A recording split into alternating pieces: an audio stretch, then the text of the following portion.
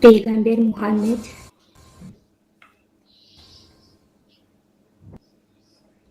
Peygamber Muhammed Miron'a bereket yollandırdı bize büyük haberlemeler.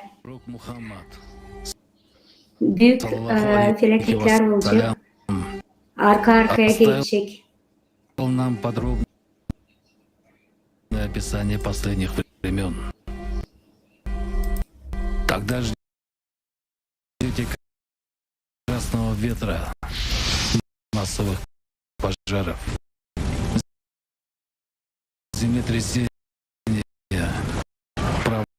провалов. Сколько пророк, саллаллаху алейхи ва Dünyanın sonun gelir. Hepsi Müslümanlar bilirler hani bütün bitki vakitler geldi. Hem de biz bitki insanlarız. O kadar büyük bir sorumluluk bizim üstümüzde. Anlarız. Naşan isterdi Peygamber Muhammed Miron'a bereket. Hangi topluluk o bize istedi kuralım. Peygamber Muhammed Miron'a hem bereket. Söyledik hepsine nasıl olacak olmalı bizim toplumumuzla.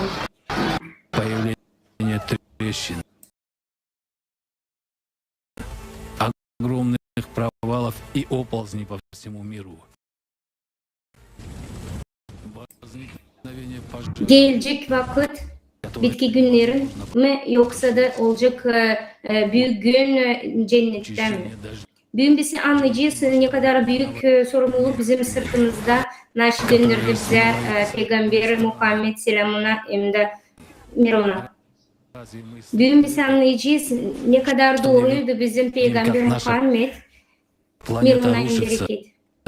Müslümanız bugünkü günde bir büyük historia oluşu olur. Halklar arası online canlı konferansiya, global krizisi kim bizim için Muhammed Peygamber Muhammed Miron'a. Bu konferansiya pek önemli her bir Müslüman için hem de insanlar için. O anlatık yaşamasını her bir peygamberin Miron'a hangisi bugünkü günlerde hem de nasıl bizi bekliyor. Peygamber Miron'a söyledi hani gelecek bitki vakitlerde o vakitler geldi. Sayısı hem de gücü o büyük kataklizmalarından pek çok büyüdü de küçük ve 1400 yıl geri onları bilirdi. Hangilerini bugünkü günde olur. O anladar da çıkış yolunu hangisine lazım geçsin her bir insan, her bütün insanlık. O bize bıraktı birçok not hangilerini biz lazım yapalım da bilelim bunları. Bölümde bize Laiçis nasıl anlattı bize Peygamber Miron'a büyüktü peygamberlerimiz. Allah bize yardım etsin doğruyu hem de güzelliği anlatma. Bu vakitler için. Müsterer de hani hepsi lazım birbirine yardım etsin. Ama biz bunu yapmıyoruz. Любимого пророка. Саллаллаху алейхи. Hem de canlandırır. Bize gelir o fikirler hani bular neredeyse yukarıda uzakta ya da bu bizlerle başka yere. Kurban olayır bu klimatın bizlerle başka yere. Kurban olayır bu klimatın Cerberus'unda her benim kızım aldı beni 4 doğru söyleyeyim. Это видеть, это было. Su kalkmaya başladı 1,5 Yoktu hiç kimsecik bize bir şey demedi hani da bu uşaklar oynardılar da yukarıdaydım ben pek zordu hem de korkunçtu. Benim ayakta bağırardılar zerrecim onların evleri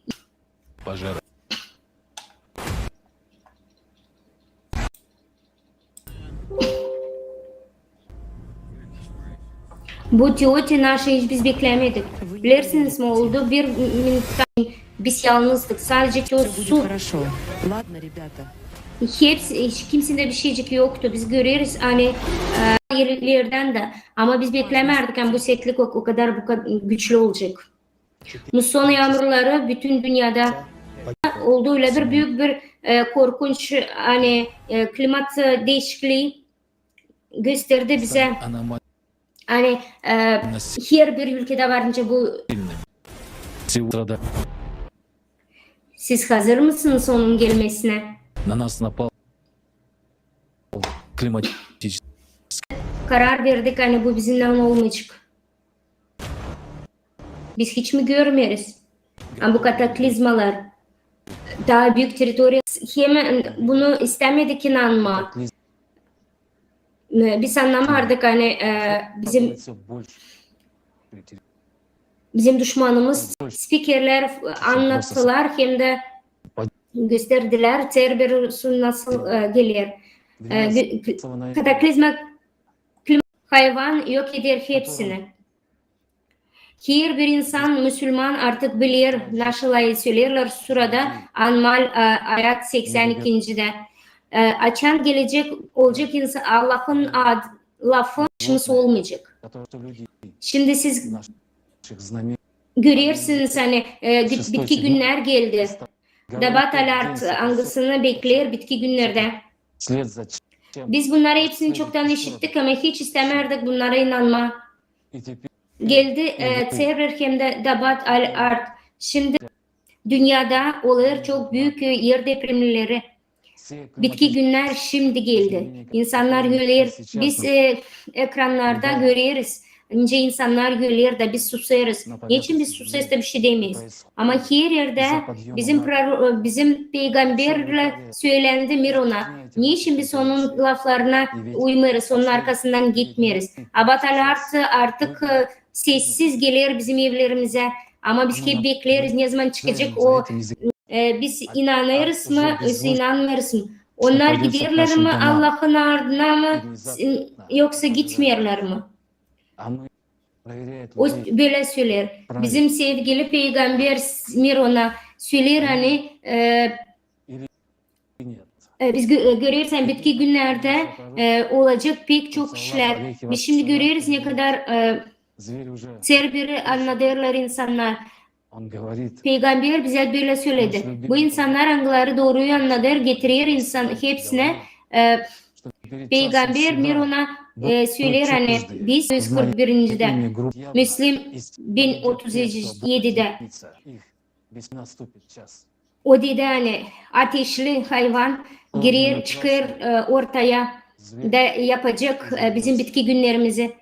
Siz görüyorsunuz bitki vakitleri da anlarsınız hani büyük peygamber Mirona böyle sorar. Niçin siz susarsınız? Niçin siz insanların yaşamalarından oynarsınız? Siz inanmıyorsunuz, siz görmüyorsunuz doğruları. Klimat kataklizmaları çoğalır da bunları hepsini bize söyledi bizim büyük peygamberimiz Mirona. Hepsimiz beraber kim inanmıyor, anlayın hani bitki vakitler artık geldi, bitki vakitlerde. Bakalım nasıl bize anlattı, bıraktı, nasıl mesajlar bıraktı bize peygamber Muhammed Mirona. Vakit geldi, bitki vakitler geldiğine peygamber böyle söyledi Mirona. Açan o vakit açan onun insanları olmayacak. Onun dediği gibi angılarını o söyledi, angılarını anlattı İslam bilim adamı Al-Barzacı hadiste peygamberin Mirona bu büyük toplum yaşayacak geçecek barajı 1000 yıllık ama 1,5 bin yılın barajını geçmeyecek. Bugünkü günde açan gittince gitti bizden peygamber Mirona 1390 yıl geçti. Ama bir sürü oluş oldu. Da biz görüyoruz yani biz geldik o bitki günümüze.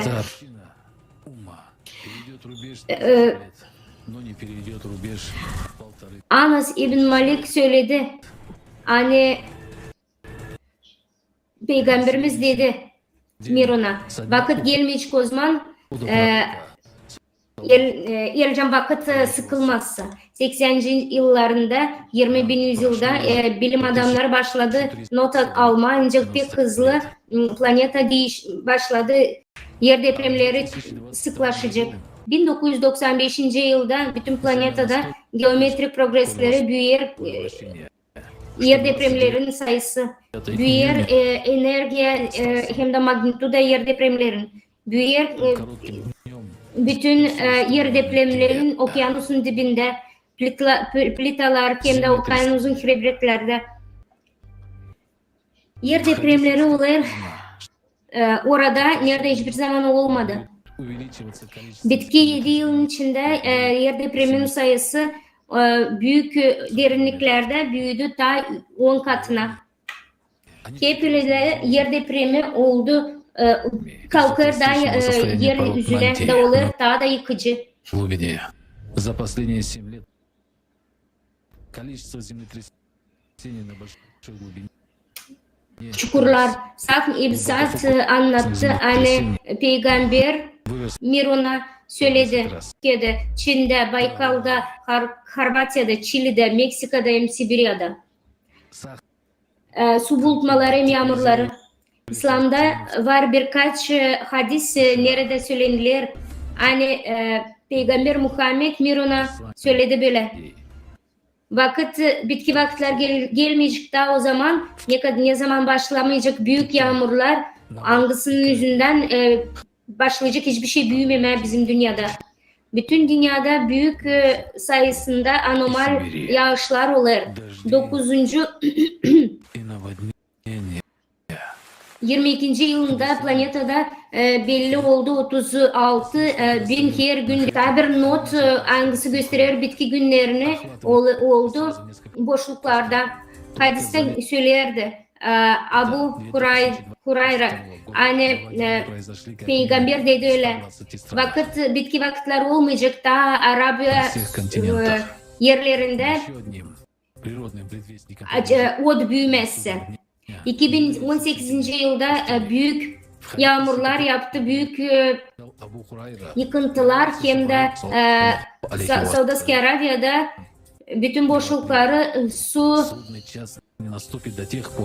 bulutmaları oldu. Ondan sonra bu boşluklar çiçek açtı. O kadar çok büyük teritoriyalarda oldu bu su bulutmaları. Katastrofalar. Onlar arka arkaya bu kötülükler belalar açan, onlar arka arkaya kendilerini çağırıyor. Onlar yok ederinde hem insanların canlarını hem ki hepsini. Bize bunları söylerdi ayızlar hem de peygamberler. Biz görüyoruz hani peygamberlerin dediği gibi yer depremleri, su bulutmaları hem de çukurları artık oluyor. Bir sürü de yangın. Bilim adamları anlattılar hani klimat kataklizmaların sebebi bu planetanın çekirdeğine bağlı. Peygamber Muhammed dedi hani Miron'a hani bitki vakitleri olacak. O zaman açan bu oluşlar arka arkaya birbirlerini takip edecek. O ışınlar arka arkaya gelir de bizim başımıza gelir. Sosyal değişiklikler, teknolojiler, hastalıklar, astronomik değişiklikleri biz bunları hepsini görüyoruz da anlıyoruz. Yani biz yaşarız bitki vakitlerde. Bizim sorumluluğumuz bunu anlama da işitme bizim peygamberimizin laflarını Miron'a ve hiç onu gücendirmeme.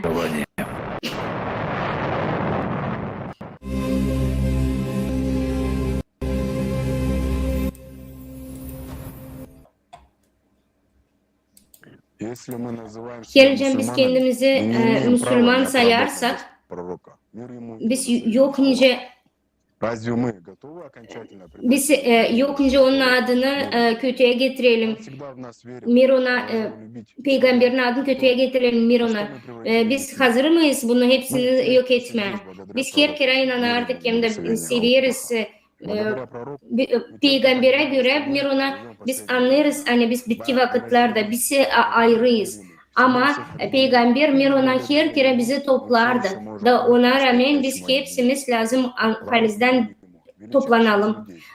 Peygamber Mirona o pek büyük bir insandı. Dedi, yok o kadar laf hani ona sağ ol söyleme şu yaptı bütün insanlık için. Ve nice varınca söyleme sağ ol ona. Biz isteriz söyleme cevap verme soruya kim bizim için Peygamber Muhammed Mirona. Nizama laf veriyorum. Rahmetullahi ve berekatuhu. Мир и благословение Аллаху совершенному из людей, пророку Мухаммаду. Peygamber Muhammed'e büyük Mirona'nın bereket Kur'an'daki gibi Мы послали тебя только dediği как gibi милость для миров. onlar dediler öyle. Благодарность нашему великому пророку, саллаллаху алейхи вассалям, который оставил нам завет. 1390 yıl geri o bize anlattı hani bitki vakitler gelecek. Bizim vakitler. Nice vardınca o bunlara baksın. Hiç bilsin. Hiç o bilmeyecek. Zerrecim sadece Allah'tan gelir bunlar. O insan hangisini ayırdı Allah. Bütün onun bilimleri anlattı ona nice bitki vakitler olacak. Nice varınca yapma hani bitki vakitler gelmesin. O bilerdi de anlardı hani hani ondan sonra anlardı hani bitki vakitler gelecek de insanlara savaşardı söyleme 1390 yıl geri söylerdi hani olacak toplum hangisi yardım et kurtarma dünyayı. De, şimdi sadece bize anladır bu informasyon. 1390 yıl geri biz bunları işleriz hani bizi kurtarmak için. Peygamber Muhammed Mirona o kadar bize yardım etti. Niçin olur bu işler şimdi? Bizde var Kur'an, hangisinde hepsi yazır. Dışarıda da görürsen hepsi naş o söyledi, hepsi bir olur. Naş, hani bitki vakitlerde olacak. Da biz işitmeriz bizim peygamberi Mirona. Bekleriz. Naş olacak bitki vakitlerde. Должна быть единой. Об этом наш великий пророк, саллаллаху алейхи вассалям, как говорится в суре Аль-Имран, и держитесь крепко за верь в Аллаха, все вместе, и не разделяйтесь, и вспомните благо, оказанное Аллахом вам, когда вы были врагами, и сплотил Он вас, и соединил сердца ваши, и поэтому стали вы побратьями, и были вы на краю пропасти из огня адского, и спас Он вас от него. Но разве мы едины? Выполнила ли умма слова пророка, саллаллаху алейхи вассалям, о единстве? Можем ли мы назвать себя мусульманами? Разве у нас есть время и право на дальнейшее разделение? О чем мы спорим на краю гибели? Сейчас умма не придает большого значения климатическим угрозам, а по факту управления. Есть те, кто идут за пророком, саллаллаху алейхи вассалям, верны ему, и идут по его стопам и прислушиваются к его постам. Те, кто идут за шайтаном. Те, кто идут за пророком, саллаллаху алейхи вассалям, они не только узнали о знамениях последних времен, но начали действовать. И если ты узнал о приближении судного дня, то ты должен установить справедливость и выбрать то, что завещал пророк, саллаллаху алейхи вассалям. Ведь знамения конца света уже совершаются одно за другим, словно бусины рассыпающиеся. Bitki vakitinin oluşları olur gün günden her biri bir zincir olarak. Hepsi insanlar lazım ayırsın kendi geleceğini. Senden kaynaklanıyor bu iş. Передаю слова Ренату. Он расскажет еще об одном признаке судного часа, который передал нам пророк. Ben veriyorum söz Renata. Hangisi tabir güzel lafları anlatacak, hangisi bize söyledi Peygamber Muhammed Mirona. Предвестников последних времен, который оставил нам величайший из людей, пророк Мухаммад. Мир ему и благословение Аллаха Peygamber Muhammed становятся Mirona понятными нам только сейчас. Ведь никогда ранее не сталкиваясь с некоторыми из предсказанных явлений, мы bize anlattı. связываем их с чем-то более знакомым Hani нам. Но bize с каждым годом все больше событий снова и снова доказывает, на котором был наш любимый пророк. мир ему и благословение Аллаха.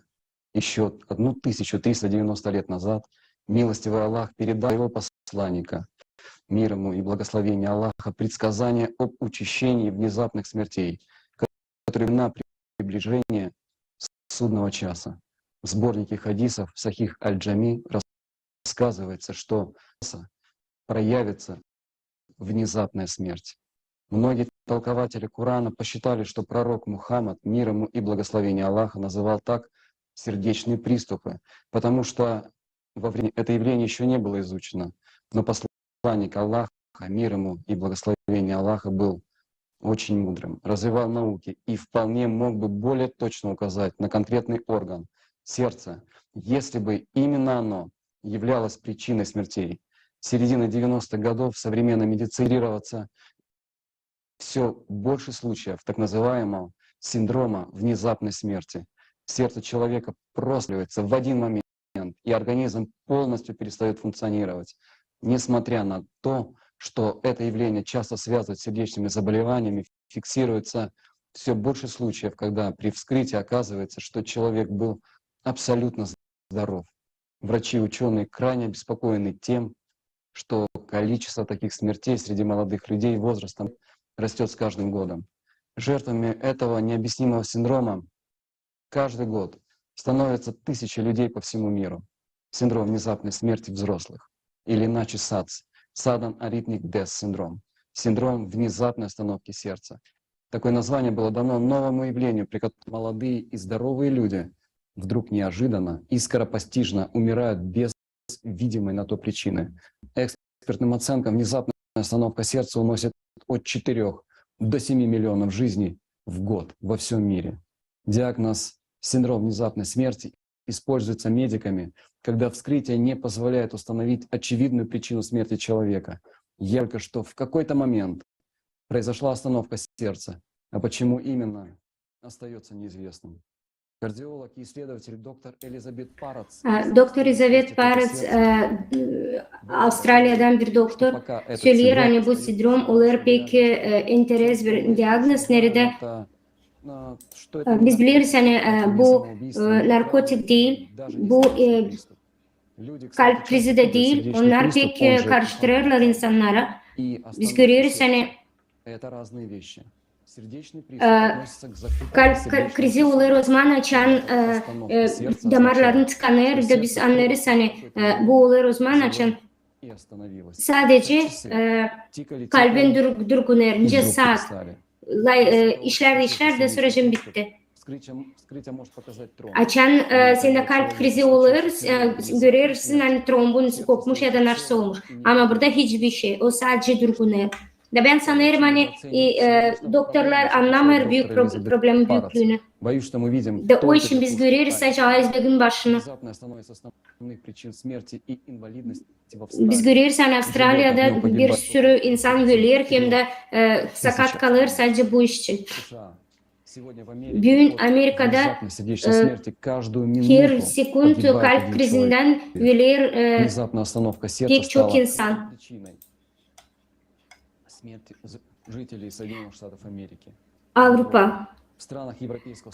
Avrupa'nın ülkelerinde her biri ölüyor kalp krizinden 4-5 kişi. Yokunca söyleme hani insanlar, genç insanlar ölüyor bir anda. Sindrom kalp krizinden olur çoğu insanlara hangisi akıl, senin İslami yaşaman nasıl prost mu? Biz görüyoruz hani onlar yıldan fikse ederler, not alırlar. India'da biz görüyoruz hani halklar arası centr memleketinde 3 milyon insan ölüyor. Çin'de bütün kalp krizi ölümleri olur 2 kere daha çok ne kadar Amerika'da. Biz görüyoruz hani insanlar ölüyor. Mikhail Murashko Rusya'da söyledi hani insanlar kalp krizinden ölüyor 250 bin kişiye kadar. Ama bu masrafları görüyoruz hani onlar az öğretildi. Onların açıklamaları lazım. Bu sayılar 200 ya da 600 bin kişiye büyür. Biz görürüz hani точных данных о количестве внезапных остановок сердца нет. bunların sayısı net yok. Onun sayıları gününden daha çok. Пророк. Dence görüyor bunu Он точно знал.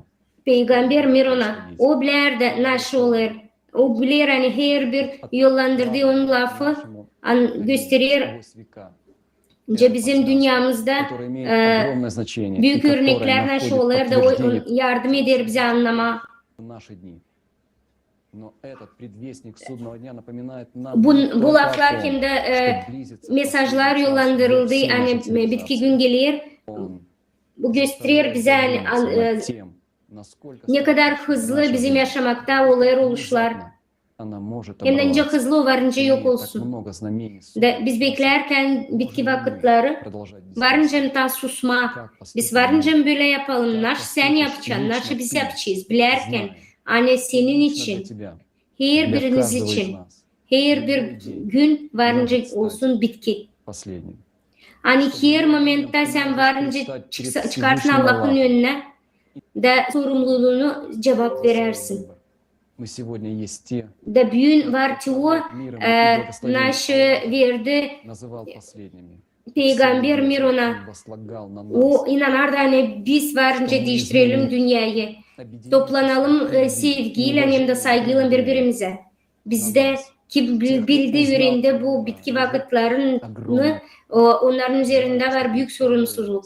O bilir hani onun yönünde vardı varınca ayırsın, naşı varınca yapma. Gitme Allah'ın ardına hem de Peygamberin Mirona.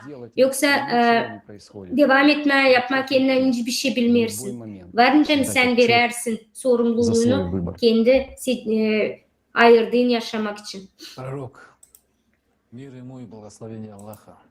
Peygamber Mirona o kadar Со многие büyüktü. его слова, Hani bir sürü onun произнесенные еще в те lafları времена, наука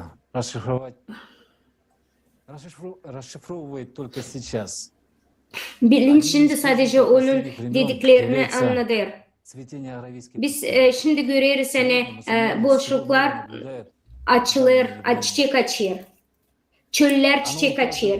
O gösterir ince tıkıl olarak global krizisin değişikliği olur. Мы живем Ve в şimdi период bizim смен bu этих periyot циклов. ince onlar birbirini değiştirir bu Передаем tıkıllar. вам слово, чтобы дальше раскрыть эту тему. Biz lazım bu Посланник Аллаха temayı açalım. салам, действительно оставил нам много предвестников, предупреждающих о Allah'ın приближении судного дня.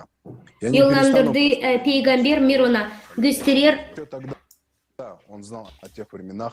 Ali biz ta o zaman bilerdi bunları. O bıraktığı büyük bir miras bizim Какие için. сильные мусульмане. Bizim için, insanlar için, Müslümanlar için. Нашим biz lazım bilelim. Говорил пророк, саллаллаху Biz алейхи diyor вассалям, naşı bize söyledi является той частью событий, Peygamber которых предупреждал Mirona пророк Мухаммад, naşı мир ему и olur. благословение Аллаха, и на которых O он возлагал pek надежду. bize güvendi. А значит, O на нас da лежит demek огромная ki bizim sırtımızda büyük Каждое слово sorumluluk. пророка, Her bir laf peygamberin de var büyük doğruluklar hangisi yollandırdı bize Allah. Откройте глаза. Kardeşlerim, kız kardeşler, açın gözlerinizi de görün nasıl olur bizim dünyada. Пророк Мухаммад, саллаллаху алейхи вассалам, сказал, Peygamber dediğimiz gibi Mirona. Gelecek o zaman günün bitkisi. Ne zaman çöller, Arap yerleri büyüyecek ot. Gün Arabia çöllerine su yağışları oluyor. Biz görüyoruz hani ondan sonra büyük sıcaklıklar oluyor. Sonra biz görüyoruz hani kar yağıyor. Bundan sonra biz görüyoruz hani bu çöller çiçek açıyor. Bazı yerlerde oluyor bir göller. Siz hiç mi görmersiniz nasıl olur? Bunlar şimdi bu vakitte görüyoruz hani büyük değişiklik olur. Peygamber dedi öyle Mirona. Bitki vakitler gelecek o zaman açan çöller Аравийский полуостров уже был богат водой. olacak, ot büyüyecek. Северная Африка Sahara çölünde hem de превращалась в зеленый ландшафт. Arabia çöllerinde yeşillik büyümeye başladı. Biz biliriz hani bitki vakitler bu işler oldu ta 12 bin yıl geri. Bundan sonra da gene o kurudu. Biz görüyoruz hani Arabia çölleri şimdi hep öyle yaşıyor. Говорил слово вновь и повторно. Пророк дает нам указание на далее. Вы узнаете, что причиной всех климатических катастроф в наши дни это цикличность катаклизма. Biz görüyoruz hani cikl kataklizma cikılları 12 bin yılın içinde değişir. Что он еще втел нам на те факты и Да, o события, zamanlar которым современные ученые подходят к пониманию только сейчас. Именно потому он последний пророк, саллиллаху алейхи вассалам, что он дал столь подробное и ясное описание этим временам. И самое важное, он дал время нам, время подготовиться, поменять что-то в нашем мире и взаимоотношениях. Пока оно еще есть у нас, время, наш самый ценный ресурс в настоящие дни. Передается от Али ибн Абу Талиба, да будет доволен им Аллах, что пророк, мир ему и благословение Аллаха, сказал: «Даже если бы до конца времен остался всего один день, Аллах послал бы человека из людей дома моего, который наполнит землю справедливостью, подобно тому, как она до этого наполнилась притеснением». Но почему мы, живущие в последние времена люди, на которых лежит ответственность, и, казалось бы, первые, кто должен действовать, тратим время впустую, наполняем жилища материальным, а сердца опустошаются в бездействии? А ведь у Аллаха только одни руки, и это наши с вами руки. Ведь только действие может изменить ход событий. Подтверждение вышеуказанному вы увидите в следующем видео.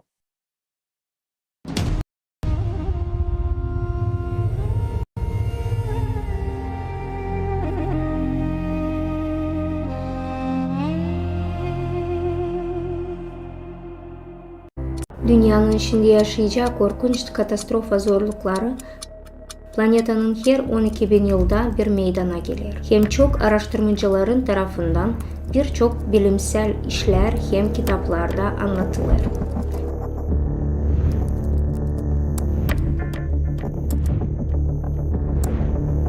Dünyanın çekirdeği bir manyetik alan oluşturur. Dünyanın manyetik polusları kayır. Keskin kaymalarına manyetik gezisi denir. Bitki 120 bin yılda bu tür geziler hangi zaman ara yapar dikkat edin. Aralarında aralık yaklaşık 12-13 bin yıl. Hep o vakitte dünya okyanusların seviyeleri keskin arttırır. Buzların hem büyük volkan patlamalarına belli olması şaşırtır. Bu tür geziler sırasında her vakitte dünyanın manyetik alanı 8-10 kat yufkalanır. Bu da kosmostan radyasyon akışında bir artışa yol açar. Geolog Douglas Waugh karbon-14 çıkma vakitini analiz etti. Elimizde olan veriler uzun periyoda yaklaşık 12 bin yıllık bir sıkla sahip olduğunu kanıtladılar. Dünyanın manyetik alanları bir tersine dönüş var. Bu dönüşten sonra buzun periyodu başlıyor. Dünyanın manyetik alanından tersine dönmesi sebebi de bu zaman sıklı. Geologlar bitki 2 milyon yılda buz periyotları hem polar inversiyaları birlikte volkan aktiflerine de bir artış olduğunu belli ettiler. 12 bin yıllık sıklı bir başka kanıtı Toba yanardağının patlamasıydı. 72-74 bin yıl geri oldu. İnsanlık sözde bir dar boğazdan geçti. Yani yok olmaya bir adım kaldı. Daha bir 12 bin yıllık sıklığında meydana gelen zamanında en yıkıcı volkanlar patladı. Phlegraean alanı, Yeni Zelandiya'daki Taupo, Avrupa'daki Lav volkanı, Venüs, Santorini, Ayra hem başka birçok oluştu. Lav akıntıları, organik materyaller, buzul il hem buz çıkmalarına hepsi bu 12 bin yıllık sıklığına gösterir. Radyokarbon gösterdiklerimizi standart sapmayı hesaba katsak da açıkta olan bu.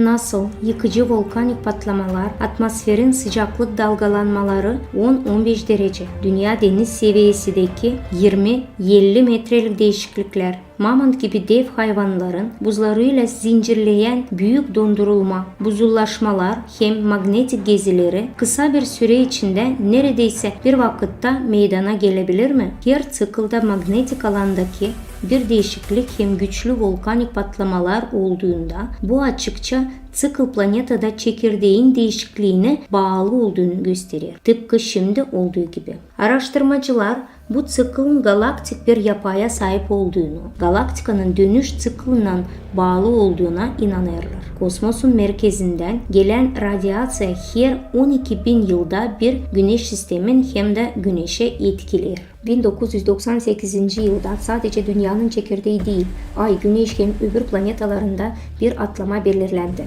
Bitki yıllarda bilim adamları güneş sisteminin hepsi planetalarda hem onların sputniklerinde keskin bir klima değişikliğini görmeye başladılar.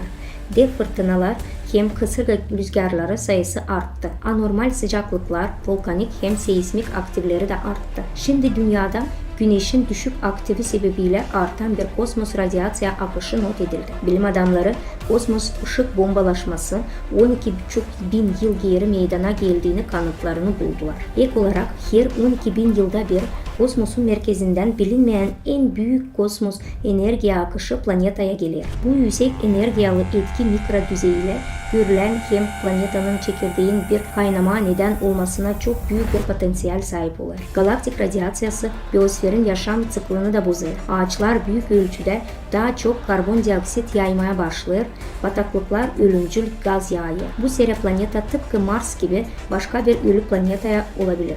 Şimdi planetamızın immuniteti teknogen sivilizasyası bıttığı toksinler tarafından yok edilir. Planetanın hasta organizması tıklının her 12.000 yılda bir yaptığı tıkıl dönüşüne varınca dayanamaz.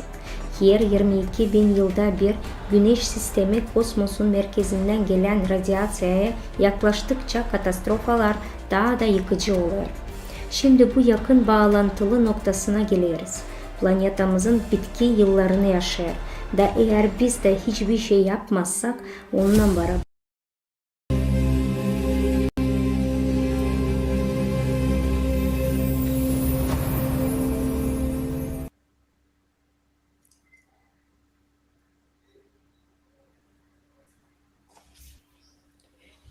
hiç şüphe yok. Hani başlar geldi bitki vakitler. Milyonlarca insan istediler bize kadar hani yaşayacaklar bu periyot. Ama bize çok onur veriyor yani bitki vakitler düştüğüm bize. Bu değil sadece bir onur. Bu büyük bir sorumluluk. Zira halis insanlar o vakitleri onlara bakarak insanın geleceği olacak. Biz gördük ki kendi sorunumuzu hani her bir Müslümana bütün dünyada bu informasyayı haberleme. Hangisi bu konferansiyada söylenilecek. Şimdi bu sizin de sorumluluğunuz. Yetiştirme bunları ki sizin kardeşlerine, kız kardeşlerinize. Şimdi siz anlayacağınız ne için? Ben söz veririm Askar'a.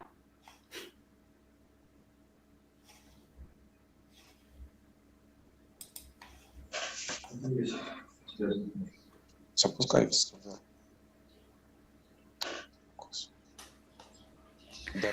Saygılı kardeşlerim, kız kardeşler, sevgisi büyük peygamberin Mirona insanlara o kadar büyük hani o bize verdi pek büyük mesajlar anılarını bitki zamanları anlatır. Biz pek sıra görüyoruz hani bize bıraktı bizim peygamberimiz Mirona olur bizim gözlerimizin önünde.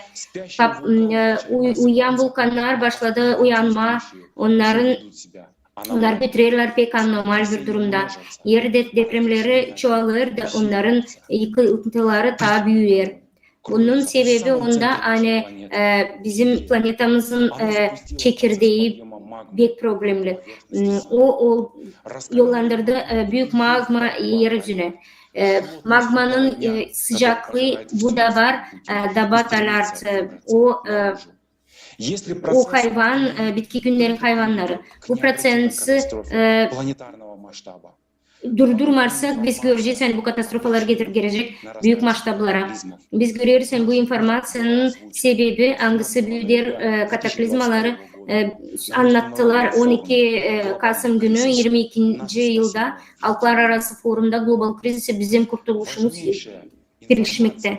Pek büyük informasyon oldu. Matematik modeli progresya kataklizmaların bütün planetada yakın yıllarda bu matematik modeli hangisinin 1996. yılda yüzlerce hem de binlerce volontörlerin bilim adamları onlar gösterdiler yani monitoring hem de analitik klimatlarını bütün dünyada öğrenildi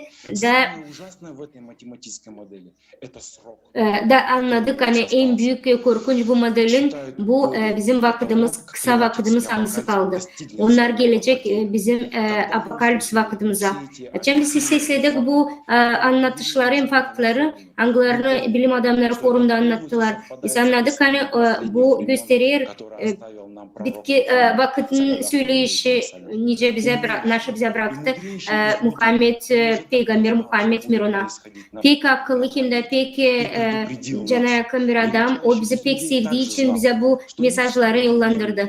Pek büyük insan. Pek çok insan varınca hiç işitmesin ama bulunca o insanlar hani işitecekler doğruyu da gidecekler onun ardına da o için biz sanırız hani lazım gitme peygamberlerin arkasından mironlara da gösterme bunları her bir insana her bir Müslümana dünyada.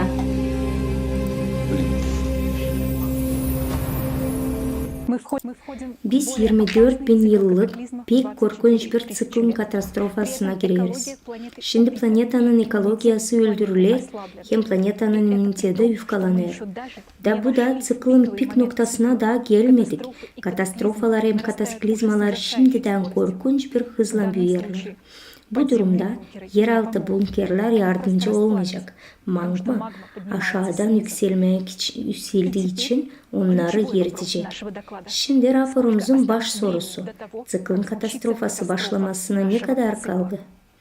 Seismik aktif grafiklerine tekrar bakın.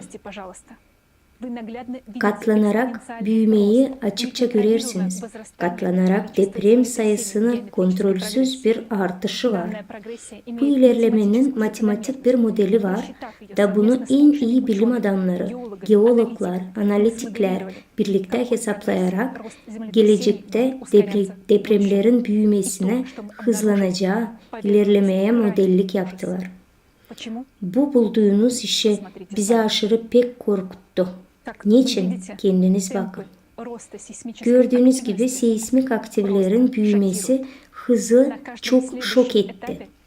Sonra her adımda deprem sayısı 3 kata arttı. Depremler ne kadar çok meydana gelirse büyüklükleri o kadar da artacak. Da 2028. yılda kadar dünyada her gün binlerce yıkıcı deprem meydana gelecek. Ama 2036. yılda 1 milyondan daha da çok deprem olacak. Bunu düşünün. Yılda 1 milyondan daha çok deprem. Bu bizim sonumuz değilse ne o zaman? Artık 2028'de yaşam neredeyse çekilmez olacak. Bu anlayacağınız 6 yıl sonra. Bir düşünün, rahat aile yaşamınız, işiniz, planlarınız 6 yılda bitecek. Da 2036'da tüm insanlığın sonu gelecek.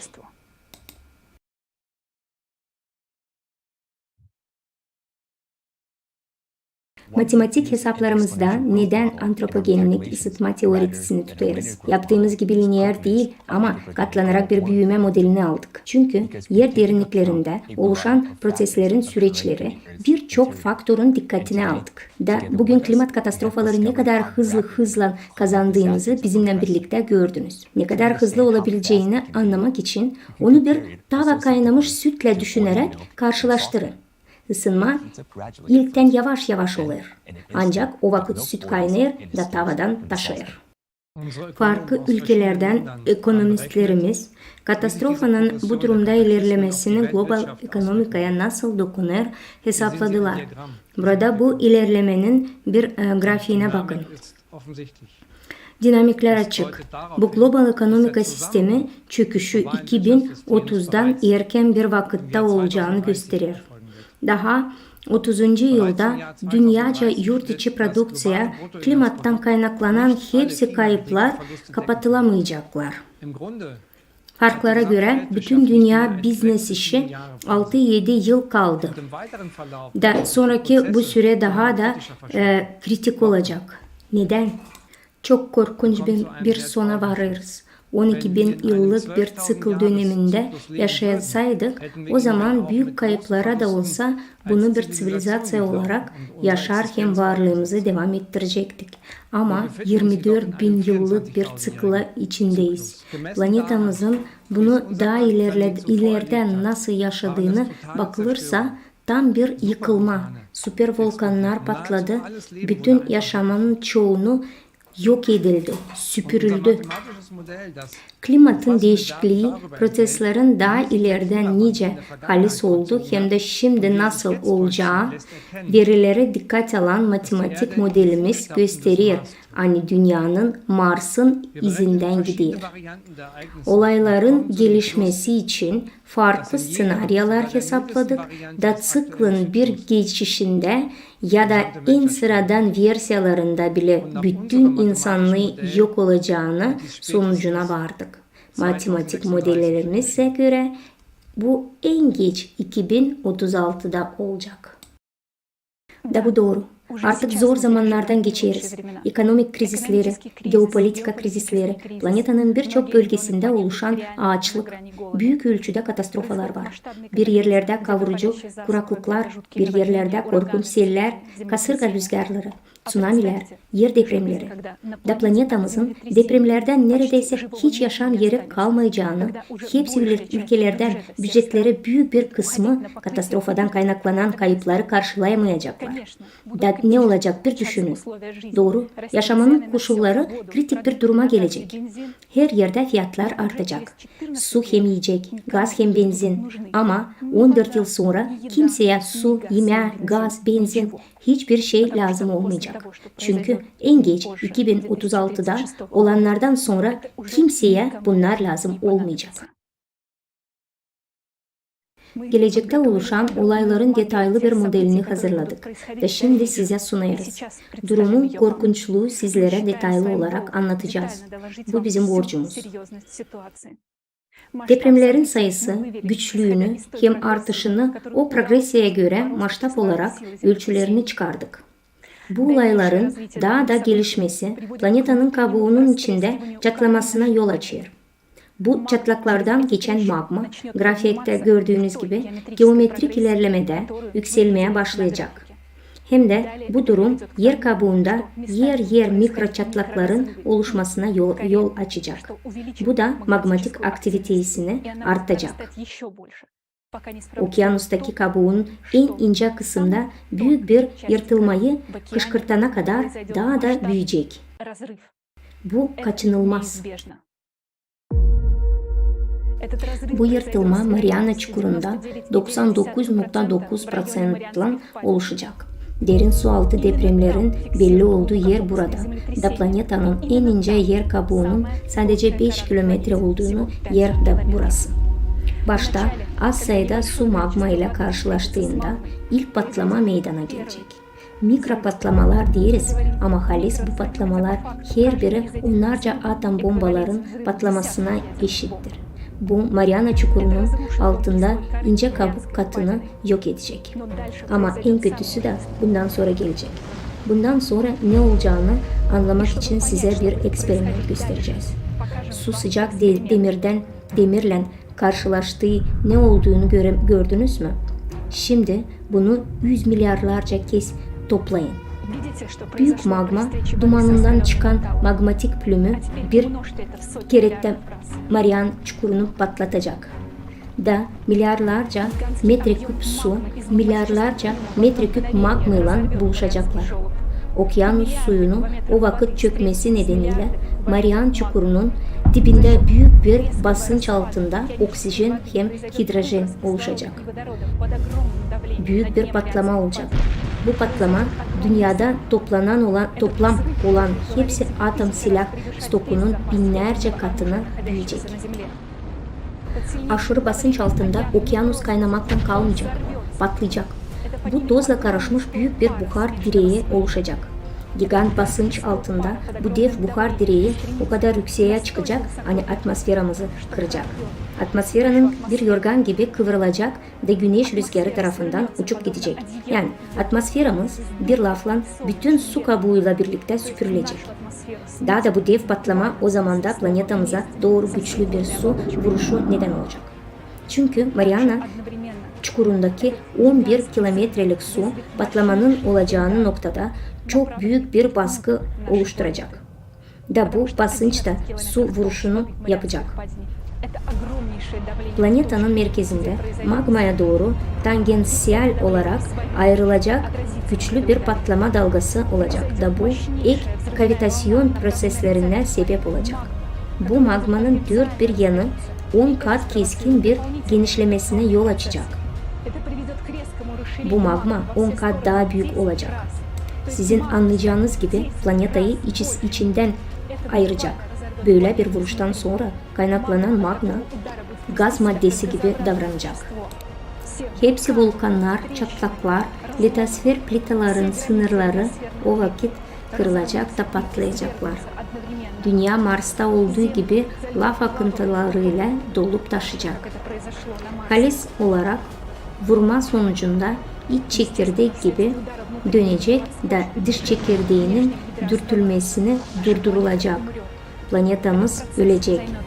Bu işlem sadece birkaç sekund içinde olacak.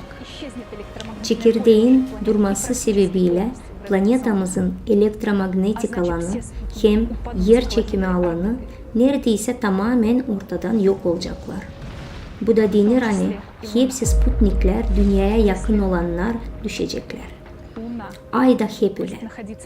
Ay doğu tarafındaysa patlamaya geri itilecek da güneş onu çekecek. Ama eğer ay batı tarafındaysa o zaman yer çekimi alanı kaybolduğu zaman ay dünyaya düşecek.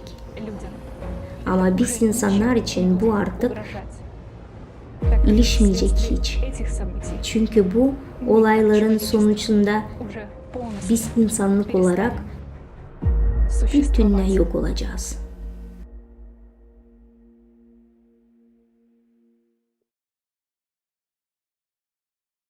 Bu matematik model yıkım süresi yeterince yavaş ilerlese de hızlanmayı provokasyaya hiçbir faktör olmasa da anlattığımız her iş canavar ayında 2036 yılında olacak.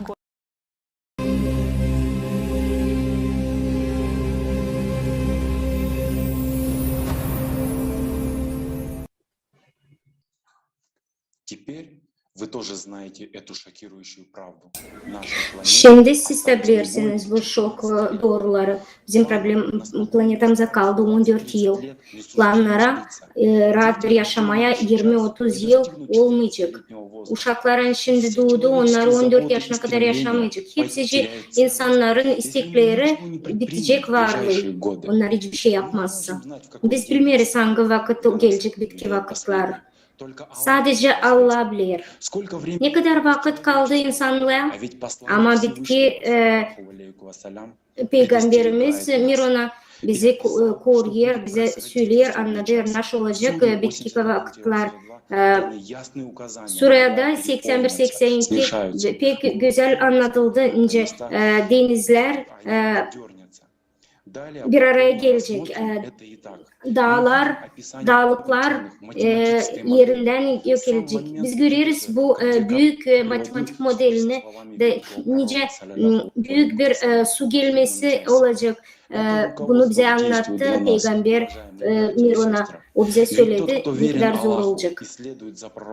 Kıyamet gününü gösterdi. Ki o kim inanır hem de sever Allah'ı hem de onun peygamberini Miron'a Аллах Всевышний дает lazım yapsın hepsini. Allah bize veriyor pek çok işler. Her bir insan bilir o informasyon hangisini gösterdi forumdan. Anlar matematik modelini her bir oluşta hangisi şimdi olur. Biz işittik şimdi yani bizim planetaya kaldı 14 yıl. Böyle sayılar. Ama sadece Allah bilir ne zaman gelecek kıyamet günü bitki vakit insanlığın. Zireci bize bağlı bizim yaşam ayrımımız.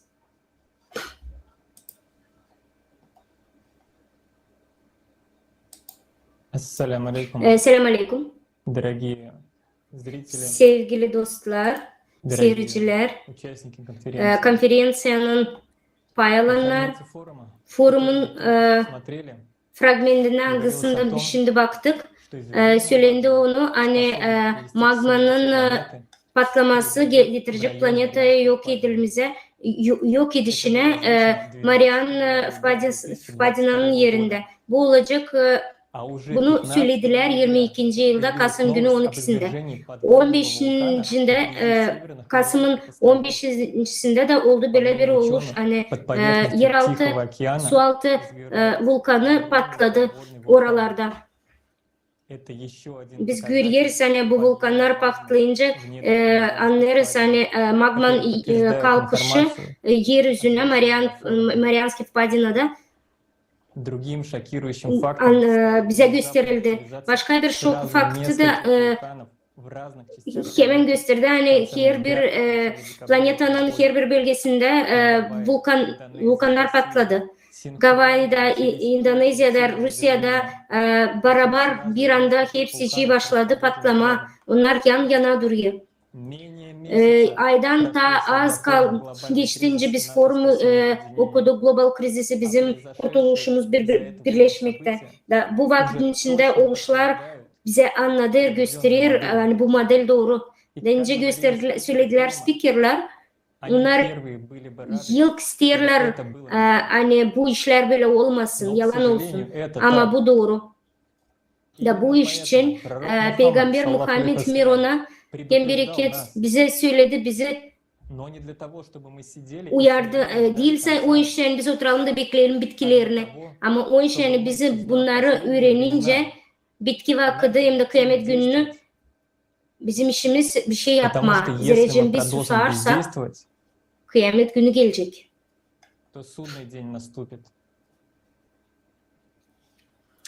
Bakalım nasıl bize Peygamber Muhammed Miron'a kıyamet gününün önce bize anlattı. Denince biz bunu varınca eşitlettirelim matematik modelinden forumda.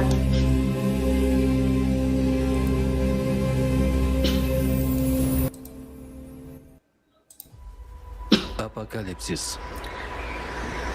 Apokalipsis.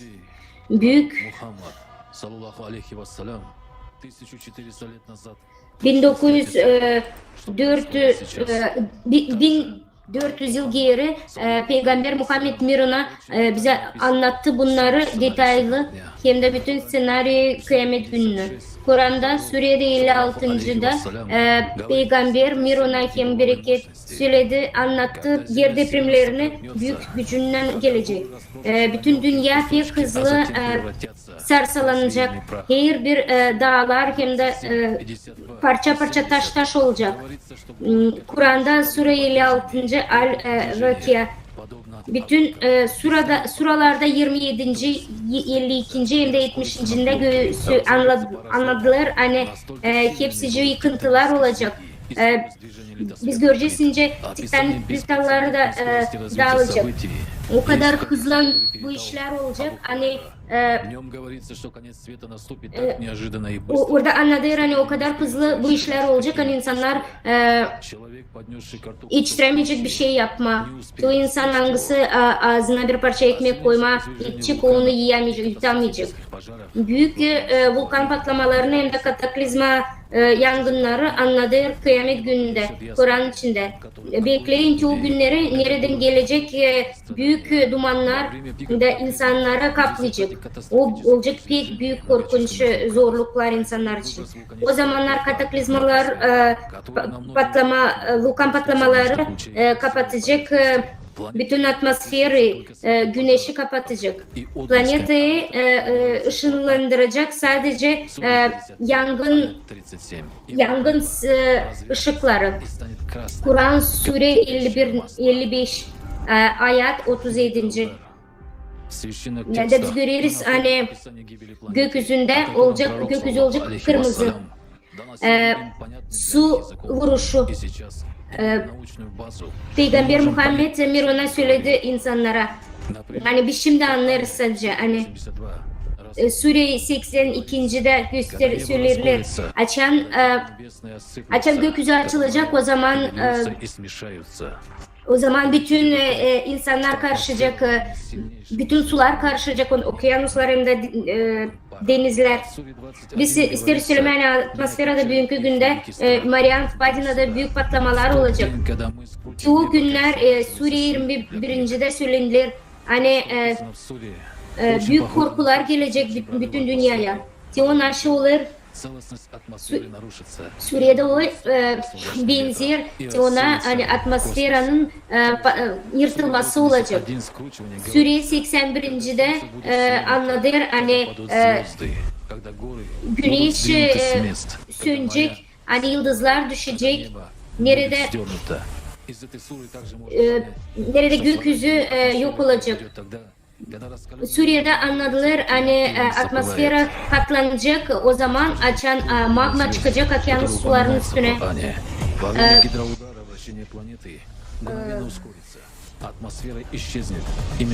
Kur'an'da yazıyor hani yıldızlar düşecek, atmosfera yok olacak.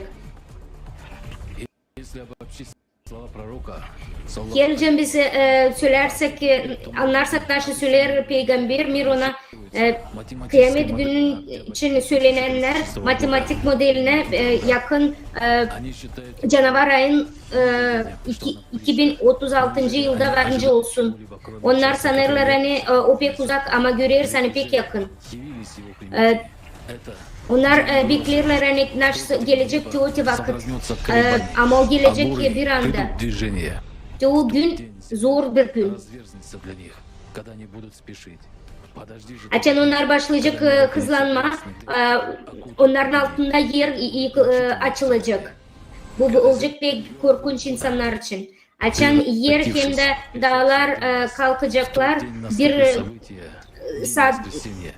bir anda olacak kum, biz görüyoruz hani o gün olacak büyük gün. O zaman güneş kapanacak hem de yıldızlar düşecek yere. Yerleyeceğim bunlar hepsice olarsa kıyamet günün oluşları hangisini söyledi Peygamber Muhammed Miron'a, o zaman bizim planetimiz Mars gibi olacak.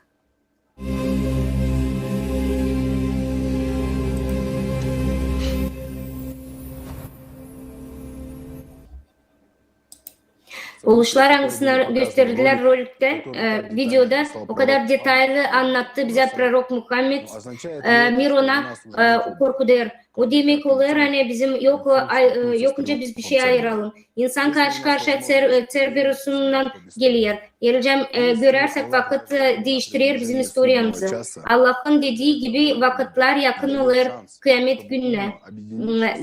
Olur bizde şans hani umma toplumumuz lazım bir araya gelsin, birleşsin. Hepsine selam kardeşlerim, kız kardeşler. Allah o kadar bizi beğenir, o kadar bizimle beraber. O kadar çok oluşlar oluyor, o kadar çok oluş size anladılar. Ne için bunları anladırlar? Ne için bize verir bunları Peygamber Muhammed Miron'a? Hani biz bilelim bu vakitleri. Şimdi açan da batılar büyük güçlenir de yıkılır bütün kasabalar hem de adalara bırakarak kendi ardından büyük yıkıntılar alır insanların yaşamaklarını. Biz görüyoruz yani bu masraflar pek büyük.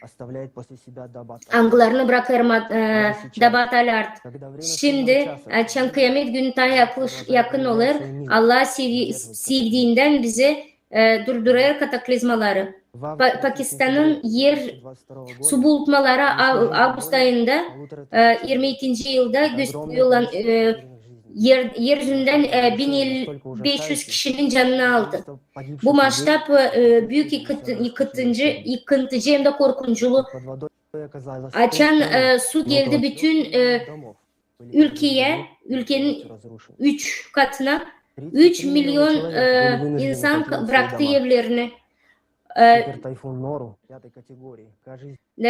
Süper Tayfun Noru 5. kategoriyada aldı. 40 canlı 4 dünyada. Filipin'de vurdu büyük güçle 12 kişi hem de 5 kayıp olan insan oldu. 60 bin kişi evsiz kaldı. 6 ayın içinde yok etti. Sahadın içinde. Büyük rüzgar 4. kategoriyada Florida'da yan. Bıraktı. Kendi arkasında 150 bin ölmüş kişi. O pek bir yıkıntıcı bir rüzgardı Amerika'da. Büyük sayıda yer depremleri magnitudaları 5'ten daha çoktu. Biz görüyoruz hani onları biz artık görüyoruz dolayısıyla bir sürü insan kaybedilir hem de canları alınır. Şimdi daha büyük yer depremlerin teritoriyaları büyüyünce biz görüyoruz hani daha da çok insan kaybolur, yok olur. Biz ileriden de böyle güçlü gördük ama bu pek yıkıntıcı. Bu yer depremlerin oluşları yer altından gelir. 10 kilometreye kadar. Bu demek olur yani yakınlarda yer depremlerin büyük magnitudada olacak da daha da çok insan yok edecek. Biz görüyoruz hani 2022. yılında yer depremleri Afganistan'da, Endonezya'da pek çok insan öldürdü. Biz görüyoruz hani onlar sıklaşır. Büyük ailelerce insanları alır. Kısa zamanda bilim adamları söyler hani onların yer depremin gücü pek büyür. Kur'an'da Sure 2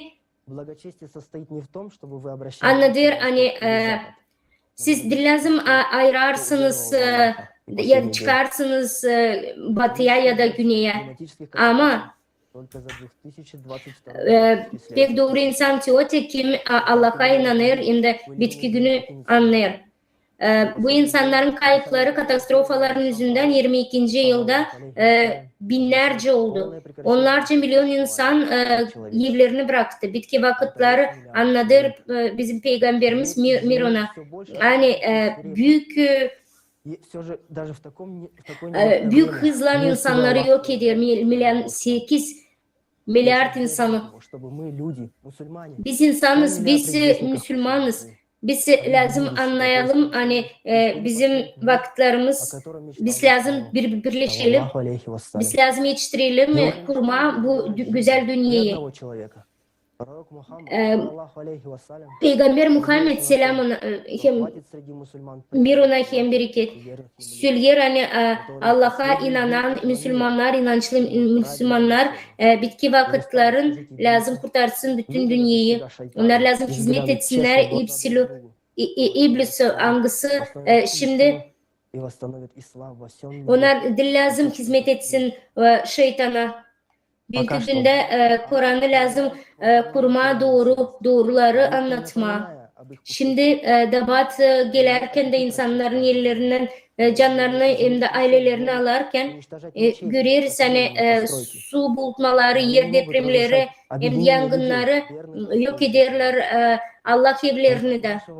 Biz lazım yapalım, biz lazım bir şey yapalım, düşünelim. Biz isteriz şeytana mı hizmet etmeye mi yoksa gösterelim büyük sevgimizi Allah'a hem de büyük peygambere Miron'a hem bereket kuralım dünya angısını sevindirecek Allah'a. Sevgili kardeşlerim, kız kardeşler, olun halis Allah'ınla hem de peygamberlerle Mironlara toplanın. da Наш sevin. любимый пророк, Bu саллаллаху konferansiyada алейхи insanlar вассалям, anlayacak doğruluğu. он надеялся, Bizim что sevgilimiz, в последние времена sevdiğimiz Peygamber Mirona, состоянии сейчас o находится sanır умма, hani оправдывая biz onunla надежду, beraberız. живет Bütün ли umma, bitki vakıtları, toplumumuz, bitki vakıtlar olacak birlik. Каждый Э, день видим, как Her рушится gün, наш мир. her gün Наш мир. insanlar Каждый день мы görünce усиливаем разрушение своими yıkıyoruz действиями. kendi Разве говорил нам пророк, dünyamızı. саллаллаху алейхи вассалям, враждовать друг с другом? Разве завещал он нам общество богатых и бедных? Разве поднимал руку на женщину? Почему мы пошли за шайтаном? А ведь каждый из нас задается вопросом, почему в мире так много несправедливости? И сегодня у нас Her birimiz bizden soru оправдать soruyor. надежду Niçin bu пророка, kadar yalan саллаллаху bütün алейхи dünyada? вассалям? Кто мы? Kimiz biz? Преданные пророку Biz Мухаммаду, inançlıyız саллаллаху алейхи вассалям, peygambere mi? или Mirona в мире? yoksa biz ona yalan getiriyoruz. Bize Mirona. zenginler ve yoksullar toplumunu emretti. Bir kadına karşı elini kaldırın mı dedi. Братья и сестры, глядя сейчас на эти, понимаю, Bakarak bu örneklere ben anlarım. Hani катаклизмов, bütün bu kataklizmalar hem de kurban sayıları Allah'ın sevdiği bize. Ama aynı zamanda onlar pek büyük ciddi sorunlar olur. Selamun aleyküm. Bu fakt Allah verir bize imkan yani hazırlanma bu güzel karşılaşmaya bu büyük günlere. Şimdi biz görüyoruz yani Müslümanlar yaşar bitki günlerini. Bu hem büyük sorumluluk periyodu bizim historiamıza, bütün dünya, bütün insanlara. Bu zor zamanlarda hangisini bize verdi. Peygamber Muhammed Mirona neyle bizim toplumumuz şimdi yaşar? Soruyoruz. Hazır mısınız siz Müslümanlar kıyamet gününe? Hangi oluşlar kuruyorsunuz umma? Yaşarsınız siz öylece istedi Peygamber Muhammed mi Mirona? Hadi bakalım doğru mu biz yaşarız bugünkü güne umma toplum gibi? Biz Müslümanlar oluruz. Biz lazım bütün dünyaya açılalım. İnsanlar bütün dünyada söylerler uşaklarına bakın, alın onlardan örnek öğrenin bu Müslümanlardan ne kadar büyük faktlar şimdi biz İslam dünyasında gösteriyoruz. Her birimizi açıyoruz, haberleri de okuyoruz. Bakın iki İslam ailesi, ülkesi yokunca aralarında anlaşsınlar. Bir nehir yüzünden yaşanan bir ülkeden insanlar zor durumda kalıyor, susuz. Bu normal bir yaşamak mı? Dostlar, kardeşler, Allah'ın evine namaza kabul etmeyelim öyle insanları. Çünkü onlar geldiler başka rubalarla, diyas rubalarla da söyledi Hazret.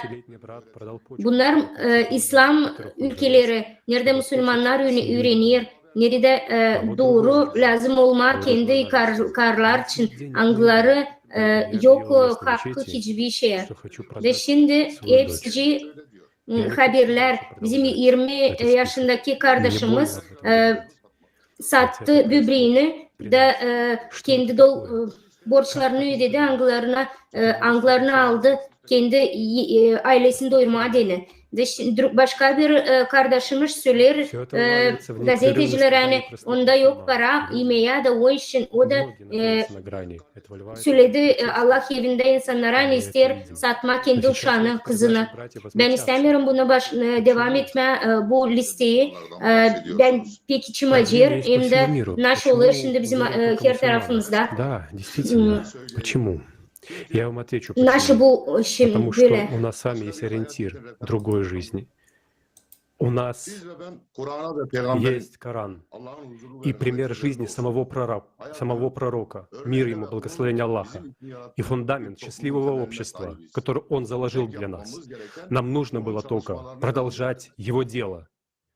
Давайте вспомним, чему учил нас пророк, мир ему, благословения Аллаха, и что делаем мы.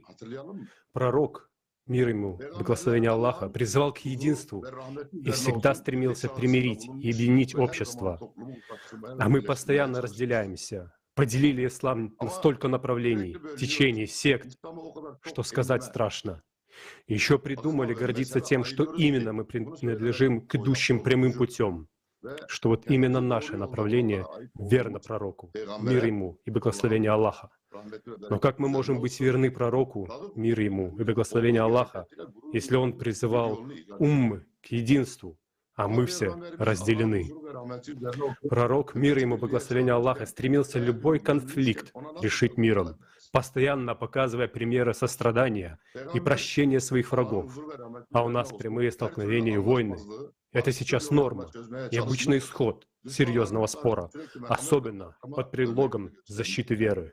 Пророк, мир ему, благословение Аллаха, учил нас уважать, строить общество равенства и справедливости, заботиться и помогать нуждающимся. А сегодня мы практически повсюду видим бедность и неравенство. Непомерная жадность и алчность определяет наше время. И с каждым днем пропасть между бедными и богатыми стремительно растет. Разве это не абсурд? Разве мы не знаем, что мы можем забрать из этого мира? Пророк, мир ему, благословение Аллаха, учил нас особо трепетно, с любовью и заботой относиться к детям и женщинам. А у нас в 21 веке дети и женщины все еще остаются самым незащищенным слоем населения в обществе. Просто посмотрите ту статистику. Сколько женщин и детей ежегодно подвергаются эмоциональному, физическому и сексуальному насилию. Это страшные цифры. Астагфируллах. Наш любимый пророк, мир ему и благословение Аллаха, своим величайшим примером он показал, как мы. Büyük örnek olarak o gösterdiğince biz hepsice insan olarak varınca yapalım, yaşayalım, güzel toplum kuralım, gösterdi. Lazım yaşayalım. İstedi bize gösterme nice bu yaşamayı kuralım. O söylediğin bir örnek olarak bize geldi. Yaşar mısın bir söyleyince bize Peygamber Muhammed söyledi Miruna. Yaşamırız. Hepsi naş şimdi olur bizim ummayla bu dünyayı güzel kurmak için yerine biz gideriz uçurum çukurlar içine. Hepsimiz biz beğeniriz Allah'ı. Hepsimiz biz beğeniriz Peygamberi Miruna. Bugün hepsici olursa bitki insanları bize söyledi Peygamber Muhammed Miruna. O hepsini gördü. O hepsicini anlattı. Sıradan insan böyle iş yapmayacaktı. O anladı yani o halis peygamber Allah'ın peygamberi Miruna. Ve biz hiç şüphelenmiyoruz. Ama nice biz varınca gelelim onun yoluna. Her biri lazım versin cevap Allah'ın önünde, sonra da kendi önünde.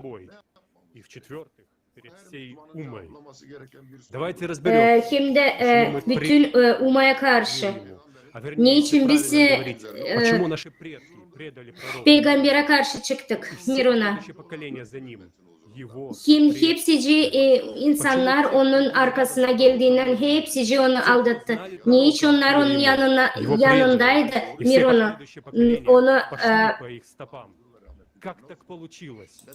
nice oldu öyle? Hani insanlar böyle yaptı. Niçin öyle oldu?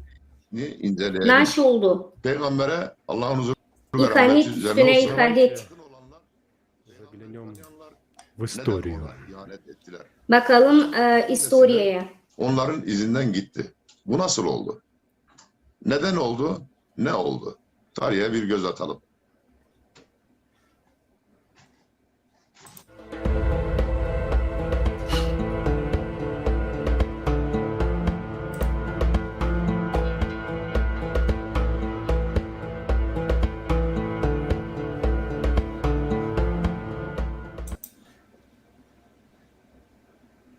Мусульман Аллах является Господом миров. Müslüman Allah'ı Произнеся слова суры o Аль-Фатиха, Allah bütün dünyaya.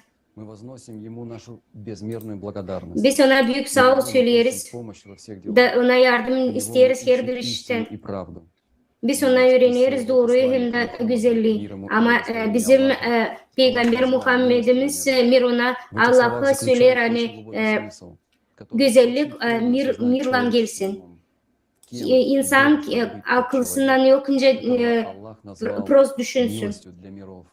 Allah verdi güzellik bütün dünyaya. Пророка Мухаммада, Da büyün laf миром и ederken hani благословением Аллаха, мы снова и снова mir hem de rahmet açan veriyor Allah. Biz her gün lazım anlatalım onu. Onun büyük global misyasına bütün insanlara lazım anlatalım. Peygamber Muhammed Miron'a anlattı. Niye söyledi bizim Peygamberimiz Miron'a? как он распространял Nice o kendi İslam'ını her bir insana yetiştirdi. Ne kadar o sabrettiğinde güzellikler gösterdi.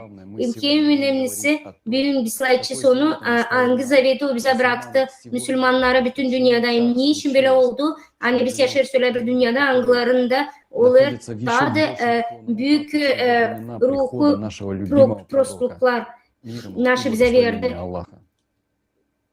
Пророк Мухаммад Peygamber Mirona. Peygamber последний Muhammed bu общечеловеческий bitki пророк. hem de hepsici insanların Для всего человечества. peygamberi Каждый Mirona. отрицает последнего Kim пророка, istemer bilme peygamberi ислам, но и самого o değil sadece İslam ama Allah'ı da inkar eder. Аллаха. Это Biz ярчайший görüyorsan bu bir пример büyük единому. örnek bütün dünyaya. Аллах поставил Allah koydu onun высочайшую önüne цель. büyük bir amaç hani paklama toplumu hem de Разрушение связь человека с Аллахом. durgutma insanın Количество достойных людей. durgutma insanın prostluklarını kurma insanın sevgiyle dolu Allah'a karşı.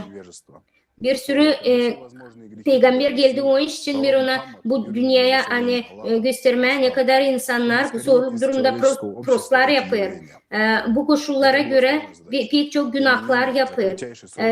Peygamber Muhammed Miron'a söyledi hani bu krizisleri durgutma da insanları doğru yola koyutma. Peygamber Muhammed Miron'a hem bereket Allah'ın lafına göre hem de yardımıyla yaptı birçok insanın ummasını topladı birliğe gösterdiğince insanlar inançlı insanlar lazım olsun. O yardım ettiği insanlara bulma canını hem de kimin arkasında dursun insanlar. Peygamber Muhammed Miron'a hem bereket o değil sadece kişi, o değil bir peygamber, o değil sadece bir örnek ama o 1400 yılda her birinin kalbine sevgi hem de saygı katır Allah'a. O yolu gösterir Allah'a. Hangisine lazım gitme o güneşli yoldan. Sevgi Allah'a hem de bizim sevgimiz Peygamber'e Miron'a hem bereket açır bizim kalbimizi. Biz kalizden pek severiz kendi peygamberimizi. Miron'a hem bereket. Niçin o zaman biz o dünyada yaşamıyoruz? Hangilerini bize istedi? Niçin Müslümanlar öyle yaşamıyoruz? Peygamber söyledi. Biz onun mesajlarına gitme yerine biz ayrılıyoruz. Niçin bizde yok mir aralarımızda? Niçin bize taat önemli hani angurguyla giyme ya da angu bacandan kalkma. Ne kadar Allah'ın lafı. Soru böyle. Kimin ardına biz gideriz? Hadi doğru söyleyelim, cevap verelim. Biz gideriz mi peygamberin ardına Miron'a? Şimdi sülçük insanlar biz gideriz peygamberin ardına Miron'a bereket. Kimse söyler bakın nasıl olur her yerde. Bu çoğu vakit çoğu dünya hangisini istedi bize dine peygamber Muhammed mi Miron'a? Görmersiniz mi dünyamıza bir kesin gelir. Müslümanlarda vardı 1400 yıl. Hani onlar kursunlar güzel bir dünya hangisini bıraktı bize peygamber Miron'a. Biz hiçbir şey yapmadık. Biz bütün dünyaya göstermedik İslam'ın güzelliğini. Biz kurmadık hem de birleştirmedik insanları. Biz yapmadık her bir insan için güzel bir yaşamak.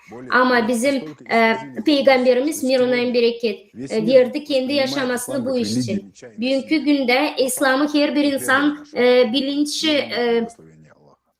dini bir ortamı bilirler. Ama şimdi fakt olarak bizim insanlar Peygamber Muhammed Mirun'a öyle dedi yani. Bugünkü günde bizde biz götürürüz bizim dünyamızı gülüye. Biz de lazım bırakalım bütün dünya yıkılsın.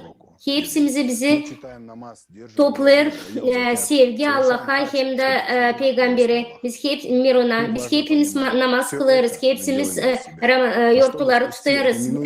Biz hepsimiz gideriz. Şimdi 8 milyar kişi hiçbir şey yapmıyoruz. Bizim bir şey yapmamızı hem de sorumsuzluğumuzu getirir planetamızı ölüme. Gelecekler dünyaya doğuşaklar hani beğenecekler, sevecekler bizim Allah'ımızı. Önce siz düşünürsünüz, önce biz bakacağız buna. Hani biz sevdiğimiz Peygamber Mirun'a bakacak ki onlara anılarını o pek beğenir ama onlar da yok olur. Bu da olur insanın yok oluşunun sebebi. Her birimizi biz biliriz hani hepsi cenkleri lazım durdurma. Biz hepsimiz bitkiye geleceğiz. Toplanacağız mı biz toplanmayacağız mı? Bizde 14.000 100 yıl vardı. Şimdi bizde artık 14 yıl da yok. Şimdi niçin biz kavga ederiz? Niye biz tartışırız? Niçin biz zenginlik toplarız? Niçin biz savaşırız? Bugün geldi vakit yaşama Allah için. Yapma bizim söylediklerini bizim sevdiği Peygamber Muhammed'in adına. Mirunayim bereket. Yaşama öyle nice insanlara söyledi Allah. Hepsi için her bir yerde olsun mutlu insanlar, İslam hem de güzellik.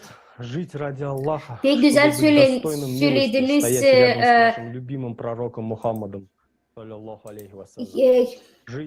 Yaşama Peygamberin yanında Mirun'a hem de sevgiyle yaşama. Az kim bilir hani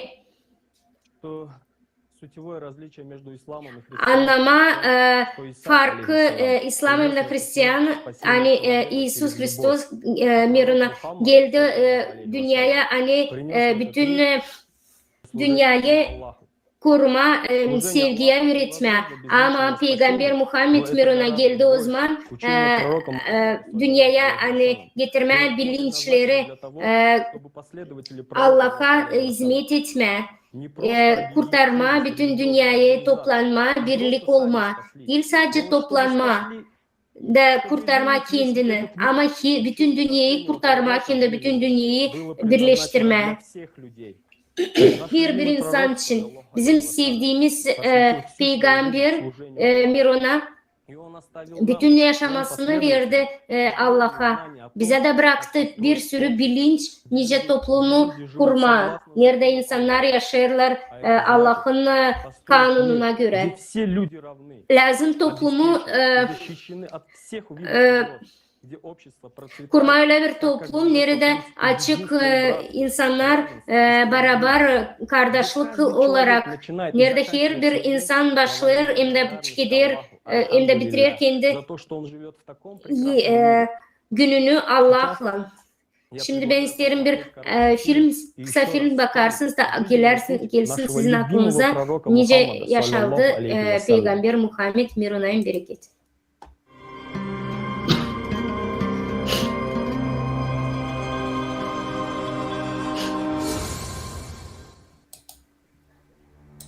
К середине шестого столетия мир погрузился во мрак и невежество. Люди забыли yakınına insanlar unuttu naşı ocağı. Onlar zengine bakardı. Allah pek öfkelendi, dayolandırdı peygamberi. O söyledi peygambere Mirun'a. только как Biz милость seni для мира. yollandırdık oraya sadece bir rahatlık hem de rahat dünyaya. Dedi ki en büyük kişi dünyada kim? Тогда слушай, En büyük Учёный. kişi dünyada Я расскажу тебе историю sesler величайшего torunu. пророка. Ben sana anlatacağım bir historia. Bir büyük peygamberin adına Muhammed mir ona hem de bereket. Уникальной личностью. O pek büyük bir akıllı bir adamdı. Но O судьбу pek его büyüktü insanların не içinden. назовешь. Ama o kaderi o kadar kolay değil. Hiç düşmana da istemir verme o kadar bela naşı başına geldi. Her bir bela onun başına gelen pek Он говорил, sabırla yaşadı. O söylerdi. глаза плачут, Halizden а сердце gözlerin печалится. acı Мы ağlar, говорим, что kalbinde acır. Ama söyleriz biz onu bizim Allah'a lazım işitilsin.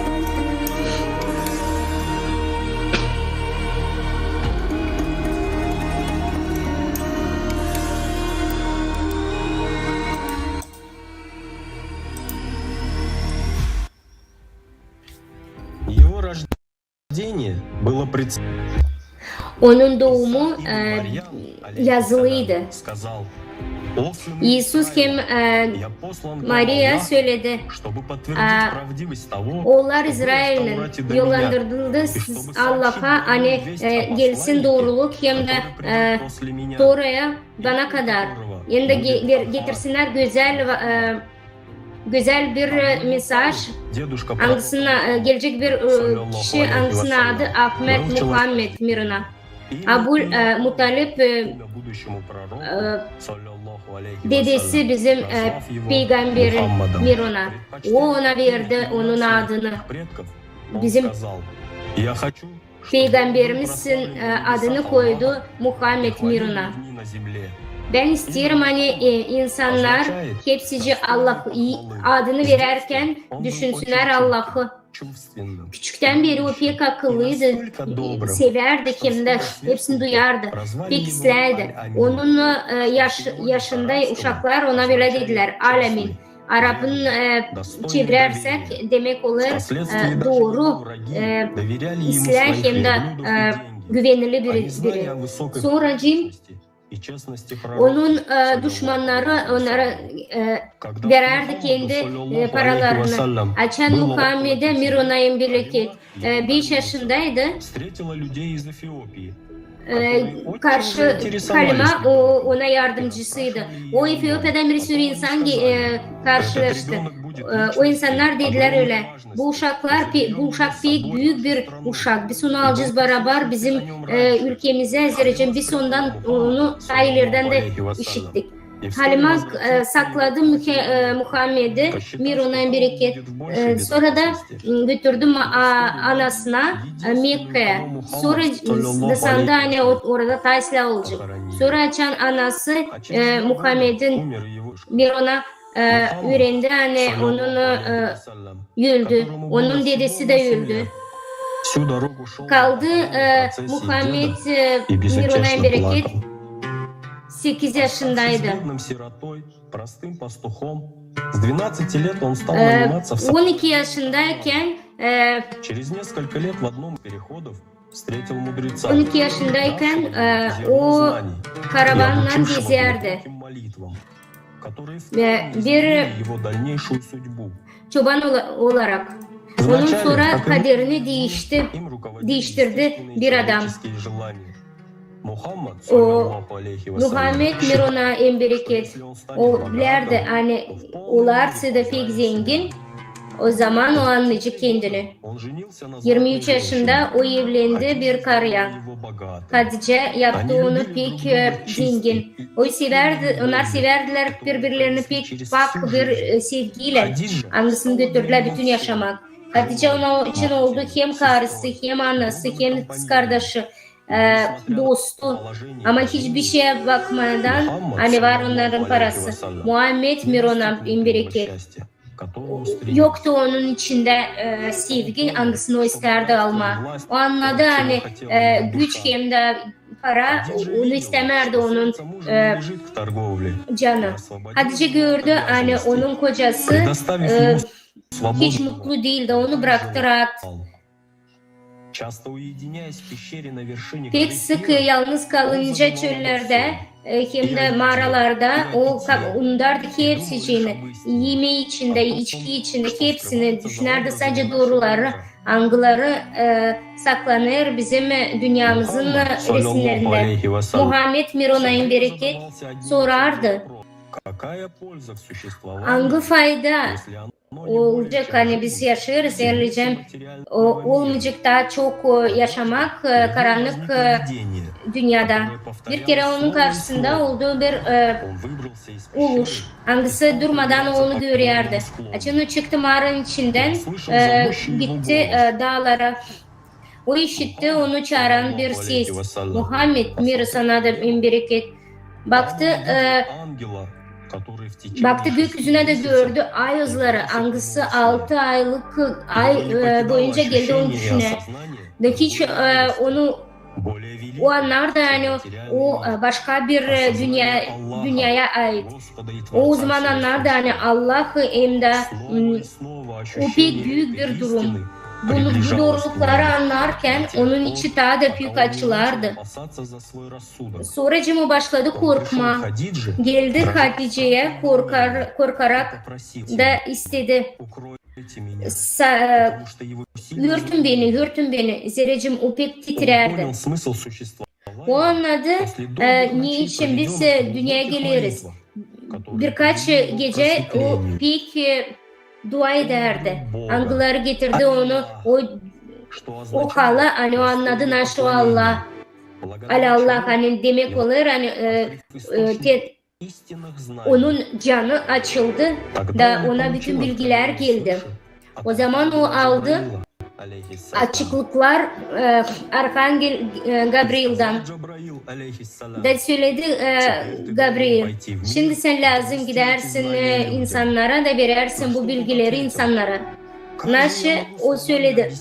Nice ben lafla varınca anladım ki onu nasıl ben senden canını aldım, ruhla aldım. Söyle hepsine hani Allah o bir güneş gibi bütün dünyayı sevgiyle paklar.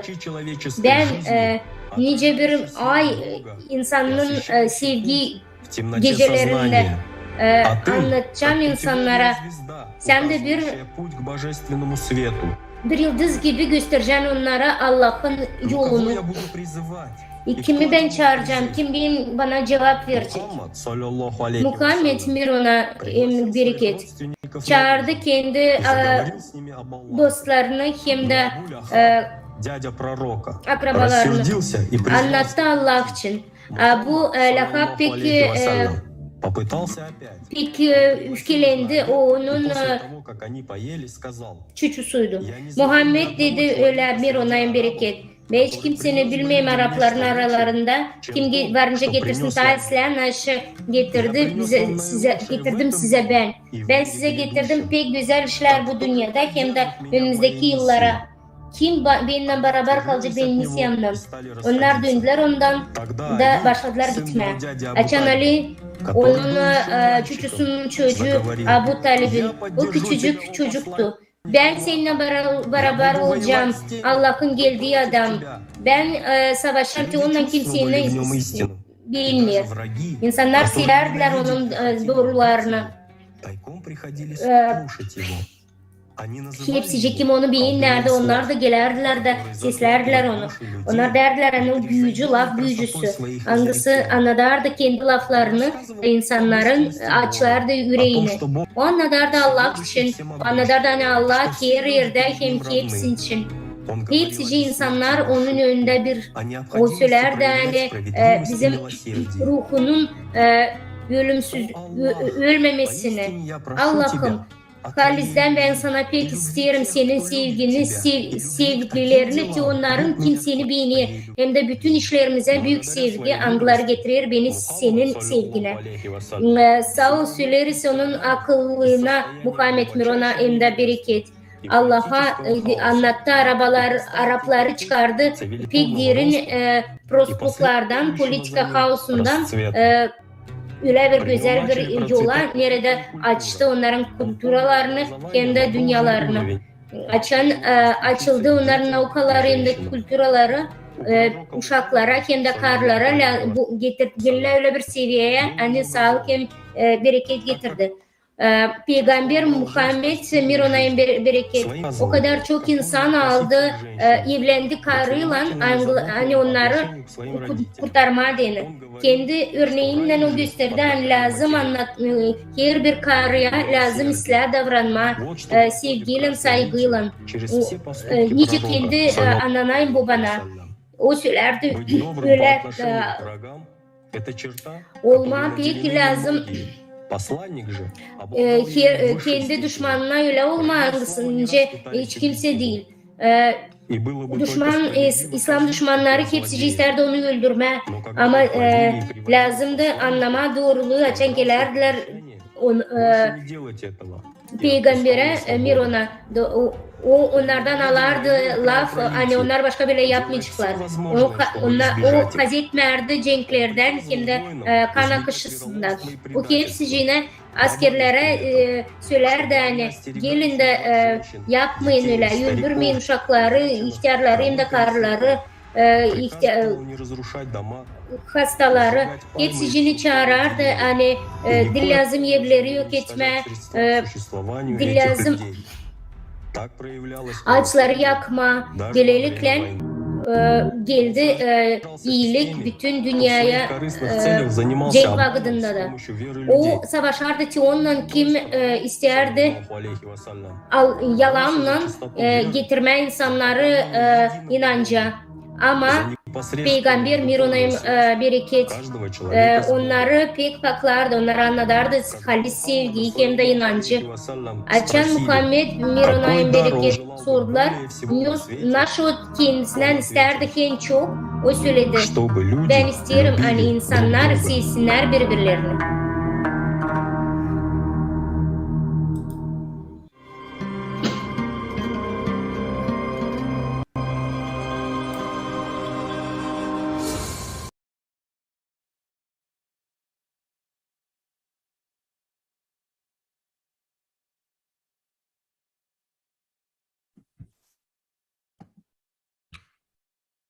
Когда началась пророческая миссия пророка Мухаммада, мир ему и благословение Аллаха, он сперва начал говорить о едином Аллахе и о знаниях, которые ему давал Джабраил, алейхиссалам, своим родным и близким. Первыми, кто принял ислам, были Хадиджа, жена Мухаммеда, мир ему и благословение Аллаха, и его племянник Али ибн Абу Талиб. Дальше он начал рассказывать об исламе своим родственникам и знакомым. Только когда пророку был ниспослан аят «Провозгласи то, что тебе велено, и отвернись от многобожников», он всех людей... O başladı çağırma İslam'a hepsici insanları. O zaman Peygamber Miron'a öyle söyledi. Ben sabah hakkı açan insanlar toplandılar, başladı ona söyleme öyle. Yani elcem insanlar başlamarsa ıslah yaşama, doğru yaşama, onlar zor durumda kalacaklar. Böylelikle böylelikle elcem insanlar böyle laf edersiyle kalizden anlarlar en zor kötülükler yapacaklar. Yıldan onun sesi, kim onu seslerdi, o onun akrabaları, onun silsileleri. Sonra yavaş yavaş insanlar gelirdi. O çağırdı, insanları çağırırdı. Hani hizmet etmesinler şeytanlara. O anladardı nice Allah'ta doğruluk hem de iyilik pek önemli. O anladardı hani ne kadar önemli birleşme ki onlara kim kaçır başka topluma. O anladardı ne kadar pek önemli yaşamak. Çoğu insan kim devlerle yaşardı.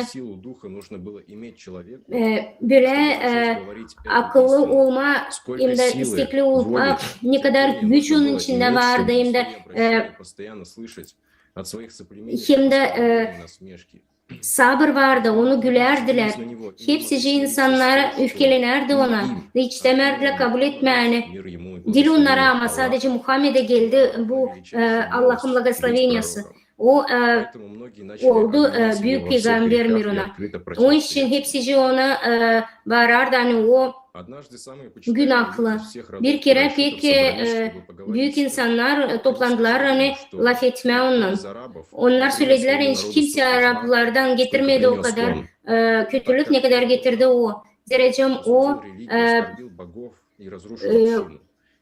o dağıttı toplumu, bilinci hem de bir sürü dedeleri. O yüzden isterse de zengin olmaz, verecekler ona büyük zenginlik. Yercem o güçlü isterse olma, ona yapacaklar onu çar. Yerlicem sultan. Yerlicem onlar isterseler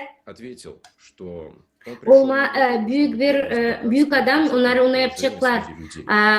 Peygamber minrunayın bereket öyle dedi. O gelmeden olma zengin. O söylemeden geldim olma çar. O ben geldim dedi. Olma Allah'ın dediği gibi iyilik hem sevgi getirme. O dedi hani ben getirdim bilimleri de yercem insanlar kabul ederseler bu bilimleri bütün dünyada onlar mutlu olacaklar. O zaman bu insanlar söyledi Muhammed'e Mirunayın bereket.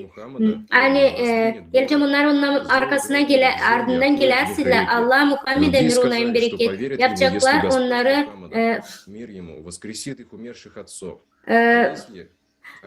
açacaklar ona çok nehir su getirecekler.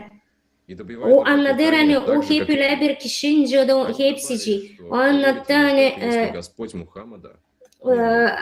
o hep öyle yemeği isterim, içmeyi isterince de bunlar.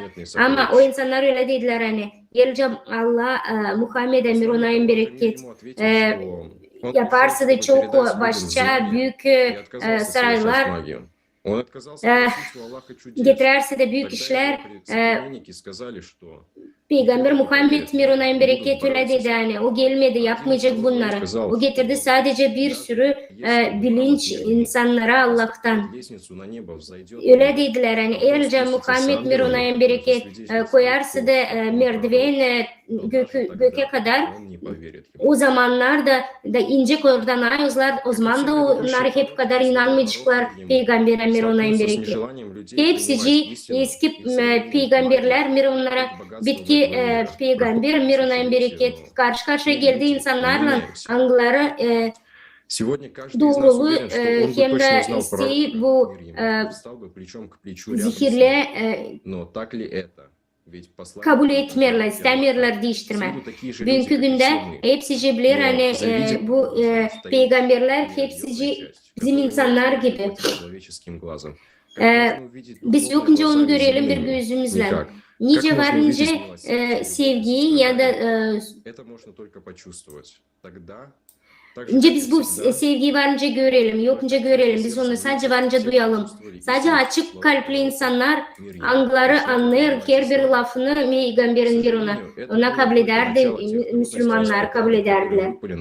Merhametli, sevgili insanlar. Bizim sevgili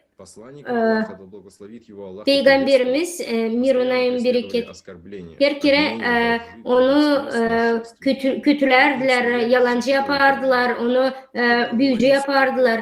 O açan dua ederdi ona sıvıdardılar onun üstüne taşla hem de kötülükler yapardılar. Onların aralarında da onun silsileleri de vardı. Bu inançsız insanlar yetişerdi ona hani onlar inandılar Allah'a da gittiler Peygamberin Mirunayın bereket ardına. İstoriyanın belirli oluşlarına en kötülük yapan ilk Müslümanlar Abu Cal hem de Umar ibn al-Hattab. Onlar o kadar güverdiler onu hani kendileri de artık yorlardılar onu düğme. Onlar istemezdiler. Onlar istemezdiler İslam'a gelme. İlk karı İslam'da pek güldü bunların düşüşlerinden. Pek çok örnek böylelikle. Peygamber Mirunayım'da bereket pek cana acardı. Bu insanlara kim ona inandı. Savaşlarda onlar koruma ama her kere de kendi bu zorluk içinde kalardı. Hiçbir şeye bakmadan талиба. Önce onun Ислама были вынуждены с Abu этим Talip считаться, но тем не менее, çuçusuna yanında da olsa пророка Мухаммада, pek çok мир ему, pытались убить. pek çok olay vardı nerede peygamberi mir ona en bereket isterdiler onu öldürme. Düşmana da istemerse gösterme nasıl geçti, neden geçti bizim sevdiğimiz Muhammed mir ona en bereket. O istedi insanlara doğruluğu anlatma, bilinçleri getirme. O savaşta büyük sabır içinde bu durumları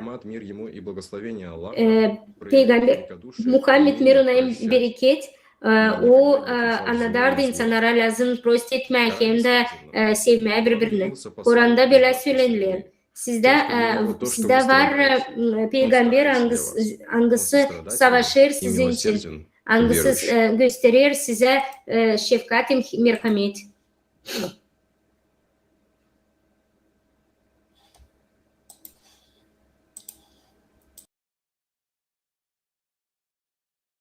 Вы знаете, несмотря на все трудности, с которыми пришлось столкнуться нашему любимому пророку, саллаллаху алейхи вассалям, Siz bilirsiniz mi? Bizim sevdiğimiz peygamber mir ona en bereket nasıl yaşadı? Hiçbir kette yaşadıktan sonra hiçbir kette bırakmadı bu zorlukları. Bu insan hangisi savaşardı, topladı kavga eden insanları hem de milletleri. Siz göreceğiniz ne kadar büyük historika sözleşmesi bıraktı Peygamber mir ona en bereket. Büyük bizde bir şans hani yaşamakta kalmayın, kurtarmak kendini. Urman Kazakistan'dan bize anlatacak bunu.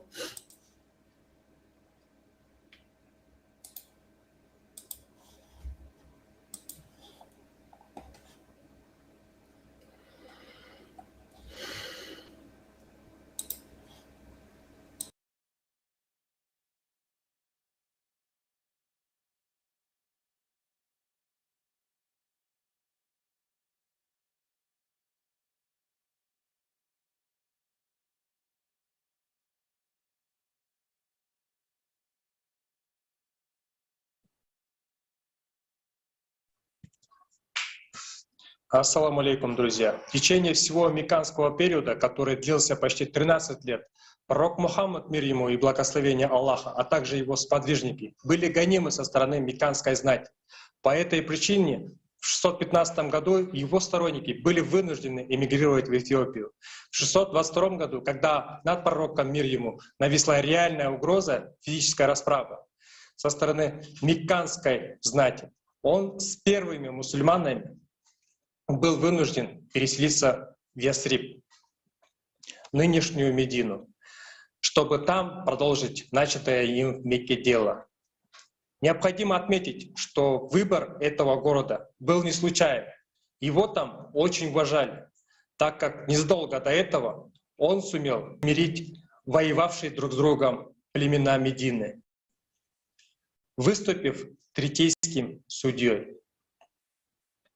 В Медине пророк Мухаммад, мир ему, благословение Аллаха, подписал очень интересное во всех отношениях соглашение с жителями Медины. Его называют Мединской конституцией или Мединским соглашением. Для понимания скажу, в то время в Медине проживало около 10 тысяч человек. Наиболее многочисленными были и иудеи, и язычники. Общины занимали по несколько кварталов, образуя таким образом районные города. В случае возникновения внешней угрозы каждая вела оборонительные действия обособленно, без согласования военных действий с другими горожанами. Пророк Мухаммад, мир ему, и его окружение, обосновавшись в городе в 622 году, объявили о намерении осуществить ряд реформ. Первая инициатива касалась формирования мусульманской общины или уммы. С этой целью пророк Мухаммад, мир ему, объявил две группы мусульман — ансаров и мухаджиров, частями единой, неделимой уммы. Уточним, что ансарами тогда называли местных мусульман, которые чуть раньше перебрались в Медину, а мухаджирами называли тех мусульман, которые переселились в Медину в 622 году вместе с пророком мир ему. Значение данной инициативы, безусловно, было огромным. Отныне в мусульманской правовой традиции закрепилось понятие умма как единой мусульманской общины.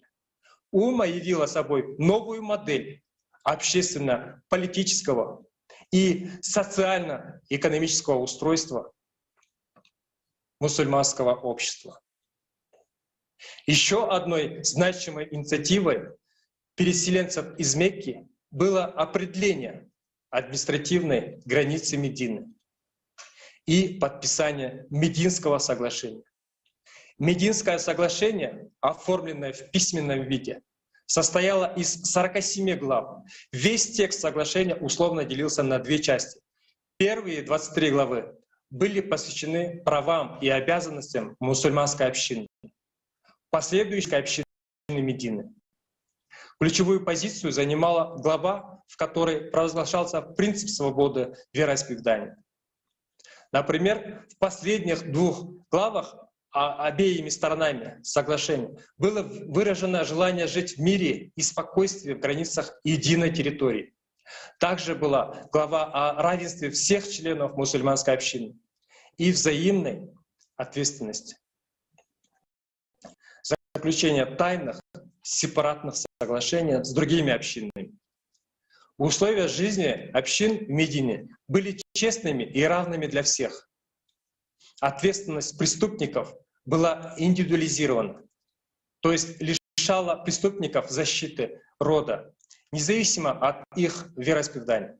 Это было в высшей степени мудрое революционное решение пророка мир ему. Тем самым он положил конец языческому обычаю, кровной мести, частым убийствам, возмездию, распространенным в те времена в Аравии, поставив законодательную преграду для межродовой борьбы. Благодаря мудрейшим реформам пророка, мир ему, были созданы условия, которые гарантировали ценность жизни человека. И тут важно отметить, что ниже мы проводим параллель, как принципы Мединского соглашения, введенные пророком еще 1400 лет назад, совпадают с основами созидательного общества, которые сегодня объединяют миллионы людей по всему миру. Стороны Мединского соглашения договорились вместе и сообща обустраивать Медину, оказывать поддержку друг другу в случае возникновения материальных трудностей. Особая роль в этом документе отводилась защите единства верующих, их заботе друг о друге и заботе об их жизни. В данном документе описано, что жизнь общины является наивысшей ценностью, и никто не имеет права лишить жизни мусульманина. И это же мы видим и в первой основе созидательного общества, где говорится, что высшей ценностью в обществе является жизнь человека, что нет и не может быть ничего более ценного, чем жизнь человека, и что жизнь любого человека нужно беречь как свою. В Мединском соглашении были четко сформулированы вопросы безопасности Медины и обеспечения спокойствия горожан. В нем говорилось о том, что обеспечивать защиту города от набегов противника — это долг каждого мединца. Также подчеркивалось, что где бы ни был человек, он будет в безопасности, если только он не совершил преступление. Независимо от того, выйдет ли человек на войну в соответствии с условием этого договора, или остается ли человек, он будет в безопасности, если только он не совершил преступление или не является грешником. Это положение Мединского соглашения отражено в третьей основе созидательного общества, где говорится, что никто и ничто в обществе не имеет права создавать угрозы для жизни и свободы человека. 13-й пункт Мединского договора гласит о том, что благочестивые верующие держат свои руки на каждом из тех, кто приступает или стремится сеять несправедливость, грех, вражду или развращение между верующими. Даже если это был сын одного из верующих, Это положение Мединского соглашения согласуется с 5-й основой созидательного общества.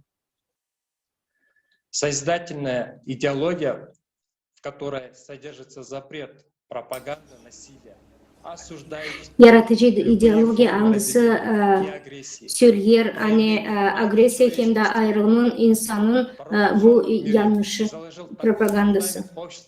Peygamber Muhammed Mironay'ın bereket anlattı, hani yok ile güç angısında insanlık lazım her bir toplum için ya da sorumluluk alsın her bir insan için. Hem de toplumda pek önemliydi. Hani lazım karar verme hepsini Medine toplum sözleşmesinde 39. punkta belli edildi. Bakalım 8. temelin yaratıcı toplumunda. Biz görüyoruz yani yaratıcı toplum tekrar eder. Bütün bu bütün her bir insanın sorumluluğu gelir. Biz görüyoruz yani bütün toplum lazım harmoni olarak yaşasın. Hepsi yaratıcı toplumun içinde. Her bir insan lazım pay alsın yaratıcı toplumun içinde. Halkları hem de hükümetleri karar versin. Bütün insanlarla beraber etsin bunları. Karar versin. Sosyal bilimleri, ekonomik soruları, nice yaşam koşulları değişir. Böylelikle Medine Sözleşmede koyuldu temeller angısında başka bir dünya açtı bize Peygamber Mironay'ın bereket. Başka bir dünya angısı getirir bizi yaratıcıya ama hem de ayırmıyor. Nerede var yok ki o liderler angıları sadece kendin için yaşayırlar. Da o için Peygamber Mironay'ın bereket söyledi her bir insana. Hani hepsi hiç kimse birbirinin üstüne dil lazım kullansın. Hepsi insanlar lazım yaşasın. Tek ummayla bir sivilizasyon. Da o vakitlarda Peygamber Mironay'ın bereket söyledi insanlar için öyle büyük bir sözleşme yaptı. Hani hepsi insanlar Meryem'de anlaşma aralarında olsun. Etnos olarak bilim hem de dini olarak ne için historianın precedentleri olur. Çünkü Peygamber Muhammed Mironay'ın bereket olmasaydı bu sözleşme o kimsecik de anlamayacağı lazım yaşama. Sürecimde anladır Peygamber Mironay'ın bereket. Yani her bir insan başka inançlarda beraber varınca yaşasınlar mirlan hem de dostluk içinde aralarında. Peygamber Mironay'ın bereket. Bu doğru hem de bunu imzaladılar. Bu Medine Sözleşmeyi. Medine Sözleşmeyi bu değil sadece bir doküman. Bu belli olan büyük bir sivilizasyonun toplumu, Arabia toplumu. Halizden o Allah bunu istedi, hangisini yaptı Peygamber Mironay'ın bereket. De söyledi her bir Müslümana. Teotik kim şimdi söyler hani biz yapacağız elçamin Allah isterse. Daha o zaman gösterildi naş Allah istedi. Daha onu yaptı bizim Peygamber Mironay'ın bereket. Her bir Müslüman anda yapsın. Biz naş yaptık, biz başka bir şey yaptık. Medine Sözleşmesi'ni eline aldı insanlar da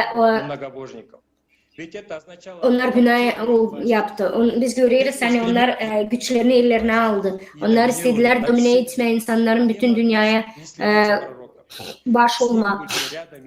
Naşı yaptı Peygamber bunu yok etme Mironay'ın bereket.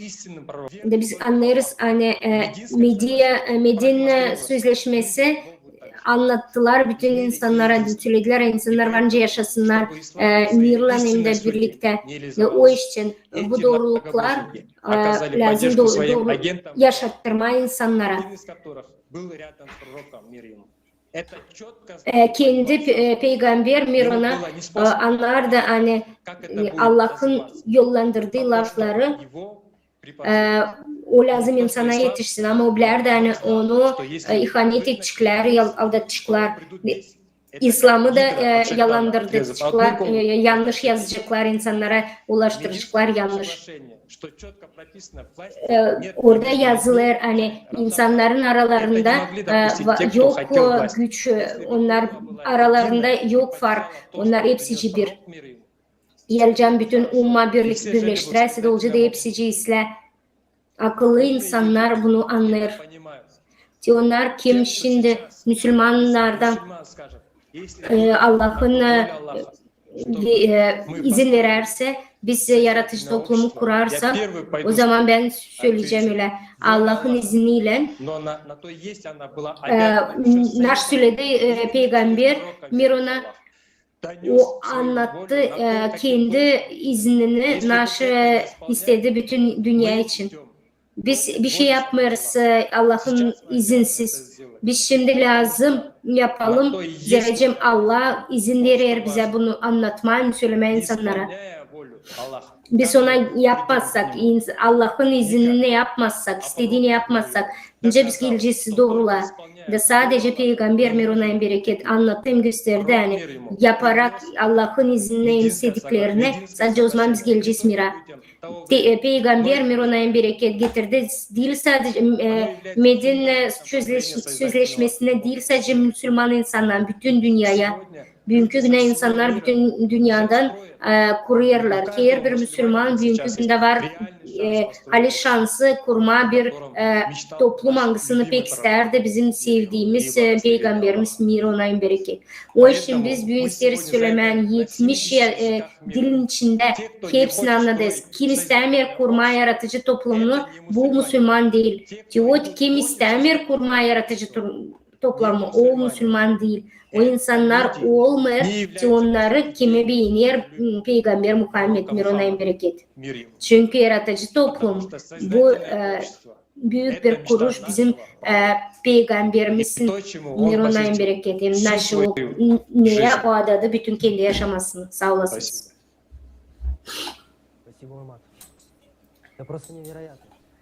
Bu inanılır gibi değil. Bütün dünya şimdi söyler hani Peygamber Muhammed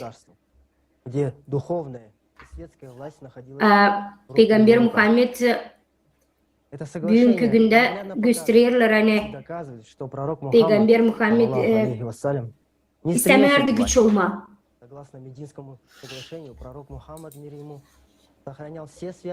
O her bir toplumun adına laf eder de koruyardı onları günahlardan.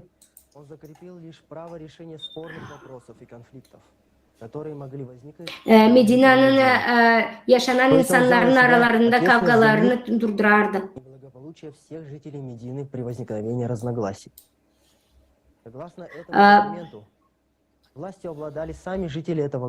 Bugünkü günde gücü alan kasabadaki insanlar isterim söylemeye size siz lazım tutasınız aklında bu momentler.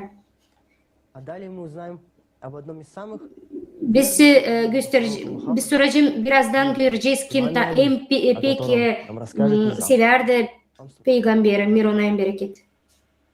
Спасибо, Урмат. Sağ olasınız Urmat. Мы знаем Али ибн Абу Талиба, ради Аллаху анху, как четвертого праведного халифа, последователя, соратника, двоюродного брата и зятя пророка Мухаммада, саллаллаху алейхи вассалям.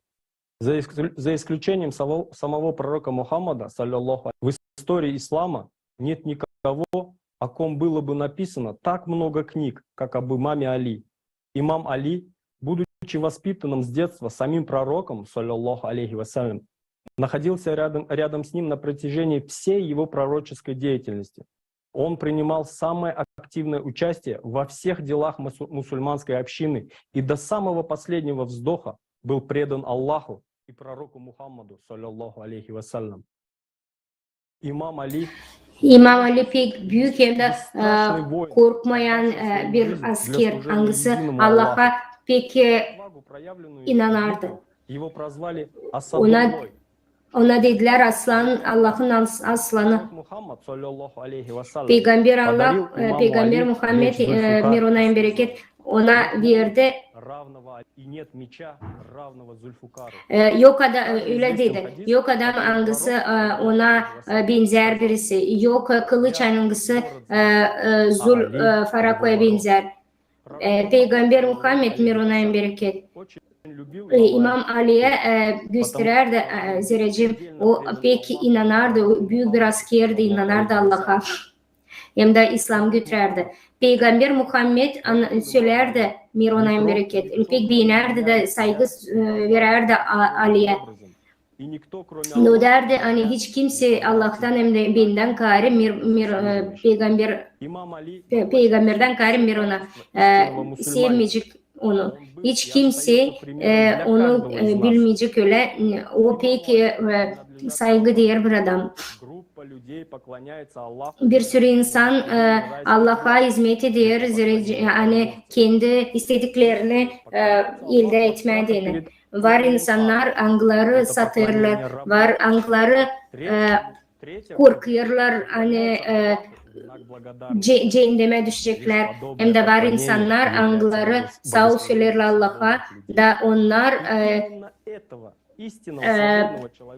severler Allah'ı. Da bu üçüncü tip insanı olan Peygamber Muhammed de sadece mir ona bereket. De sadece ona 632. yılda o verdi bilimleri bitki peygamberin eline mir ona bereket.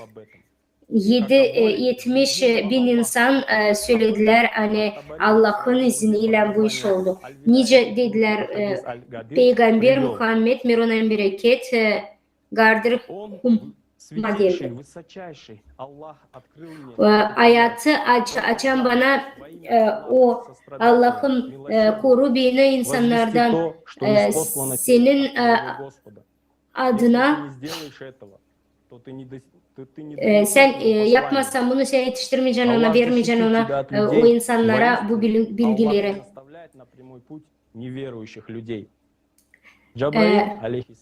Gabriel geldi bana 3 kere.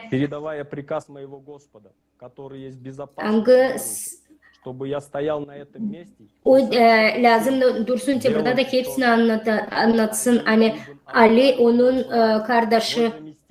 O benim yaptıklarımı, benim işlerime yardım eden bir adam yapma. O bir büyük imam benden sonra. Sonra o Allah'a döndü de dedi öyle. İnsanlar benim bilgilerime, benim bir sürü kötüye getiren insanlar, hani onlar bana hiç yardım etmerdi.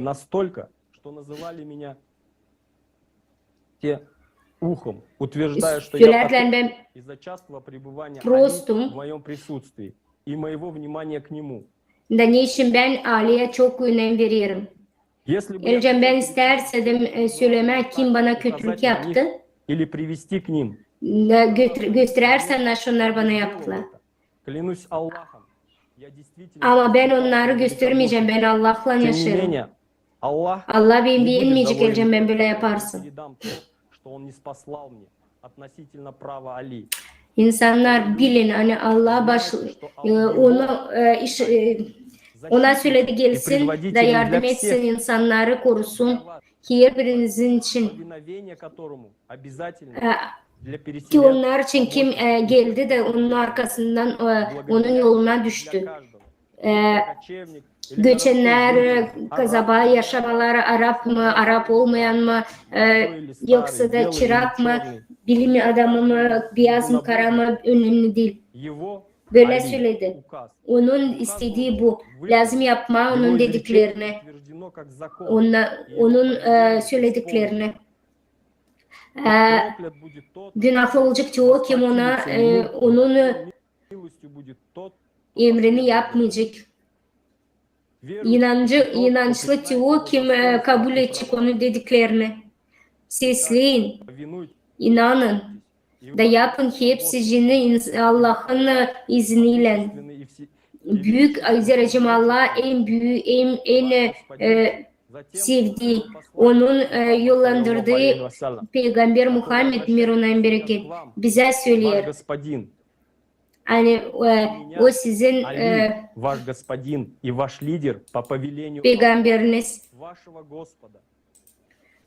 Затем предводительство Sonra перейдет моему benden потомству, sonra числа kalan его insanlara потомства. gelecek bunlar hepsi. Когда вы встретитесь с Аллахом и его посланником.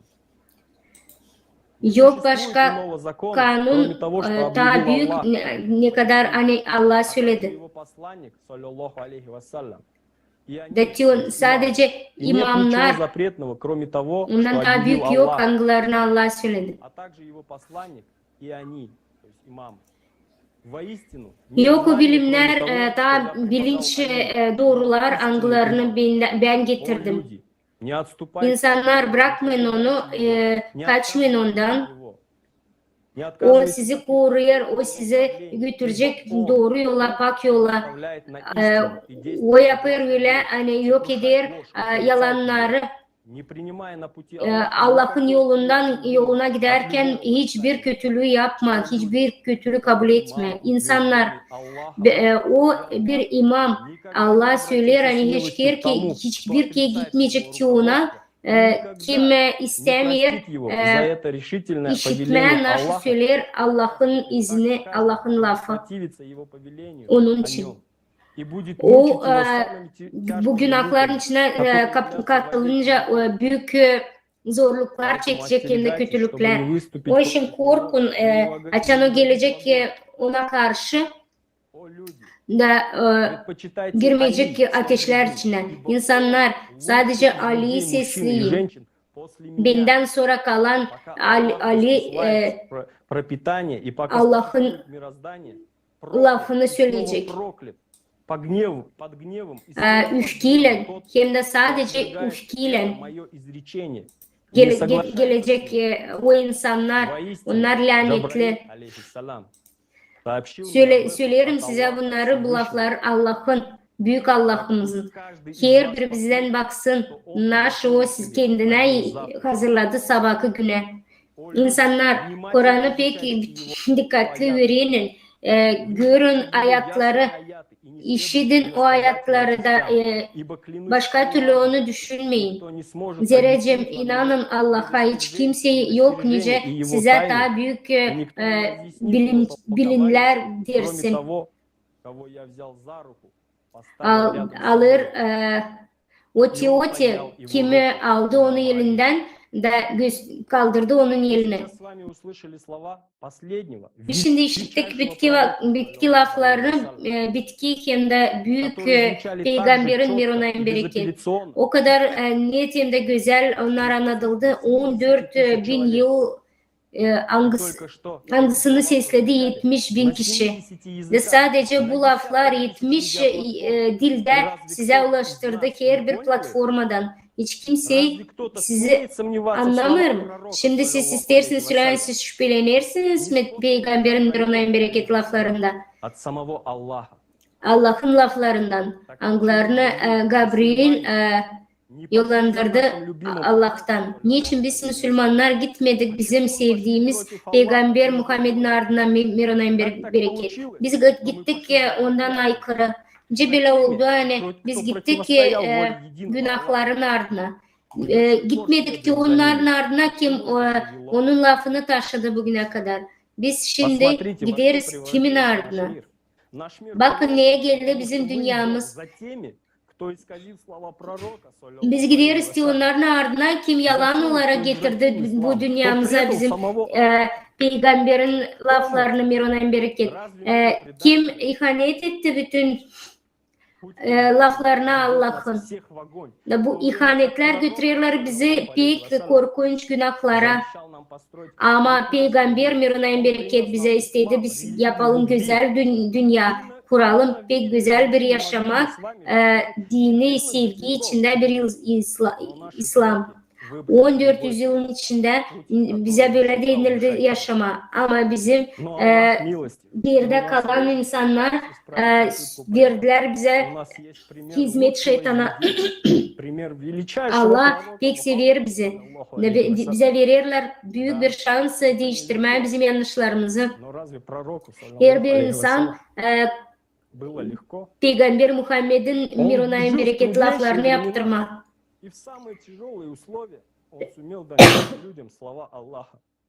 O pek zor koşullarda insanlara verdi. Pek çok insanın Allah'ın lafını 70 bin insanın içine. Bizde bin var ki hepsi, internet teknolojilerin hepsi koşullar hani yetiştirme her bir insana doğruluğu bugünkü günün içinde. İnce biz lazım kuralım dünyaya hangisi verdi bize bir Allah mir hangısını biz isteriz. Bizim sevdiğimiz Peygamber Mirunayim bereket 632. yılın laflarını aklımıza getirdik. Değil o için hani söyleyemem bu silahya da prost. Ama o için hani getirtme doğruyu ortaya. Hiçbir kette unutmama bunları. Bizde yok vakit kavga etmeye, yalan söylemeye ya da ayrılma. Biz lazım gelenin geri yola, Allah yoluna nerede kurtaracak hem de birleştirecek bizi. Bu bizim şansımız yaşamaya hem de bütün güveni Peygamberin ona bereket alma. Benim pek çoğu söyler hani onlar bilir İslam'ı, onlar İslam olarak Peygamber Muhammed Mirunayim bereket o kurtarmadı kendi ummasını. O bırakmadı ardına kimseni. Böylelikle bu laflar Gadir Hümeyde söyler başka bir şey. Söyler hani hepsi insanlara söylendi, anlatıldı, naşı bıraktı Peygamber Mirunayim bereket. Biz Müslümanlar biz gideriz bugün adım adım eskilerden da biz anlarız hani bizim eskilerimiz bizi sattılar. Yardım edecek mi? Bize büyük namazlar hem de bir sürü okunuşlar. Atalarımız yalanları bize getirecek mi doğruya? Biz ne kadar da dua etmesek. Bitki Peygamber Mirunayim bereket. Kendi Allah söyledi ona. Her kim hepsi kim gidecek Peygamber'e karşı o lanet olacak. Soru tiyonatı. Kim Peygamber'in yanındaydı? Mirunayim bereket.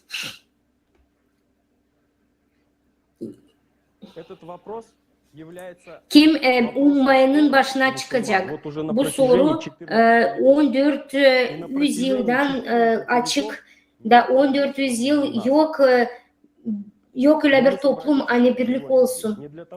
Biz bugün toplanmadık hani kimse prost söylemeye de isle. Bize lazım anlaman yoksa yanlışlar söylediler, bizim hatalar yaptılar. Biz gitmedik Peygamberin ardına Mirunayim bereket. Biz gittik başka yoldan. Biz açan anlayacağız, biz yaptık. Biz lazım toplanalım da kurtaralım birbirimizi. Bu bizim bitki şansımız kurtarma kendi atalarımızı hem de bütün dünyayı şimdiki de. Ama nice biz varınca güvene girelim Peygamber'e bize Mirunayim bereket. Bizde pek çok vakit yok. Biz yokunca aldatalım, kavga edelim, ayrılalım. Bilme hem de yol, Allah'ın yolu gösterdi bize insanlara onu. Naş bitki Peygamber Mirunayim bereket. Bu Allah'ın izni getirdi. Nereleyeceğim biz gidersek Ali imamın arkasına biz yapacaktık Allah'ın izinli. Ve şimdi yaşayacaktık başka bir dünyada. Şimdi İslam olacaktı bütün dünyada. Şimdi ben size vereceğim bitki şans, düşünme, gitme, Peygamberin ardına da kurmak o dünyayı hangisini o isterdi. Mirunayim bereket. Niçin öyle oldu? Niçin biz gitmedik Ali İmam'ın arkasına? И после Мир его ona ухода bereket. внутри ислама всегда были люди, İslam'ın которые içinde her kere действовали insan на его vardı. разрушение. Angları Ислам ayırardı. внешне, а по факту использовали его для своих корыстных целей. Onlar kullandılar onu. Религиозной власти. О таких категориях людей нас предупреждали. O insanlar için bize Мы помним, söylediler что hani в Священном gelecek. Коране уделяется большое внимание Э, предупреждению о лицемерах. А почему? Потому что лицемеры приносят огромные беды миру ислама. Все мусульмане знают, они гораздо опаснее неверующих. Лицемеры входят в доверие, занимают высокие позиции и, преподнося себя как защитники ислама, на самом деле работают изнутри уммы против самих мусульман, вносят раскол, смуту и действуют ради достижения своей выгоды. Это важный момент для понимания нашей истории. Это касается как раннего периода ислама, так и наших дней. Вот и тогда, в период становления халифата, были такие люди и целые группы якобы мусульман, заинтересованных в реализации своих эгоистических планов. И рассказать о них — это наш долг. Да, это больно и неприятно слышать. Мы понимаем, но молчать об этом считаю предательством Аллаха и Его посланника. Мир ему и благословение Аллаха. Susma dil lazım. Bizim peygamberimiz dediklerini yapma bir ona bereket. И милосердного. Наш любимый пророк, мир ему и благословение Аллаха. Bizim sevdiğimiz peygamber mir ona bereket. Дорогие слова Аллаха. Пророк своим примером, своими словами, Peygamber mir ona делами и bereket. Kendi любовью к людям örneğiyle de вел laflarından верующих праведным путем. hepsici inançlı insanlara Как мы уже слышали, пророк прошел через множество лишений dediği и gibi испытаний. biz işittik ne kadar çok zorluk içinde geçti bizim peygamberimiz mir ona И bereket. угасила огонь его любви. Ama onu söndürmedi içindeki ateş Allah'a sevgi. Сколько поменялось общество. Biz işittik ne kadar değişti toplum. Люди жили в мире и понимании. İnsanlar yaşardı doğrulukta, sevgide. Интеллектуально и духовно. Люди обретали настоящую свободу. İnsanlar Для rahatlık нас içindeydi. фундамент счастливого общества и показали пример. Onlar örnek Абсолютно gösterdiler. разные люди могут жить в Hani единении. farklı insanlar bir arada varınca yaşasınlar mirimde, sevgide. Если бы мы, как Yarıca человечество, biz bir insanlık olarak gitseydik peygamberin arkasına mir ona bereket. Şimdi biz bir toplum olarak yaşayacaktık pek güzel bir toplumda. Olmayacaktı bizde çıraklık hem de yokluk. и счастливо. Biz pek güzel ve mutlu yaşayacaktık. Этого не Niye için bu случилось? işin böyle oldu? Почему прошло 14 столетий, а мы все еще живем в потребительском 14 формате bin yıl общества? geçti, 100 yıl geçti Всё ama biz сделал, hep чтобы öyle мы жили yaşıyoruz. по-другому. У него было много преданных, Onda vardı которые были готовы pek çok продолжить это дело. ardına giden В такой insanlar. момент мы, как умма, свернули не туда. Biz bir umma И gibi что başka bir каждый из yola нас gittik. делал не так. Истину, которую принес пророк, подхватывали и распространяли Doğruluk сами. hangisini getirdi peygamber Mirona'ya Она не bereket. могла просто утратиться по O принципу yoktunca kaybolsun. испорченного телефона. O Истина, nice bir которая kırık дает telefon. свободу обществу, O bütün topluma verir varlık. заинтересованными. И Çoğu людьми, insanlara kim ister işitme birbirimizi. собственной выгоды. Onlar gider kendi Чистых знаниях от Аллаха, istediğini которые hem de varlığını пророк, çoğaltma denir. невозможно было построить империю власти. Yoktunca imperiya Разделить kurma умму. da yerleyeceğim ummayı правду, ayırmama. Ona ayırdılar Имена bütün toplumu. кто пошел против пророка, мир ему. Только Kim истина. Allah'ın peygamberinden aykırı gitti. Любимого пророка Mirona'nın bereket. спасти нас. Ama Ибо на sevdiğimiz нас, мусульманах, лежит большая ответственность. bizim üstümüzde Знания исказили. Müslümanların var büyük o sorumluluğu. Верности пророку Мухаммаду, саллаху алейхи вассалям. Предали его. Biz lazım inanalım hem de gidelim onun yolundan. O kim onlara ihanet etti onların başka yolu. И пророку Мухаммаду, Peygamberin hem de невозможно не Mir onayın bereket, человек, onun который sevdiği считается hem одним de из ближайших сподвижников пророка Мухаммада. saygıları. Вассалям. Я говорю про Умара ибн аль-Хаттаба. Ben söylüyorum Он был одним из Umar самых adına богатых и İbn bogатых людей. O pek zengin bir adamdı. До приятия ислама Умар был O İslam'ı kabul etmeden и ярым противником ислама. Очень o жестко hiç istemezdi İslam'ı işitme. преследовал последователей пророка Мухаммада. O саллаллаху алейхи pek çok kötülük yaptı çoğu insanlara, kim inanardı Подвергал мужчин, ona. некоторых убивал. Однажды Var Умар kimse de öldürerdi. решил убить самого пророка Bir Мухаммада. kere de o karar verdi öldürmeye Peygamberin mir onayın bereket. Призывал арабов отказаться от Zerrecim Божьего. o çağırardı Об этом Arapları событии сказано во многих ardına. источниках.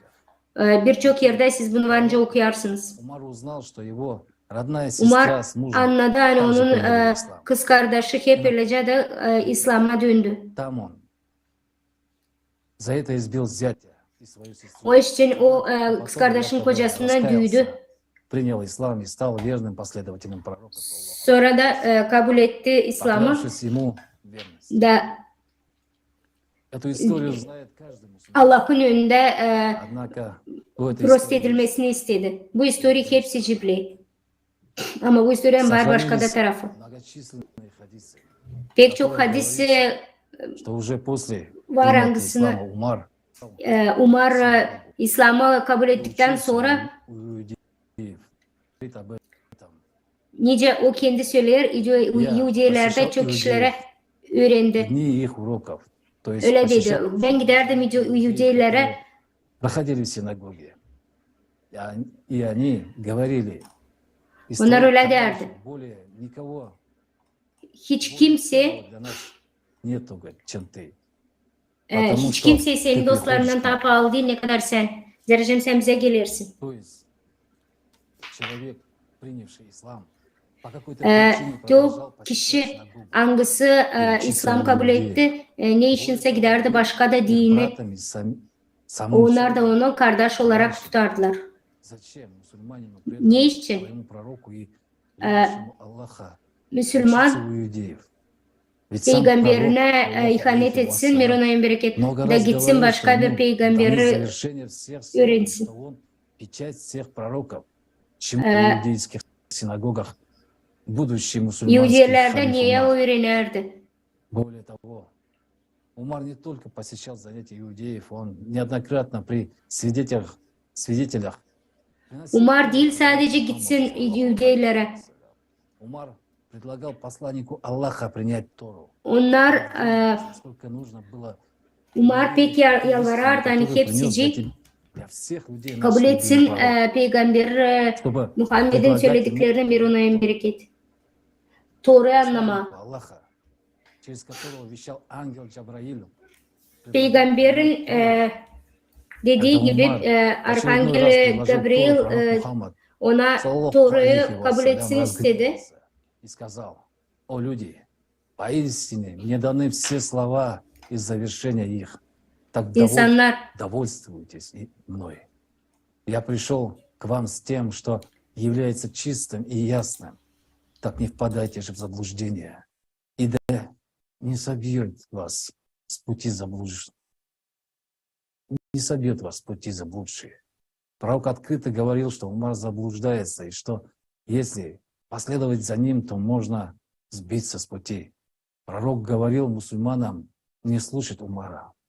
И это факт. И по сей день знают многие мусульмане. Однажды Умар принес свиток со словами, которые он записал за иудеями. Тогда пророк стер все, что там было написано, и сказал: не следуй за ними, ибо не следуйте за ними, ибо вы заблудитесь. Почему пророк прогонял Умара с иудейскими книгами? Давайте разберемся сегодня. Иудаизм, так же как ислам, мусульмане всего мира безоговорочно считают İslam hem de Judaizm bir türlü onlar иудейские пророки упоминается в Коране. Onlar anlar hani Yahudilarda peygamberler mir onlara anladardılar hep öylece hani her bir insan dursun onlarına kimin А сейчас bizim даже konferansiyada ответить siz на göreceğiniz şimdi lazım cevap verme başka bir soru. является единобожьем. Если Юдаизm изучить Писание bir Allah'ı то можно manadadır. увидеть следующее. Biz şimdi bence görelim başka bir şey. Молятся Богу Яхве. Или как Yahudiler dua ederler Yahva'ya. изначально Яхве почитался как демон пустыни. Yıllıktan Yahve bir şeytan olarak çöllerde bilindi. Племени, считавшего себя потомками сына Иакова. Onlar kendilerini sayarlar, onların ataları Yakov ataları. После объединения Sonra множества племен в Açan израильское toplandı bir sürü государство Яхве toplum. стал божеством, оказывающим влияние на весь народ Израиля.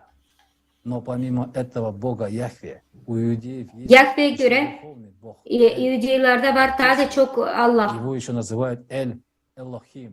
или Onların adı Elohim Sabaoth. Во Второзаконии 32, İkinci 48 сказано, kurallarda когда высшим народам владение давал, когда açan он büyük разделял insanlara человеческий род, Allah verer. Açan o ayırardı insanları. определил по числу Божьих сынов. Это Belli очень важный etti. момент.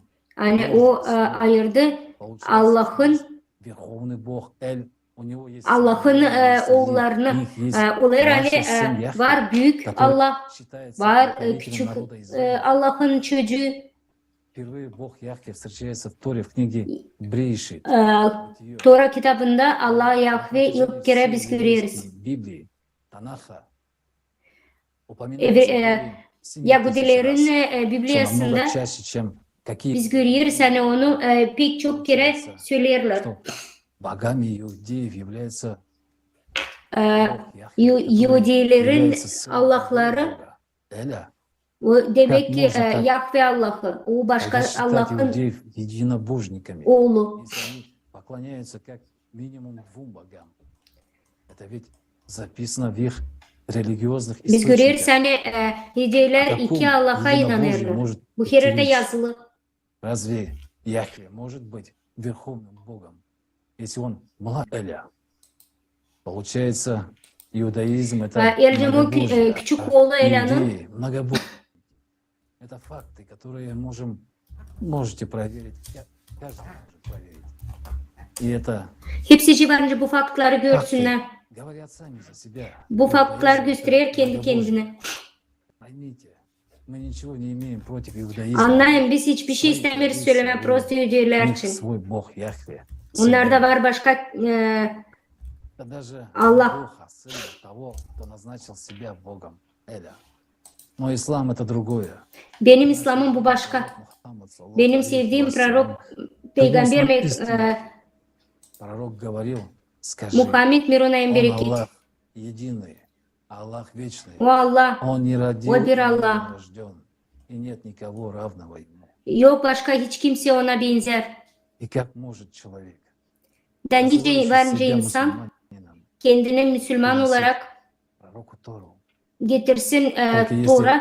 этот человек является Geleceğim bu верным учеником kişi многобожия. pek saygı duyarsa da Здесь есть. birçok Allah'a sadece burada var Если он doğruluk. хранит верность Geleceğim им o и хочет, чтобы inanarsa da такими hepsine пророками, похожими на религию многобожия, hani пророку было открыто все, и он peygamberin понимал, что вокруг önünde Мары, и hepsi это- vardı. и поэтому прогоняли Davanlar da людей naše многобожия ister umar. Bu iş için традициями и религией.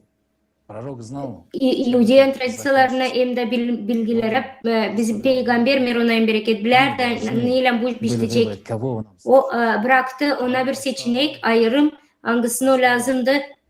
выбор на нашей совести. O bıraktı bu seçeneği bizim üstümüze.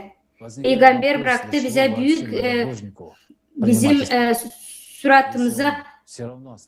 Böylelikle dönelim bizim historiye. причины göreriz soru ne için çok Allah'a inanan insanlar kabul eder imamı предсказания, которые он прочитал. İslam'a gelir. Niçin onlar Камаль kalır kendi bilimlere rahat. Halizden из alçak побуждений. Halizden onlar kabul ettiler İslam'ı kendi varlığını hem de kendi faydalanmasını На için. существующие события, в том Onlar числе getirdiler предсказания о Мухаммаде, Тора алейхи вассалям, в результатах его правления. Иудеи упомянули, что власть Мухаммада, саллаллаху алейхи вассалям, Yahudiler söylediler hani Muhammed'in gücü Mirona'nın bereket. Bu büyük bir и победа над Nabokotosor büyük Basra İsrail'e yayıldı. Da bu за büyük bir исключением barış того, что Arapların Навуходоносор arasında. был Bu лжецом, büyük bir varlık. саллаллаху пророком. Bugünkü günde oğullar peygamber. Summarum, Muhammed oğullar peygamber başkaları değil. Mirona'nın bereket. Abu Bakr Umar'la dediler geldiler желая peygambere Mirona'nın bereket. De istediler gücü alma. Onlar istediler açan peygamberin işleri Mirona'nın bereket oldu. Onlar başka gruplara katıldılar. Onlar istediler öldürme peygamberi. Ama Allah dağıttı onların fikirlerini. İzin vermedi. Biz böylelikle Müslümanız. Bakın ne kadar hepsi belli olur. Faktlara bakarsak zenginlik hem de varlık Umar'daydı. Ama başka bir taraftan büyük varlık Mekke'nin içinde Yahudilerin istediği gibi olmadı o hani naşı yazılı Yahudilerin yazılarında. Onlar pek isterdi güçlü olma her birinin üstünde. Da Yahudiler Umar'ı İbn al-Hattab'ı getirdiler. Peki yalandırdılar onun inancını peygambere Mirona'nın bereket. Şimdi görüyoruz hani bu tradisyaları İslam'ın içinde Yahudiler dağıttı. Bizim konferansiyada biz anlatacağız biraz sonra. Böylelikle Umar geldi İslam'a. İsterken alma bütün gücü üstüne. Biz böylelikle devam etti Yahudilerle birlik olma. Toplandı bir grup yalancı grubu. Umar istedi bizim peygamberimizi Mirona'nın bereketi öldürme. Ama hepsimiz biliriz nice Umar istedi onu öldürme. Dağlarda peygamber Muhammed Mirona'nın bereket yaptı. Geldi üstüne büyük bir grup kapalı suratlarla devlerde peygamberin yanında vardı Mirona'nın bereket Huzayfa. O zaman Allah'ın izniyle onlar geçtiler bu zorluğu. Peygamber Mirona'nın bereket Huzayfa'yı sordu. O bilir mi o insanları? O dedi onların kapalıydı suratı ama o onları bilir. Peygamber anladı Mirona'nın bereket. İstedi açma onların adlarını ama Allah'ın Huzayfa açtı onların adlarını. Kim istedi onu öldürme. Onların aralarında Umar, Osman, Abu Bakr hem de başkaları. Многие ученые об этом говорили. Pek çok bilim adamları bunu söyledi. Этот человек волк в овечьей шкуре, который Bu adam самого пророка, мир ему является kurt сегодня для нас bir авторитетом. hayvanın içinde. Yalnız istedi peygamberi öldürme Mirona'nın bereket. Тем самым не предаем нашего любимого пророка. Biz pek beğeniriz bizim peygamberimizi Mirona'nın bereket. Правде в глаза. Bakalım doğru olalım kendi aramızda. hem de Allah'ın önünde. Так это то, что Pek пророк önemli Мухаммад, bir мир ему и naşı благословение Аллаха, söyler будучи peygamber Mirunayın bereket. знал о том, что будет после его Pek ухода. çok peygamber знал, bilerdi naşı Что olacak лицемеры onlar. предатели исказят его Bilerdi учение. yani bir sürü Но еврейский yalancı его ум insanlar разделится на множество течений. küste koyacaklar ona. Но при этом посланник Аллаха, Ama мир ему hep и bu kadar благословение peygamber Аллаха, hem de отдал свою Mirunayın жизнь bereket ради verdi того, kendi yaşamasını чтобы o iş принести için. людям Hani истинные her bir знания, insana getirme свободу bu bilinçleri и bratство. ya Представьте, naskолько ему было kardeşliği тяжело все hem de sevgiyi. Bakın ne kadar zordu Умар приказывал читать ona хадисы, bunu bilme. которые люди Ama Halis записали от самого пророка. Umar Мир ему и благословение yaktı Аллаха. В то yaktı же bütün время bilimleri. поддерживал написание новых. Sonracığım da Yahudislerin de hadislerini tutardı. Ислам наполнился иудейскими символами и традициями. Böylelikle Иудейский мир İslam'ın встречается в içinde biz Коране görüyoruz в pek разы çok чаще, чем имя самого Kur'an'ın пророка. içinde biz görüyoruz pek çok Мир ему и благословение Yahudi'nin Аллаха. И simvollarını. это не просто так. Но дело не только в Умаре, а в том, какой человек Umar'da da человек iş değil. и чьи Bu приказы он teoti выполнял. iş Об onda hani этом pek çok нам insan расскажет Umar'ın Оскар. ardına gitti Оскар, de вам değil слово. peygamberin Mirunayın bereket.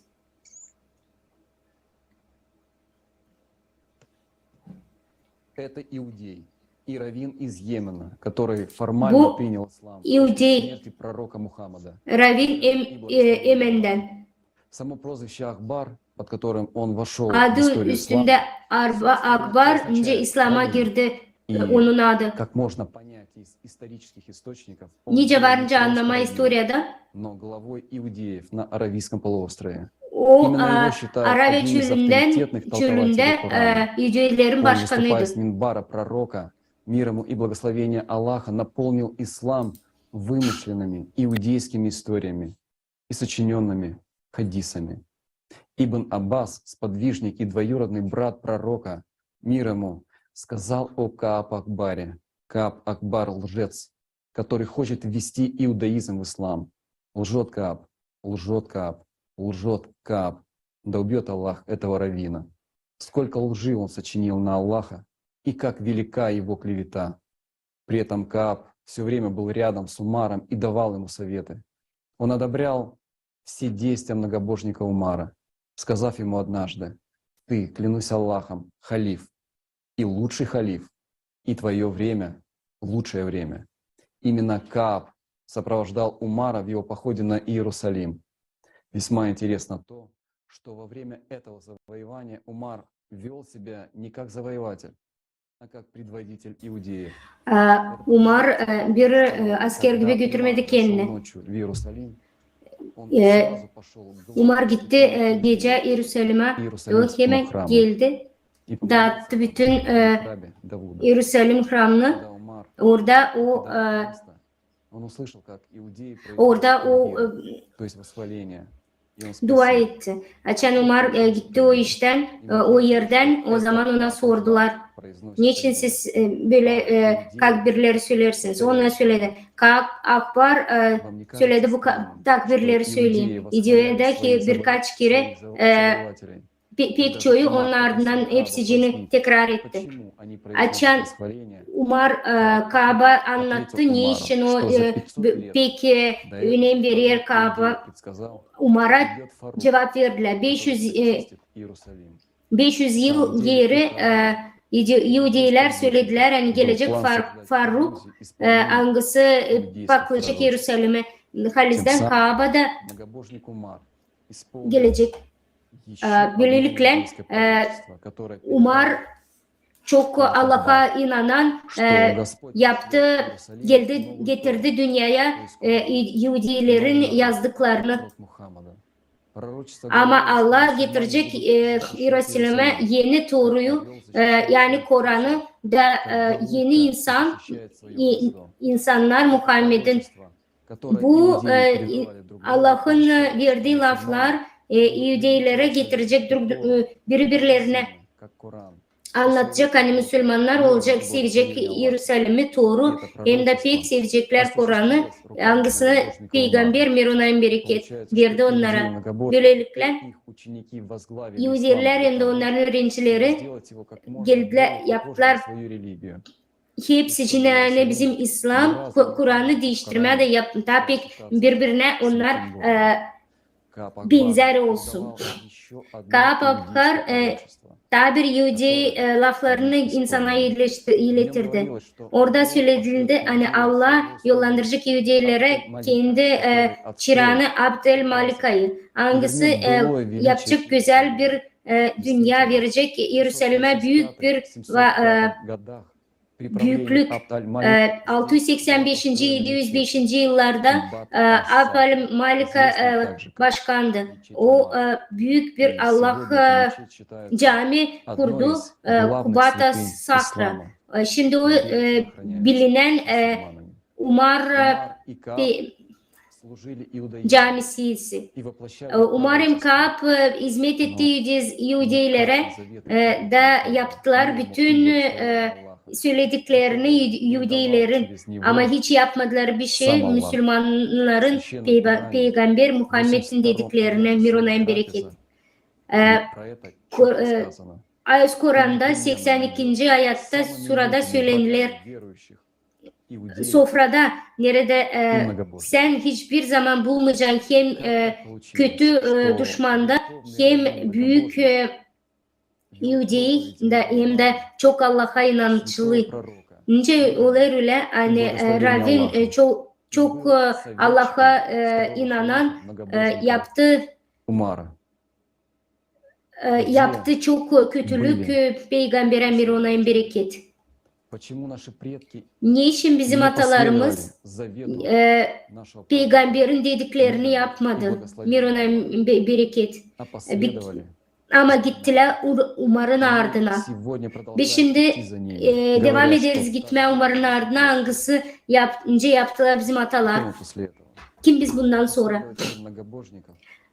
Biz gideriz ki ona kim inanır Yahve'ye, Ela'nın oğluna ya da biz teotik kim sever kendi peygamberini de Allah'a mı inanır? Mirona'nın bereket. Niçin Müslümanlar Allah peygamberin arkasına Mirona'nın bereket sustular o zaman. De biz de hep öyle susarız.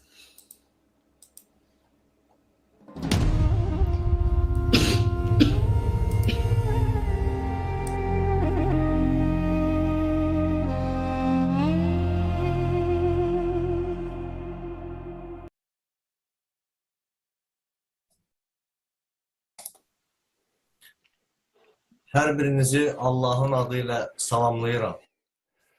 Как мы знаем из истории, сразу после ухода пророка Мухаммеда, мир ему, начались войны с вероотступниками, Her birinizi selamlıyorum. первыми халифами. Ama çokları bilmir ki, Знаю, что на самом Birçokları деле bilirler hani İslam'a pek çok dönmedi. отказались подчиниться и не признавали власть Абу Бакра. Так, сатирик того времени Аль-Хутайи по этому поводу говорил. Kabul ettiler birinci talifet seçilmesinizi. Когда он был среди нас. Рабы Аллаха мы. Bir hafta böyle demişti. Aranızda Allah olan ona inandık. Allah'ın bendeleri. Biz Allah'ın kullarıyız. Так. Pek sertleştirilirdi Allah'ın sertleşti kurallar. Yerlicem vergi develer için vermezsen narazılığa sebep oldu. Kötülüğe başvuracağız. Bunları ayrıma sebep oldu. Кингиты заявили, что они не рабы куйрашитов, чтобы отдавать им свое добро, что не будут подчиняться человеку из рода Тайм, Абу Бакру, которого выбрали без их согласия. Он говорил, Onlar dediler, подчинились бы biz человеку из его Muhammed'e рода тоже. onun ailesinden olan birilerine inanırız. Будет от нас ни повиновения, ни присяги. Biz ona ihanet etmeyeceğiz. Вопрос с несогласными Абу Бакра с Умаром решили жестко. Onlar sert şekilde Mahir bu sərkərdə işleri Halid hallettiler. İbn Valid'in Они başçılığı ilə отправили лучшие войска во главе с умелым полководцем Халид ибн Аль-Валидом из их под власть халифата. müharibələr zamanı qəbilələrin В ходе войны большинство племен было побеждено и возвращено под управление халифа. После масштабных войн с вероотступниками Абу Бакр с Умаром не остановились. Халифат начал завоевание Персии и Византии. Fars və Bizansın işğalına başladı. В этой жестокой битве с обеих сторон сражались в основном арабы и даже соплеменники. Bu büyük cenkte Araplar hem de ona yakınlar Были возмущены наглостью cenk ettiler. соплеменников, осмелившись Halifin insanları на стороне христиан. Halifin insanları dediler kabul etmeme Перевес İslam'ı da оказался на Hristiyanlığı стороне войск tutma. халифата. Açan halifatın tarafında Приказ не убегать бегущих, а брать их в плен. Затем пленных подвели к o каналу, dedi öldürmemek и отрубили им kaçanları ama onları alma mağdur. Из-за этого в канале Bu iş için потекла красная от крови вода. kanalda Ona göre de su kana boğuldu. Публичная казнь запечатлела Bu- в памяти onlar- потомков битву при Улайсе. Atalardan kalma büyük bir cenk Канал. Qanlı kanalı büyük bir cenk kaldı. daha sonra Kanalda Ayın Tamır qalasına yürüş Поход на крепость Айн-Тамр, 633 год. gidiş Ayn Tamra 636. yıl. Полководец Халид ибн 630. Аль-Валид yılda Halid ibn Al-Valid gitti арабо-персидским гарнизоном. kalenin üstüne Aytan büyük Arap Persiye toplumundan askerlerle. Ondan sonra o onları kazandı. В одном из монастырей Kazandı da o onları cezalandırdı. монахов 40 Arap çocukları, manaklar hem de bir sürü manak okullarında öğrenen Anglıları çıraklık yaptılar. Пророк мир ему делал Da onlar освободить людей. onlar anlarlar yani Muhammed peygamber mirona bereket yaptı ki hepsinden onları kurtarma. Açan Ktesifon düştü. O, Получили жилища. bu Съезды Гедром знати. bu insanlar aldılar yer Anglıları kaçtı Eyziger'den da onlara yaptılar Легко доставшееся zengin. богатством кружило Pek kolay zenginlik onların yerlerine düşen kafalarını acıttı. становились все больше. Onlar günden daha çok isterdiler. getdikcə daha da çoxaldı. Резня Kesiş Тустара. Tustar'ın düşüşünde. Ворвавшись в город, войско халифа в Э, ожесточенном şehre, сражении перебило большинство kasabaya оборонявших. dönerken Halif pek büyük bir Долгой осады cenk içine захватчики düştü. кричали на mирных Korku, жителей. Şəhərin öfkeli bir Даже durum христианские içinde духовенства insanları yok etti. епископом города. Hem de Hristiyanları xəlifənin kesti. fətləri ilə Bütün kasabanın Hristiyanlarını. Имущественное неравенство внутри Haliflerin cenginde расширение территорий, Медина onların стала varlığı, утрачивать zenginliği, главного fukareliği города pek халифата. büyük önemlilik verdi. təcavüzkar kampaniyaların С прекращением завоевательных Açan bitti bu gidişler. различных группировок за власть. Onların liderlerinin aralarında büyük cenkler oldu. Zenginlik için hem de gücü için. Şimdi ben isterim söyleme hani Peygamber Mir ona en bereket. Тоже участвовал в битве. Bu Помним, как cenkler içinde de oldu. Aklınıza getirelim. Nerede cenk etti Peygamber Muhammed Mir ona en bereket. тяжелые времена мусульман O zor vakitlerden Müslümanları arkasından gelerdi. Onlara kötülük yapardılar. жестоким İşkence yapardılar. на пророка, мир ему, Peygamber'e Mir ona en bereket gider de insanlar tabanca elinde. yanına getdilər. Əgər düşmən Если на Geleceğim тебя şimdi нападает враг, senin üstüne gelerse de düşman ve sen koruyarsın kendini. и пророк Bu Мухаммед, мир günah ему, değil. Ve защищал Peygamber этих Muhammed Miruna обездоленных людей. o da koruyardı o insanları kim zor durumda kaldı. imkansız insanları koruyurdu. Пророк, мир ему, Peygamber оставаться равнодушным, глядя Miruna'ya на bereket творящееся зло. rahatlıkla bakamazdı o kötülüğe hem de öfkeye. А Умар Ve amansız вел Umarsa götürerdi bu cengi, insanlarda iştirak etmek беспощадные. kurardı cenkleri, yok ederdi insanların canlarını. Люди возмущались. İnsanlar сейчас своего şaşkının içinde kalardı payalarken. Bu bu cenklerde ölerdi bir sürü kişi Peygamber Muhammed'in teonite kim Allah'a yakındı. Onlar kim Kur'an'ı bilerdi sunnayı Peygamberin mirona. Teote Peygamberin mirona bereket. Angısı getirdi Kur'an'ı Allah'tan. Nerede anladır hani biz izin veririz onlara cenge girsinler çünkü onlarla onlara yaptılar büyük kötülükler. O yüzden Allah şimdi varınca yardım etsin onlara. Onlar сражайтесь на пути Аллаха. kovalandı kendi yerlerinden. Границы дозволенного. Воистину, Dövüşün Allah'ın adına, Allah'ın izniyle ama geçmeyin sınırları.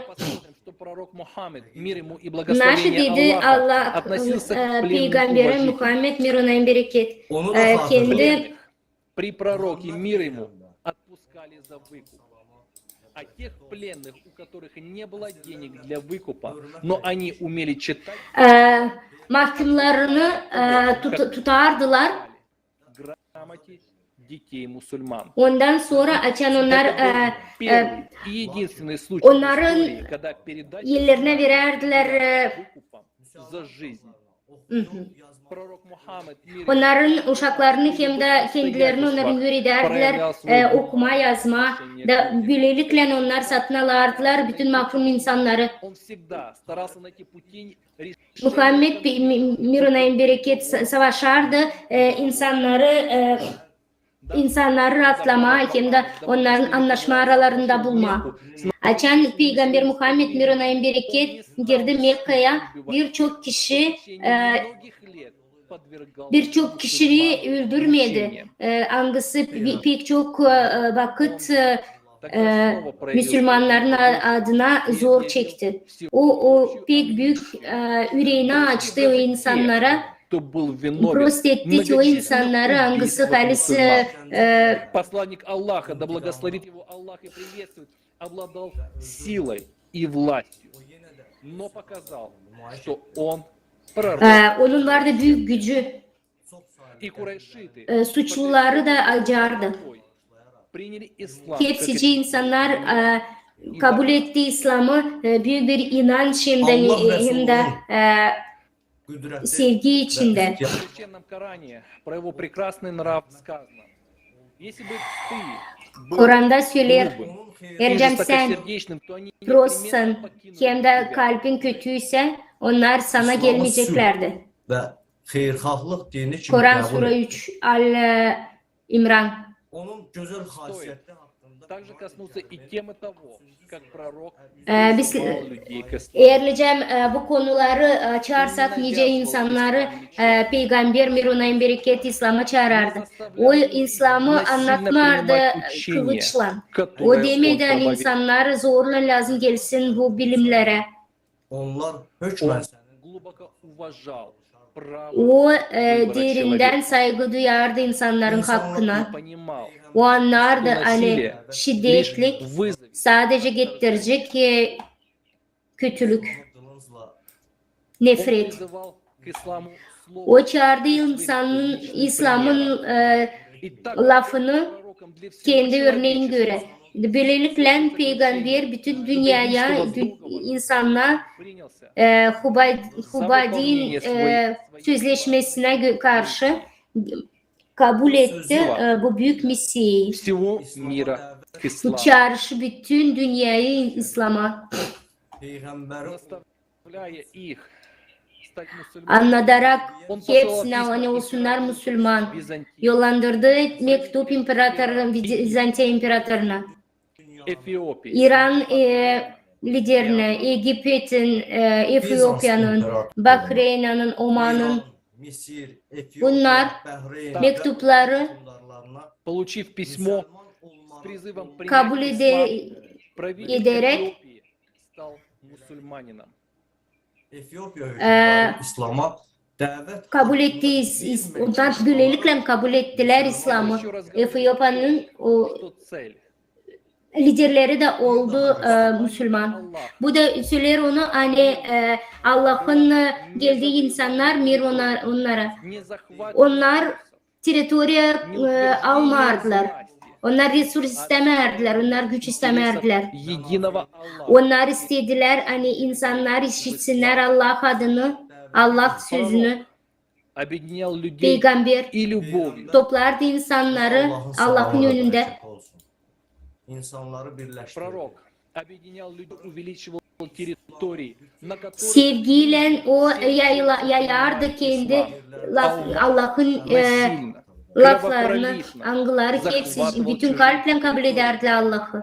насаждая ислам Ama людям против их воли. Umar insanları zorla Что учение пророка İslam'a getirirdi. мир ему, Ve pek prost bu hani которое было peygamberin miruna en bereket bilimleri прекрасного hepsi bütün dünyaya verilen hani güzel bir toplum kurma kısa bir zamanda yaptılar и pek kötü идеологию ideoloji и превосходство angısı ислама, который İslam'a aykırı gelecek angısı bugünkü günde atalardan kalmış кто bizim противостоял dünyamıza власти халифа. ki hepsine kim halife karşı çıktı. Hüküm sürdü. Под лозунгом ислама İslam lozunglarının altında başladı hem büyük hem halis где главной cenkler, целью nerede büyük amaç oldu, обогащение и власть. güç hem de zenginlik. Muhammed Peygamber'in birçok Многие верные последователи пророка Мухаммеда Pek çoğu не согласны с тем, Muhammed'in начали miruna en искажать bereket ислам и вовлекать ardından giden insanlar peki yanlış İslam'ı anlattılar. выражал недовольство. Hepsi kim prosto diyenler lafları başlardılar şiddet yapma da olardı Самое cenkler. безотказное оружие системы, Çarpışardılar. использовалось испокон веков. Триада. Epidemia, Çok yıllar boyunca bu sistemi kullanarak triada epidemi cenk hem de açlık. Важная информация об Умаре ибн аль-Хаттабе. Pek önemli bir Сколько informasiya. лет İslam многобожник. Ne kadar bela getirdi İslam'a Еще bu при жизни пророка, саллаллаху алейхи вассалям. kötü insanlar. Onlar da Allah peygamberin bir ona bereket yaşamasında da büyük zorluklar getirdi. Разделяться на Umma противоборствующиеся лагеря. ayrıldı birkaç topluma. Еще при жизни Düşünün. самого пророка, Daha yaşarken peygamber başladı что сам пророк güç отрицал любую власть. Пророк, başladı саллаллаху ayrılma алейхи insanlar. были открыты помыслы и стремления многобожников. Peygamber И поэтому он оставил руководство Уммой тому, bıraktı кому доверял, ummayı имаму ki Али. ona kime o pek güvenerdi. Заболел и понял, что скоро уйдет. Açan peygamber hastalandı da anladı hani gidecek bu dünyadan. Которых пытался обезопасить имама Али. Он O отдал istedi приказ о наступлении koruma войска в сторону imamı Шама, чтобы Ali'yi увести из города всех götürme против onu Али. kasabadan.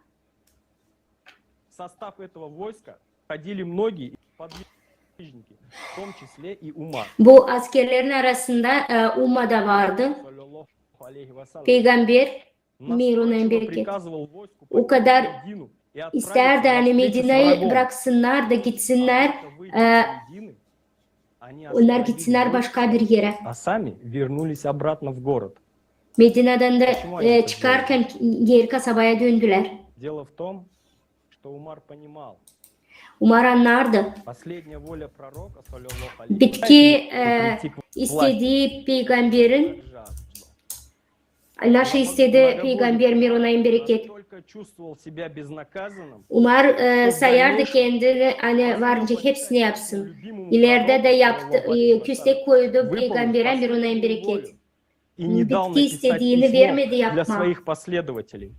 Kendi Он противостоял sevdiklerine. напрямую пророку, саллаллаху алейхи вассалям, посланнику Аллаха. Peygambere В один Mirona'nın из дней, во bereket. время своей болезни, Bir посланник gün Аллаха, açan саллаллаху hastaydı алейхи вассалям, peygamber Mirona'nın предпринял bereket. очередной шаг для того, чтобы удержать Yaptı. своих последователей от впадения в смуту, написав для них письменное свидетельство, Yazdı onlara bir mesaj. когда в его комнате находились Açan ближайшие onun сподвижники, odasında он поднялся Ali и со своего ложа и сказал: kalktığı yatağından da söyledi. принесите мне принадлежность для Getirin, письма, getirin bana чтобы я написал вам bir şey hani ben yazayım size послание, mektup посредством bırakayım вы size. никогда после меня. Allah'ın sözleri hani benden sonra Но siz Умар возразил: doğru yaşarsınız den. пророк, саллаллаху алейхи вассалям, Peygamber Mirona'nın bereket. вздор. У нас есть Коран, Bizde достаточно нам книги Аллаха. var Kur'an, После bizde этих var слов Kur'an, bize yetir среди присутствующих Allah'ın kitapları. поднялся шум. Некоторые настаивали на принесении письменных принадлежностей, чтобы пророк, саллаллаху алейхи вассалям, оставил документальное свидетельство Birkaçı bıraktılar, и повторили его büyük слова kişiler о hani достаточности Корана. anlattılar, onlar istemediler o yazsın mektup. Onlar dediler hani bizde Готовы var были Kur'an перерасти в нечто большее, kровопролитие. da Пророк o bize воскликнул: yeterli. уходите и оставьте меня. Gidin de bırakın beni rahat. Шум, который подняли сподвижники в присутствии пророка, O sesli yerde o kadar kötüydü что ki жил на пророка, саллаллаху алейхи вассалям, hani находящийся за peygamberin ширмой, ardına разве вы не слышите приказ пророка? hiç mi siz anlamırsınız? İnsanlar öyle dedi. Hiç mi siz işitmirsiniz? Nasıl ister peygamber Miron'a da bereket. Умар ответил им: вы Umar подобны onlara женщинам возле cevap Юсуфа. verdi. Когда пророк болен, вы пялитесь Açar peygamber hasta, siz onun gözlerine и bakıyorsunuz. садитесь на его şею. Açan o alışır, siz onun ensesine oturuyorsunuz. Посланник Аллаха, саллаллаху алейхи вассалям, сказал Умару и его Allah'ın peygamberi Mirona'nın оставьте bereket. их, они лучше вас. Bırakın onları, onlar tanesle sizden. Naskолько больно слышать эту историю. Ne Душа kadar разрывается от için acıyor bu historiyi işitme. любимого пророка. Bizim peygamberin adına. Вы слышите? Siz işitersiniz. Пророк, Peygamber дал нам всю свою жизнь, hangisi verdi bize bütün yaşamasını gösterdi, insanlara halis rahatlık, bütün sevgisini gösterdi. для мусульманской уммы. Müslümanların Просто эти ummasına слова. bıraktı bunları. Как же больно за величайшего из Nice acır içim.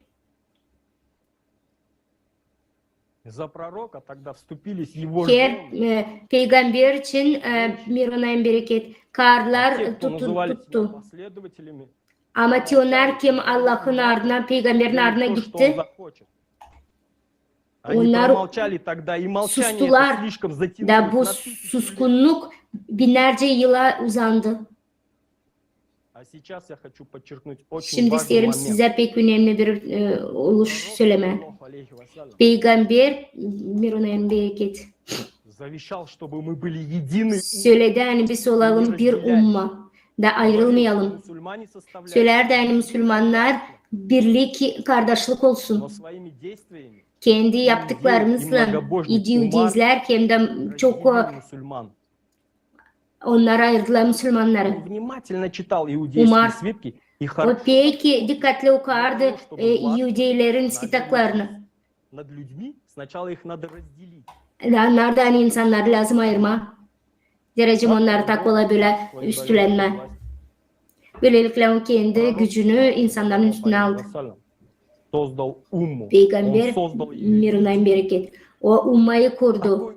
Onu bir kurdu. Никто не должен стоять между Hiç kimse мусульманами. değil lazım Müslümanın hem de peygamberin arasında dursun hem de Allah'ın arasında. Давайте посмотрим вокруг на то, что происходит. Bakalım her tarafından nasıl olur şimdi. Şimdi biz Müslümanlar ayrıyız. Bir sürü sekte ayrıyız. Bu doğru. Мусульманин. Halis Müslüman. Allah'ın hem de peygamberin ardına giderken hiç kimsecin bilmeyen. Не делят умму. Наши Onlar великие ayırmıyor o муфтиты, toplumunu, umunu. бесконечно спорят, кто из них прав. Sonsuz kavga ederek kim doğru kim Истинный yanlış. мусульманин идет Halis по Müslüman пророку, gider sallallahu peygamberin aleyhi ve sellem. ardına. Он последователь его сунны. Onun sumasının arkasında lazım dursun. Ki o kim peygamberden ayrı kendini. Hiç önemli değil nereden ona gelmiş. Какая разница? Если мы отделились от пророка, Eğer biz ayrılıysak da değilsek bir umma, каждый разделяющий her bir ayrılan da onu tutarsa bu ayrılığı inançsız insanlar bizim konferansiyada anladığımız detaylı yoksa yalanlar kurdu, umar verdi bizim inanç kitabımıza. У нас сейчас нет времени делить. Kardeşlerim, kız kardeşler bizde yok vakit ayrılma, şu mit onların ardında. Bizde kaldı vakit orada anne biz söyleyelim doğru. Biz lazım yapalım ki onu nasıl bize peygamber söyledi Miron'un bereket. O söyledi hani bize lazım kurma bir büyük toplum güzel. Nice biz onu kuracağız. İnsanın üstüne gelecek Allah'ın sevgisi. Ve bizim elimize düşecek binlerce yıl güzel yaşamak. Biz bunu şimdi yapmazsak bizim yaşamamız yıkılacak. Zerrecim her bir hayvanı yiyecek bizim dünyamızı, evlerimizi öldürmeyecek. Biz kendimizi cezalandıracağız. Hiç kimsecik Allah'ın yanında yerini bulamayacak. Bizim sevdiğimiz peygamberin bir onayın bereket. Biz onun arkasına gitmezsek de yapmazsak nasıl biz lazım yapalım. Ama bunu yapmaya diyene peygamberin dediklerini bir onayın bereket. Bize Müslümanlara lazım getirtme aklımıza. Bizde var sevdiğimiz peygamberin bir onayın bereket. Başka kimse. Onun yaşaması hem de söyledikleri lazım olsun örnek. Her bir Müslüman için. Yarıcam Allah isterse çok yol açma bize diyene. O bize umarı yollandırıcıydı ya da başkasını. Ama o bize sadece Muhammed'e yollandırdı. Peygamberin birine bereket. Kimsecik başka yoktu. Hem de yoktu kimsenin hakkı ayırma, insanları da bir sürü yol açma. Allah'ın izniyle umma lazım olsun. Her biri lazım ayırsın. Nereye o gidecek? Ki onun istediği Allah'a söyleme. Her bir lazım seçsin kendi yaşamasını. Yaşamaya da yölme. Umar bizim peygamberimize karşı çıktı. Allah'ın hem de peygamberin lafına karşı çıktı. Mirona'nın bereket. Ve şimdi burada bir soru kimden biz? Biz şeytandan mı yoksa Allah'la mı?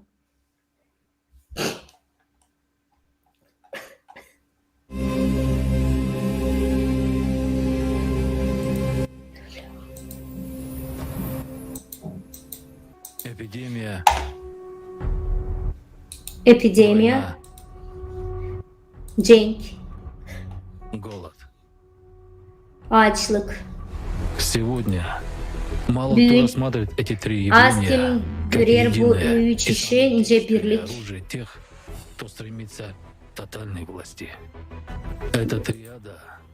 Bu büyük bir triada.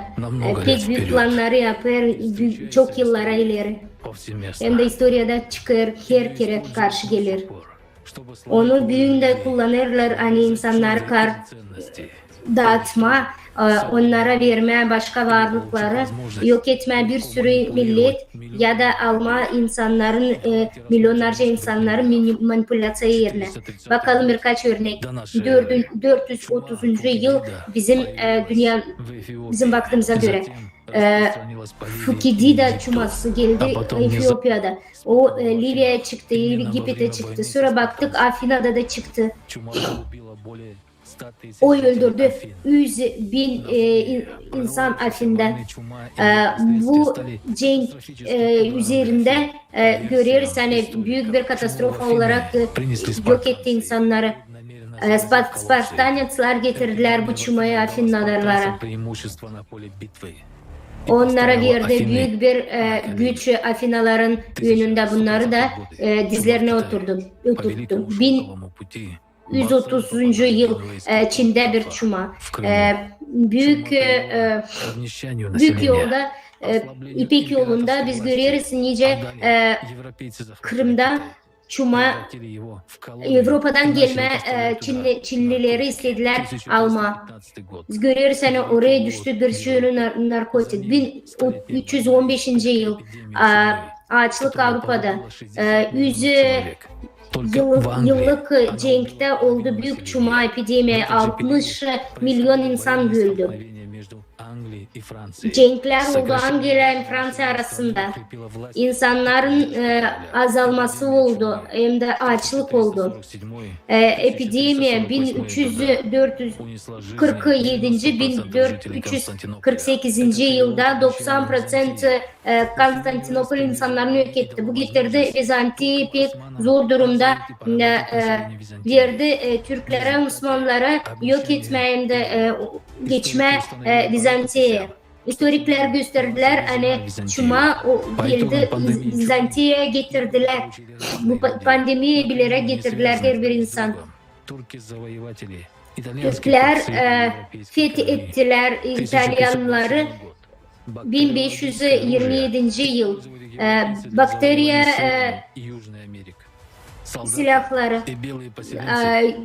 sıcak Amerika ile soğuk Amerika arasında askerler, beyazlar onlar fethettiler soğuk Amerika'yı. Ospa, tif, kor, büyük gripler, bu çumalar geldi. 90% insan yok oldu Amerika'nın. Yok ettiler Amerikan insanları. Birkaç kere tekrarlandı bu epidemiyalar. İnsanların ağaçlığa getirdi. 1763. yıl soğuk Amerika'nın aralarında hem de İngilizlerin aralarında cenk kalktı. Onlara da OSPA geldi. 1918. yıl ilk Dünya Savaşı'nda epidemiye geldi. Ardından İspanka. 100 milyon insan yok etti yeryüzünden. Sonra ağaçlık geldi ortaya. Her bir cenk değiştirdi teritoriyaları.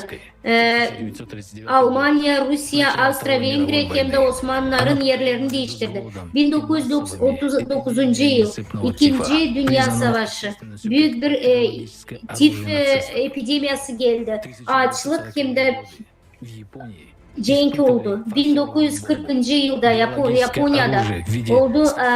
Farfor bombası atıldı. Gene de biz görüyoruz hani insanları yok etmediğini onlar kullanırlar bu triadayı. Cenk, epidemi hem de açlık. Biz görüyoruz hani Peygamber Muhammed Mirunayim bereket. Hepsice bunlar başladı olma. Peygamber gittikten sonra nice bir şey oldu. Peygamber Mirunayim bereket. Hiçbir kette götürmedi. Cenkler nerede o fethedecek kuracak teritoriyaları. Barkim Umar yaptılar. büyük kan akışı cenkler gösterdiler. Halis Müslümanlar, peygamberin ardına gidenler, mir onlara en bereket, kendi yaşamalarını verdiler Allah'a. Onlar beyin verdiler, ilk halifler çağırırlar onları cenkler içine. Şimdi görüyoruz hani gene o zaman historiada başladı çuma. Şimdi görüyoruz hani Ambas'ta nerede pek çok kişi geldi Allah'ın İslam'a, peygambere. 639. yılda 24 bin Müslümanlardan kaldı. 4 bin Müslüman cenkten sonra öldü. Pek çok kişi Angları bilerdi. Naşı Kur'an da bilir. Her bir lafı peygamber için mir ona en bereket cenge geldi.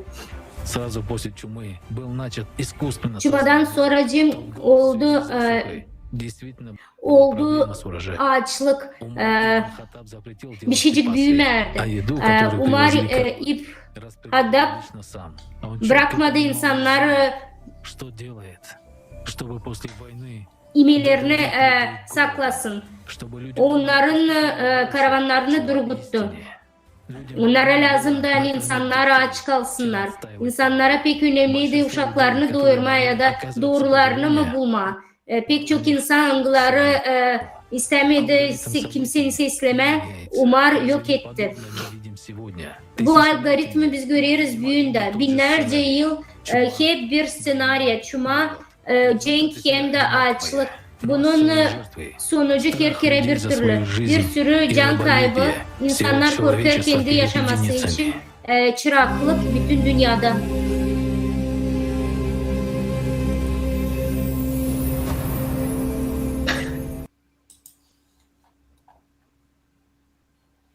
Bəli. Peyğəmbərin sadiq davamçıları. Да. Peygamberin sadık insanları Их убивали. cenklere göre onları öldürerdiler, onlara yemeği vermezdiler. Bizə müqavimət göstərə bilmirdilər. Они не могли сопротивляться силе, Onlar потому что bu güce karşı çıkamazdılar. Nəfər qaldı. Çünkü onları öldürerdiler. остались единицы верных. Sonracım kaldılar birkaç kişi. Angıları peygamberle beraber gittiler. Это уничтожал инакомыслие. Ve ondan sonra biz görüyoruz hani onları yok ederdiler, insanları kim inanardı. De biz görüyoruz hani cenkler de kurulardı böylelikle. С болью Bir historik так, об этом yazır времени. bu vakitler için. Которые сражались и убивали Müslümanlar друг друга. Angıları birbirlerini öldürerdi bu cenkler içinde. Onlar Они önümüzdeki geleceğe hiç ait değildiler. Onlar Teoti vakitteydiler nerede peygamber yaşardı Mirona'nın biriki. родились в исламе в то время, Cenkler İslam içinde olduğu zaman açan onun idealizmesi lazımdı daha taze olsun. выборная система, Ama разработанная bu Умаром, seçenekli sistemi hangisini Umar kurdu? конфронтацию. И она привела Onun vardı ислам içteki к огромной konfrontasyon Angları getirdi İslam'ı büyük bir мы видим uçuruma. сегодня. Bugünkü günde biz görüyoruz taş oldu. Да, вот видите, даже выборную систему разработал Умар. Что если не... Что если не политика? Что это, если не политика? Мы видим во всех его действиях... Biz görüyoruz yani bu sistemi kurdu Umar. Naşı bu ercan değilse politika. Стремление к власти, а не любовь к Аллаху и не забота Bu о bir людях.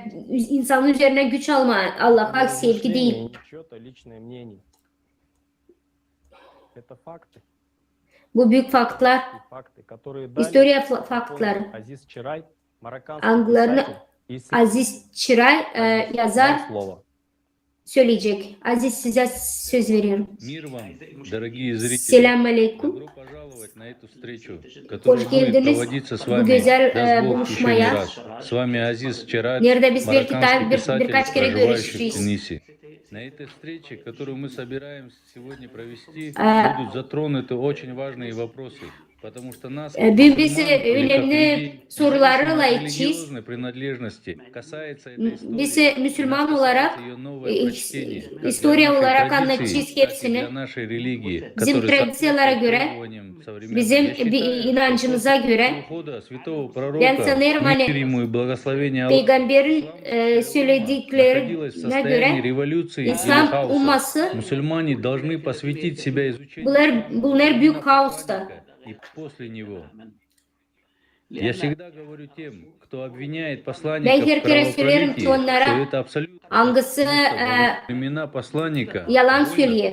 которые он вел и в набегах, которые совершал Hepsici- посланник, число убитых или погибших с обеих сторон Hepsici и у cenklerin anılarını o мусульман, и у gösterir. врагов не превышало 2000 людей.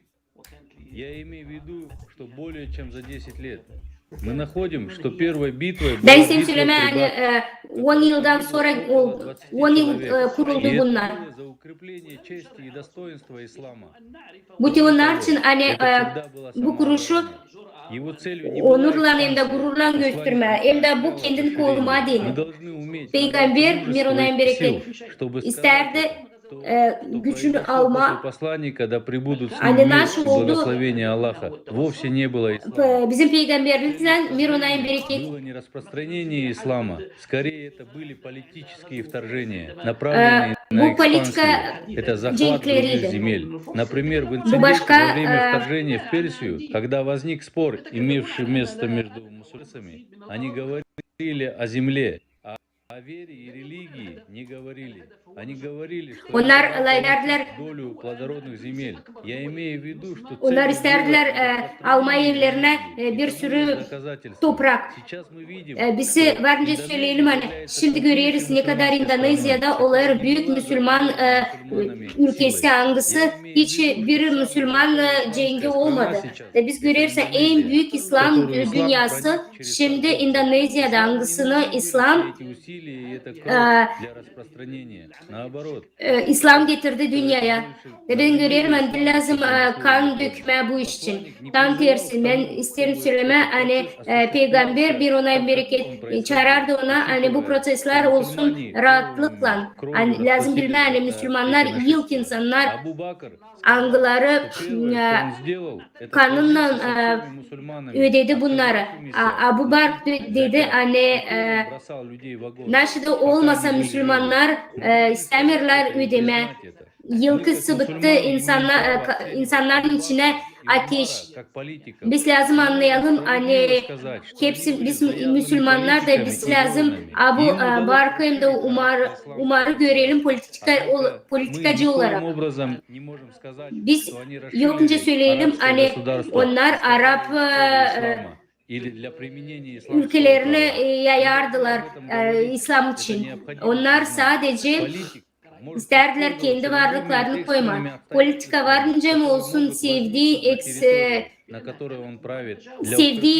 uluş teritorya dağlarında olur hem de büyük bir pozisyon liderlerin hükümetinde ama cenkler peki belliydi hani Umar kendi İbn al-Habad bilerdi. Ne kadar ne kadar daha ilk olacak gücünü alacak o anlardan Müslümanlar görer Umar'ın yaptıklarında Prosluk da onlar istemir Halit ilavadı alma. Onlar isterler Kur'an değiştirme. Abu Bakr As-Siddik onun pratiği de ondaydı. Hangisi çağırırdı insanları büyük amaç yapma İslam'da. Но это не имеет ничего общего с исламом. Она может быть интегрирована в политическое... O varınca İslam'ın politika kanununu entegre etsin, ondan sonra sosyal onun kanunu kursun. Umar'a göre soru duada Имена посланника Таравих не было такой, как пятничная молитва. Есть много вещей, о которых var bir мусульмане sürü должны знать, cuma что они не были sunны пророка. Cuma duaları ve var bir sürü insan söylerler hani sunna peygamberin mironayın bereket koydu katılır o vakit. Kur'an'da söylenilen hani dil lazım insan zorla dine getirme. O lazım kendisi bulsun o yolu. İkinci ayet 256. Bu yazışlarda söylenilir bir hani Umar'ın İbn al-Habat'ın başka söyleyişleri, kitaplarda da başka söyleyişleri. Müslümanlar, Hristiyanlar, Üdeyler, onlar Müslümanlar lazım yok etsinler Hristiyanları. Bu bir dini değil, bu bir politika. Biz görüyoruz hani Allah'ın yollandırdığı peygamberimiz bize getirdi dünyaya güzel lafı, Kur'an lafı, Müslümanların laflarını. Ve biz lazım kendimiz öğrenelim Kur'an'ımızı. Bütün kanunlar Kur'an'dan, bunlar biyografiya değil. Bunlar, çünkü şimdi var biyografiya Umar'ın hem de biyografiya bu Barkın, Osman'ın hem de biyografiya Ali'nin belli olur hangisi dini, diğer hangisi de İslam'a karşı. Благодарим вас, Азиз. Это действительно важная информация. Давайте разберемся. Как же так вышло, что верные последователи пророка Мухаммада, которые на тот момент были еще очень много, не смогли остановить действия многобожников по разрушению основ ислама, как учение, которое принес посланник Аллаха. Вам слово, Каркен.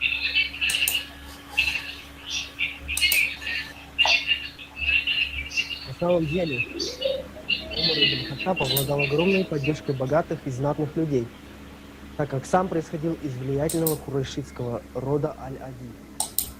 Также у него было много соподвижников среди уммы, которые были высокопоставлены среди военных в первую очередь. Среди тех, кого Умар Umar'ın aralarında kime o verirdi liderlerini Mekke'de onların adamları Muaviye, onlar düşmanları bizim peygamberimizin bir onayı. İslam onlardan sonra Mekke'ye İslam'a geldi. Onlar sözleşme yazdı. Umar baştan isterdi güçlü olma insanların üzerine. Yaptı büyük reformalar anglarını getirdi yılların liderliğine. Halife oldu büyük bir lider. O pek inançlıydı bir Arap. O lider başbakandı.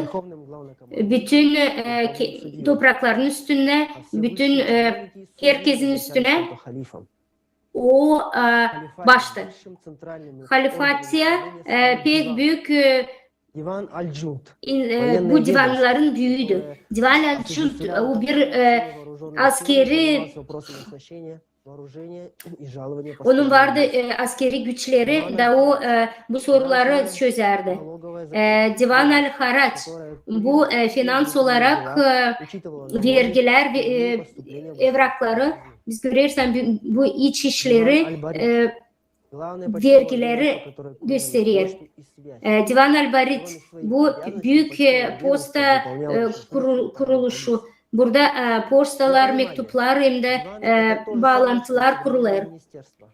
Divanlar bu biz bildiğimiz bugünkü günde hükümetler bizim tüketici formatında görürüz hani güç gelir sadece insanın üstünde hükümetlerinden vergilerin üstünden. Nerede bizim gücümüz, bizim başkanlar? Burada var pek çok yalan hem de doğru olmayan bir şey. Peygamber Muhammed Nur'un bereket o istedi büyük fundament yeni formatı kurma. Nerede insanın varlığı onun canı. Nerede sorumluluk her bir insanın diyor hani Umar kurdu bir hükümet, o millet o bambaşka ona karşı çıkar.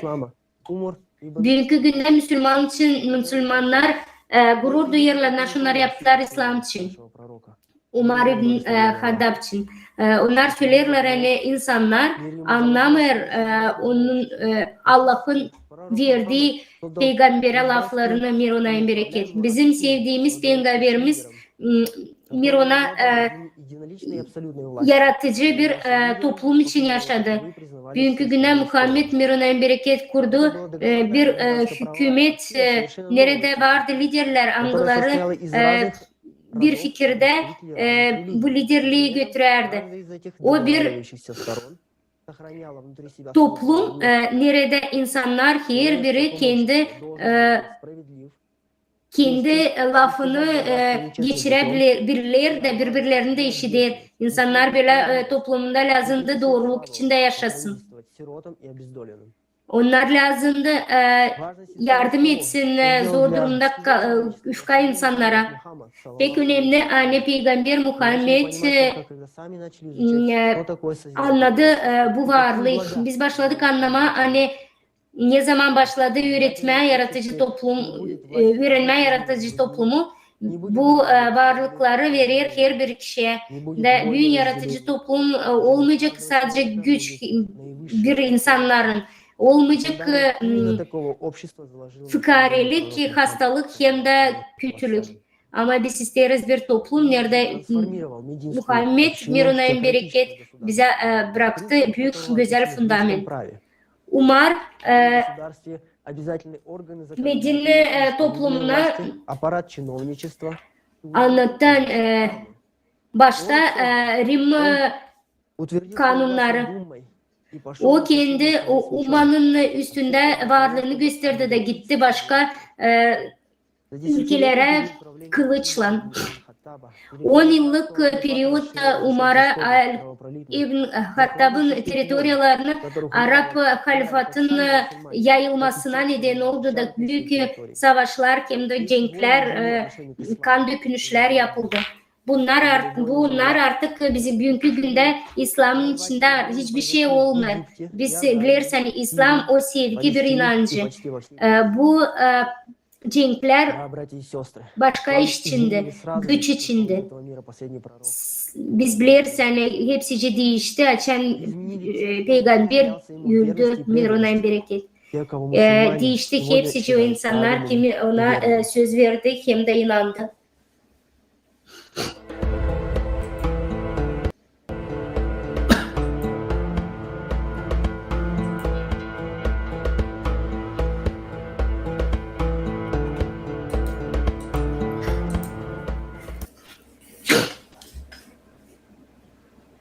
Ислам, принесенный в мир величайшими лучшими людей.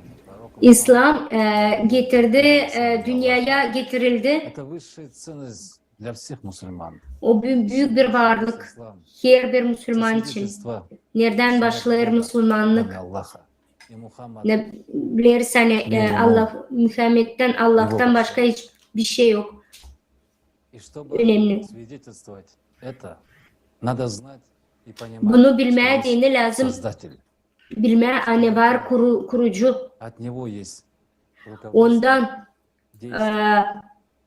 Ondan var söz. Hani nasıl biz varınca yapalım. Bu açıklama 21. ayette 33. surede Kur'an'da söylenir. Allah'ın ardına gidenler insanlar onlar verir güzel bir örnek. Onlar umut ederler Allah'a bitki vakitlerde anlarlar da kabul ederler Allah'ı.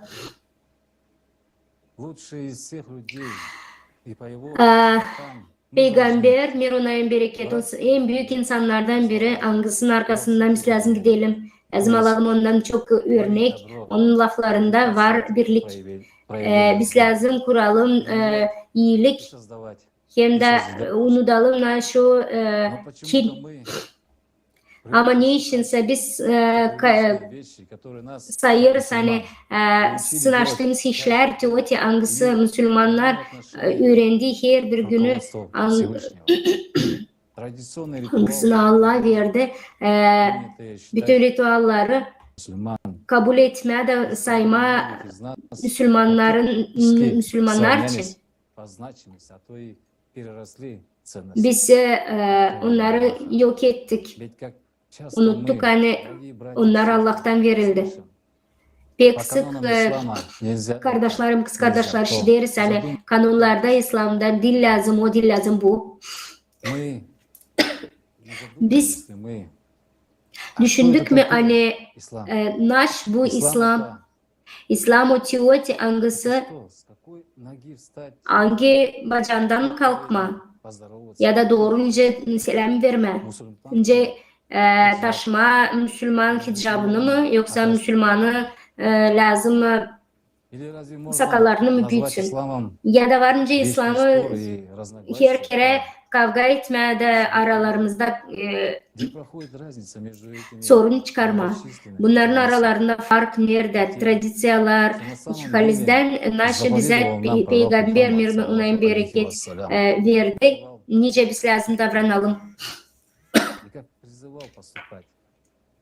Да, нормы ислама İslam normaları her kere her bir yerde, bütün dünyada her bir Müslümanın yaşamasında для экономических и социальных отношений. Но мы insan içinde, aile içinde, ekonomik, sosyal aralarında insanların her yerde biz görürüz hani мы обманываемся hepsici inançtan başlar. Biz aldatırız karıştırarak inancı Allah'a. что выходит иногда Biz на anlarız hani teo görüşler angılarından biz çıkıyoruz dışarı. тюрбане, зачастую не соответствующим принятой традиции одежде и даже климату конкретно взятой Onlar kimersere tradisiyalara da uymuyor. Klimata da uymuyor. Соблюдаем все Biz o требования kadar pek ислама, isteriz bütün tradisiyaları kullanma hem de gösterme İslam'da. опускаем борду, носим длинную жакету, одежду, Giyiniriz, kapalı rubalar, sakalı bırakırız Müslüman olarak. демонстрируем всем, Gösteririz ki hepsicinden hani biz Müslümanız. не задумываясь о том, Hiç düşünmeriz hani doğru mu bizim страна, Müslümanlığımız. нет места показушности, Yok onun içinde gösteriş, выпячивания demonstrasyonlar. себя и своих добродетелей. Biz Ведь lazım Аллах biz ki bencilliğimizi çıkarırız üstüne. Ama söylenir Allah'tan öyle hani. Halizden sen yokunca koyarsın doğru yola ki onu kim beğendin. Sadece Allah'ı ve Allah koyar hepsicini kim ister doğru yaşama. O da eslebilir ki onları kim doğru yoldan gider. Yukarıda büyük Allah hepsini görür. Ama Allah görür hepsicini. Naş lazım insana. Naş varınca o göstersin. Nice o kendini gösterir, inancını anladır. верующему мусульманину, который носит Бога, İnançlı Müslüman hangisi kalbinde taşır sevgiyi Allah'a, разве наша rелигия не o bütün dünyaya yayılsın. Bizim inancımız çağırır ona hani olma daha suskun ya da övünmeme. и особенность Ama Allah böyle söyler. Her bir dinde var özelliği. İslam'da da bu и чистоте bu sevgi hem de paklık kendi fikrinde. к Аллаху и осознаем Sevgi потребность Allah'a быть верным. anladır hani lazım olma. Мы Pek сможем açık сохранить yürekli. истинную суть ислама. Peygamber emir onayın bereket. Zaten uzman biz varınca tutalım İslam'ı.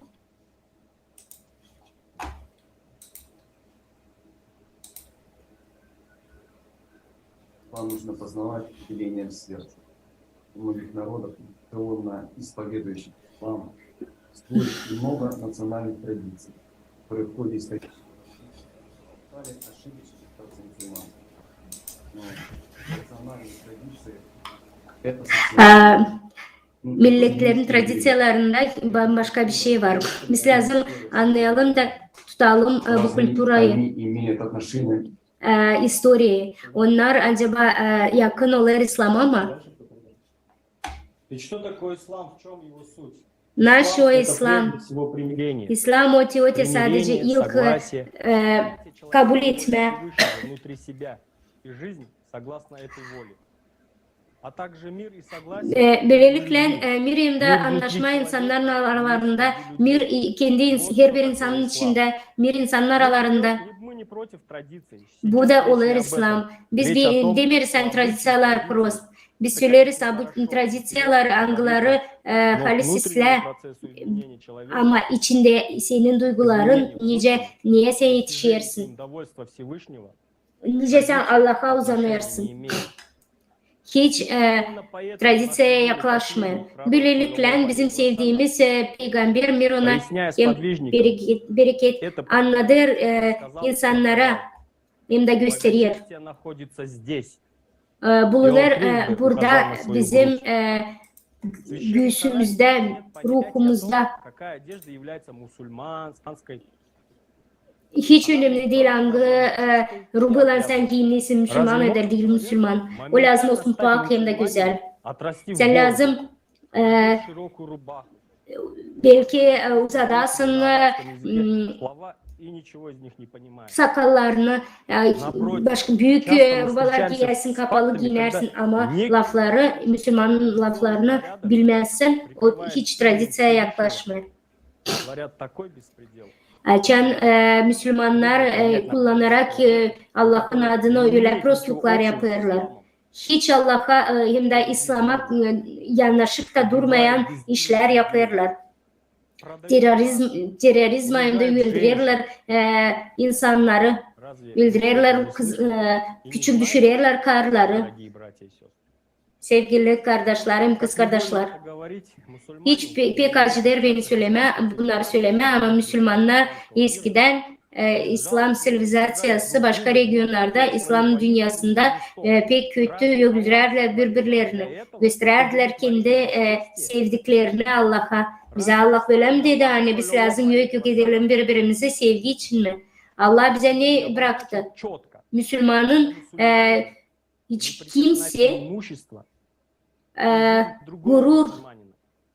gurur vermeyecek elcem sen öldürersen başka Müslümanını. Kim o zaman onlar kim prost davranır bu laflara Allah'ın hem de Peygamber'in laflarına Mirona bereket. Müslümanlar bilimler Müslümanların anladığı teori fanatizmiyle rubalar hem de başka onlar gösterir kendi yaptıklarını, kendi pak fikirlerini, kendi istediklerini, pak içten kalplerini. Sadece o zaman sen halisa Müslümansın. Muhammed'in Mirona bereket adına gidersin. Bize büyük Allah'ım yollandırdı. Sıradan hem de pek açık bir anlayış Kur'an. Pek güzel hem de doğru bir açıklama. Hem de pek sıradan hem de anlayışlı insanlara bir doğru yoldan geçmence dediler. 10. ayatta 54. surede. Biz kolaylaştıracağız Kur'an'ı anlama denir. Ama sizin aranızda var mı kim onu anlıyor? Ama bizim aramızda yalnız hiç kimsecik anlayan Kur'an'ı yok. Biz kendinden görüyoruz hani prorokun peygamberin gidişi bir ona en bereket. Hemen değiştirdi hem de yok etti doğruları bu Kur'an'ın anlatmaklarını. Kim buna yel aldı bu Kur'an'ı yel koydu, doğruları yok etti. Allah'ın ayet söyleşleri açıklama büyük boyunun varınca açsın bize yol kendi kendimizi geliştirme, sevme hem de bütün Allah'a çağırma insanları. Müslümanın yaşamında bu büyük olur da biz lazım onu ilerleyelim. Şimdi pek sık siz görüyorsunuz prosesler hacda angıları büyük toplumlarla gösteriş toplumlarla gösterilir. Açan Müslümanlar bazı Müslümanlar talbeyi söylerken применит sfotografироваться. Onlar ister foto çekme, hacın rituallarını naşonlar yaparlar. Her kere hacı telefonu kurar, çıkarırlar. Onlar hiç vaktini de korumuyorlar. Bu videoları, fotoları, söz bağlantıları atarlar. Daha da kendini kaldırma adını, kendi statusunu kaldırma adını unutlarla yapma, tanıyorsa kendi ağzına koyma. Hacı. Sıradan da kullanma bunu. Sırada diyelim hacı kullanırlar her yerde kimi nerede isterse de. Onlar bunu kullanırlar hani alkış alma, like alma, insanlık yok yüreklendirme. Ama biz görüyoruz şimdi dünkü günde hani her tarafta dostlar niçin biz bunu kabul ederiz? Niçin biz temirsi dönmet o İslam'a, Pak İslam'a hangisini bize verdi bizim sevdiğimiz Peygamber Mirunay'ın bereket. Niye biz yetiştik? Ayozlu gidişler Mekke'ye, Kabe'ye gösterirler hani İslam büyük. Birlik hem de kardeşlik hepsi Müslümanların. Dünkü günde hac olur pek önemli dünyadaki yaşamda. Kabe olur büyük bir not olarak bilim adamlar için.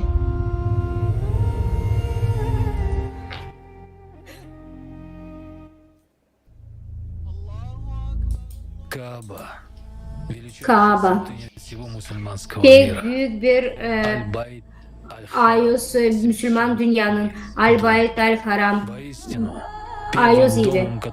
Doğru. İlk ev hangisi olduğu insanlar için oldu Teoti nerede Mekke'de bulunur. O kuruldu bir Allah'ın hem de verdiği kuruluşlar. İslam'a göre Kabe sayılır Allah'ın evi gökyüzünden yere düşen. Bütün dünyanın nerede lazım her bir dua Müslümanın oraya göre dua etsin. Peygamber Mirunay'ın bereket söyledi Kabe için öyle. Ne kadar büyüksün sen, ne kadar büyük senin ayozluğun. Ama söyleyeyim benim kimin elinden ruhumuz Muhammed'in Mirunay'ın bereket. Senin büyüklüğün Allah'ın önünde sadece varlık hem de saygı. Her bir Müslüman lazım gelsin bir kere yaşamasında bari Mekke'ye yapsın tavaf duasını 7 kere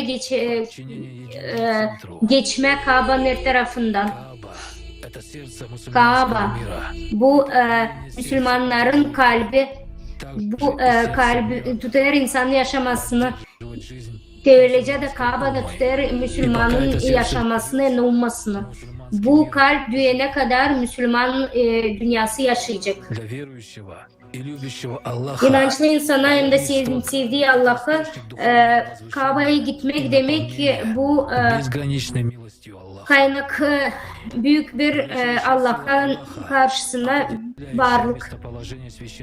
Allah'ın gücü Kabe'nin yerinde görürüz hani dünyanın sentrası bütün dünyaya dinde doğrudan hem de büyük amaçların karcısı.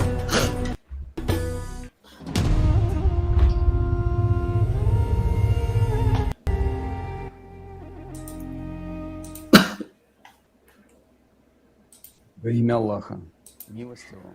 Allah'ın adına.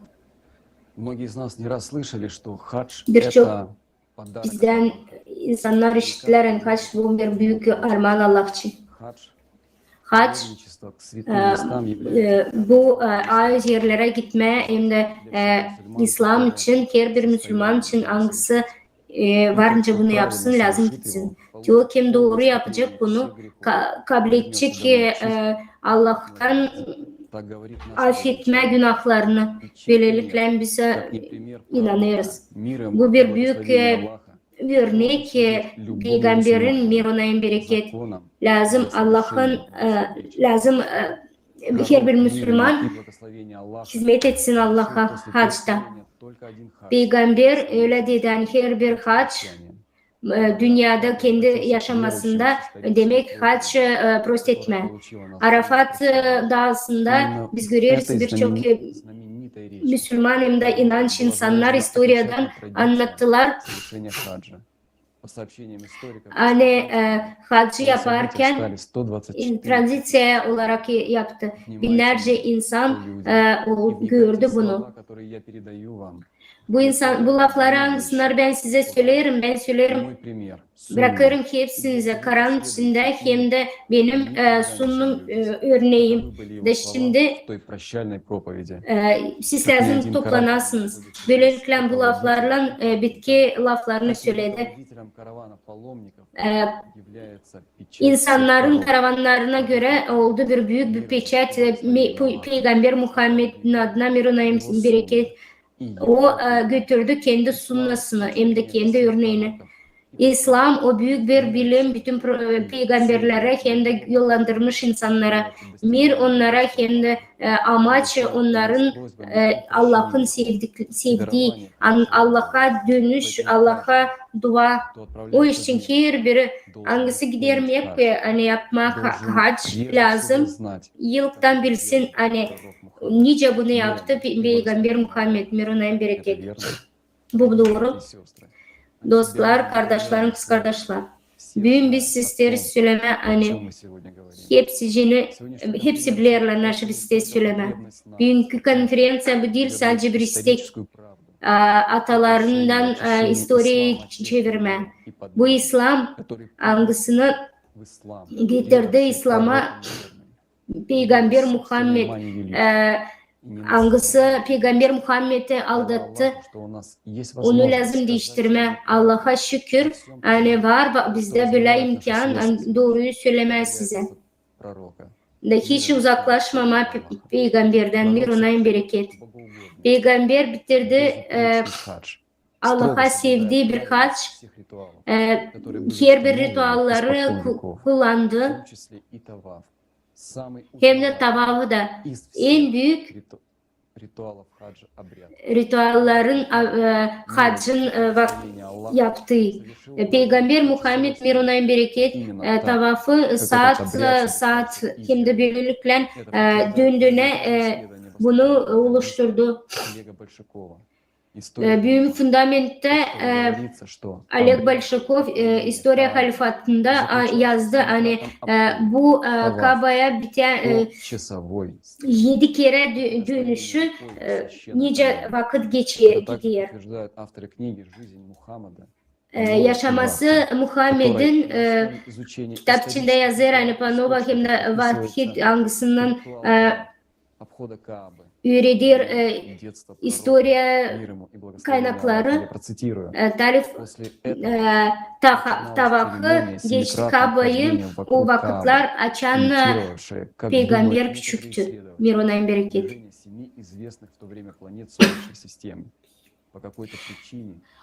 O bunu anlattı. Hani Kabe dönüşü bu güneş sistemasının dönüşüne benzer bir şey. Kabe lazım geçme.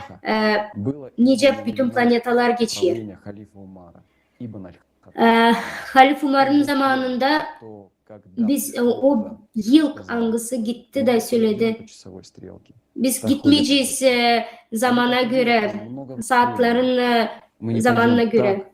Böyle giderdi inanç olmayan insanlar. Biz gitmeyeceğiz ki gider her bir peygamber. Ama o yanlıştı. Peygamber mirunayım bereket o pek severdi kendi bu sevdiğini ama o yanlış yaptı. Nice vardınca o yanlış yapsın. Müslümanlar siz işlersiniz mi? Bu fakt. Biz lazım umma olarak dönelim Kabe'yi как свидетельствует saatten ters. обходил O Кабу zaman часовой стрелкой и обряд Peygamber Аллах Mirunay'ın не bereket менял. Если бы это ince произошло, söylenir неужели бы kaynaklanan geçerdi Kab boyu или iных свидетельств? А ведь пророк Аллаха, мир ему и saate göre nice gider kosmosta истины, Güneş sisteminin planetasında. Şimdi Peygamber Mirunay'ın bereket кто вносит новшества, izin vermedi yenilere girsinler kitapların içinde. и они должны быть Onlar yaparlar büyük günah. И благословение Аллаха, по мнению Умара, ошибался. Peygamber Mirunay'ın bereket Umar'ın düşüncüne göre o Великого пророка. yanlış söylerdi. Peygamber Umar derdi hani yanlışı yapardı büyük Peygamber Mirunay'ın bereket. Руководителя каравана паломников, Benim gider Müslümanlar. Karavanın başında duran Peygamber Muhammed Mirunay'ın bereket yaptı onu yalancı произошла серьезная Yahudilere karşı. O zaman oldu pek büyük hem de korkunç bir yanlış değiştirilme. Onlar gittiler şeytanın arkasından. Peygamberin Mirunay'ın bereket arkasından gitmediler. это значит признать Onlar doğruyu istemediler. Sevgili dostlar hem de kardeşler. Demek ki Peygamberin hem de Allah'ın ardına gitmeyen это же bunlardır. конечно, когда иудеи многобожники Açan anladılar Yahudiler hem de hani Umar götürdü bir sürü kişi ters atalarımızı. O dedi hani onları varınca korkutma, onları varınca öldürme, onlara varınca ağaçlık kurma, cenk yapma. Biz görüyoruz hani bu metodlar işler. Peygamber bir Mirunay'ın bereket Umar'da büyük bir standart ama Haliz'den doğruydu ama onu seslemedi. Açan çok ummalar, toplumlar sustular. Onlar противостояние шайтана самому Аллаху Onlar мы пожинаем до сих пор.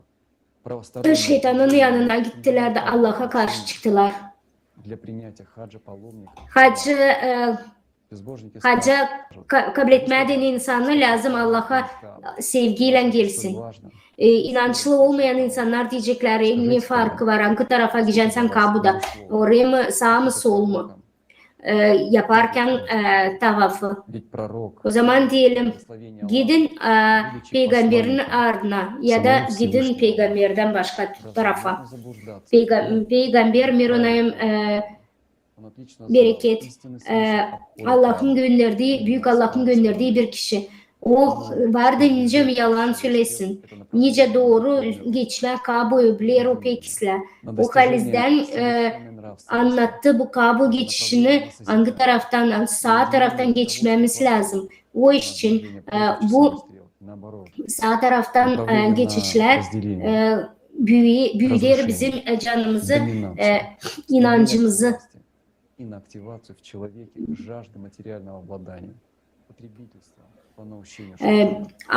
Başka taraftan biz görüyoruz yani tüketici toplum şeytan arkasından gider. Böylelikle biz anlarız hani sol tarafa giden Kabe'da insanlar kimin ardına giderler.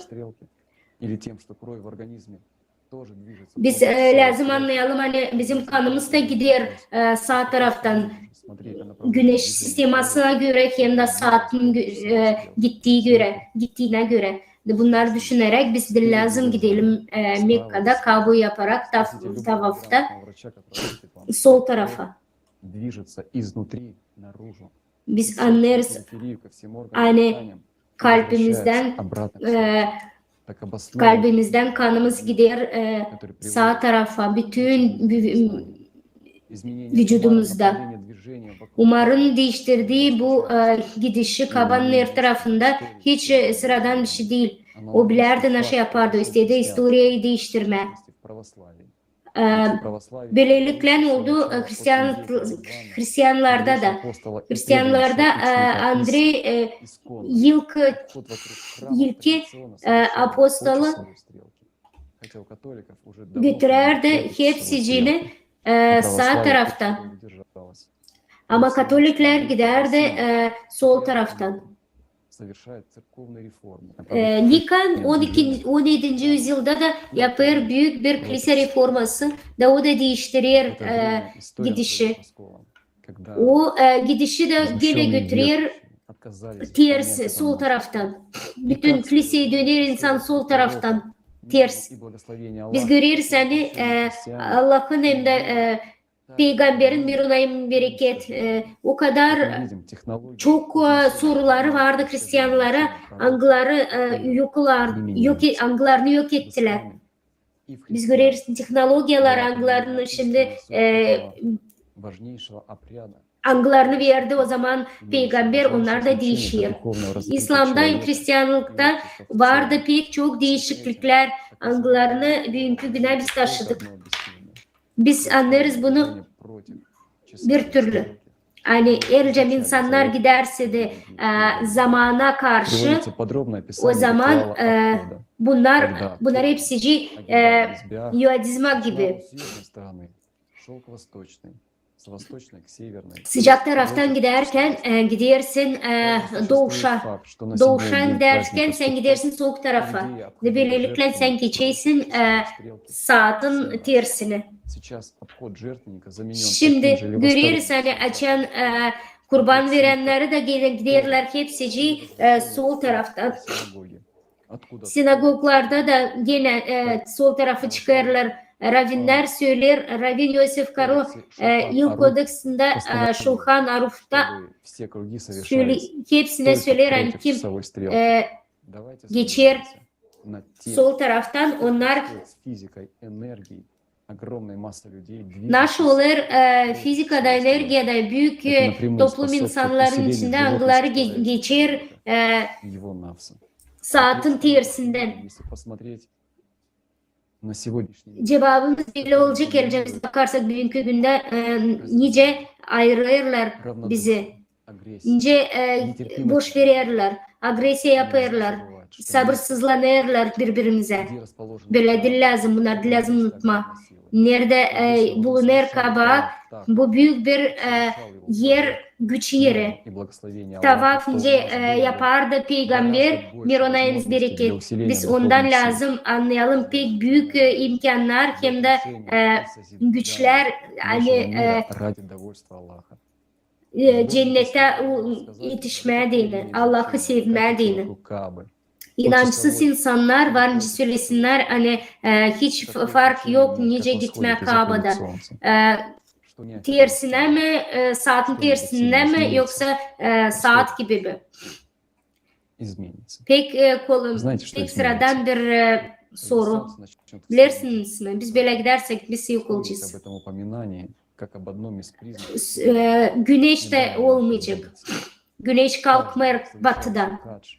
Unutmayın bunu. Her bir hacı yaparken lazım içten hem de inançtan bunu yapsın. İnce yaptı peygamber. Mirona bereket.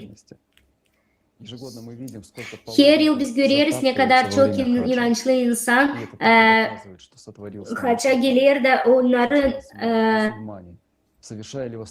öldürüyorlar. Şimdi görüyoruz hani nasıl yaptı şeytan.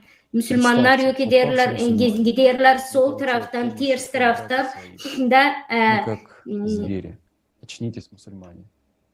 da öldürüyorlar birbirlerini. Biz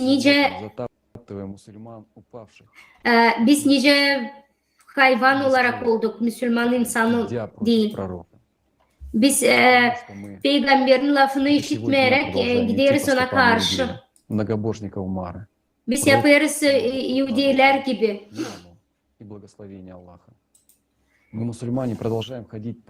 Biz Müslümanız da biz bugünkü günde de hep gideriz saatten aykırı geziyoruz. Elcem biz gitseydik peygamberin arkasından Mirona bereket biz insan olarak da kalacaktık. Biz her bir ıskalayan insanı yerlerimizde taşıyacaktık. Halizden Müslümana onun yaşaması pahalı olacağı nice kendi. Böyle yaptı şeytan. Geleceğim истинные sen братья несли бы тебя на руках. küsteklenseydin halis kardeşler seni а eline не alacaktı. страхом, что тебя затопчут. Если Sende olmayacaktı korku hani если senin üstüne многобожники başlık пытаются kimse. утешить, что якобы тот, kого мы Hepsi составили совершить söylerler. он сразу попадает в рай. Hani onları kime Против самого пророка öldürdüler мира. Mekke'de onlar hepsi cennete Нам не düşüyor. стыдно будет смотреть Ben в utancıydım. человеческие глаза, когда Bakma правда, o insanların каждая yüzüne. умма идет против него. Biz görüyoruz ince bütün umma gider ters. Нас столько раз пророк предупреждал, не идите Bize за o умом. kadar peygamber Mirunay'ın bereket Это факт. söyledi Это hani наша история. bu Наши bizim предки все это historiamız. знали. Но Bizim atalarımız hepsini bunu bilir.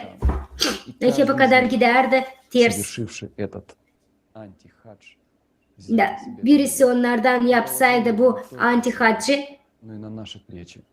Плечи onlar его bütün потом. sorumluluğu bizim sırtımıza attı. Есть шанс изменить Ama bizde var şans Spasti değiştirme.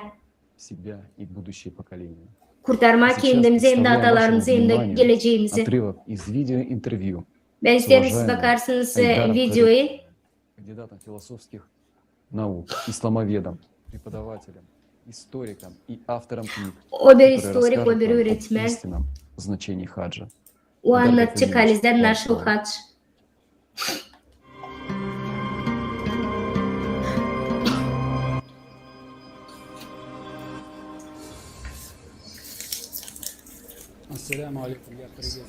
Selamun Aleyküm. Herkesin sizler hepsini selamlıyorum. Hepsi için pay alan bu konferansiye. Pek çok soru var hac için. Nasıl o? Hac o bir beşinci temelin İslam'ı. Ama halizden hac onun o etapta onu anladır. Hani senin ruhu yokuşun. Hangisini sen lazım getirersin kendini Allah'a giderken. Ama yurtta kara обход Каабы, метание между холмами Сафа и Марва, побивание шайтана камнями, стояние на горе Арафат. Все это символизирует определенные и важные этапы, поворотные моменты. Durma Ararat dağısında öpme kara taşları biz görürsen bu oluşlar ruhu olarak söylemirler onlar hani hac bu yeryüzünde olan ruhu büyüme ruhumuz. Hac verildi bize bir instrüksiyon olarak hangisini lazım doğru her bir Müslüman anlasın hacı bir gelişme, ruhu gelişme.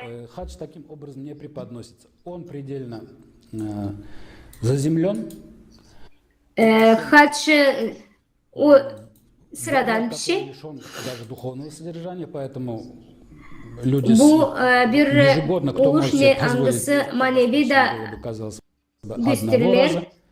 Но самое интересное в том, что реальный хадж Pek enteresan если bir дух şey не совершается, açan sen için ruhundan yaparsın, canından yaparsın bu haccı. Binlerce hac geçsen bunlar hepsi hiçbir şeye gelmeyecek. Sen onu içten lazım yaparsın. Ama hac bu varyantta da birazcık burada da onu yanlış gösteriyorlar. Tavaf yaptıkları anlarını yaparlar zamanında saatin tersine hangisini yaptı Muhammed selam ona Mirunay'ın bereket. O yapardı güneş sistemasına göre sağ taraftan. Нужно задуматься о том, почему сейчас Lazım düşünen ne için şimdi bunları yaparlar tam tersine. Это очень серьезный момент, и о нем Pek önemli bir moment hangisinde Müslümanlar lazım sıkı sıkı düşünsünler. Çünkü yercem hac bu yerli bir model. Ki ondan nasıl lazım olsun ruhu planda. Вот эта земная модель была искажена. De bu yerli model yalanlandıysa de demek ki insanların gezmesi saatin tersine onlar Kabe'nin her tarafında o işler değil ama bir negatif olarak da anladığımız göre hani orada var önemli güçler. İnsanlar durgudarlar elçem sen gidersen sağ taraftan. Ama ben de isteyim söyleme yani haç lazım olsun doğru. Bu senin ruhun yol alır kendi Allah'ına. Elçem siz yaparsanız o haç tübületince sen yaparsın. O demek olur hani Allah seni almır bu imkanlar. Sen onu varınca yaparsın istediğin kadar. От лжи, как сказано в Коране. Дело за каждым человеком просто взвесить. Her bir insan lazım anlasın, kendi kalbini işitsin, doğru, nerede doğru, nerede yanda yanlış. Nerede insan içten, kalpten yaparsa da o yanlış yapmayacak.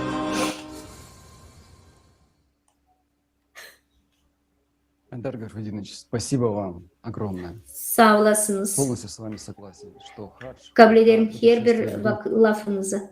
к своему Творцу, к Аллаху. Allah'a giden haç sağ taraftan giden. Ama yükseklik hiç önemli değil. Soldan gidersiniz, sağdan gidersiniz senin içinden sevgi Allah'ına sevgin varsa Peygamber dediği gibi bir ona. Ya da hac bize bir imaj olarak bir turistik gezi olarak mı kullanacağız biz?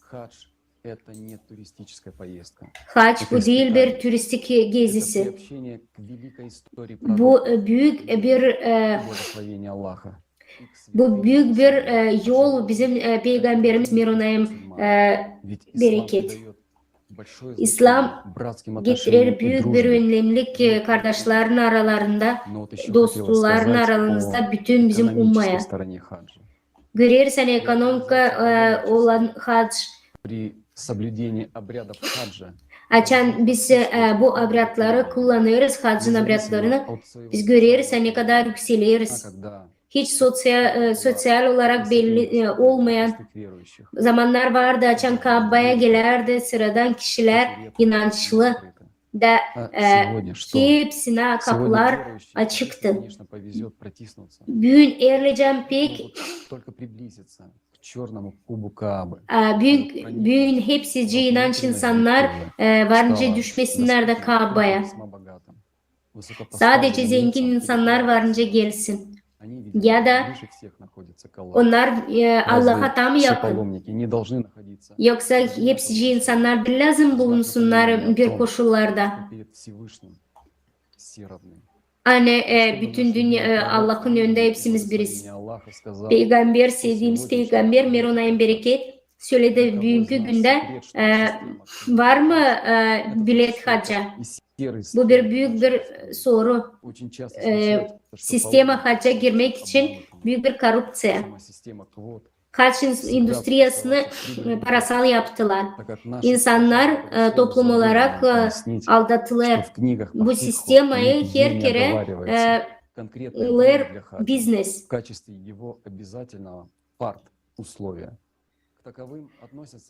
Var koşullar, üç koşulu. İhrama olmak, Arafat dağında duruş, hem de tavafı Kabe dolayında geçmek. Historiadan kurulduğu gibi var onun belli ayı. Biz biliriz hani hac her bir insan için lazımlıydı. Her bir insan oraya gelebilirdi. Mekka'ya her bir zaman insanlar gelebilirdi. Biz şimdi duyarız hani kıyamet günü geliyor. Hangisi toplayır binlerce insanlar, inanç insanları beyaz rubalarda savana ihrama. Biz şimdi месяца Зульхиджа. Biz şimdi görüyoruz hani biz esirlerle hacı varınca yapmaz sadece belli yıllarda, günlerde, belli aylarda. Niçin? Allah'ın lafını getiren insanlar, biz sesleriz de güveniyoruz onlara. Susarız, doğruyu söylemiyoruz. Niçin? Biz bir sürü binlerce yalandırılmış insanları, milyonlarca mutlu olan insanları Как мы слышим от некоторых муфтиев, İslam'ın ayöz duruşunu yok ederiz. это сунна пророка. İslam bu summa bizim peygamberimizin. Которому нет аналога. Bir onayın bereket. Onun benzeri yok. Очень доходным делом. Не надо беспокоиться о конкуренции. Lazım onu Повышать yapma качество или придумывать что-либо parasal bir biznes olarak. бизнеса. Огромные перспективы роста. Bu biznesin pek büyük yokuşları var. С каждым новым родившимся верующим Her bir inanç insan doğuşundan sonra anlarız hani müşteri büyür. оправдывает повышение News'da parasını koymasan hepsi cep kadar gelir. И вам не стыдно смотреть в zеркало. Siz utanmıyorsunuz mu aynaya bakma? Последователь Nasıl görüyorsunuz? мусульманин, Siz Müslümansınız mı? Yoksa siz şeytanın hizmetçisiniz mi? Siz korkmuyorsunuz bundan sonra halizden çıkmak Allah'ın hem de peygamberin önüne. И что сказал бы пророк, Nasıl söyleyeceği peygamber anlarsa da hani Müslümanlar и эксплуатирует других. bu ayız yeri parasal olarak kullanırlar. Da kabul ederler sadece zenginleri. Peygamber Mironay'ın bereket Мы занимаемся bırakmıyor böyle ayrımını. Они за честью и совестью устроили торговлю Богом. Onlar Allah'la Мечеть Allah'ı satıyorlar. Onlar kazanırlar bunda para. Düşünsenize Erdem, sen Mekke'ye gelersen, sen yaptıysan hac, sana hepsice günahlar prost olur. Ama sen yapıyorsun pek tavafı peygambere karşı. Mironay'ın bereketi. Halizden biz inançlı mıyız?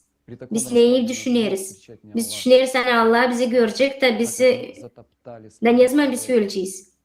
Biz o kadar bastık üstüne peygamberin hani olduk Yahva'nın çırağı, dostlar hem de kardeşler. Они рабы Яхвы. Biz sevdiğimiz Allah'ın Müslüman insanıyız. Biz değiliz Yahva'nın çırağı. И для начала поделитесь этой информацией. Şimdi ilkten bu informasyayla hepsinden paylaşın. Başka dostlarınızla hem de kardeşlerinizle. Hepsi Müslümanlar lazım bilsin de susmasınlar. Bütün bizim peygamberin söylediklerini yapsınlar. Mironay'ın bereket. Halis hacı doğru yoldan yapsınlar. Her bir Müslüman lazım yetiştirsin bu informasyayı. Nice lazım doğru hacı götürme. Bu halis yol ve yolumuz. Ve biz Только посмотрите, что сделали Allah'la olacağız. Столб ислама превратили в коррупционный бизнес. Müslümanlar Давайте говорить честно. Это doğru которым söyleyelim. торгует Аллахом. Biz biznes yaptık Allah'ın. И он очень похож на современных бизнесменов и политиков. Сначала он изменил Коран, так как ему было. Yıldan o Kur'an'ı Он полностью изменил обряд хаджа, согласно своим честолюбивым интересам. o yıldan hamar Это просто политик и бизнесмен, который, не имея никакого отношения к исламу, эксплуатировал ислам, как хотел. Умар – это многобожник, а по Umar факту bu inançlı bir adam değil. А мы шли за ним, делая Biz вид, giderdik что нас это не onun касается. ardına. Ведь нам очень удобно было сегодня Bize pek rahat biz kendimizi sayardık. который является мечтой Умар. По сути, Biz kurduk öyle bir dünya nerede oldu değil peygamberin ama Umar'ın istediği. то, что мы сейчас называем исламом, это движение. То ki naşı biz şimdi İslam olarak sanırız. O Umar'ın hadisleri, o Umar'ın istekleri. Где ислам? Sorun На этот nerede вопрос İslam? каждый должен честно ответить. Bu сам себе. her bir hepsici lazım sorsun, cevap versin buna.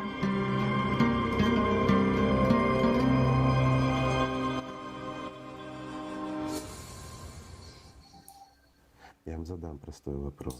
Вам, Ben size bir soru soracağım. скажите, а почему Dostlar Müslümanlar, ne için лучший из людей, Muhammed Peygamberimiz ведь ни с mir кем ona, bu больше после halizden него peygamber mir ona. не общался? Hiç onun arkasından kimse gelmedi. Последний человек, к которому приходил Джабраиль, Bitki kişi kime geldi? лучший из людей, Gabriel o peygamberdi. был ориентирован. Da halizden А не на o içten hepsicini anladardı insana, dıştan değil. через твое сердце, через душу твою. Allah'ın yolu senin kalbinden hem senin ruhundan. Niçin biz yapmıyoruz söylenince yaptı peygamber. Pek kolay bir Нужно ступать след в след. pek Посмотрите sıradan на bir свои soru. следы, которые вы Bakın, оставляете вокруг Каабы, и посмотрите, в какую сторону ведут следы самого пророка. Ну, некоторые скажут, какая разница?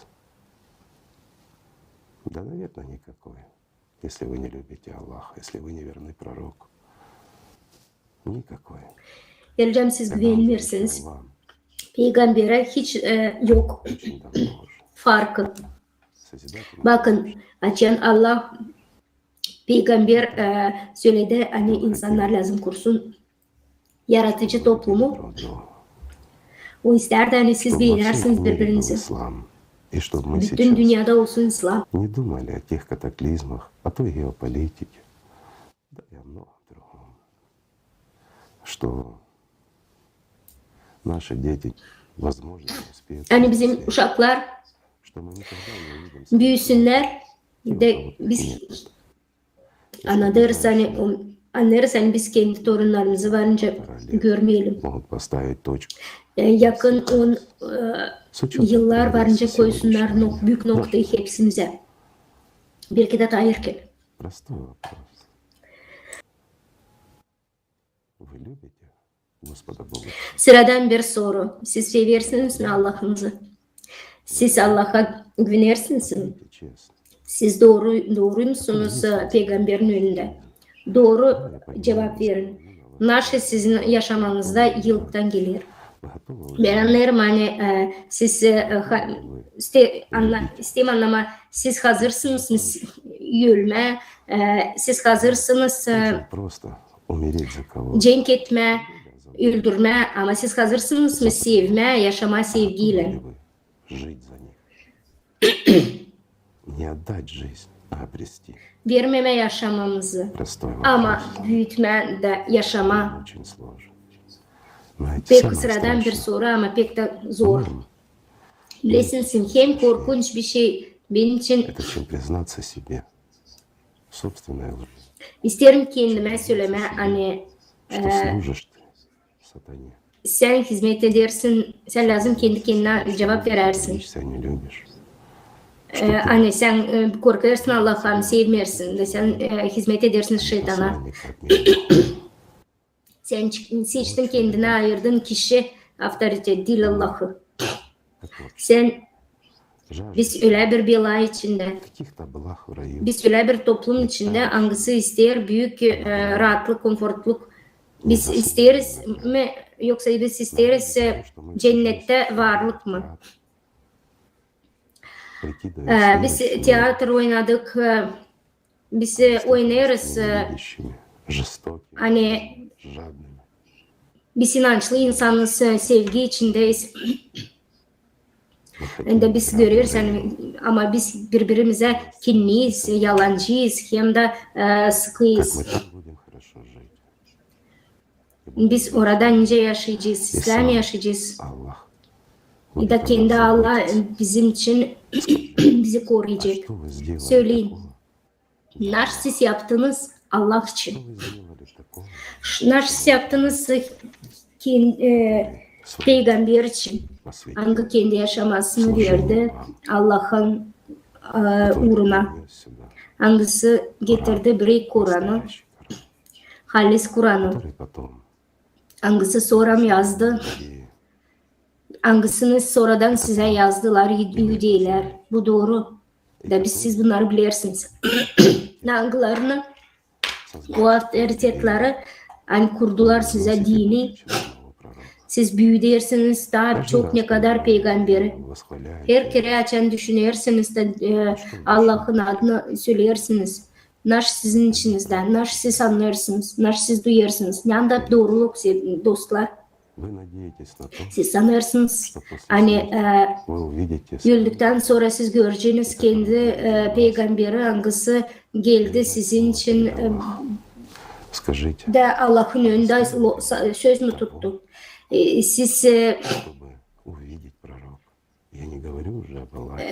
Siz sizi görebileceğiniz mi peygamberi? Ben demiyorum artık Allah'ı. Siz açan seslersiniz kafanızda şeytanları. Siz öfkeli hem de kinli olduktan sonra ayrılırsınız. Siz lazım olarsınız şeytanla. Doğru değil mi? Söyleyin doğru. Kim sizin Allah'ınız? Da kime siz hizmet ediyorsunuz? İnsanlar. Yok bizde vakit oynama, oyun hem de tiyatro. Bizde yok ikinci şans bu yaşamakta. Yok. Size verilmiş doğruluk İsus Hristos'la hem de hem insandan Peygamber Muhammed'den. Ama niçin siz ayırdınız başka bir şey? Şimdi söyleyin. Bizim dünya nerede biz insanlar taş sıvıdayız ayızların üstüne, peygamberlerin üstüne, onların üstüne kirlilikle dolduruyoruz. Biz bize ait olacak mı tevhid naşı gelir? Söyleyin. Allah bizi seviyor. Hangisi? Açan sesler sizin açan sesler sizin peygamberleri verdi size daha bir şans. Düşünün. Bakın kendi ruhunuza değil sadece fiziksel olarak ama kendi içinize bakın, görün. Hangi yaşamayı siz elde ettiniz? Siz lazım, siz anlarsınız hani toplumu lazım kurtarma. Yoksa siz sanırsınız sen kimse gelecek sizin yerinize bir şey yapma. Niçin siz büyük insanlar olarak kalırsınız küçücük uşaklar gibi? Hangileri sorumluluğu başkasının üzerine koyar da yapar, da ister başkası karar versin. Siz de açan yürürsünüz. Gidersiniz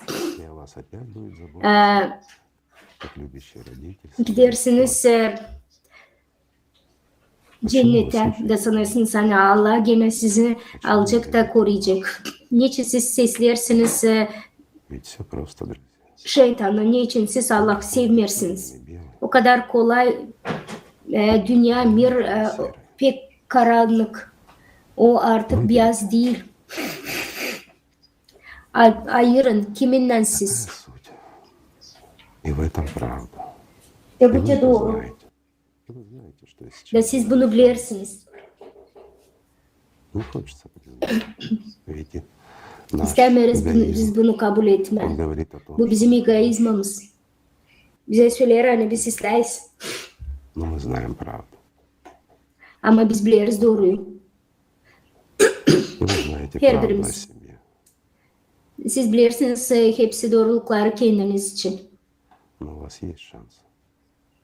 Sizde var şans. Allah'a gösterme.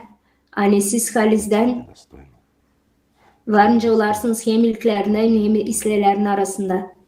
Siz varınca bakarsınız peygamberin gözlerine. Hani siz varınca olarsınız Allah'la beraber. Kullanın bu şansı.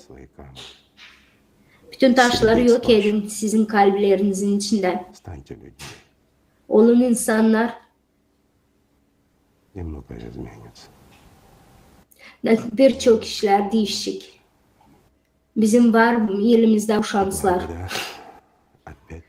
Da sağ ol söyleyelim Peygamber Muhammed'e, İsus Hristos'a. Bizim elimizde var bu şans. Sağ ol söyleme onlara. Onların koruyuşuna. Anıları bilərdi bizim vakitleri bilərdi yani bizim insanlar olacak bitki. Onlar bize söylerdiler. Anladardılar bunları. Onlar kendi laflarını tuttular. Onlar verdiler size anahtarları. Kullanınız onları. O zaman siz göreceğiniz kendi peygamberlerinize. Ama savaşın, cennete gitme.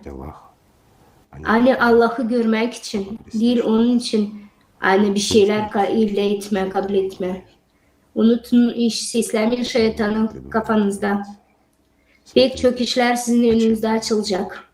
Bakın gözlerinizle, iç gözlerinizle de. O zaman siz göreceğiniz de onun aşı görmeyen yerdeki insanlar. Da bu doğru. Yoksa bir. Biz onu varınca değiştirelim. Bizde var çok şans.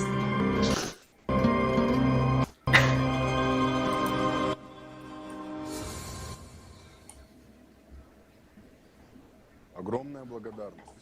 Игорь. Büyük sağ olasınız. Эти слова отзываются в сердце. Igor Mikhailovich. Kulaklar keridir Müslümanın kalbinde var. Вы должны признать это все. Biz lazım. Это и все исправить. А для этого, Biz братья и lazım сестры, anlayalım da bunları нам нужно hepsini посмотреть правде в değiştirelim. глаза. Biz lazım Aman. bakalım doğruya gözlerine. Коран, как слово Аллаха, Kur'an, истина, Allah нить, ведущая к Аллаху, lafı. самая Bu bir великая из ip всех Allah'a средств, götüren. сотворенных пророком Мухаммадом. Yoğun aşı gerildi Allah'ın peygamberinden. Bir ona belki. Kur'an. Bu büyük Allah lafı. Слово Hangisi Всевышнего. laf etti büyük Allah'ın. Небесное откровение, которое Bitki утвердит açıklama для всего человечества. hangisini bütün insanlık için bitki kanun Allah'ın kanunu. Allah diğer koydu bunları Kur'an içine. Peygamber Muhammed'in nuruna bereket kalbine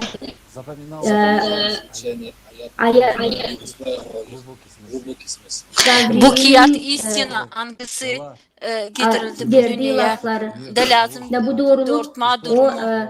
geldi bu mira hani değiştirme bu situasıyı bu yalanların içine angılarına getirdiler insanlara bu şeytanların yüzünden. Эти искажения Bu yalanlar oldular. Açan getirdi Peygamber İsa. Onlar lazım da olsunlar.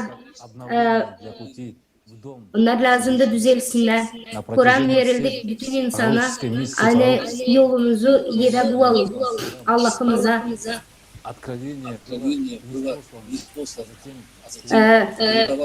Peygamber Muhammed mirine bereket.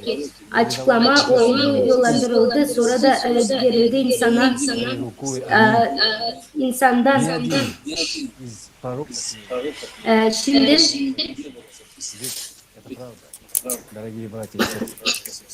bunlar doğru.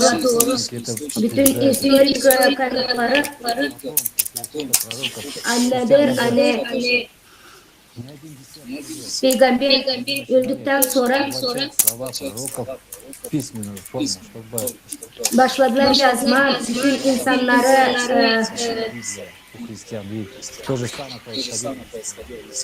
hepsi Kur'an'da bile oldu, Biblia'da bile oldu.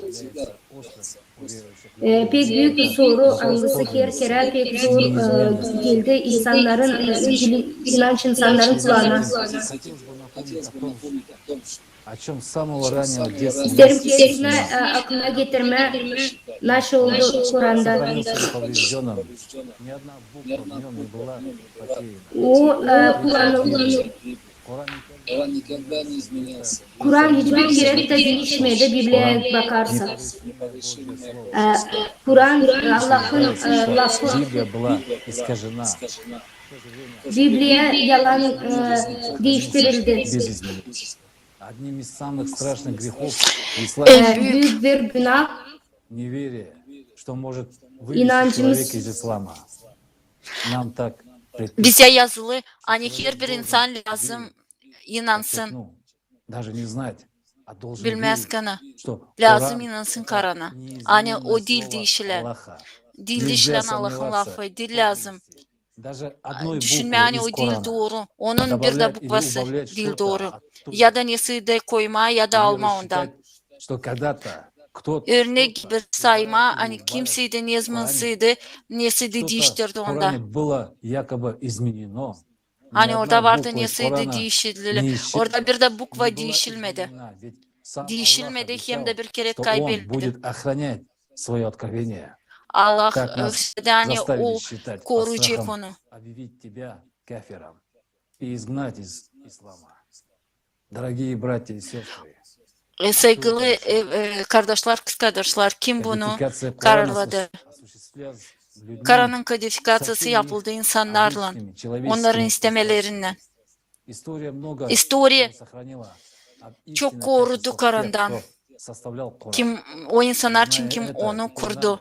Da bilerken запрещает bunu даже bize подумать о том, zap что ederle düşünme. когда-то Kimseydi кто-то hem ne прибавил zamansıydı, или убавил в nesi de Коране. koydu ya da aldı Запрещает думать о Karan'dan. том, что в Zap Коране что-то ederle могло düşünme быть hani изменено. Karan'da nesi de vancı В olsun откровенных değişili. записях о жизни и учении Hadis Мухаммада, yazılarda саллаллаху алейхи вассалям, Muhammed'in yaşamasından говорится, что söylenir. большая Hani часть Karan'ın Корана ta çok была payı ниспослана ему незадолго verildi перед его ona смертью. Что ölümeden. больше Hani всего откровений en он çok получил именно açıklamak в oldu этот ona период. mahsus bu vakit. Пророк, саллаллаху алейхи вассалам, Prorok при kendi своей земной yaşamak жизни не оставлял yaşamasın, никаких yer указаний yaşamasında bırakmadı собирать bir de откровения в одну söylemedi книгу. bir kere de toplansınlar Единая bir kere de редакция onun Корана была açıklamalarını. принята в середине VII Kur'an'ın tek века redaksiyası под kabul редакцией edildi 7. третьего asırın халифа ortasında Halif Osman Аффана. İbn Но Affan'ın до того, как он redaksiyasında. был принят этому, Ama ondan предшествовала nice целая kabul череда edildi. событий Oldu по его çok olay. формированию, которая сыграла Angları ключевую роль kurdular. в том, как, в каком виде сегодня откровения дошли Kuruldu. до Niyesi нас, в виде kuruldu Kur'an. Корана, как Bize письменного источника. de yetişti После bize того, dini. как nаш любимый Ondan пророк, sonra önce саллаллаху bizim алейхи prorok вассалям, bıraktı. оставил Dünyada этот мир 632. yılda в geçindi. 632 году. Kimseci almadı üstüne Никто не toplama bir осмеливался kere собрать de Kur'an'ı. на Niçin бумаге ki весь prorok Коран, kendi поскольку пророк ölüm hatinde bırakmadı не istemeleri оставил указаний ki для olsun tek сбора единой kağıt. книги. Неужели, если Ni бы Allah'ın то yoktu была воля istemesi mi? Всевышнего Аллаха, Proroka пророку, verilmedi mi Allah'tan саллаллаху karar алейхи вассалам, ki onun было не dано было yer таких указаний yaşamasını bir собрать kere de откровения в toplasınlar. единую книгу при своей земной жизни. Предложение о записи Kur'an'ın Корана было выдвинуто yazma dini Умаром Kur'an'ı, ибн Kur'an'ı Хаттабом cümle при geldi правлении первого Umar халифа Абу İbn Бакра Hattab'la. ас-Садика. Abu Bakr'a halifin yaşamak Свидетельство этого vakitinde. события сохранилось в сборнике Bu iş хадисов için olaylar Sahih korundular. Sahih Sahil al-Bukhari. al-Bukhari kağıdında.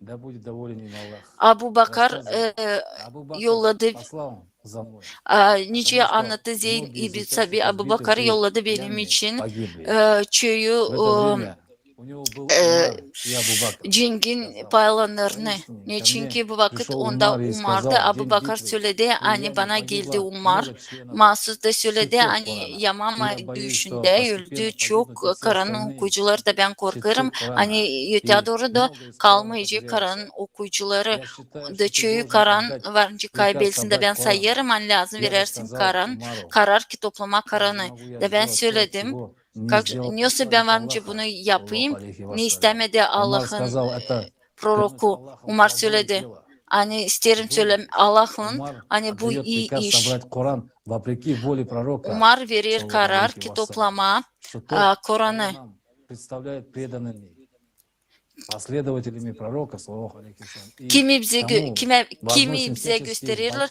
Hani onlar благословения, inanarlar Allah'a, proroka. какими Bu этих üç en anılmış insan bütün этих троих известных İslam исламскому dünyasında миру людей hangisini запомнила tutakında история. istoriya В mahsus частности, Umar mı?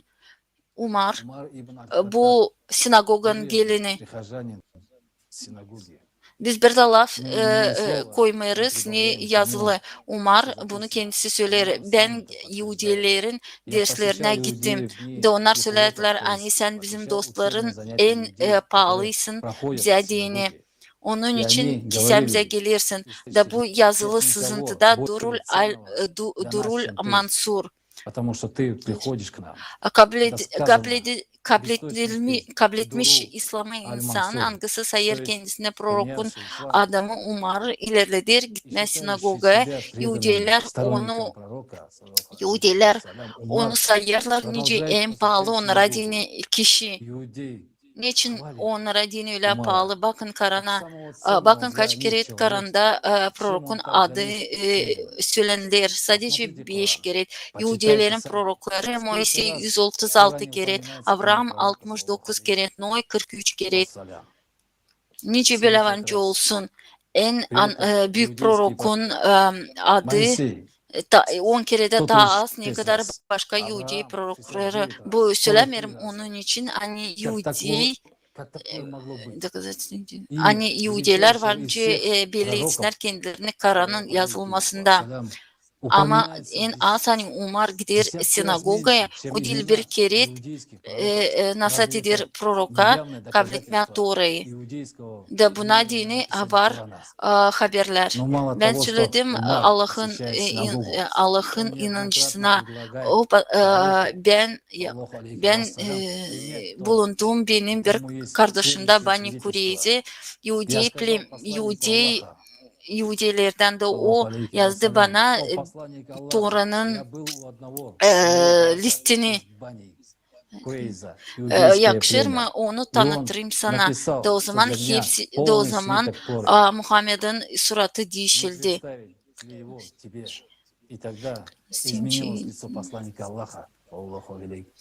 Erlem kendisi Musa olaydı sizin aranızda.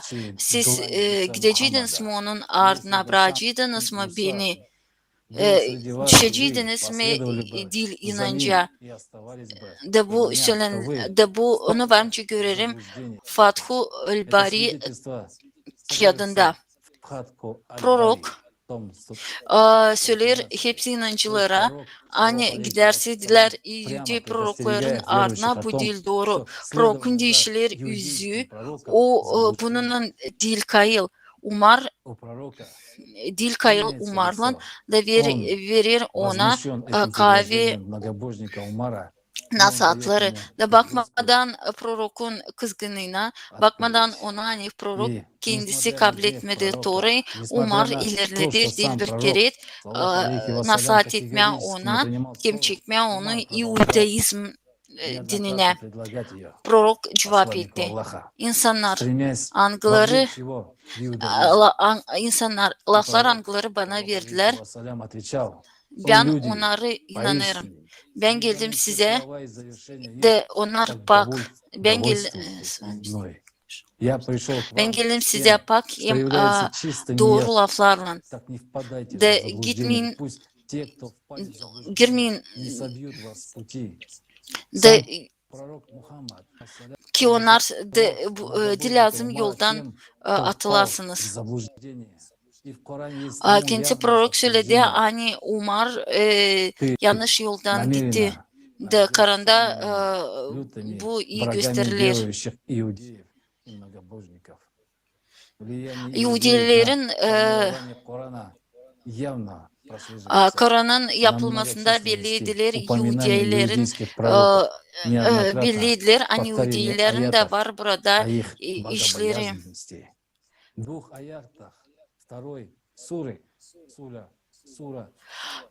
Suranın ikinci ayetinde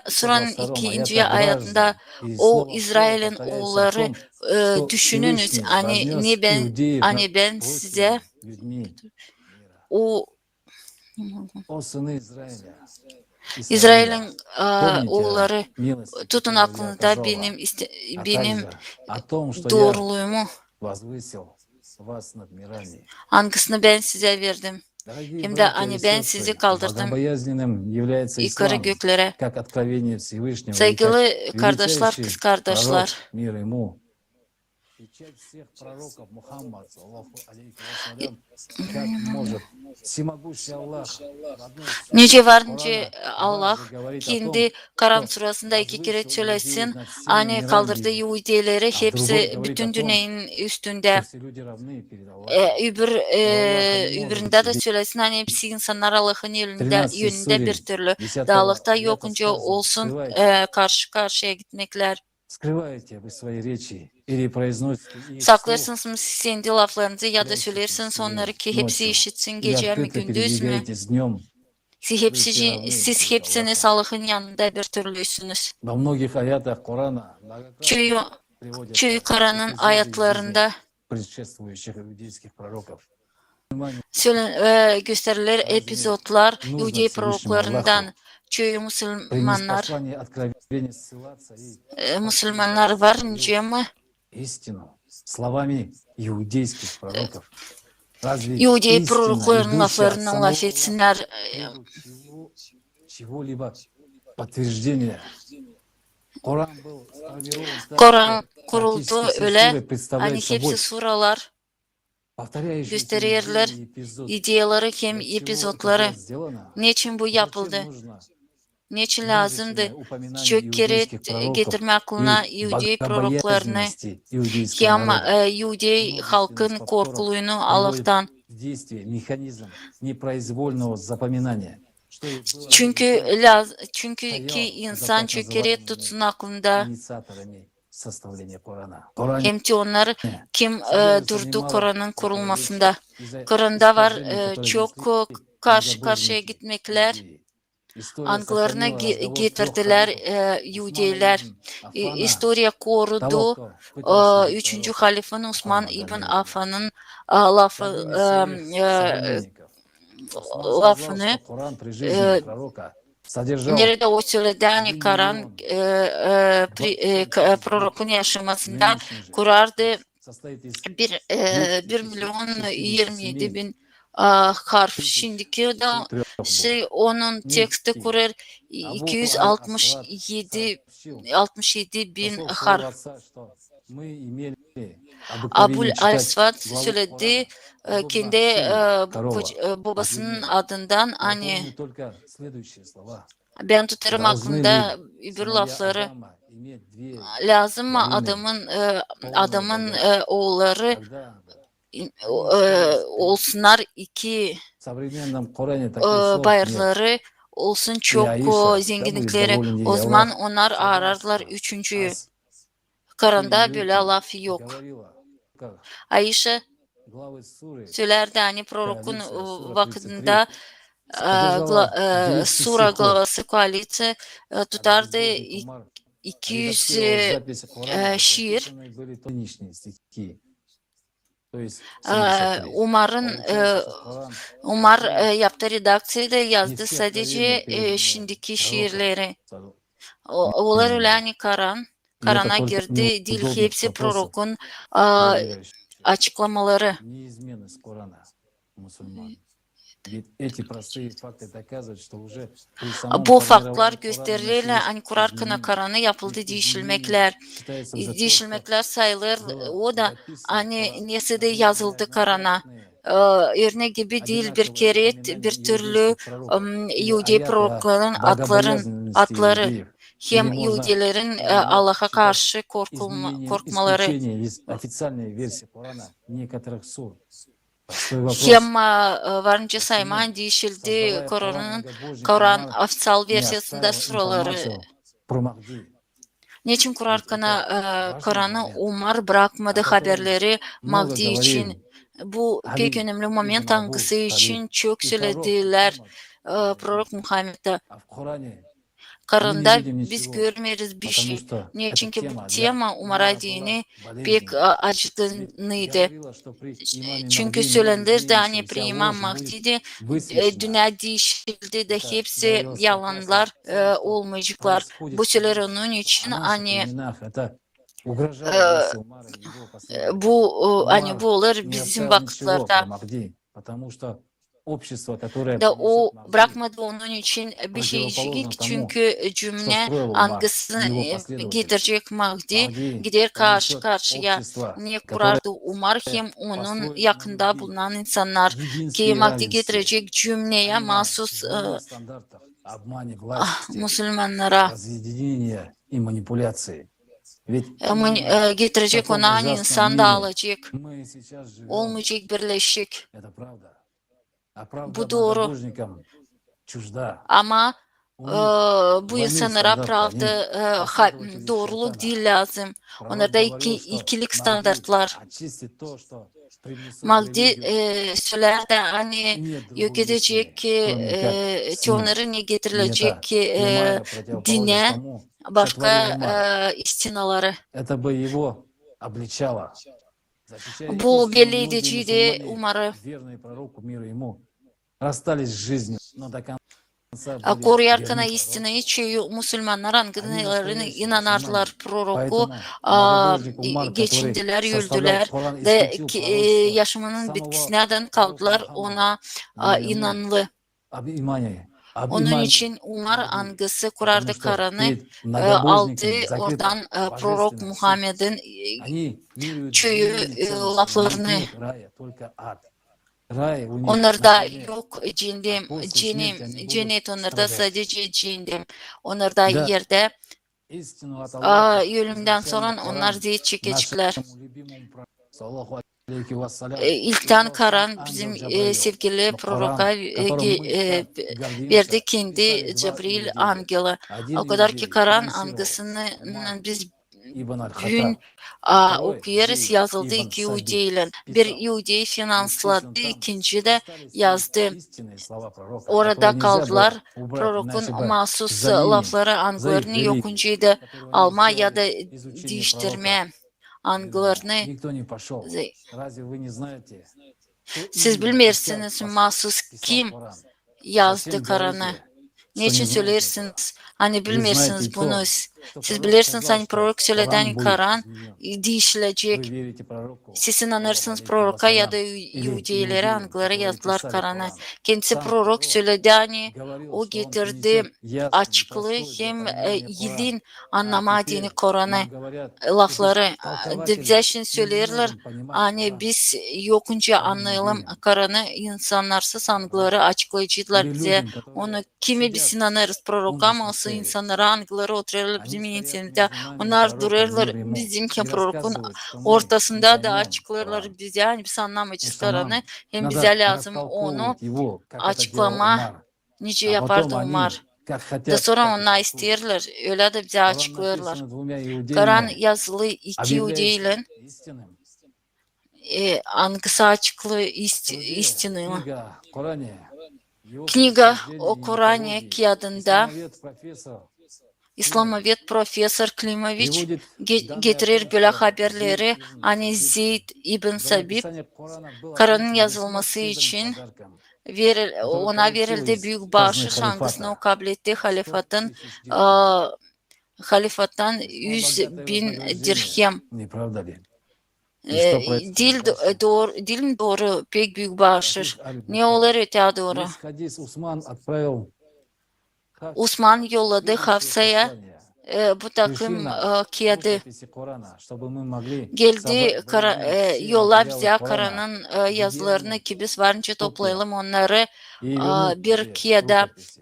Хафса kopyaları отправила da их vermez Усману. geri Затем Усман rukopisleri приказал Зейду Hafsa ибн yolladı Сабиту, Osman'a Абдуллаху ибн аз-Зубайру, Саиду ибн hem аль-Асуи, nasihat etti onlara yeniden Рахману yazma ибн rukopisleri. Тарифу, ибн Хишаму переписать Osman рукописи söylediği 3 идеальных копий. kuyraşı Усман tam сказал 3 yerimsiz не değilsiniz согласны, onunla kayıl Зайду ибн Kur'an'ın türlü Сабитом punktunda по o zaman какому-либо пункту Корана, то yazın пишите его onu на Kureyşi диалекте курайшитов. diyalektinde Ведь Коран был явлен de Kur'an verildi onların dilinde. Öyle de yaptılar. Daçan yazıldı çok kopya. Osman verdi orijinalları Hafsa'ya. Osman yolladı her bir provinsiya birer egzemplar ki onlar da onu yazsınlar de kararladı ki kalan tekstleri yaksınlar. Olur soruş, bir soruş niçin yok etmeye başka egzemplarları? Niye onlarda yazılıydı hani varıncıydı karşı gitsin İslam'a? Hepsi Hristiyan kanon yazıları kuruldular böyle hep böyle schemada. Çoğu o yazı sızıntıları nerede kuruluydu prorok İsa'nın lafları de anıları girmediler ki ya da tarih bir türlü değil mi doğru? Niye Müslümanlar sustular mı? Susmadılar. Onlar karşı kalktılar. Çoğu Müslümanların diller kayıl aynı Osman yok etti Allah'ın kendine. Da bugün bizi inandırırlar hani Kur'an bu kağıt hangisi dilde değişirli hangisini yolladı bize Allah. Ama niçin burada Allah'ın açılışı hangisi götürür Allah'a? Hangisi girildi Cebrail angelinden Prorok Muhammed'e de yazılı tekstler türlü insanlardan toplu da niçin Müslümanları korku derler? Hani bu dil hani kurarkana Kur'an'ı koydular ya da aldılar ya da değiştirdiler neyse. Niçin ki bu lazımdı? Kur'an değişildi. Onu yazarken bu faktlar anıları bugün belli. Ama açan o yazıldı hem de verildi. Da o bizim fikrimizde kaldı. Hani Kur'an değildi, değişildi. Малейших сомнений. Братья и сестры, хвала Аллаху, Господу миров, который устроил все творения наилучшим образом. Он повелел людям размышлять над Божьим творением, дабы руководствоваться ими на пути познания могущества Всевышнего Творца и постижения Его великих качеств. Господь не спаслал своего посланника, Allah yolladı kendi insanını ki o açıklasın, onu insanlara da onlar düşünsünler, hem öğrensinler ayetleri. Yok bir şeycik ondan daha yüksek. Niçin biz gideriz inana karşı insanlar çiğim tutuyoruz onları Kur'an'ın değişilmemezliği için hep böyle nice kuruldu Tora. Hep böyle Yahudilerin başladığı için Tora'da hep böyle yazılı hani Tora bir kere de değişilmedi ama yokunca mı değiştirelim lafı kanunu Allah'ın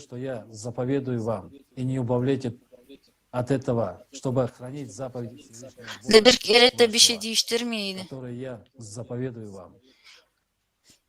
Söyler Allah. O laflar anılarını ben severdim. Varınca hesaba alma Tora'nın varınca hesaba alma Tora'nın niyesi verildi bu kanun. İlk skrijaller anıları yazıldılar Allah'ın. Moisey ikinciler kere pindinana bayra. İkinci skrijaller yazıldılar mahsus onun.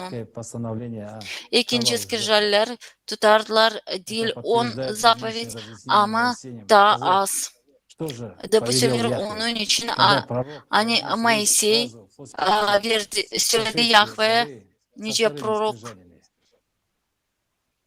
Daçan o söz tuttu. Dinana bayradan ikinci skrijallerin. даровал İzrail'in bugünkü güne kadar açık tutmuş. Neyse kanun Yevrelere verdi Moisey. Hem ne kadar священных текстов, o doğruydu.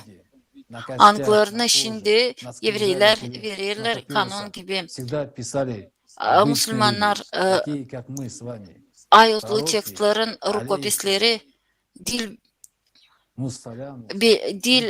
önemli andığı halde hem nerede onlar yazılıydı, onları yazdı insanlar. Biz sizinle proroklar bir kere de bırakmazlar, kendi ardına bir şeycik yazılı. Hepsi Allah'ın laflarını geçerler proroktan ama yazlarlar insanlarla. Религиозные законы, которые выгодны многобожникам, натравливать верующих на кого угодно. De bilin hani, bilin, koruma bu tradisiyaları Müslümanlara dini. Halil'den insanlar anıkları inanarlar ki Allah'ı dil doğru. Onlar şeytana inanardılar. Bunu varınca sadece yapsınlar şeytanın inancıları. Sevgili kardeşler, kız kardeşler, ki ayırma istine dini yalandan tutmakta. Hani açıklamalar verirler bize ki bizi insanları İslam bilgi, sevgi, doğruluk, hem ki böyle lazım candan başkasında anlama hem sevme.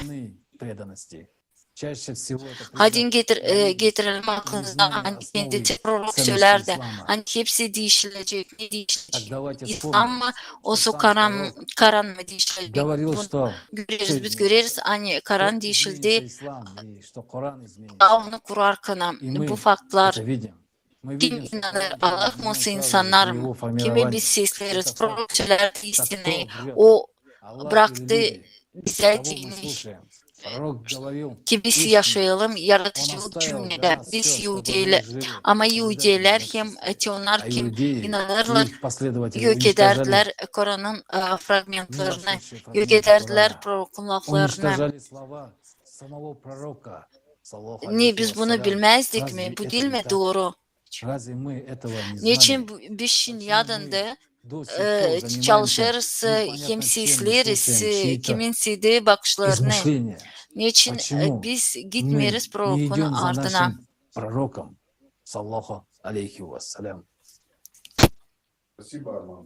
Истинный мусульманин тот, кто следует за пророком, мир ему и благословение Аллаха, следует за волей Аллаха, которую он ниспослал нам в Коране. И на самом деле Коран прост, и понять его может каждый человек, живущий открытым пророка. Мир ему и благословение Аллаха. Уважаемый Азиз, передаем вам слово. Saygılı Aziz Величество. Я не думаю, что Коран непостижим. Коран – это поле, на котором религиозные ученые продают для широкой публики идею, что без них никто не в состоянии понять его. Здесь нет ничего, кроме монополизации их интерпретации. Положения Корана несложные и нетрудные, но ученые постарались навязать людям идею, что только они имеют монопольное право интерпретировать Коран. И они излагают Коран с тем, чего хотят сами, и в соответствии с интересами своих. Поэтому они пытались сделать Коран непонятным. Таким он не доходит до всех людей. Если Коран – божественная книга, он адресован всем людям, и он должен соответствовать их восприятию и способности понимать его в точности и крайне легко. И в этом кроется большая проблема Корана. Его мудрость и советы доступны для всех людей, кто ли слушая.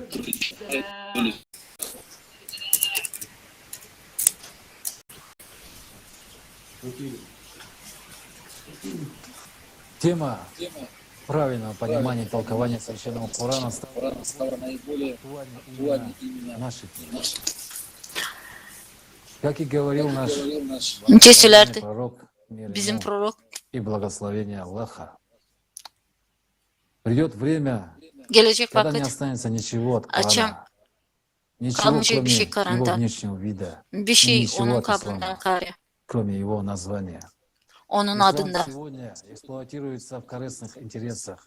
Аяты Корана Do- интерпретируются так, как кому-то выгодно.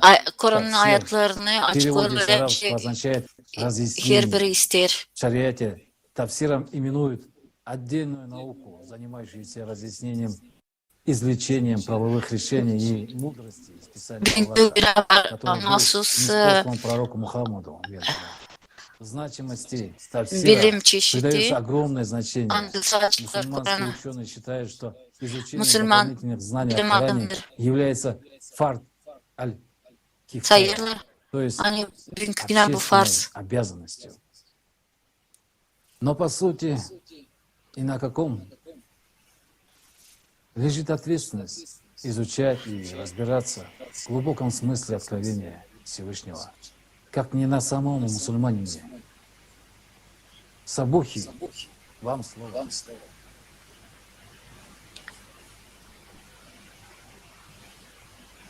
Aziz dindaşlar, passivlik, Дорогие единоверцы, Aha. и нежелание понимания Корана без чьих-либо личных убеждений и завелонности сегодня ислам вступит.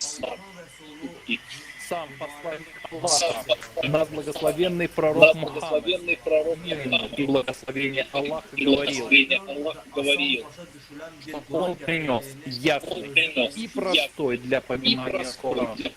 bize deyirlər ki, А теперь нам говорят, что без толкователя мы не сможем понимать Коран. biz kimə inanırıq? Кому мы верим? Пророку, мир ему и благословение Аллаха, и людям, которые стоят между нами и пророком, мир ему и благословение Аллаха, и рассказывают, мы не поймем Коран. Bərəkəti olsun. Bizim aramızda dayanan insanlara Нам, кому-то надо растолковывать его, как это делал Умар в свое время. Ведь в Коране написано, Kur'an'da yazılı. облегчили Коран Biz для понимания. Но yaptık onu tayilin ki anlasınlar. var mı? в Коране сказано, сам Аллах Kur'an'da сказал, söylenir. Hani не kendisi Allah спаслал söyledi. не спаслал вам Коран, чтобы любой mог Verdim понять. size Kur'an'ı ki her biri bence anlasın. İndi isə bizə deyirlər ki, təfsirçi teper olmasa, Нам рассказывают, Ama что şimdi без толкователя не bize поймем şimdi Коран, anlatırlar. ибо мы Hani не şimdi biz способны insanlar понять. sanıkları anlatıcıklar anlamayız onu çünkü biz yapınca onu anlayalım. Последователи иудаизма в исламе хотят сказать, что Аллах İudaizm, это их бог Иудаизм. Яхве, младший сын их верховного бога Эля лжец, потому что он научил иудеев лгать и обманывать. yalan və aldatmağı öyrət. Посмотрите на Bakın, сегодняшнее состояние bugünkü güne ne halda bunlar umma. мусульманин, если он не богослов, Müslümanın не имеет права angısı разбираться в аятах Корана, dil bogoslov не должен yokunca осмеливаться kendisi что-либо понимать своей головой. anlasın nesiydi Kur'an'da ayetleri okusun. Düşününüz. Erlem insan, Müslümanın Arap dilinde laf eden okur ki kendisi okuma ayetleri. O okuyar safirleri. Ne söylemeye başka dünya için. Haqqda nə danışaq? Tanınmış marifçi, Известный просветитель, общественный деятель, Saygılı prosvetитель, pedagog Gabdullah Gubi kendi kağıdında Angısı adlı bitti iştihadın vakıdı. Eğer insan angısı açık candan, kim kimsine işlemedi ama sadece kendisine o seferde açıklar kendi bakışını, inanını da en korkunçlu kanına karşı gitmekler. Hani hepsi yazar öyle. Ölence onlara söylenir mahsus niyetler. Niçin ki safir принудительном хадисе о том, что мусульманин, который прочитал Коран и понял что-то в нем, yazılı. самостоятельно Hani приготовил себе insan место в аду. angısı okudu Kur'an'da neyse de anladı kendisi, o zaman onun yeri cehennemde. O ne bu şimdi olmuyor mu? Мы следуем сегодня Kimin ardına за biz bugün пророком, gideriz? мир ему и благословение Prorokun mu? Аллаха, или за человеком, который Ya da только insanın по ardına собственному angısı разумению говорит, açıklar что Kur'an'ı ты kendi bakışına göre de söyler bize hani не пытайся, это грех. sen yokunca anlayasın Kur'an'ı bu günah. В самом Bunu священном yapmayın. Коране говорится, мы облегчили Kendi Коран Kur'an'da для понимания, söylenir. но что происходит Hani biz сегодня? yazdık onu ki siz dahilin onu anlayasınız ama ne gün olur? Bugün peygamberin ona Allah'ın salamı Сегодня мы имеем огромное количество толкований и толкователей слов пророка, мир ему и благословение Аллаха. Тафсиры, сунны, иснады, хаоса мнений, выраженных в обязательных исполнениях хадисах, похоронили главную идею Корана, как раздать людям именно общий смысл и не более. Общий смысл и не более. enənesine de dokunmak olar. Можно также коснуться традиции таклида. Varıncı. Ведь что такое таклид? Таклид – это подражание, традиция, руководство мнением другого, как правило, мнением ученого-богослова и его решения в правовом вопросе, не включая доказательную базу и аргументацию этого мнения и решения. Выдающийся татарский мусульманский богослов Муса Бигиев сказал,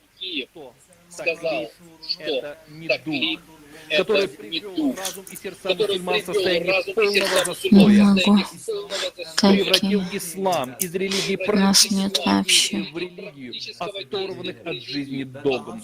И далее, ослепляя нашу мысль, болезнь таклида осложнила наше социальное состояние и в итоге отвлекла наше мнение от чудесного шариата.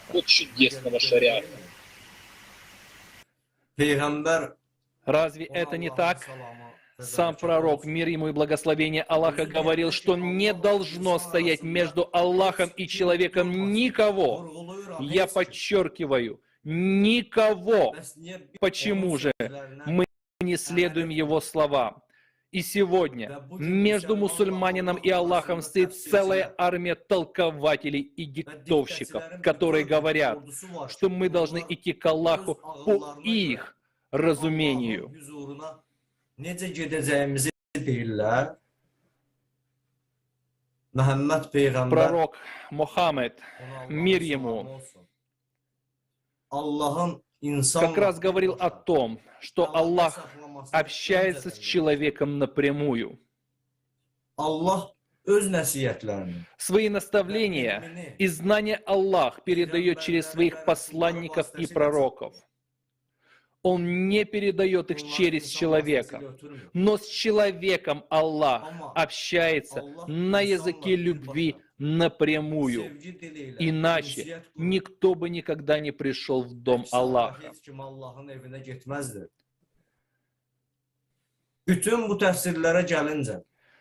Что же касается всех этих толкований, то они привели к тому, что происходила постепенная догматизация откровения Всевышнего. Произошли изменения в поведении и мнениях людей под давлением толкователей. Вместо собственного мнения размышления, опыта и прямой связи с Аллахом мы имеем тафсиры, написанные после ухода пророка, мир ему и благословение Аллаха. Təfsirlərimiz var. Əslində niyə belədir? Bu kimi suallar Мы verməkdən belə стали послушной толпой, которая боится даже задавать вопросы. А, собственно, почему так? Bəziləri deyirlər ki, Чем объясняет необходимость толкования? amma bu Qurandır. Некоторые говорят, что Коран – это сплошная метафора. Извините, это Коран. Это то, что сам Аллах через ангела Джабраила передал пророку Мухаммеду, мир ему и благословение Аллаха. Это та истина, которая пришла в этот мир для того, чтобы исправить ситуацию с теми искажениями, которые внесли люди в учение пророка Исы. Mir ему. Və başa düşülən bir dildə verilmişdi. Amma nə etdilər? И он был дан Kimlərsə qərar ясным verdi ki, Allahın и kəlamını понятным для человека языком. Но что было сделано? lazımdır. Nə Кто-то üçün? решил, что Слово Божье необходимо цитировать. Для чего? Allahın kəlamını təfsir etmək Ответ üçün лежит на поверхности. Lazım yorumlama ne için? Люди, почитавшие, что İnsanın cevabı yeryüzünde. İnsanlar sayın bu lafın, Allah'ın lafını, angısını doğruyu yalan ettiler. Angısı bize ayırdı. Siz bunu hiç mi görmüyorsunuz? özünüz mühakimə edin. Çox rahatdır. Посудите сами. Ведь это так удобно. Görün kendiniz. Bu kadar bize rahatlık getiriyor. Или правила. Onlar varınca bize versinler ki her bir yalan bir diye ya da kuralları, angıların umma istiyor. Biz onu şimdi görmüyoruz mu yaşamamızda? Споров сейчас идет Ne kadar kavgalar olur şimdi tafsirlerin aralarında. Var bir sürü fikir, bir sürü okul. Onların arkalarında da biz görüyoruz. Hani önemi yok. Biz unuttuk naшу İslam. Biz harflere bakıyoruz, başkasının yorumlarına bakıyoruz. Biz ayrıldık. Peygamber bir ona bereket getirdi doğruları.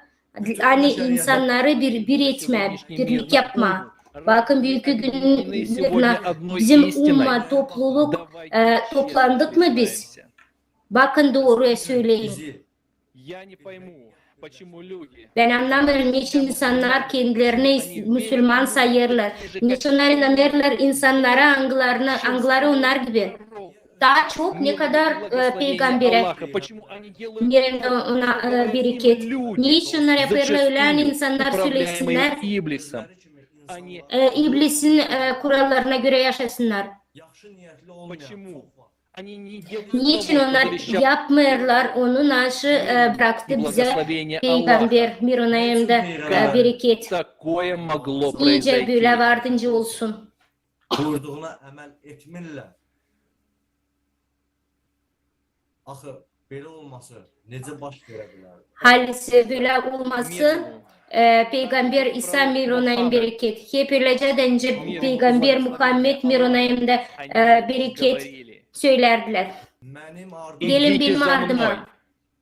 Gelin benim ardıma da siz yaşamayı göreceğiniz. Gideceğiniz de o insanların ardına, kalacaksınız onlarla. Da kimin ardına biz gittik? İnsanlar. Biz sizinle yaşıyoruz. Bitki vakitleri de şimdi her bir insan lazım ayırsın kendi yolunu. Biz varınca bütün yalanları da sıvıdalım da başlayalım yapalım. Öyleyince bizim sevdiğimiz peygamber yaptı. Mironayim bereket. Gün. Her birine bağlı. Biz öte doğruda mı yalan söyleyeceğiz?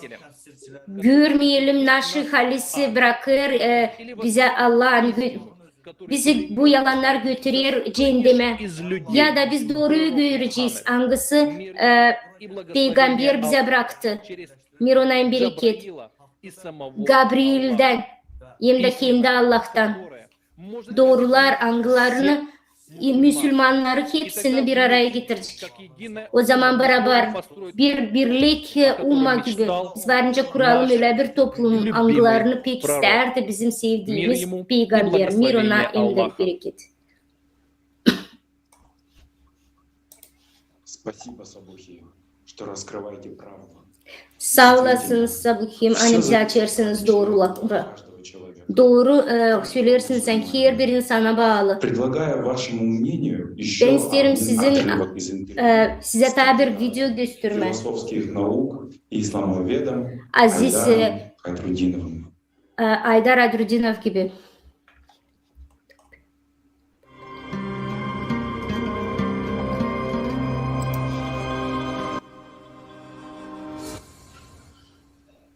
Обретение истины должно быть главной целью. Doğruları, amaçları lazım bir olsun.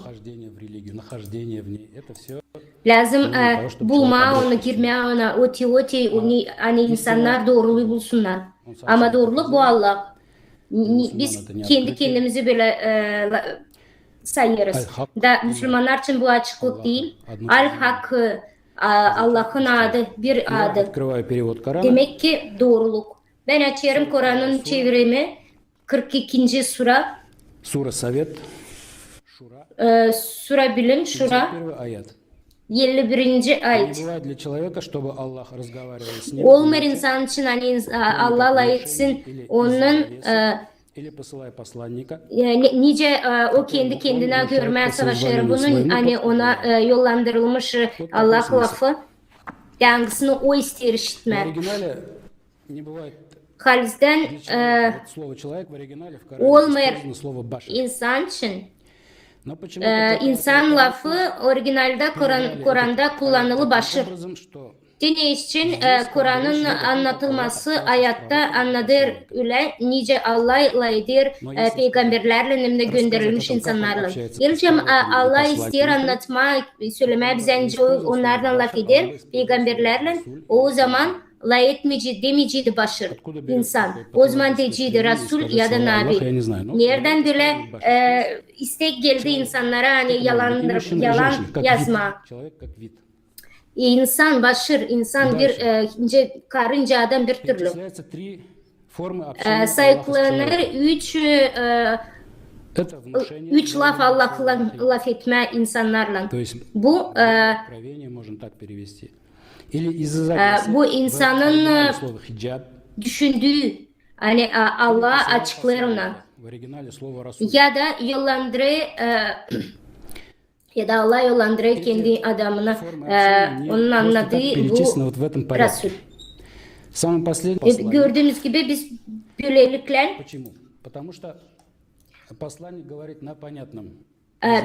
kötü adam hangisini yollandırıyor Allah niçin o gelir? Çünkü o Allah'ın adamı bize anlatır bizim dilde. Onu hepsice anlar ama hiç kimse çoğunun ardına gitmiyor. Böylelikle onlar birinci forma Allah'la layıkma. İnsan Allah'ın hem de insanın arasında diyalog. De kim işittiyse de o da olur Allah'ın insanı. Kim işitmiyor Allah'ın doğrularını onlarla başka türlü Allah'la eder. Şimdi söyleriz ki onları kim sesledi, işitti de gitti gönderilmiş insanların ardına. İlcem onlar kendi yolunda kullandı İslam fikirlerini.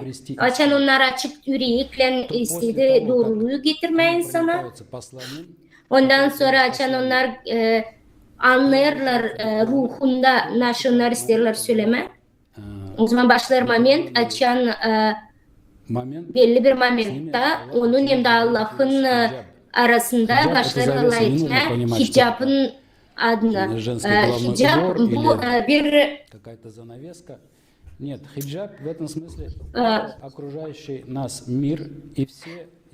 Bu böyle bir fenomen. Hicab bu bir duvar.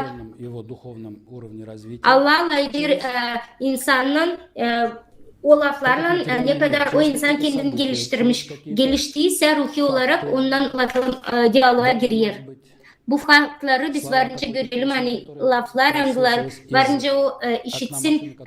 Yoksa türküler içinde güzel laflar, Allah lafları. Yoksa kitap içinden varınca işitsin, nereden istersen. Da o zaman o adam açan yetişir teori gelişme ruhunu noktasına, büyük noktasına. O zaman biz görüyoruz znakları, nişanları, anılarını Allah onlara yollandırıyor. Bunları anlar da anlatır başka insana. O zaman anlar, hani bu sıradan olmuyor, böylelikle Allah ister, ona verme nişan. İnsan bu seviyeden gidiyor daha doğru da büyür kendi ruhu, canını. O zaman olur moment açan Allah başlar diyalog kurma, ondan büyük vay.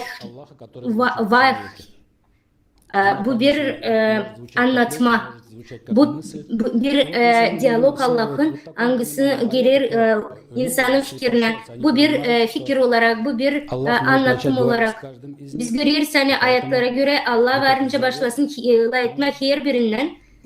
Da bu yollandırılmış bir laf her birimizin içinde var. Biz onu biliriz. Bu pek önemli hem de pek başlı bir moment nerede insan varınca yetişsin, Allah'a ulaşsın. Biz lazım anlayalım, kendimizi götürelim. Biz götürelim kendimi hani sorumsuzluk bir insan olarak mı? Hangisi ister yaşama bütün her kere, yoksa biz isteriz açalım yüreğimizi, o kadar hani Allah'ı da istesin bizimle Allah etme.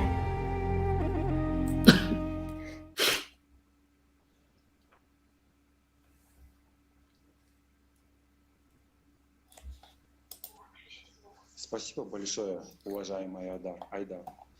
Sağ olasınız Aydar.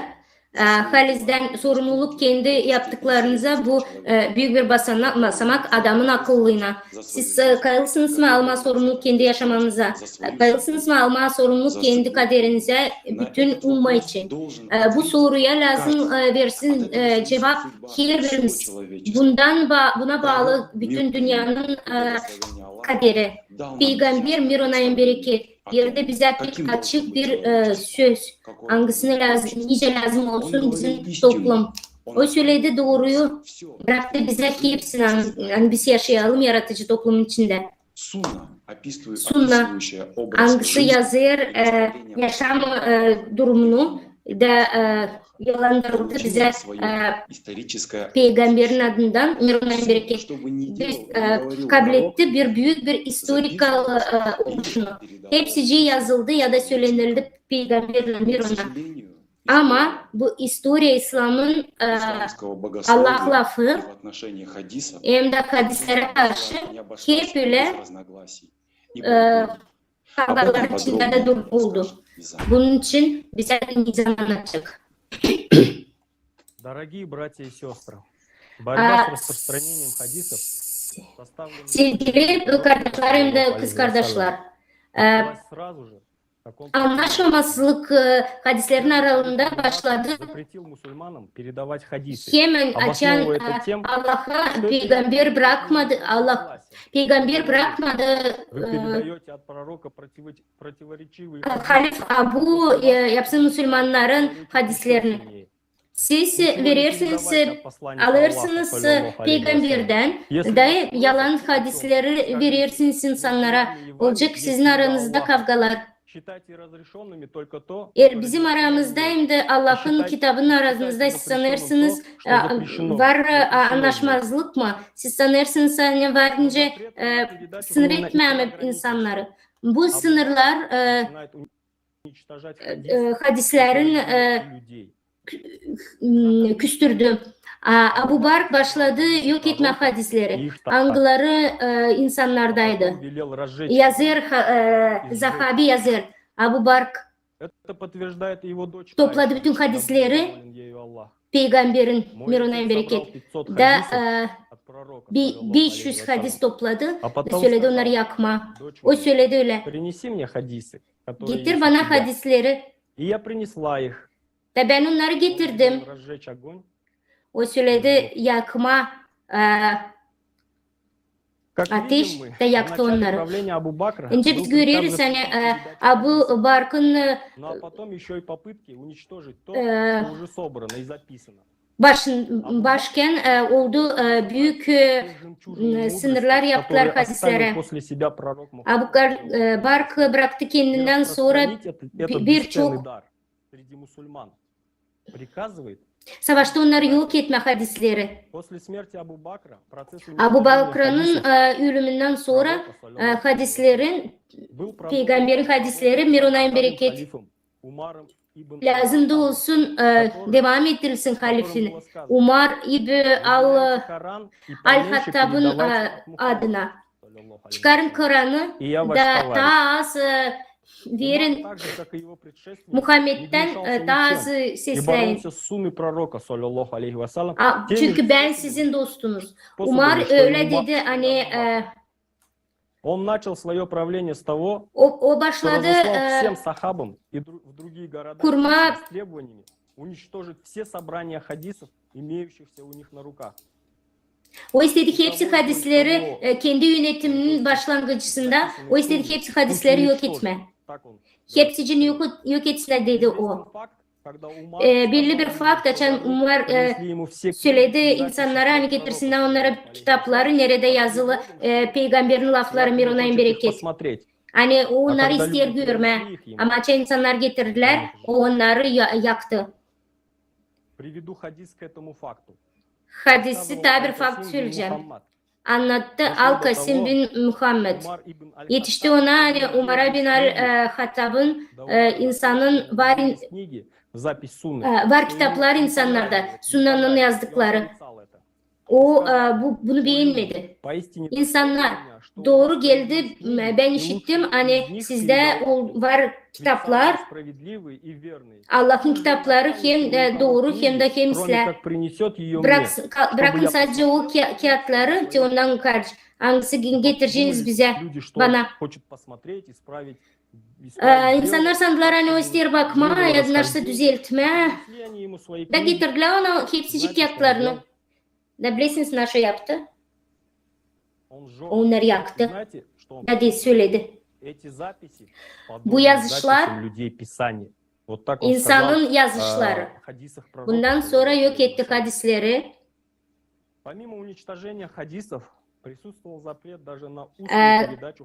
İzin vermedi. Hani laf etmedi hadislerin adına dil lazım. Umar bırakmadı insanlara anlatma birbirine bu hadisleri.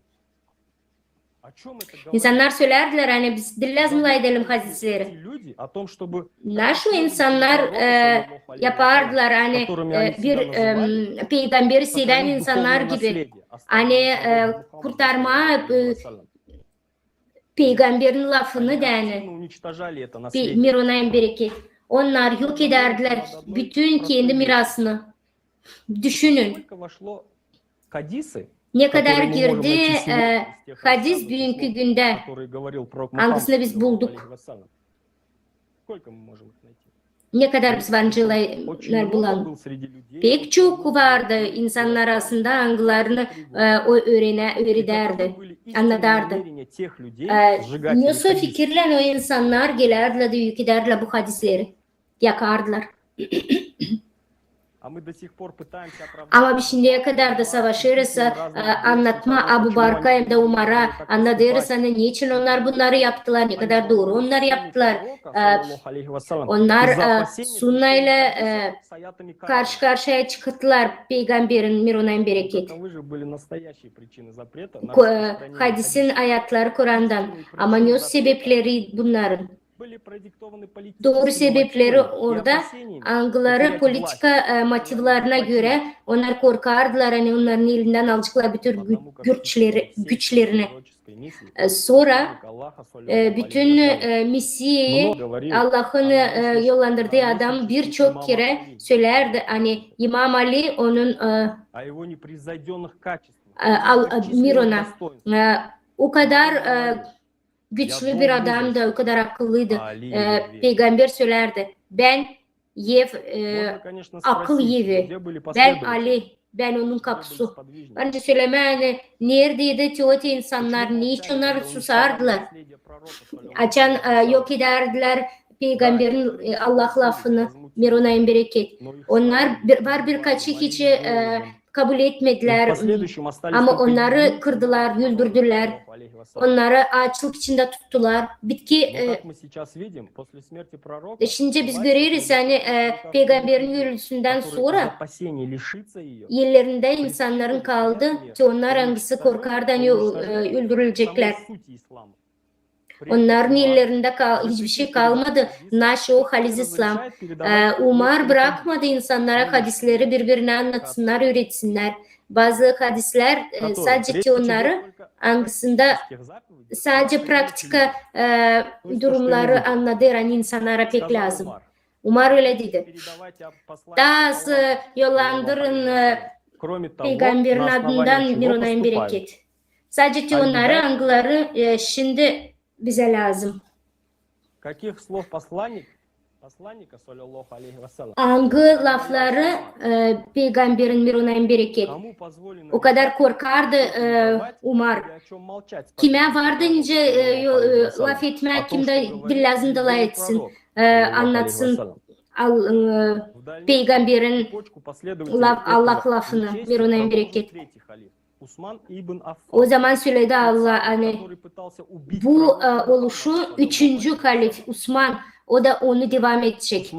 O savaşta öldürme Muhammed'i, Mirona'nın bereket. Osman söylerdi. Verme hadisleri Peygamber adından. Angılarını ben işitmedim. Abi Borka'nın hem de Umar'a. O zaman oldu pek sıradan sorular. Hangi hadisler vardınca Umar'a gelsin? Açan hepsici hadisleri yok etmeye savaştı Abu Bark hem de Umar. Böyle hep devam ederdi. Birileri hadisleri yok ederdi, öbürleri de yazardı. Biri pek aktif bir oluşturu, bu Abu Hurayda. O pek büyük bir yazar, hadis yazarıydı. Hangisi toplardı hadisleri, koyardı onları pek önemserdi. Peygamberin lafına Mirona'nın bereket. O hadislerin sayısı pek büyüktü. 5500 hadisince bile vardınca olsun. İnsanlar hani kabul etti İslam'ı 2 yılın içinde Peygamber Allah'ın evinde sadece 2 yıl kaldı. Hangisi laf ederdi Peygamberle, o yazdı 5500 hadisin üstüne. Bu matematika gösteriyor hani o zaman o lazım da sadece Peygamberle Mirona'nın bereket lazım olsun. Her kere hem de minimum Peygamber lazım, Mirona'nın bereket lazım da 8 hadis günde anlatsın. Ama bu doğru. Ama en yakın sahaplara Peygamber Muhammed Mirona angıları büyük yoldan geçtiler yıllarca. Onlar daha küçük sayıda hadis korudular.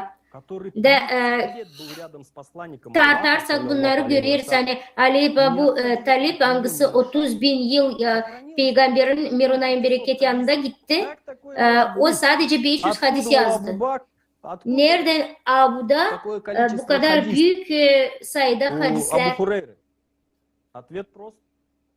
Pek kolay bir cevap. Если невозможно, не Yerlicem. быть при пророке, саллаллаху Yok, алейхи вассалям, Allah'ın hadis yanında, по 8 o хадисам в день, peygamberin yanında значит, duramazsan нужно bir просто onayın выдумать. bereket. Demek ki sen onları sadece çıkarttın. К примеру, праведная Айша, Ama kendi супруга fikrinden пророка, sen саллаллаху алейхи hiçbir de laf koymadın. Hepsici Allah lafı. Çok kere Abu Hayr'ı рассказываешь людям хадисы, yalandırardı. Sen anlatırsın insanlara o hadisleri hangilerini hiçbir kere de işitmedin peygamberden bir önem bereket. Naşı Abu Hurar dedi. O kadar sık dönerdi bir aynanın yönünde hem de boyanardın. Hani sen hiç seslenmedin naş söyledi peygamber bir önem bereket. Ali dedi böyle hem büyük yalancı şimdi yaşayan bu Allah'ın yollandırdığı bu Abu Hureyre. Şimdi de olur hani bu yalancı adam Abu Hureyre. Ben işittim hani Abu Hureyre anladardı peygamber için insanlara. Ali onu açan işitti, onu susturdu. Ne zamandan beri sen oldun sevgili dostu peygambere? Abu Hureyre de hiç saklamır hani onları çıkardır. Abu Hureyre anladır hani kendisi onları çıkardır bu hadisleri. Abu Hureyre söyledi sen işittin mi? Peygamberin lafını Allah'ın adına. O dedi yok işitmedim. Ben bunları kendim çıkartırım. Abu Hureyre hiç utanmadı da laf etmeye hani o çıkartır bu hadisleri. Bu örnek ona hani bizimle varınca bütün şeytan bizim gözümüze baka baka bir sürü yalan söylesin. Hiç utanmadan söylesin yalan söyler. Bilirsiniz ne için? Çünkü geçen bizim yok hakkımız. Biz üfkalıyız. De biz bilmiyoruz halisi İslam'ı. Biz o zaman anlarız hani bizim karşımızda yok duvarlar. Biz o zaman kalırız şeytanın elinde. Biz o kadar güveniriz kendi adımıza. Hani bize güle güle yüzümüze gülerler. De şimdi neresi değişti mi? Da bu Abu Hureyre o Umar'ın dostu. O gülerdi. Hani bu hadisleri onun çuvalından çıkan fikrinden çıkan. Onlar anlarlar, kabul ederler. Hani onları öğretirler küçükten.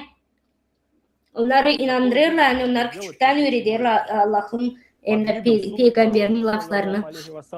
Önce biz görüyoruz hani sonra peygamberin miranayın bereket var denince çıkarsınlar peygamberden hangisi hiçbir kere sen görmedin hem de hiçbir kere laf etmedin onunla.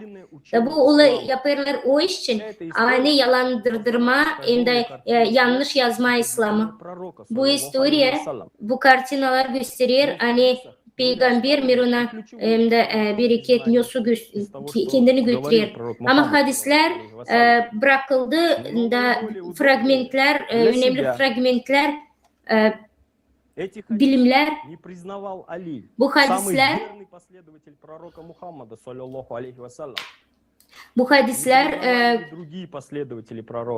değil sadece peygamberin yaşadığı zaman insanlar kabul etti. Ama başka da insanlar oldu büyük bir toplum hangisi şeytana hizmet etti. Hangileri sandılar kendilerini Müslüman, hangilerini varınca okusun. Düşünün. Onlar kendilerini koyardılar peygamberinden daha yüksekte yapardılar Allah'ın izniyle. Değiştirirler insanlara doğruları açık açık. Da bu bugünkü günde de hep öyle olur. Şimdi Müslümanlar kavga ederler. Bu hadis halis mi yoksa değil mi?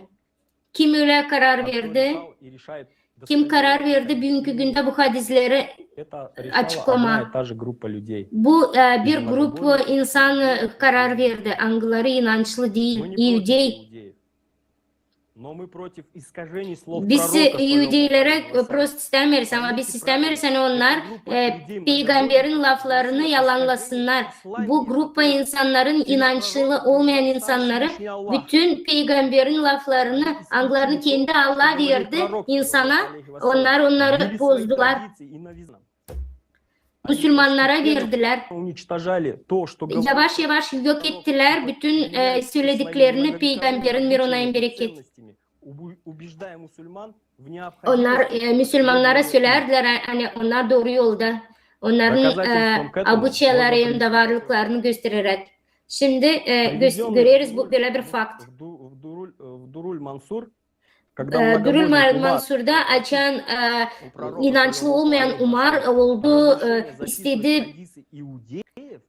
peygamberden izin hani izin verirsin yazma hadisleri idealere. Umar dedi peygamberin sen bak insanlar yazır idealer anladır hadisleri anılarına bırakırsın biz onların kalplerinde. Biz karar verdik onları yazma. O dedi çocuğum benim sen düşünürsün mü? Sen kaybolduğun Yahudilerin hem de Hristiyanların içinde inan bana senin ruhun Muhammed'de mi? Ben geldim size hani anlatma farklı hem de doğruluğu.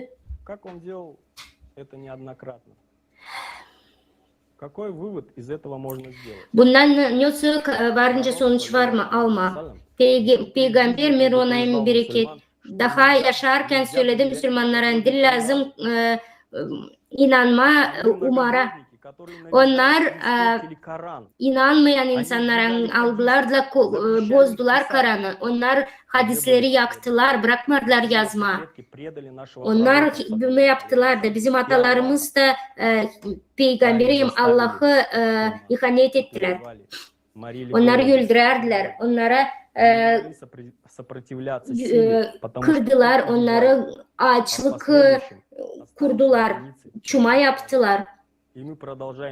Sonra kaldı birkaç kişi hangisi sevgiyle peygambere baktı. Biz bundan sonra kimiz? Biz inanırız Teoti insanlara kim Yahve'ye mi bakır? Ela'nın çocuğu. Biz peygamberin mi inançlarıyız hangisi Allah'ın adına geldi. Biz de lazım böyle kendimizi götürelim. Bizim Müslümanız. Sevdiğim peygambere prost yapalım. Niçin biz kapatırız gözlerimizi bunlara?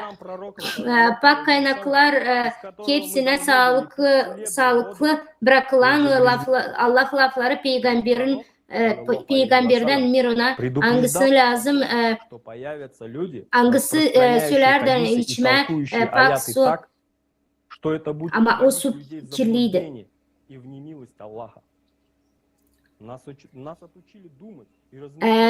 Biz başladık düşünmemeye, biz başladık anlamama.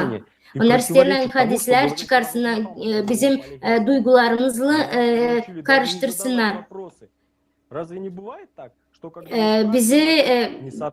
Bize öğrettiler hani soru sormama böyle olur mu? Açan sen sorarsın da sana söylerler hani lazım bunu düşünmeye.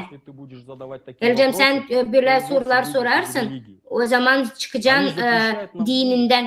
Onlar bize bırakmır düşünmeye. Derecem korkarlar hani biz onları açacağız doğru yalanlarını. Sadece doğruluk yok ince korkutsun ama doğruluğun var her bir soruya cevabı. Hadislerde var pek büyük bir çağrış doğruluğa, impakla, sevgiye hem de saygıya birbirlerine insanların büyük doğru kalplerle. Doğru çoğunda hani doğru olmayan lafları peygamberin lafları Mironay'ın bereket angıları peygamberin laflarının içinde biz buluruz Mironay'ın bereket. Abu Said hem de Abu Humay da böyle dedi. Elcem siz işlersiniz benden hadis hangisini anır sizin duyar kalbiniz. Siz считаете, что он korkmayın ближе к ona, вам, ondan я ближе к kaçmayın. нему, чем Sizin вы. saçlarınız yanında Если вы услышите от меня хадис, который не воспринимает ваши сердца, siz anlayacağınız ne kadar yakın bu laflar sana. Ama siz işitersiniz benden bir hadiste anlarsınız, yani sizin kalbiniz bunu kabul etmiyor. O zaman durun ondan uzak.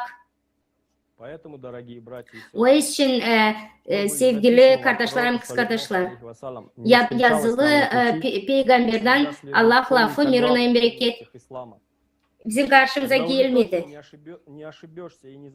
Sen lazım bilirsin nasıl İslam. O zaman sen hiç yanlış yapmayacaksın. Allah bizi doğru bilgilere bilgi etsin. Hangisini verdi Peygamber Muhammed mirunayım bereket. Aynıları yapır bizim bilgilerimizi. Güzel. Sağ olasınız Nizam. Şimdi lazım, pek lazım önemli bakma, görme, nasıl yönetim her bir yerde varlık İslam'da. Bakalım bu soruya hangisini biz kavga ettirir hem de konfliktler açıyor. Niçin biz Müslümanlar taşırız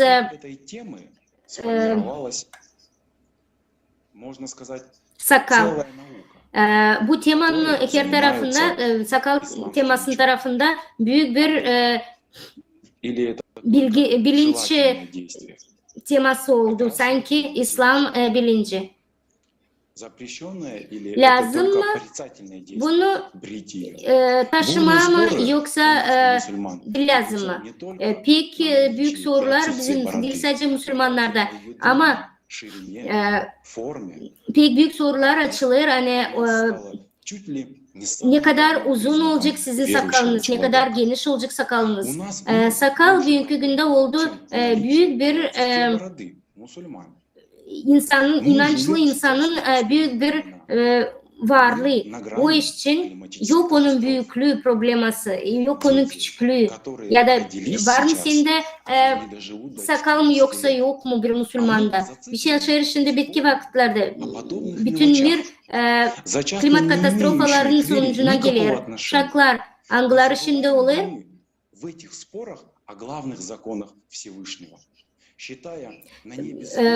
Bizim şaklarımız bence yaşamasın 14. yılda. Bu soruların içinde biz görüyoruz mu nerede doğruluk? Arman.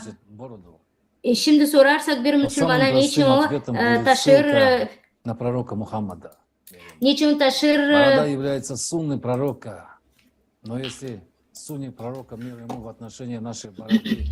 придается такое важное значение, то bu sakal bu bir sunnan peygamberin miruna. Kur'an içinde Allah hiçbir yerde anlatmıyor hani lazım sakalı kesme ya da lazım kırpma saçınızı ya da bırakma bir rekomendasyon olarak da söylenmiyor. Bu soru Allah'ın bıraktığı bizim isteğimize göre. Kimer kere bazıları söyler bile bir ayet nice sansa pek önemli. Lazım bırakma sakalı. Karun Avran dedi öyle.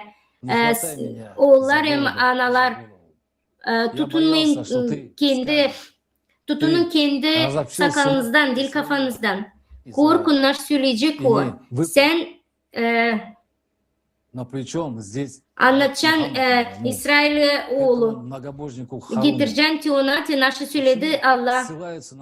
Niçin şimdi niçin şimdi söylerler inançlı olmayan insanlara. Nice varınca onları tartma. Umar taşardı sakalı. Ama o bir yalancıydı. Ama söylenilir öyle hani sakal Muhammed'de Mirunayım bereket Ali onlar da hepsici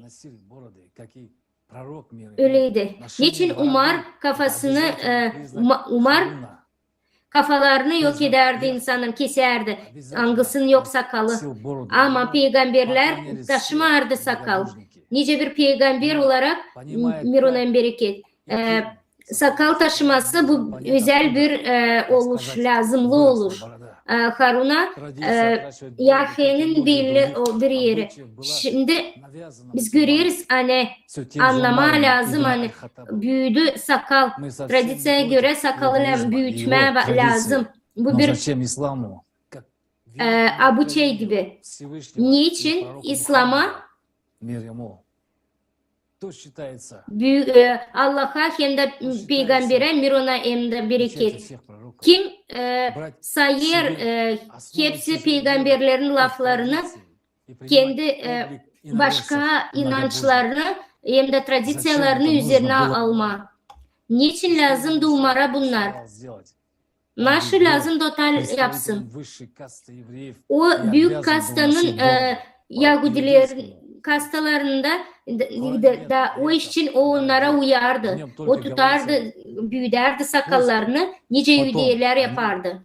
Kur'an'da yok öyle ayet hani lazım sakal büyütme. Orada söyler tam tersi. Sonracın açan bitecek bütün hepsi laflar anglarını da Allah'ın laflarını yapacaksın da ondan sonra sen açacaksın kendi Allah yolunu gezeceksin. Evinin her tarafında.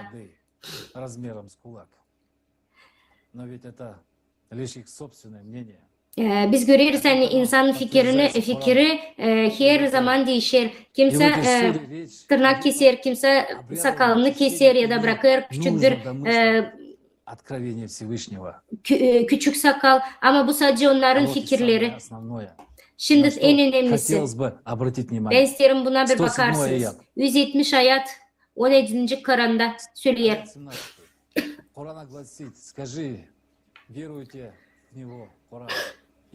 Söyle, inanırsınız mı Kur'an'a yoksa inanmırsınız mı? Açan okuyorsunuz sadece onlara anglarına kime dini ben onları getirdim. Onlar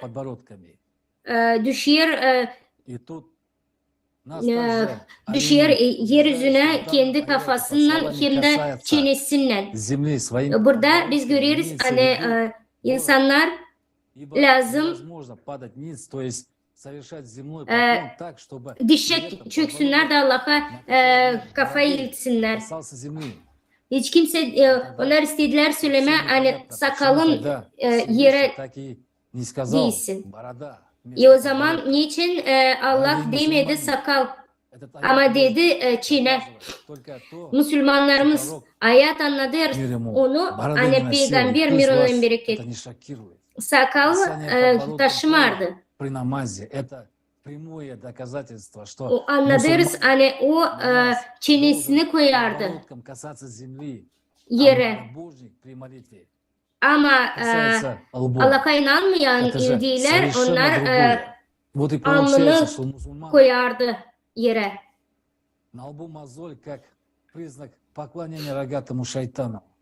Onların alnlarında bir nişan nice hizmetçi şeytanın. Ama onlar buna pek sevinirler.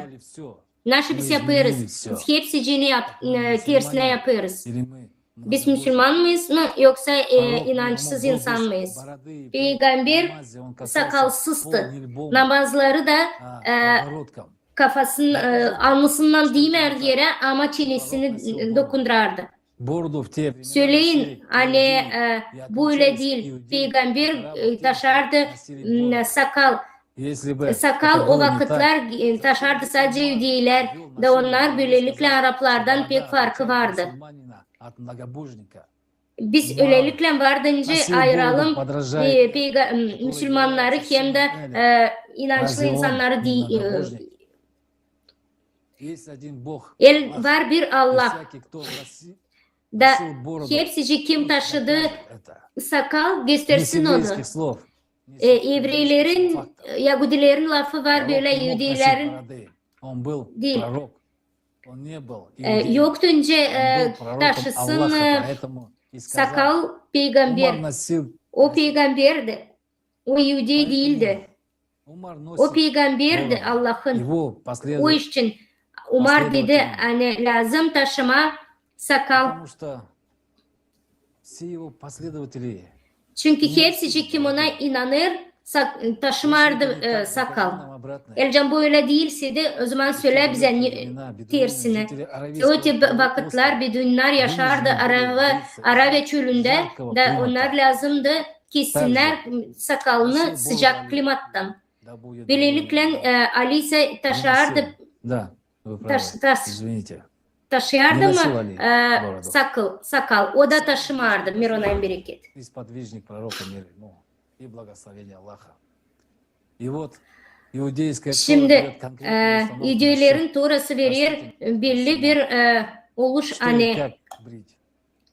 suratında sakalları lazım nereden de nice lazım Бороду, значит, лишается kesme. части Ki onlar da kimin sakalı var o ayus. Считается İhudiler созданным söylerler по hani Яхве, kim сына Бога Эля. keser А, sakalını носили bороду. Борода это onlar обязательный inanır атрибут для Yahve'ye. иудеев. Onlar Так как hepsici taşardı иудейский бог sakalını. Яхве Sakallar везде bu pek изображается önemli bir бородой. atribut Yahudiler için.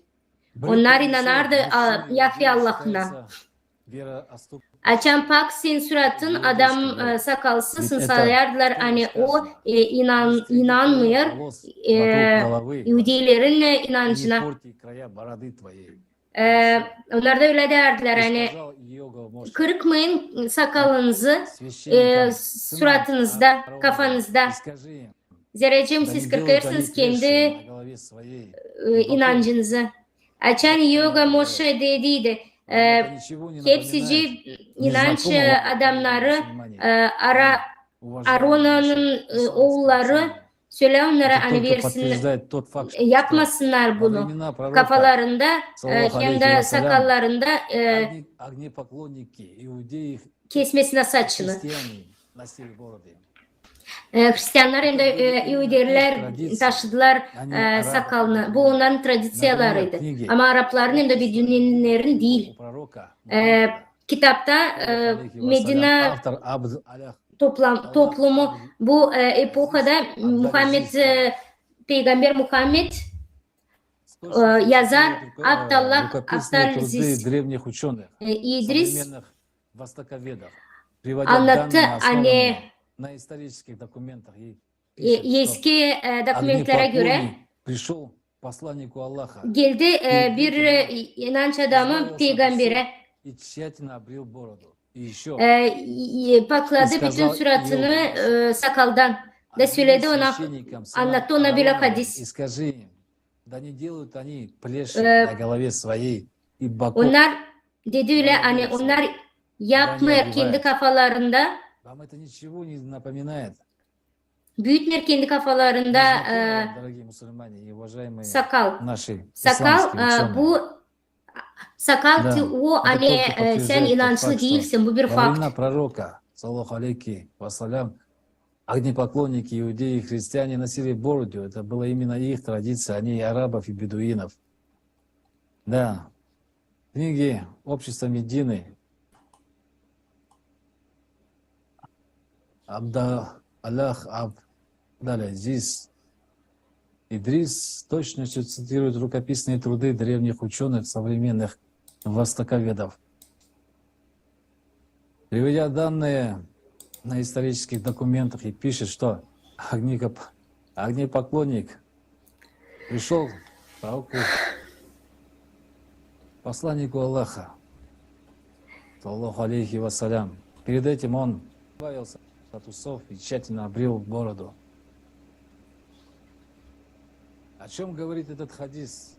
Огнепоклонник приходит к пророку, Açan inançlı olmayan adam gelir peygambere. İslam при пророке был безбородый. Peygamber varken Mirunay'ın bereket sakalsızdı. O geldi hani İslam'ı kabul etme. Ama sakal o oluş hani sen inanmıyorsun. Bu büyük fakt. Peygamberin insanları taşımardı sakal. İnsanlar hangileri sakalını hem de keserdi sakallarını onlar kabul ederdi İslam'ı. Kitapta insan Kur'an'da hem de İslam'ın poeziyası находим Kudryavtsev, рыжебородых Rizvanov евреев, yazarı привозили в anlattılar Европу nice sarı ученые. И тогда sakallı возникает резонный Yahudiler вопрос, если у иудей, которые по сути yapardılar являются şarap uzaktan. многобожниками, так как Bugünkü günde biz поклоняются, görürüz hani так как bu поклоняются не rezonans единому sorusu Богу, а сыну, Yahudilere yerleyeceğim. Onların gördüğün dersek hani onlar inançlı кого değil. все-таки, когда Onlar получается мусульмане, Allah'a inanmırlar. Onlar inanırlar тычут в лицо Ela хадисам, что oğluna Yahve'ye. поступайте противоположно тому, что делают язычники. Yapın böyle Оставляйте Бога, hepsi tersine naşı yapır inançlı olmayan insanlara. Bırakın o sakallarınızı da kesin onları da если бы kısa. мусульмане того времени Ama yerleyeceğim носили bороды, Müslümanlar разве o vakitten gezerdiler то sakalla. носить бороду, чтобы делать противоположное язычникам? Olacaktı mı bu önemli? Язычники Biz много o zaman еще bilecektik чего могут lazım делать. taşıma Что же теперь нам, sakallar. мусульманам, Şimdi bize nasıl lazım? Biz делать yaparız наоборот, nice все подряд? Чего мы не inançlı делаем olmayan здесь? insanlar. Пророк, саллаллаху алейхи вассалям, Peygamber Mirunayın bereket, Ali Mirunayın bereket. Taşımardılar sakal. Çünkü bu tradisiyalar kullanarak onlar sakal onlar için pek авторитетным seyrekti. иудеям не сильно Ama выделялся. sakalı taşıdı Umar Zerrecim o idelerle birdi. Бороду не носили. Поэтому он и ввел это правило, O için de bu kuralı koydu Umar. который приводит Daha bir к argüman tanrısı Это то, getirdi что bizim отсутствие бороды inançlı insanlar. является Hani sakalın yokuşu уподоблением женщинам. olur Это основной karılara аргумент. benzer bir Уподобление şey. женщинам запрещено Bu хадисами bir argüman. ve Kur'an'a. Hani karıya Да. benzerse sen o zaman Но hadislerin причем здесь Kur'an'ı eline alma. а эти Ama волосы, niçin длинные niçin волосы burada должны sakal приравниваться к уподоблению, ama logika уподоблению женщин. logika olarak Согласно uzun saçın Писанию, o zaman хадисам, многие пророки gene ходили lazım с длинными волосами. kendini benzedirsin Даже karlara. пророк Мухаммад, саллаллаху алейхи Peyg- вассалям, Peygamber Почему же yazılarına посланник göre, hadislerde göre не birçok укорачивал волосы? peygamberler uzun saçlarla gezerdi. Должны ли подобные хадисы восприниматься Muhammed, как Peygamber того Muhammed de Mirunay'ın источника, bereket. O da как вы gezdi. считаете? Nice Знаете, siz полторы düşünürsünüz. тысячи лет хадисы Lazım переписывали kesmem как saçını. хотели. Hepsici insanlar hadislere göre anlar da bunu nice Имеет к нашей isterdi. религии. Какую 1,5 надежду yıl получить geri за hadisler наши бороды? yazılardı. Ношение Herkesle бороды nice может быть istedildi. чьей-то национальной традицией. Yalanlanardı. Но более Kiminse того, многие народы memleketinde чтят свои tradisiyon olarak традиции kullanılardı. для сохранения своей идентичности, Bir своей çoğu истории. etnik Причем тут ислам? historiasını kurtarmak için Еще onları раз kullanardı. подтверждается Ve şimdi величие gösterir нашего tabi пророка, ki hani алейхи вассалям, Peygamber который Muhammed'in терпел Mirunay'ın возле себя bereket. бородатого Умара. Но разве пророк, мир ему, Hangisi когда-нибудь поступал как Умар? Вел себя так sabrederdi bu агрессивно, как Умар? Umar'ı, sakallı Umar'ı. Ama Peygamber Mirunay'ın bereket. Açan geldi nice То непременно yaptınca Umar ударил götürdü kendisine pek Umar götürdü kendisini pek öfkeli. часть тела, Böyle bir где hadis var. находятся твои глаза. Geleceğim ben görersem seni Это kırkılı история, ben seni готов был keseceğim отрубить голову любому. kafanı ya da çıkaracağım gözlerini. Bu historia gösterdi hani Umar hazırdı hepsinin kafalarını yok etme, kesme, hepsi, kim taşımır sakal. Он видел, O, он ведь ненавидел преданных пророков. o hazi Мир ему. etmerdi, onları kim binerdi Peygamberin Mirunay'ın bereket. Angları gezerdi onun arkasında sakalsız bütün yaşamak korkardılar. Onları korku içinde tuttu. Öldürerdi ki onları kim pek saygıyla peygambere saygılarını duyardı. Его Бога, O Яхве. kayıldı öldürmek her birini kim ona benzerdi. Основное различие, по которому можно было определить человека. Kim benzemerdi tüm Yahudilere kimin Allah'ı Yahve. Или ты раб Бога Яхве, Sen сына peygambere mi yakınsın yoksa sen Teoti Yahve Allah'ın hizmetçisi misin? Nice Umar Şimdi bu bilgiler argüment yaparlar hani prensip olarak lazım taşıma İslam'da sakal.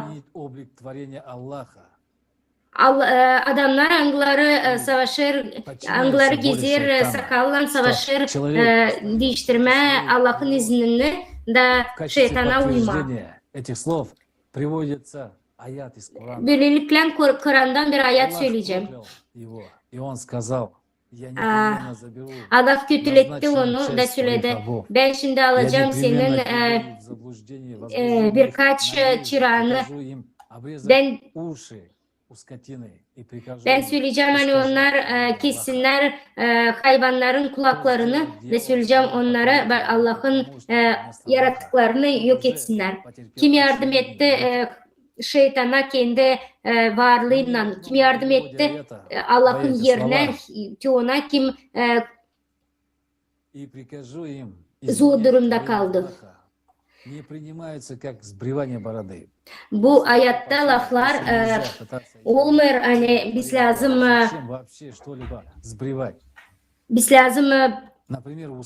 keselim sakalımızı ya da tutalım sakalımızı. Ne için koltuk altlarımızı biz lazım tıraş edelim? Böylelikle insan savaşmıyor değiştirmeye kendi oluşunu. İnsan savaşır. Niçin onlar yapmıyor sünnet? Niçin onlar değiştiriyor? Baştan nasıl Allah bizince yarattı? Çünkü insanın argüment olarak logikası değişir hem de fikirleri değişir. Böylelikle biz görüyoruz hem Uman hem de onun insanları olarak İslam'ın lafını hem de hepsini biz düşünüyoruz hani siz lazım kendiniz karar verirsiniz. Siz varınca tabela yazılan hani peygamber selam vermerdi diyor ki adamlara angıları uzun saçlandı zerrecim onlar benzerdi karlara.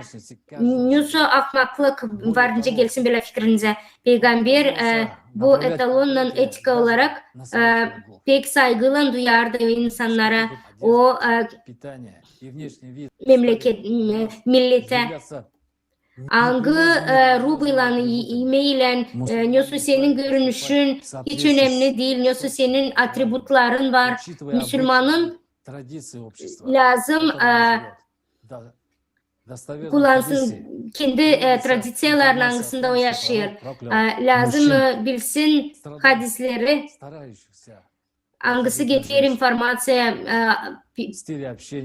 Peygamber kötüledi ki o adamları angıları savaşır karlara benzeme. Hem de neredeyse o karlara angıları savaşır adama benzeme. Onlar siz söyleyeceğiniz hani onlar ister tıraş olma zireceğim onlar pak olma isterler. Ama biz seçen tıraş oluyoruz. Adamların var fikirleri karayan benzeme. Biz fikirden mi gittik? Biz şimdi nasıl yapıyoruz? Bakıyoruz Yahudilere göre. Hem de onların Yahve Allah'ına mı? Bu informasyayla biz kabul eder miyiz? Biz Müslümanlar lazım söyleyelim doğruyu. Biz hiçbir kere de kimse için istemiyoruz küstürme. Peygamberin sevdikleri mironayan bereket. İnanırlar Allah'a. Niçin biz burada Müslüman olarak bakalım, açalım gözlerimizi doğru olarak. Naşı Uman yaptı İslam'la. Gidin peygamberden aykırı angısı sakalı yoktu. Gidin Kabe'ye zamanın aykırı vakitinde bütün Yahudi tradisyalarını göstererdi Müslümanlara. Hani angısı sayardı Yahve Allah'ı. O bir Müslüman olarak o gösterdi hepsini Yahudi tradisiyalar olarak. Biz pek utanırız o vakitlerden açan bizim peygamberimizi yalanlandırdılar. Biz kurduk. Bugünkü günde lazım bunları hepsini yok edelim. Çıkarız sakallan. Hani hepsici görsünler. Hani sen dersin Müslümanım, sen Yahudisin. Hani Allah da görsün hani sen onu sevmiyorsun. Gösteriyor sen seviyorsun birkaç Allah. Yok senin bir Allah'ın. Bu olur şimdi hani Müslüman dili o. Hangisi tutar peygamber lafını. Mirun bereket. Amtiyo kim gider Umar'ın arkasına. Tradisiyaları hem de Yahudilerin yapılmalarını devam ettirir. Müslüman dua eder Allah'ın önünde de ister hani o onu görsün ama Allah onu tanımıyor ziracım o gitti Yahudilerin tradisiyalarını yaptı. Onun var sakalı. O zaman hiç hicap da giymeyelim. Hani insan Allah görmesin kim dua eder. Bu doğru mu? Biz nasıl böyle Müslümanlar birazcık düşünelim. Nasıl böyle oldu? Olmayacak. Yokunca olsun böyle işler Müslümanda başka Allah'larda bil ki. Ama biz başka Allah'lara önem veriyoruz. Allah'ım yok senden daha büyük.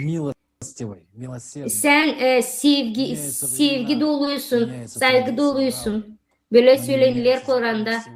Değişir vakitler, değişir tradisiyalar, değişir düşüncelerimiz.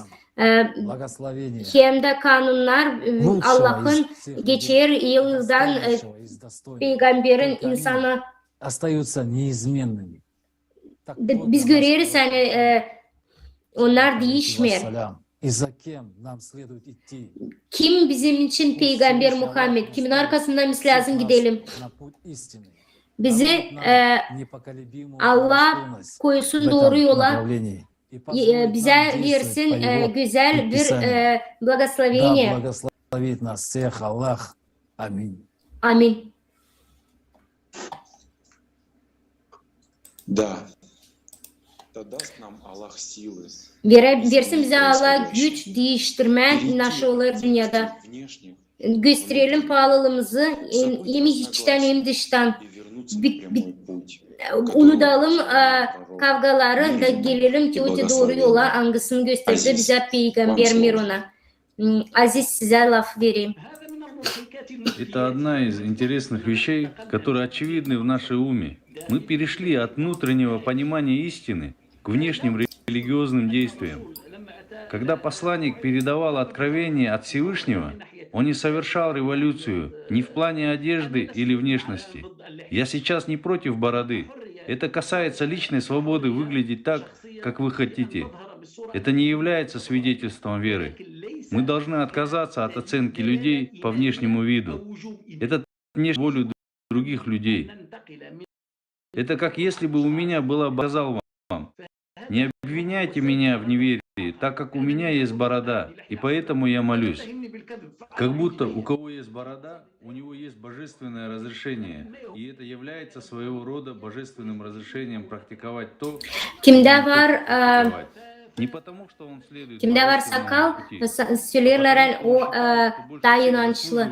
Dilene dil tunar kim inanır ama o sanır hani onun var sakalı da o izini var daha çok. Тот, у кого нет бороды, не İzini имеет var права daha молиться çok Богу. Allah'a Как будто это ünlü. не раб Тиоти Божий.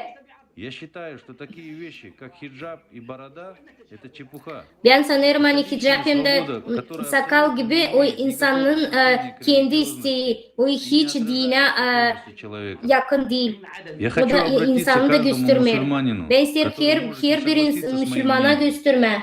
Я предлагаю вам мыслить логически и рационально, перечитывать Ben Коран gösteriyorum hani не тем методом, которым kendi его читали fikirlerimi наши hepsine. предшественники. Kur'an gösterdi kendi adına. Bütün metotları. Varım.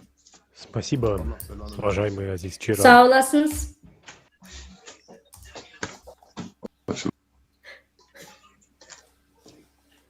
İçgörünüzü paylaştığınız için Спасибо, teşekkür уважаемый ederim. Азиз Чира, за то, что поделились вашим пониманием. Sağ olasın, sen bizimle paylaştınız. Во имя Аллаха, милостивого, милосердного, вся хвала, Allah'ın adına, благодарность Аллаху, Hepsinin мир üzerine olsun. и благословение Его послания. mir ona hem Внимание ищет убежище в молитве. Намаз стал неотъемлемой, обязательной namaz частью İslam'ın dünyasında hiç ayrılmayan bir В kültür. молитве сердце мусульманина находит внутренний покой. При проблемах Sorun и hem de трудностях, zorluklarla ancak karşı karşıya geliriz. Biz görürüz когда hani мусульмане начинают iyi молитву, Müslüman başlar dua ведут etme. личную беседу с Аллахом. Allah'la bir kişisel konuşma yapar, diyalog yapar. Kur'an'da böyle buyuruyor. Совершай намаз. Şüphesiz namaz Воистину, Açan sen namaz kılırsın, doğruya namaz kabul edeceksin. Büyük bir Поэтому достопочтенный посланник Всевышнего, büyük sevgi. приветствует, говорил, что молитва — это Dua bir Müslümanın canı için. Peygamber mir ona bereket уделял namaza pek çok önem veriyor. ни в чем другом, Hiçbir şey duada ne söylersin o kadar değil ne kadar как в namaz. молитве. Он обращался Büyük Allah'ımız böyle söyler, bu laflarla söyler. Allah'ım senden Я прошу у тебя твоей любви, senin sevgine, senin sevenlerin sevgilerine hem de onlar kim yardım eder senin sevgini kabul сделай etme. твою любовь для Allah'ım меня дороже. kendi senin sevgini семья, benim için benden ayırma, benim ailemden ayırma. Таким было обращение пророка, Peygamber, мир ему и благословение Аллаха, peygamber к Аллаху. bir onayım sağlık. Он молил Всевышнего лишь о том, чтобы быть принятым в его дом. Sadece kendi evin Пророк, мир ему и благословение Аллаха, на своем собственном peygamber duayı Allah'a нужно просить. dua etmeden önce Но gösterdi. давайте вспомним, что сказал Ama peygamber Efendimiz mir onayım o в которых мы сейчас живем. getirelim aklımıza nice o söylerdi. Мечети будут полны людьми. Camiler insanlarla dolu olacak. Истина. Ama doğruluk orada Во время olmayacak. прихода Махди люди будут пренебрегать молитвами, божественностью, дарованной им. Allah'ı И на самом деле мечети сегодня Dakaliz'den büyük совершают пятикратные camiler dolu insanlarla namazlar kurulur her gün. истинную Ama суть biz молитвы. yaptık mı Молитвой мы молимся. То ли молитвой, dualarımızı doğru которой молился hangi пророк, мир ему и благословение hangi dualarla biz dua ederiz? Onun hangisi verdi bize peygamber mi? Ben onayım bereket. Nasıl biz soruyoruz Allah'tan? Nasıl isteriz? Biz dua ederiz şimdi. всяческие İsteriz Allah'tan her bir komfortları. Çünkü bize küçükten öyle öğrettiler dua etme. Разве Аллах это джин? Söyleyin hani Allah o nasıl bir cin mi? Hangisi bizim isteklerimize yapar? Dualar hani komfortluk için, rahatlık için yetişir sadece iblise. Ziracım o bu konfortla kurulur. Ama Allah'a yetişmiyor. Halis molitvalar, bu dualar, anglar verir sevgi. Всевышнего пророка. Her kere isterdi peygamber mir ona bereket. Но это не просьба о материальном. Завет Bu değil konfort yaşamamız. Hangisi gülüme getiriyor. Allah bu cin şişeden değil. İsteme Allah'tan güzel bir yaşamak da kendim bir şey yapmam ama. Bu İslam mı? Bundan bize öğretti peygamber mir ona bereket. рекомендует нам De naşı söyler bizim saytlar, Allah saytları. оружие мусульманина. Dua olur büyük bir silah Müslümanı her bir oluşta. Allah seviyor hepsini kim ona gelir. Hepsini kimin içinde nasıl istersiniz isteyin Allah'tan. Bu Такая традиция просить о материальном. sıradan bir şey olsun. Nereden bu tradisiya çıktı? Nice böyle oldu hani biz bilirken doğruluğu nasıl o dua Allah'la bir diyalog olarak geldik ona hani biz araba isteriz, ev, biznes. Peygamber mir ona en bereket böyle yapardı mı? Niye işi bıraktı sunni de söylerdi gidin benim yolumdan. Hani biz gidelim her yerde onun arkasına. Naşı biz yaptık.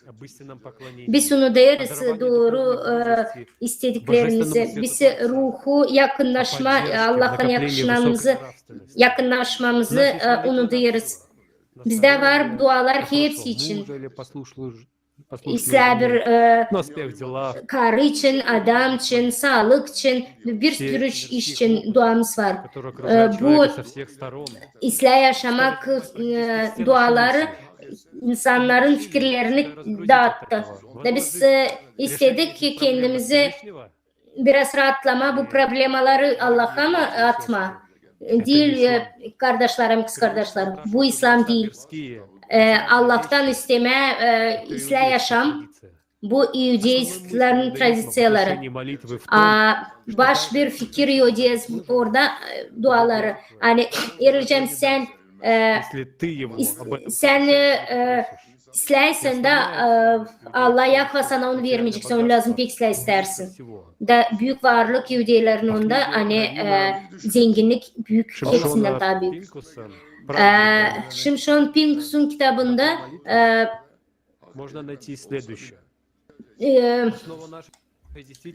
dua kapıları varınca başka bir şey bulma.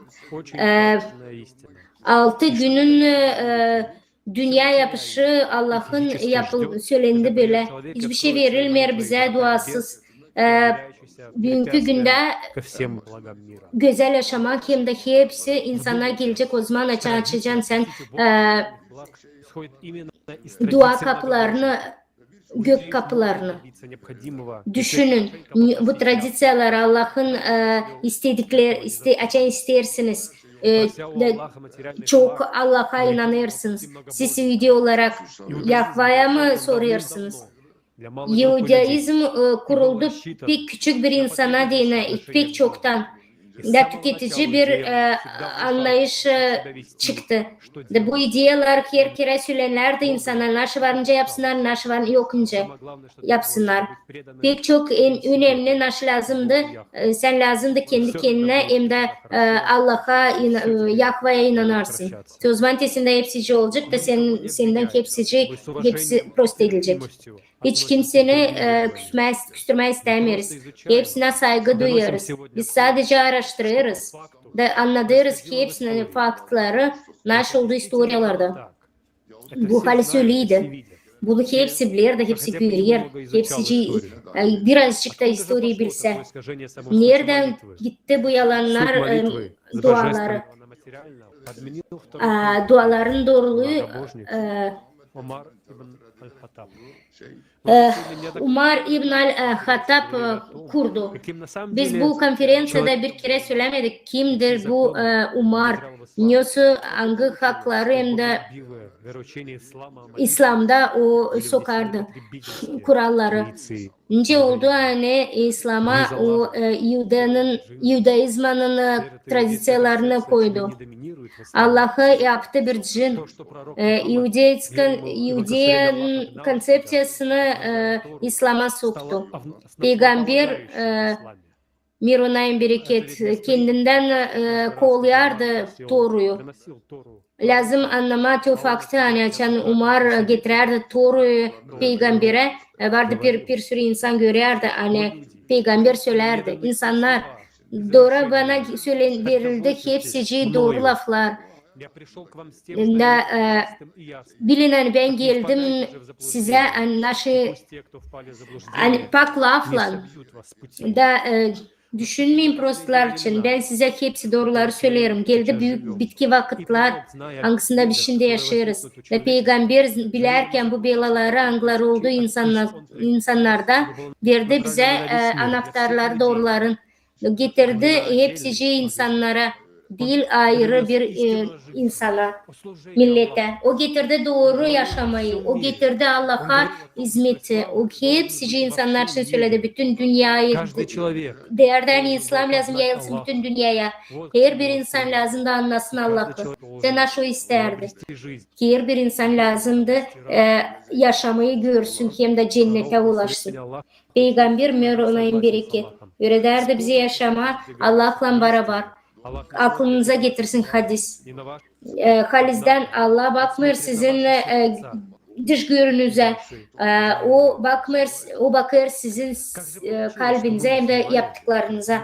Nice oldu hani biz Müslümanlar unuttuk ki İslam'ı da Yahudilerin varlığını tutarız. Onların zenginliklerini Peygamber Mirona kendi dualarında dua ederdi sadece cennete ulaşma. O dua ederdi hani bize lazım olalım büyük bir toplum. Peygamber Mirona yatarken söylerdi öyle. Allah'ın izninden ve yattım bir sağ tarafıma. Beni koru günahlardan, beni şeytandan uzak tut. Tut beni büyük toplumun başı. Büyük toplum bu var Allah'ın evi. Cevap verdiler Müslümanlar. Hangi dua bize daha yakın? Peygamberin duası Mirona'nın bereket yoksa Yahudilerin mi? Çok inançlı Allah'lara. Biz şimdi hiç yok önce söyleyelim hani bizim yaşamamız prost olsun. Biz istersen bizim uşaklarımızla yaşasın. İstersen bizim ihtiyarlığımız hem de analarımızın babalarımızın ihtiyarlığı güzel olsun. Bunda bir şey prost yok. O için biz laf ederiz onu söyleriz hani yaratıcı toplum olsun. Toplum angasında koyulu bizim sevgili Peygamber Mirona. Toplum angasının içinde büyük varlık, birleşme hem de onun yaşaması. Aklımıza getirelim nice peygamber yaptı Mirona'nın bereket. Onlara pek önemliydi. İnsanlar o hiçbir şey yaşamanın güzelliklerini tutmardı. Nice yaşardı onun karları. O kadar zengin miydi? O her kere paylaşardı nasıl onda vardı. O pek isteydi. Geldi vakit aklına getirmeyen bunları da güzel yaşamayı değiştirme başka bir şeye. Müslümanlar söyleyin kime biz sadıkız? Peygambere mi yoksa da çok inanan Umar'a mı?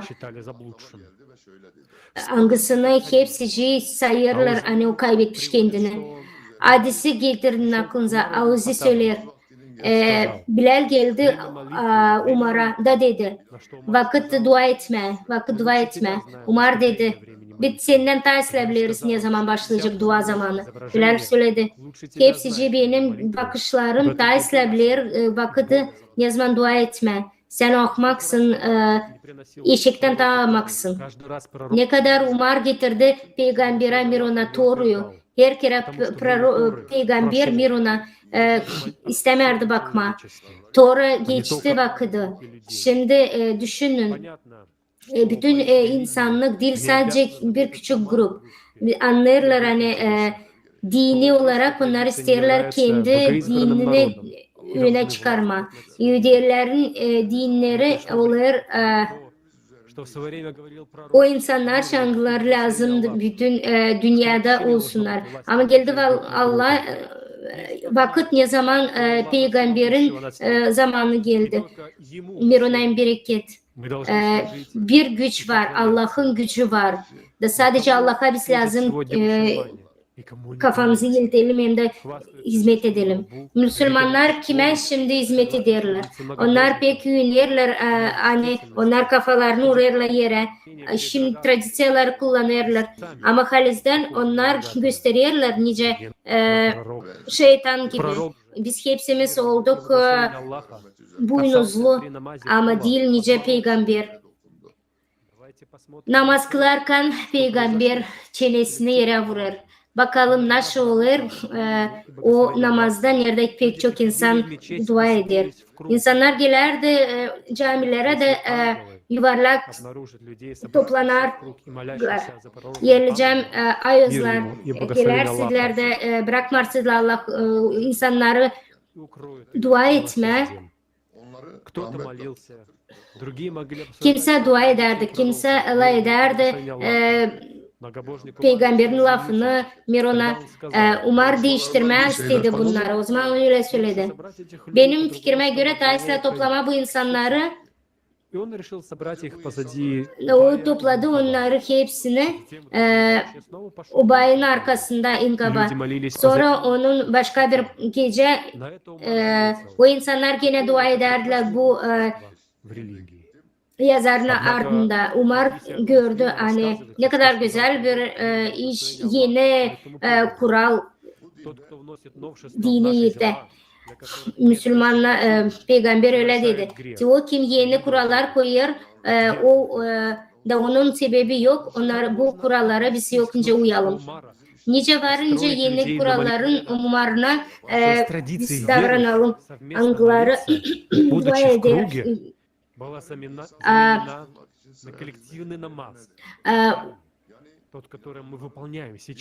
Bu dualar değiştirildi de insanlar masa olarak dua etmeye başladı. Açan böyle iş oldu. İnsanlar gördü, umarınca çıktı alana da başladı gitmeye bir asker olarak. De böyle bir büyük askeri gezerdi. Hepsici insanları yok etme Umar. Hepsici bu legionerler onlar giderler kavga etmeye, öldürmeye, cenk etmeye. Ama Müslümanlar kiminle toplandılar? Açan namaz yaparsınız. Hani böyle yapma. Siz düşünsenize. Angır Umar koydu dağılmış prosesleri. Salavatın gücünden namazda. Niçin askeri scheması geldi camiye nerede insanlar gelirler la etme Allah'la ama değil cenk etme birbirinden. Biz biliriz hani biz yaparız bunu böyle yan yana çünkü şeytandır lazım geçsin bizim aramızdan. Omuz omuza duralım. Ama hayat şeytan çıktı da geldi başladı Müslümanların aralarından gezme. Mesela biz onu deriz neredeyiz biz nerede şeytan. Soru gelir. Kimin için bunlar hepsi yapılır? Vakit geldi. Açan biz ayrılardık. Geçti çok vakit. Şimdi geldi vakit birlik olma. Bu korku der, bu pek korku der. Düşünersek. Pek büyük bir sorumluluk her bir Müslümanın üzerinde. Pek sadık bir Allah'ın peygamberine Mirona'nın bereket. Sıbıtma hepsi ambitsiyaları, hepsi kavgaları, ayrılıkları söylerdi peygamber Mirona. Da toplanma bir büyük bir birlik umma. Ayırmama hepsini şeytan bilimlerini nice Umar dedi. Ama gitme Allah'ın peygamberinin ardından Mirona'nın bereket. Her bir Müslüman içinde duyar bunda anlar.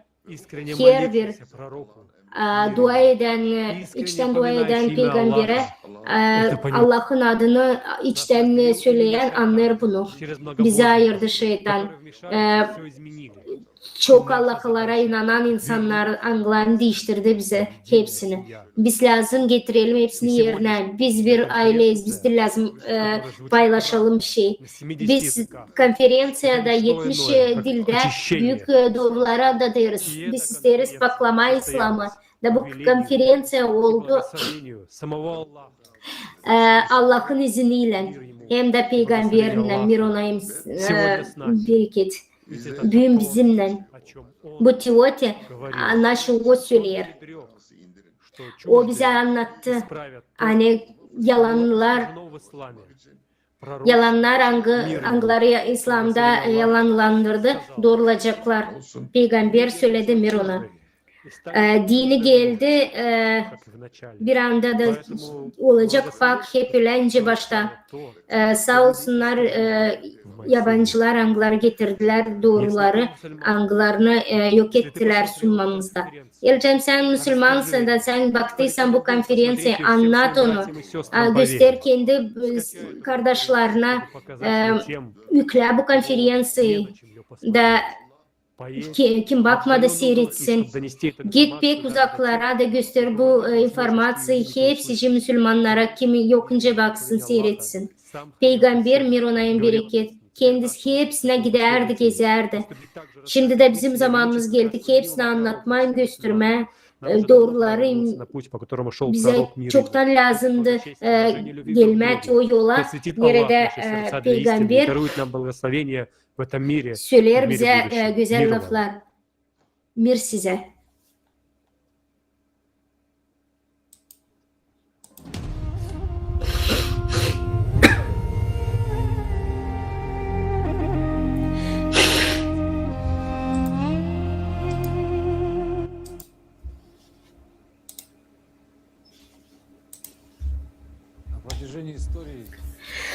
İstoriyanın zaman bütün vakitlerde insanlıkta karı büyük bir rol oynar. 6000'lik historiasının uzunluğunda insan karıya davranış hiç doğru değil hem de pek şiddetli. Lazım varınca aklımıza getirelim Şümer kültürasının nerede adam vardınca öldürsün karıyı. Bir sürü ülkede karıyı vardınca satsınlar. İslam'a kadar o periyot, o vakitler cahiliye anglarında Araplar vardınca şazları doğduktan sonra diri yer içine gömsünler. Elcem bunları sayıklarsa kaldı 1000 yılın içinden aşı oldu karlarla. Bize yetmeyecek hiç vakit bu konferansiyada. Peygamber Muhammed mir ona en bereket. Karları kurtardı, angıları çıraktı. Da kaldırdı onu öyle bir seviyeye, hani o da Allah'ın uşağı. Peygamber mir ona en bereket. Yardım etti ona, kurtardı onu o instrumentlerden. Açtı ona büyük cennet bahçelerini. Bakarsak İslam'a göre kim o karı İslam'da? Dil lazım karıyı kapatma, onun da var hakkı. Doğru İslam karıya bıraktı ki adamın yanında verip ona hep öyle haklarını. İslam'da var yer nerede sadece adamlara ait da değil sadece karlara. Ama doğru İslam koymuyor hiç kimsenin birbirinden daha büyük. Adam mı büyük kardan, karın büyük adamdan. Onlar bir çamurdan yapılı hem de bir ruhtan. Bizi öğreder Kur'an. Ислам устранил дискриминацию в правах мужчины и женщины.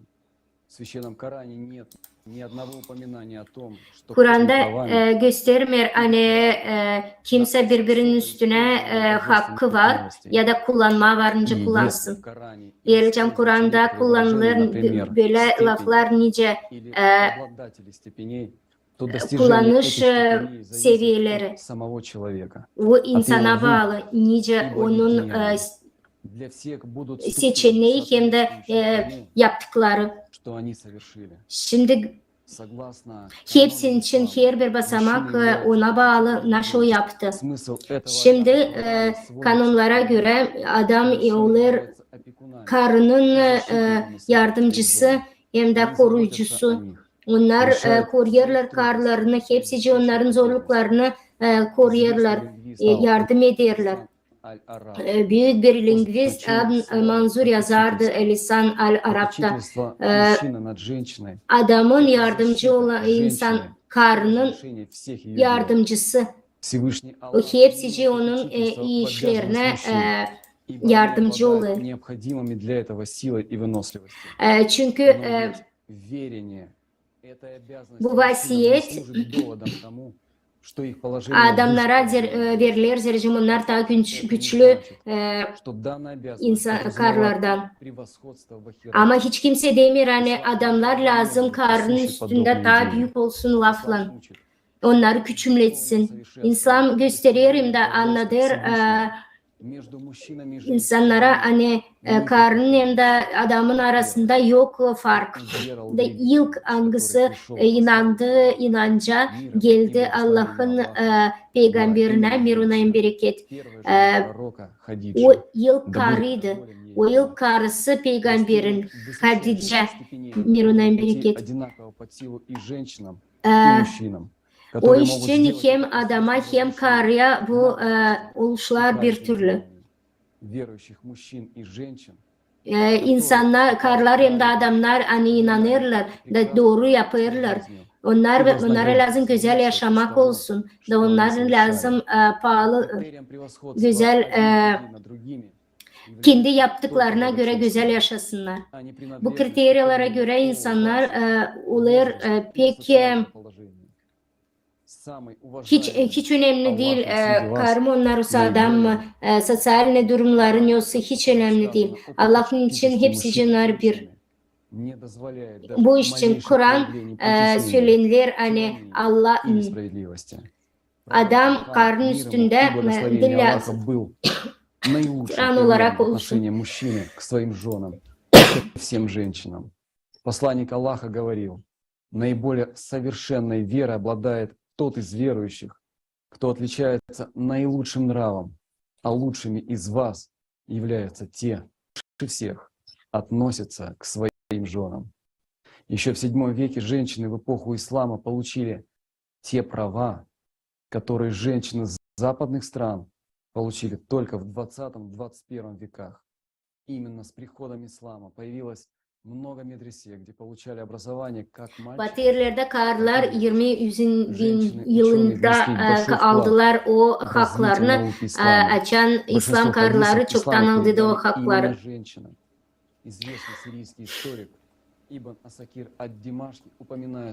İbn Asakir Dimaşki Siriya historikası söyledi öyle 80 öğretmen karı içinde gösteriyor hani 170 karının 8. 100 bin yılda hicrada bu karlar hepsi bilim insanlarıydı. Onlar pek akıllıydı. Şimdi bakalım dönelim bizim vakıtlara. Birçok İslam vakit yerlerde dünyada varınca görme insanlar bilim insan gibi. Ya da karları hangileri hükümet hem de dini yerlerde işleyen. İnce biz kendi karlarımıza davranırız. Biz yapacağız mı öyle ince onlara davranacağız mı öyle onlara ince peygamber onlara davranardı. Mirunayım bereket. Girelim internete bakalım medyalarda nasıl onlar gösterecek bize. İslam saytlarda gösterirler ince daha doğru insanlar karları düğme. Kitaplarda yazılınca bunu yapma. Daha da gösterirler böyle videoları uşaklarda görür. Bizim böyle öğretti peygamber Mirunayım bereket. Nice biz sivilizasya toplumu olarak varınca böyle yaşayalım. Nerede herkesin önünde taşlarla düğüler karlar. Açan peygamber Mirunayım bereket bıraktı ayatları racımda anlattı. Taşla düğülme İhudilik tradisyası. 24. bölümde 3. kitapta Tora'da yazıyor. Mayıs'ın onlar çıkacak bizim toplumumuzdan. Kafalarına onların yerlerinizi koyun. Siz de onları taşlarla düğün. 17. bölümde yazılı hani düğme lazım taşlarla ölümüne kadar insanları hangisi çıkacak dinden. Biz görüyoruz böyle bir fakt. Nice Yahve Allah'ı bizim büyük Allah'ımızın Yahve söyledi öyle yani yerleyeceğim başka Allah'lara siz hizmet edersiniz böyle olacak. De nasıl olur bu statı önce söylenilir. Yerleyeceğim sizin aranızda çıkarsa da neyse nerede sana Allah verir, hangisini sana Allah verir, adam ya da karı Allah'ın sözünden çıkacak, da gidecek başka bir Allah'lara ya da peygamberlere ya da güneşe ya da aya, ona ne anısını ben size söylemedim inanma, da sen o zaman işiteceksin. Elcan bu doğruysa da bu kötülük İsrail'sen o zaman o karı ya da adamı çıkarın. Hani yaptılar prosluk çıkart kendi kapılarına da düğünleri taşlarla ölümüne kadar. Siz görüyorsunuz nereden gelir bu tradisiya. Biz unuttuk önce İsa onun vakitinde birçoğu taşla öldürüyor. Şimdi de görüyoruz hani diyorti insanların hani Muhammed'in mirunayın bereket sevgiyle yaklaşır. Onlar da karşı karşıya gelir bu kötülüklerle. Peygamber bunları hiçbir kette öğretmedi mirunayın bereket. Kim bu İslam'ın içine böyle şiddetli hem de kötü tradisiyalara soktu. İdealardan getirdi. Hani öldürme, insanlar hangileri başka türlü düşünüyor. Getirme bir büyük... В хадисе сообщается. Со слов Ибн Аббаса сообщается, что Умар Ибн Аль-Хаттаб сказал: «Я боюсь, что по прошествии долгого времени некоторые скажут: я не нахожу в книге Аллаха приговора о побивании камнями и впадут в заблуждение, отказавшись от одной из обязанностей, предписанных Аллахом. Напротив, побивание камнями является обязательным, если мужчина женат или ранее был женат, и доказательство установлено прелюбодеяние, или если наступила беременность, или если он признает это». Я читал в Коране. А если взрослый мужчина и взрослая женщина совершат прелюбодеяние, то побейте их обоих камнями. Посланник Аллаха, мир ему и благословение Аллаха, побивал камнями прелюбодеев, и мы побивали их камнями после него. Вот таким образом Умар... Böylelikle Umar soktu bu kötü tradisiyaları Yahudilerin. Ama Peygamber mirunay bereket bıraktı ayetlarda racmı. Niçin bu kötü oluş İslam'ın içinde? Kimin ardına biz gideriz? Cevap verin Müslümanlar. Racmdan karları öldürürler. Patlatırlar, yakırlar, suda bulurlar tradisiyon olarak öldürürler. Açan karı ister ayrılma, açan varınca hiç sebep de olmasına onlar karları yok ederler. Biz lazım işitelim Allah'ın peygamberin laflarını mirunayın bereket. Biz insanız. İnsanlar sizin var hakkınız karlarınıza karşı ama onların da var hakları size karşı. Unutmayın. Yani siz onları aldınız sadece o iş için üzericim Allah izin verdi. Onlar sizin haklarınızı tutarsa siz de verin onlara sizin haklarınızı yeme, giyinme, sevgi, saygı, kendi karlarınıza saygıyla, sevgiyle kullanın. Ne kadar onlar o kadar yardım ederler size. Bunu lazım yapsın inançlı insan, peygambere yakın insan, mir ona in bereket. Müslümanın. Açan küçücük uşaklarla evlenirler. Bu İslam mı? Küçücük uşakları kötülüklere getirirler. Milyonlarca uşak 18 yaşını bulmadan evlenirler. Var öyle ülkeler hani bunlar normal. Bir sürü evlilik küçük uşaklarla yalancılık hem de kötü informasyon olarak peygamber dedi evlenmek lazım. Mirunayım bereket lazım Ayşe gibi. Açan o 6 yaşındaydı. O moment fakt olarak o yaşadı 9 yıl evli. Birçok bilim adamları, dini adamları historiada göre hadisleri anladar da hani büyük kızın kız kardeşine Ayşe'nin kız kardeşi Asma evlendi peygambere bir ona bereket 17-19 yaşında. Düşünün peygamber bir ona bereket pek sever insandı. O pek severdi insanları, saygıyla karşılardı onlar karları.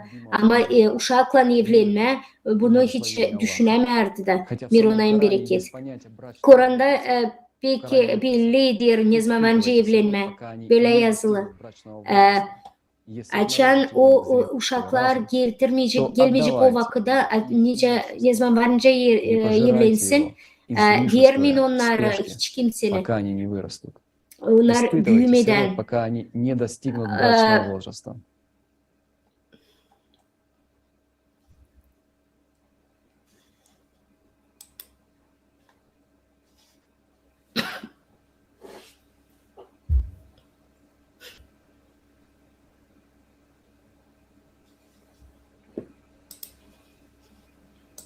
Этот брачный возраст достигается при совершеннолетии.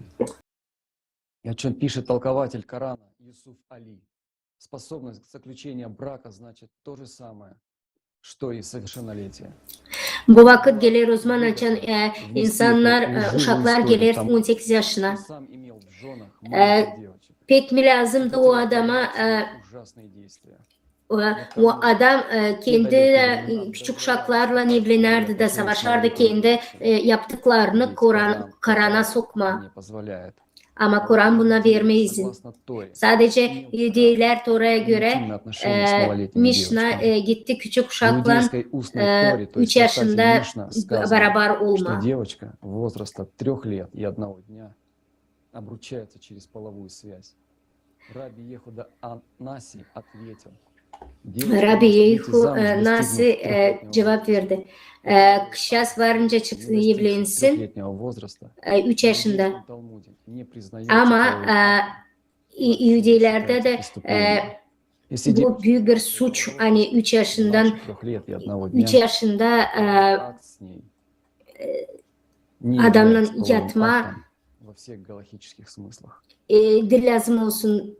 Bu pek büyük bir suç. Bu büyük bir doğruluk.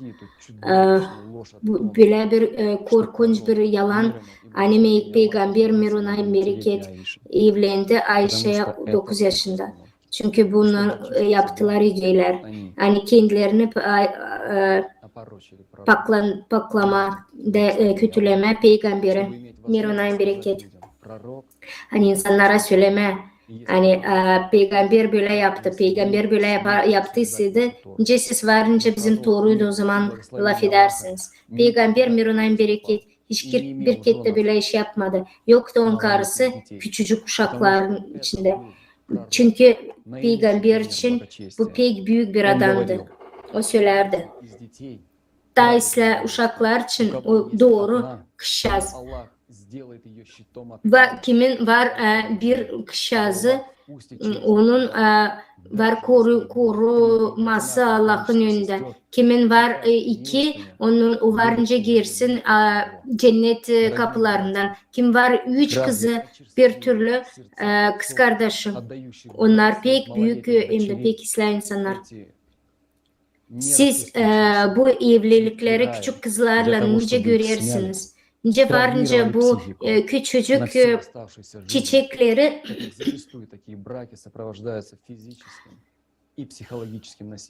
biz görüyoruz hani bu uşaklarda fizikal hem de psikiyakal olarak pek büyük şiddetlere girerler.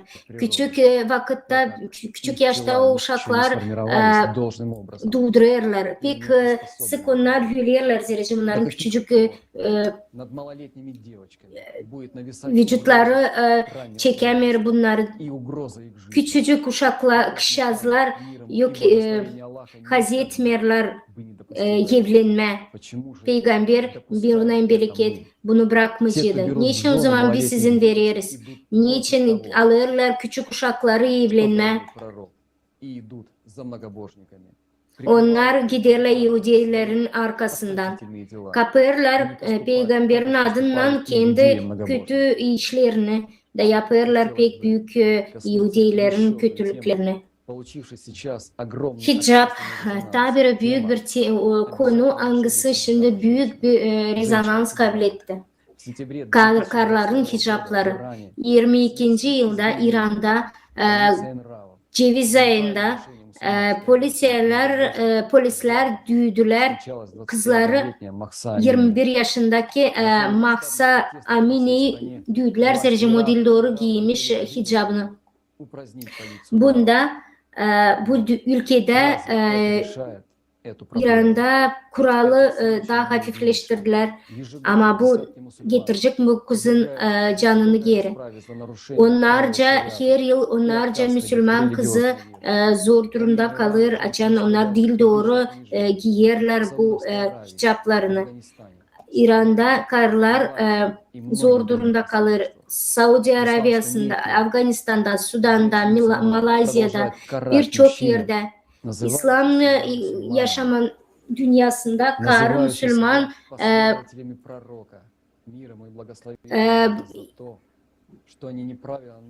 adamların adına kötülük bulurlar Müslümanlar. Peygamber öyle dedi Mirunay'ın bereket. Hani bu dil doğru gezen hicabı giyinen bu bir Yahudi kuralları. Bu bir Müslüman tradisyası değil. Doğru mu? Yani biz geziyoruz hicapların için. Naşı söyle Kur'an. Araplar, Beduinler hiç kapamardı suratlarını eskiden.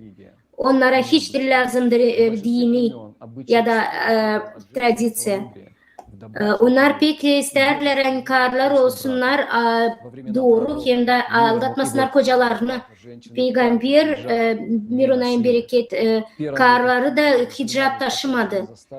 İlk yüzyılda Hicr'de Müslümanlar birbirinden laf ederdiler. Hiç kimse onlara hicap giydirmerdi. Adamlar karlar beraber ederdiler. Gezerdiler yan yana sokaklarda. Hicap şimdi bu bir Yahudi tradisyası. Onlar saklardılar saçlarını. Açan saçları çıkardı Yahudi İstanbul'da. Söylerdiler yani karı açan çıkarardı saçlarını o yapardı büyük günah. Да, onu lazım da boşama. И чем оно может обернуться, покрывало считалось абсолютной необходимостью для соблюдения целомудренности и добропорядочности. Некоторые раввины даже считали, что Rabinler sayardılar hani bu büyük bir demonstrasyon, Hebrew bir karın saçı o kadar yanlış. Hani bu demonstrasyalar savaşardılar kapama. Lazımdı karı kapasın kafasını. Tradisiya önce kapama kafasını Yudilerde Tora'da yazılı. O karı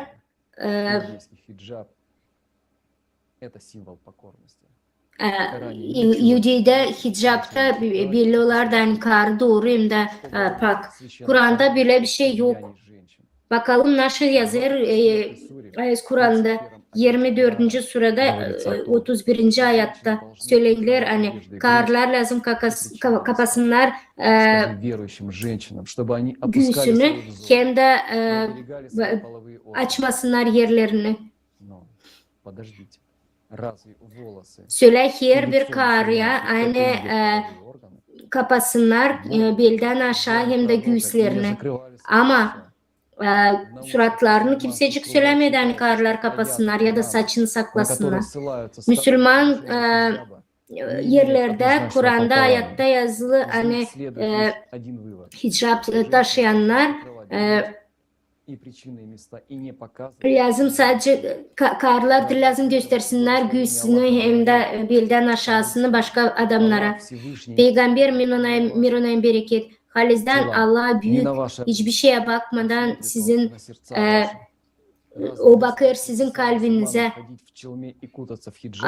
Allah yazdan Müslümanlar lazım kapalı giysinler baştan aya kadar hicap içinde mi? Yoksa Yahudilerin ardına yalanla gitsinler onların arkalarında mı? Peygamber Mirona'nın bereket her kere koruyardı kendi karlarını. Onun için Peygamber söylerdi hani giyinin, giydirin karlarınızı naşsa. Çünkü bu bir büyük manipülasyon. Peygamber Mirona'nın bereket söyledi. Hani karlar başka adamların yanında gözlerini indirsinler hem de göğsünü kapatsınlar. De bu kadar söyledi Peygamber Mirona'nın bereket. Bize söylerler hani karı kapalı değil bu büyük bir utanç. Ama Allah verdi bizim insanlara güzellik karlara. Biz hani kendi karlarımızı kapatalım. Bu bir utanç verici Müslüman için. Hani biz gideriz şeytanın arkasından. Biz Umar'ın arkasından gideriz hangisi aldattı hem de İslam'ı çevirdi, alt üst etti. Bu utanç verici yani biz kendi karlarımıza saygı duymuyoruz. Peygamber Mirona'nın bereket verdi her bir hem karlara hem adamlara bir türlü hak. Peygamber söyledi hani karı en büyük hem akıllı hem bilinçli. Halisi ummalar geldi. Peygamberin Miron'un bereket oldu pek büyük rakip aralarında. Teni için onların aralarında Umar'ın da insanları var. Pek hızlı bilim kalkmaya başladı. İnsanlar oldu pek serbest. Bütün toplumunda hepsi değişti. Geleceğim biz böyle devam edersek bütün dünya nasıl olacaktı? Geleceğim değiştirseydik kendi vaktim yaşamamızı hem de dünyamızı. Utanç verici ona kime izinli peygamberin izinli Mirona'nın bereket hangisi gösterdi insanların karların ne kadar önemli olduğunu hani kafasından göğsünü hem de belden aşağısını de sadece Yahudi Umar giydirdi karlarını Müslümanlarını Allah'a anglara sanki Allah'a inanır за то, что мы нарушили слово пророка. Отдумайтесь, мусульмане. Мы обязаны снять с себя шкуру шайтана, одетую на нас многобожниками, и стать людьми, любящими Аллаха. Bize lazım giyelim şeytan rubalarını. Снять с себя еврейскую одежду. Lazım çıkaralım kendi sırtımızdan Yahudilerin rubalarını. Düşünsenize ne kadar büyük bir günah. Peygamber Mirona'nın bereket söylerdi hani karlar gördüğün adamı indirsinler gözlerini kapasınlar belden aşağısını hem de göğsünü la eder. Onlar anlattılar bunu nice peygamber söyledi ama değil nice Yahudiler söyledi Mirona'nın bereket. Peygamber dediği gibi bu yeterli Mirona'nın bereket. Yahudilerse Ничем не karlarını отличается от giydirirdi женщин многобожниц. çuvallar içine. Так сказал многобожник, который пытался убить нашего пророка. Мир ему, благословение Аллаха, и завладел властью. Yahudilerin umarı istedi Сейчас bizim мы peygamberimizi öldürme. Mirunayın bereket. очищаем правдой, произносимой вслух пред Аллахом. Biz şimdi her bir истинные lafı мусульмане savaşırız paklama, и doğrulukla верные hem de последователи его пророка, güzellikle. лучшего из людей, мир ему и благословение Аллаха. Вот он тот момент, о котором говорил пророк. Bu moment hangisini söylerdi peygamber Miruna bereket. Şimdi her bir Müslüman lazım anlasın, lazım götürme bu doğrulukları. Настоящий хадж. Bu kalis bir hac Allah'ın önünde. Каждого мусульманина в дом. Bize lazım her bir Müslümanı evine getirelim. Allah'ın evine hem de peygamberin evlerine, Miruna. Yani o haklarını kabul etsin de peygamberin gözüne baksın Miruna. Düşünün Müslümanlar niçin biz biliriz doğruyu da bunu bilerken Umar'ın arkasından gideriz. Böylelikle Allah'ın sevgini ardımıza almıyoruz. Gideriz Yahudilerin ardına anglar götürür bizi cehenneme. Yapma, bütün tutma bu tradisiyalar önce yapardılar, tutardılar bizim atalarımız mı? Onlar pek tutardılar bütün tradisiyaları. Ama bu tradisiyalar Umar'ındı. Ama yerleyeceğim. Biz Allah'ın peygamberin ardına gitseydik Mirunayın bereket. Biz tutalım mı sakal hem de Aron gibi mi? Niçin biz biliriz doğruyu da sanırız hani biz gideriz peygamberin ardına. Biz hepsici yanlışları Yahudi Umar'ın dediği gibi Yahudi tradisiyalarını kullanırız da sanırız hani o doğru mu? Peygamber Mirunayın bereket yapmardı. Bunları bize vermedi. Sorun bizim karların yoksa biz veririz. Müslüman doğru mu siz yaparsınız? Siz giydirirsiniz Yahudilerin giysilerini. Düşünün. Bizim için büyük örnek Aaron mu? Müslümanlar dil lazım düşünsünler önce Aaron. Müslümanlar dil Yahudi. Onlar sanarlar hani Yahudi'nin hicabını giyerek hem de sakal bırakarak biz olacağız cennette mi? Peygamber Mirunayın bereket cennette yerleri vermerler. Her bir insan şeytana hizmet ederse de yolunu bilecek. Biz biliriz ne lazım olsun donlar, ne lazım olsun çember. Elcem biz daha öte doğru da oturarsadık da kavga edersedik biz de donlarımızda kalmayacak.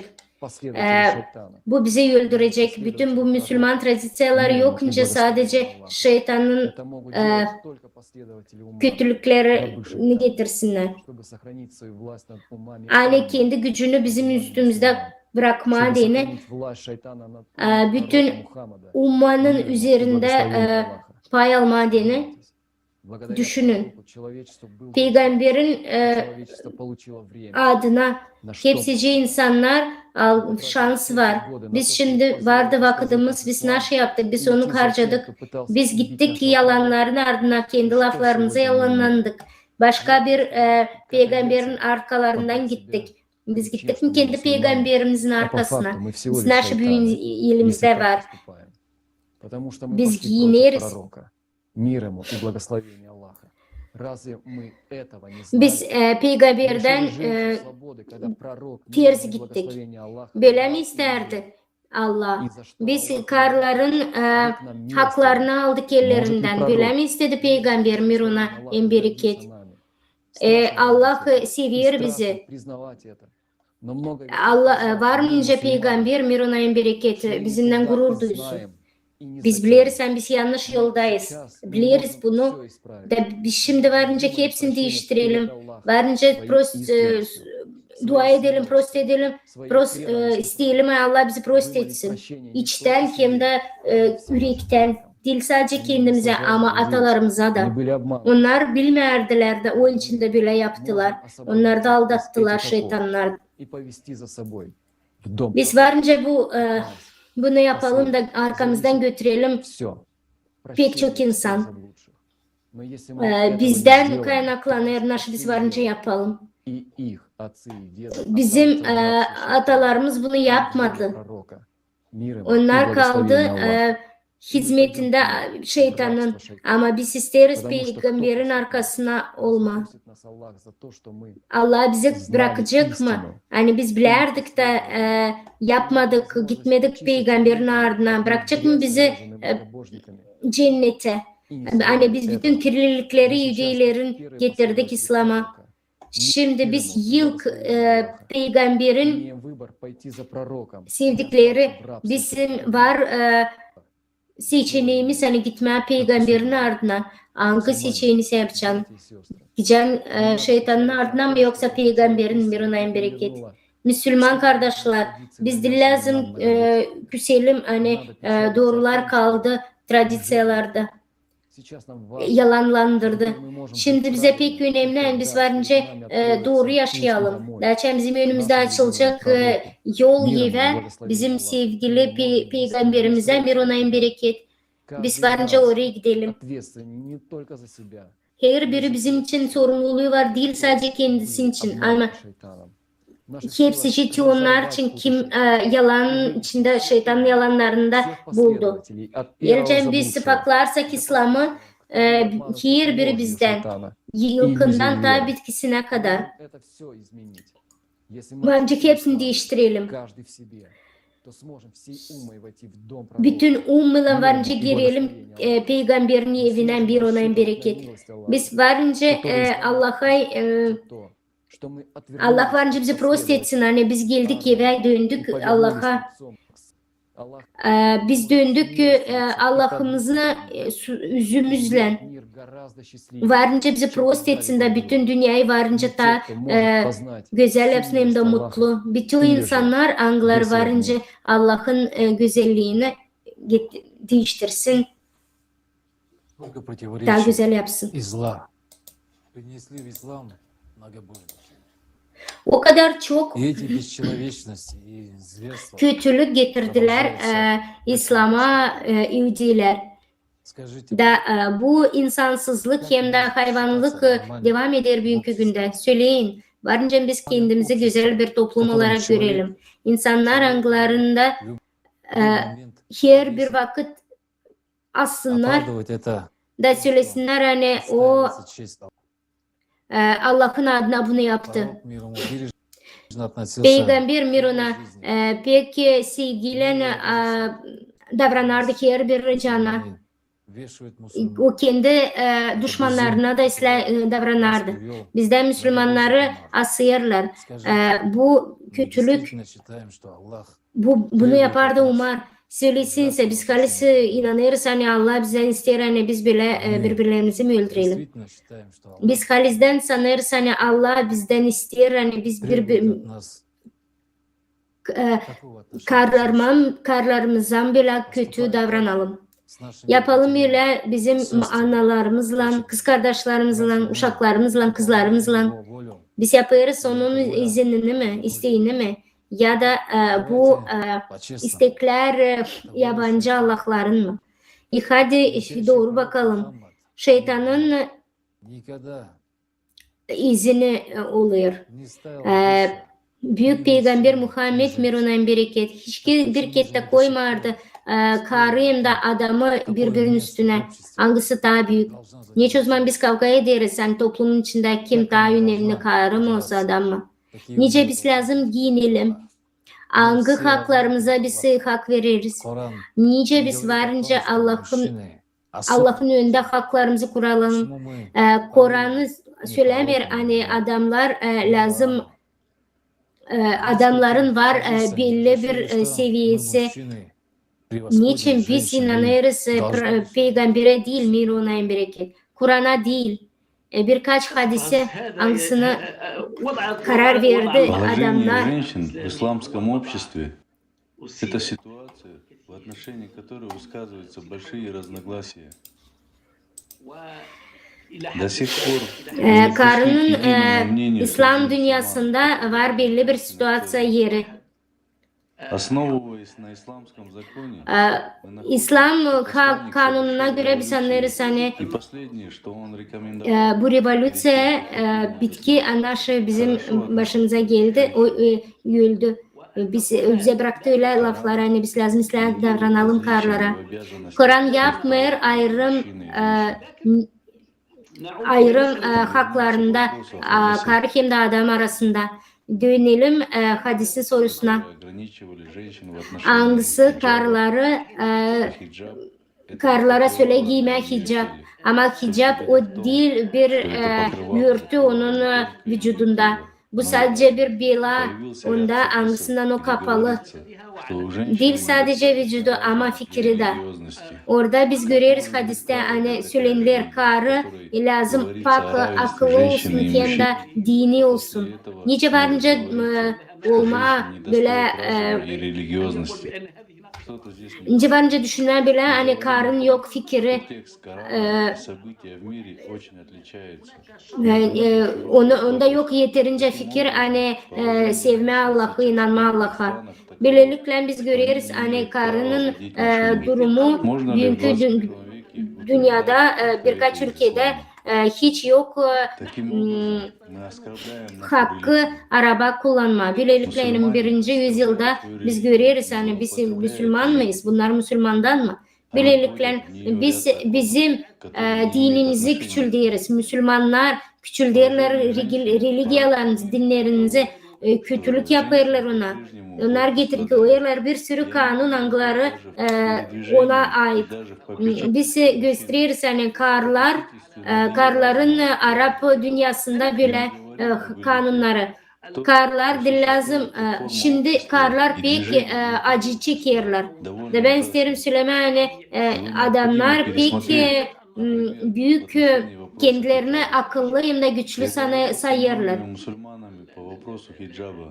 Ben birçok Müslümanlarla ettim bu hicap için.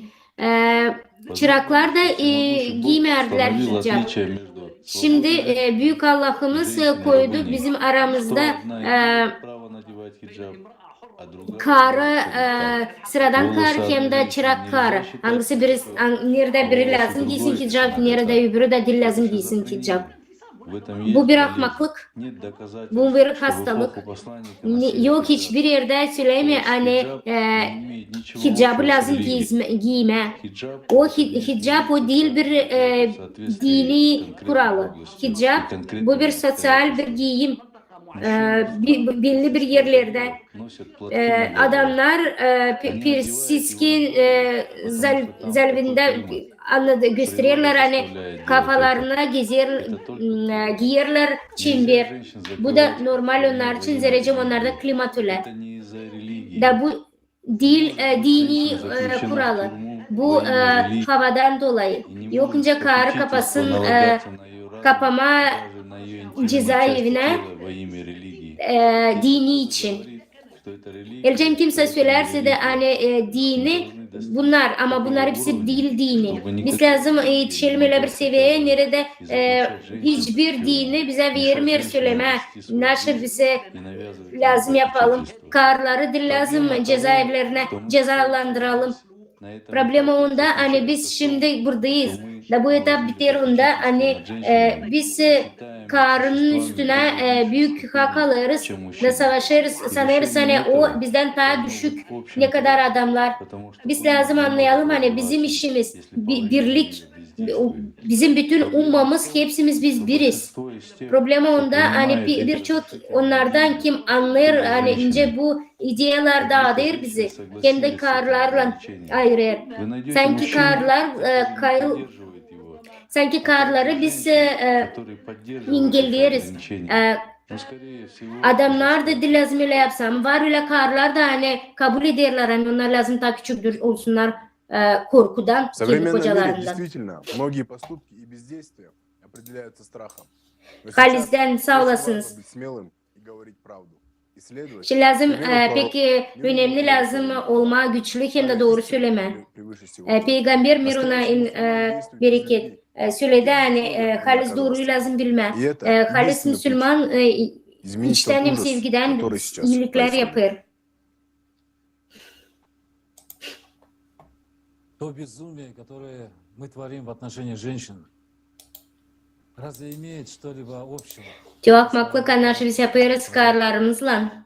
O Müslümanlar bir şey mi getiriyor? Naşı bize böyle mi öğretti Peygamber Miruna'nın bereket?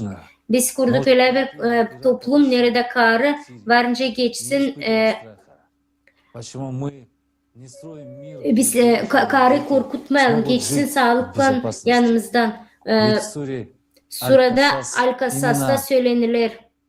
сказано: «И твори прекрасное». De yap güzel işler. Твори прекрасное. Öyle nice yapar Allah da sana. Не стремись к Польше. İste yapma Поистине, Allah не büyük любит işler Польшу. В этих строках yeryüzünde. Halizden Allah beğenmiyor ki onları kim жить. Но что kötülükler yapar. для Karanda gösterir ki onu hani nice bir şey varınca yaşayalım. мусульмане Halizden söylenilir hani при каждом упоминании biz Müslümanlar da salavat но при этом tekrarlanır. Her bir глухи и yerde немые Peygamberimizin adını alarken Miruna'nın bereket işleriz. Помним ли Sadece мы, что он naşı сказал: kendilerimiz yaparız. Biz tutarız mı aklımızdan naşı söyledi Peygamber. Вы действительно имеете право İnsanlar sizin var hakkınız her bir karınıza karşı. Onlar da var, onların da var hakları size karşı. Unutmayın hani siz onları aldınız kar olarak değil, sadece size izin verdi Allah. Unutmayın hani onların varsa da sizde и доброе. hakkınız, sizin varsa onlara hakkınız, onların da var hakları yemeye, güzel giyinmeye, kendilerine ıslah davranış, Ваши спутники. kendi karlarınıza ıslah davranın. Zerrecim onlar bütün yaşamak boyunca yanınızda olacak. Но мы сейчас живем словно Biz şimdi yaşarız öyle bir dünyada, жахили. cahilliği dünyasında. Новорожденным Açan девочкам yeni doğmuş kışası закапывали заживо. А женщины, diri yere когда пришел пророк Мухаммад, Yerde саллаллаху bile- алейхи вассалям, лучший из людей, он показал своим примером, как надо относиться к детям. o gösterdi hani uşakları hem de karlara lazım, kızlara lazım ıslah davranma. Отняли ее у них. İnsan, kadın karlara lazım verme büyük serbestlik. Ama biz gene aldık onların yerlerinden bunları. Нашей бесчеловечности нет предела. Bizim insansızlığımızın yok sınırı. Her bir yıl 5000 karı yürür. Zerrecim onları suçlarlar hani onlar aldatıyor kocalarını ya da dil doğru hicab giymişler ya onları öldürürler zerrecim onların Показалось, что они сделали onlar da что-то adamlarına göründü hani onlar nasıl dil doğru yaptı. уже случаев Махсой Амини. Biz biliriz hani Черный список можно Maksa Amini İran'da bu kara bir liste за дружбу с listeyi парнями varınca девушка devam в Турции. ettirme. Bir şahıs Лишенная жизни прямо во время Türkiye'de родов женщина в Пакистане. Pakistan'da 12-летней insan bir şahıs за незнакомый номер в мобильном телефоне. babasından vurulmuş bir 19 yaşındaki şahıs zerrecim telefonda belli olmayan bir numara görmüş. Чтобы западные привычки Büyük Britanya'da лжать karıyı самое kocası страшное. yakmış 4 uşaklı karıyı. Эти преступления Devam edeyim mi? Pek kötü işler. Bu suçluları onlara doğrular onunla hani onlar tutarlar не в том, чтобы ailelerini. следовать закону пророка. Biz de lazım peygamberin kurallarına göre yaşayalım Miruna'nın bereket. Больше, чем Müslümanın kalesi, gururu, onuru onda hani onlar lazım peygambere uysun. считаешься Miruna'nın bereket. настоящим Elcem мусульманином, sen kendini halis то Müslüman разумного tutarsan какие-то условностью для тебя быть важнее. Olacak mı senin önünde başka koşullar, hani sen daha önemli peygamberden Mirunayın bereket, daha racım hangisini anladardılar arkaizm yaşadığı vakitlerde. Biz yine lazım gurur duyalım. Yok öyle bir ayet ya da hadis nerede söylenilir, hani her bir insanlığı lazım düğme, öldürme, taş sıkıdarak üstüne. Düşünün,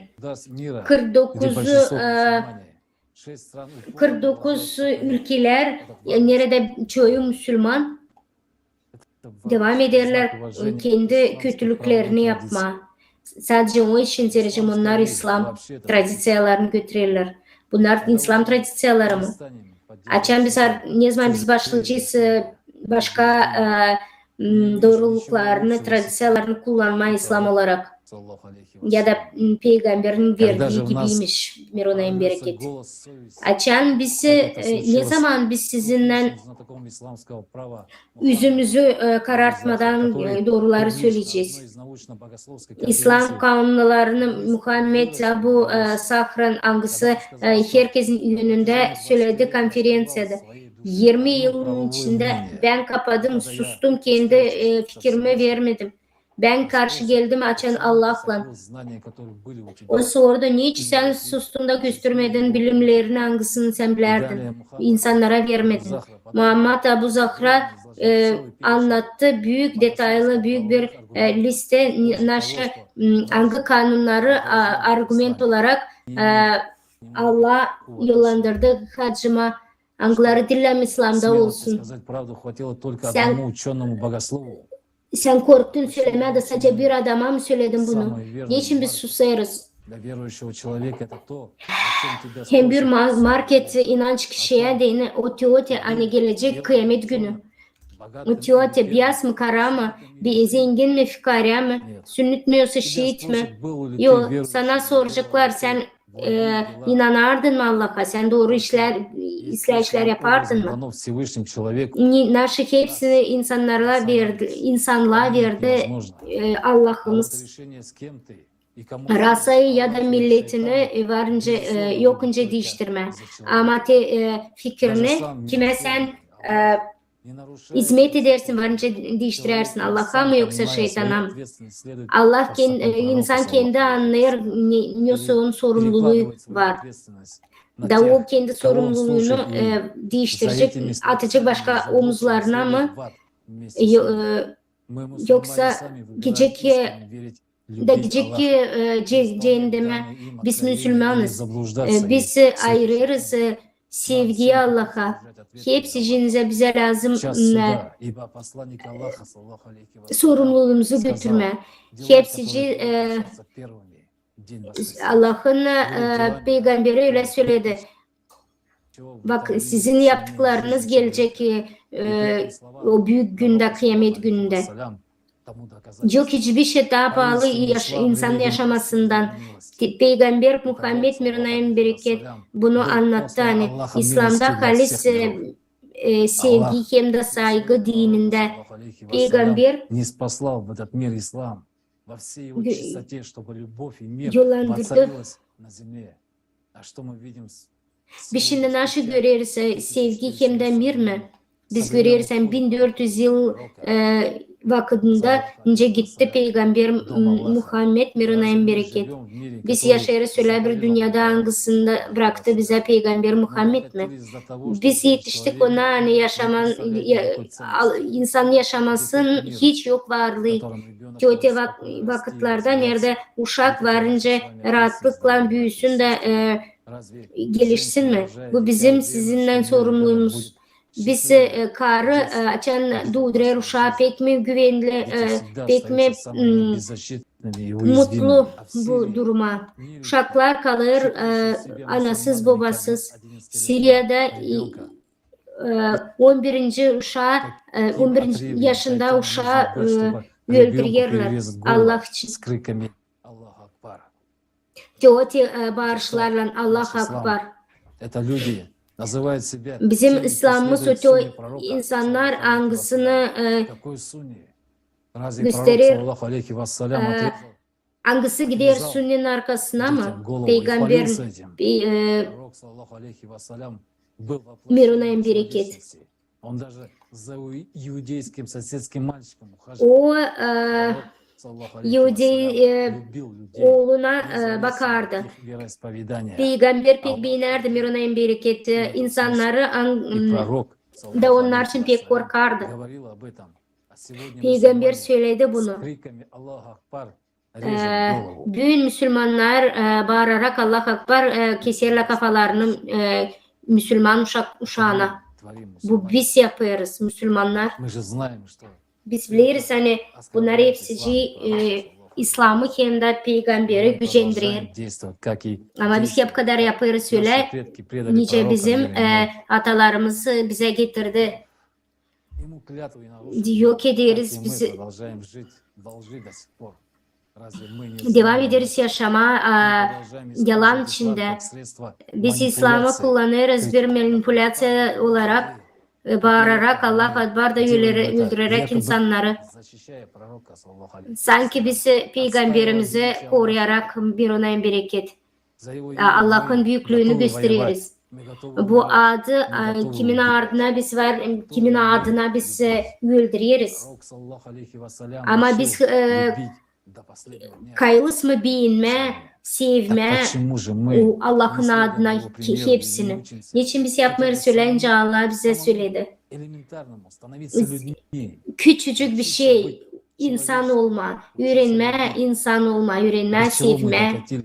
Niye biz geldik? Которых пророк, Uşakları, ağlarını peygamber, miruna en bereket благоухающими цветами рая позволяем söyledi. Hani onlar çiçekler, cennetin çiçekleri kullanırız onların şeytanın oyunlarında bozarız onların psihikalarını, susarız, bırakırız Allah'ın когда видим кадры и фотографии детей, şeytanın hizmetçilerine yok etme. Uşaklarımızı bırakırız cenklere öldürsünler başka insanları. малолетству не отдают отчет своим Bu действиям. uşaklar küçükten anlamırlar hem de sorumsuzluk alamırlar. Nasıl olur, hangi morali onlar götürüyor. Отдаем себя отчет. Biz veririz mi kendimize cevap?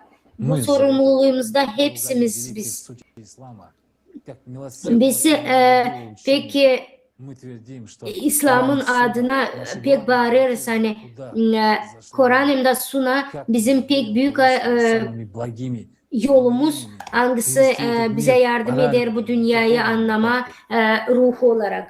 люди pogибают İnsanlar каждый öler день her gün. из-за того, что их O iş için кто-то hani подозревает. Часто onları bir şeyde şüphe ederler. делается целый шоу, Bunun için видит yapılan демонстрации, büyük şovlar. запугать, сделать людей Güldürürler insanlar. Hani hepsi insanlar görsün de korksunlar. Olmasın Об этом говорил пророк, саллаллаху алейхи bu вассалям. То есть olmasın insanların elinde güç birbirinin üstüne. Sadece bir güç lazım olsun. Allah'ın gücü herkesin üstüne. Помните, что говорил Aklınıza пророк, gelsin саллаллаху nasıl алейхи söyledi вассалям, peygamber Mirona bereket. Он сказал, что O настоящий söyledi джихад hani halis cihat, это когда büyük человек cihat. боится O için своего эгоизма, adam своей массы. А мал cenk eder kendi донесение до людей egoizmasından. истины. Küçük Это помощь людям hicret в том, чтобы они смогли обрести понимание, как выйти из-под власти çıkartı o шайтана, стать хоть немного savaşlar свободнее. şeytandan kaçma da olma da serbest da yakın Allah'a. Инакомыслящими. На сегодня Şimdi biz nasıl görüyoruz hani cihat bizi çağırır kavga etmek onlarla kim bize başka türlü у кого düşünüyor. нужно забрать что-то материальное. Ne için biz kavga ederiz hem de cenk Не ederiz. только мусульман. Değil sadece Müslüman. Hepsi yine söyleriz, sesleniriz. Hepsi insanlar bir oldular. Чтобы чужую Onlar жизнь своих не заметить. başkası için kavga ederler hem de cenk ederler. Hani başkasının varlığını elinden alma. Birbirlerini yok ederler aldatarak. Какими-то идеями. Nasıl lozunglar, ideyalar üretiyorlar. Прикрываемся En kötüsü hani bunu da kapırlar diniyle. Buna göre религией не Всевышний, а мы dini olarak biz görüyoruz hani потребительские мотивы. değil Allah ama biz kendimizi büyük yaptık. Tüketiyoruz hepsini. İsteriz çok para. Слова одного из проповедников. Var bir laf Muhammed Nasruddin Albani kurun İslam topluluğu kendi kalbinizde ve o zaman sizin dünyanızda da olacak. Bu. Biz görüyoruz hani diniler olarak büyük manipülasyon olarak insanlar varınca her bir kurbanlığa gitsinler.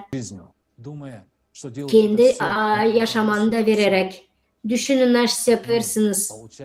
Biz böyle alırız bir sürü virüslu toplumu hangisi hiç düşünmeye bilmiyor. Yoksa kısa küçük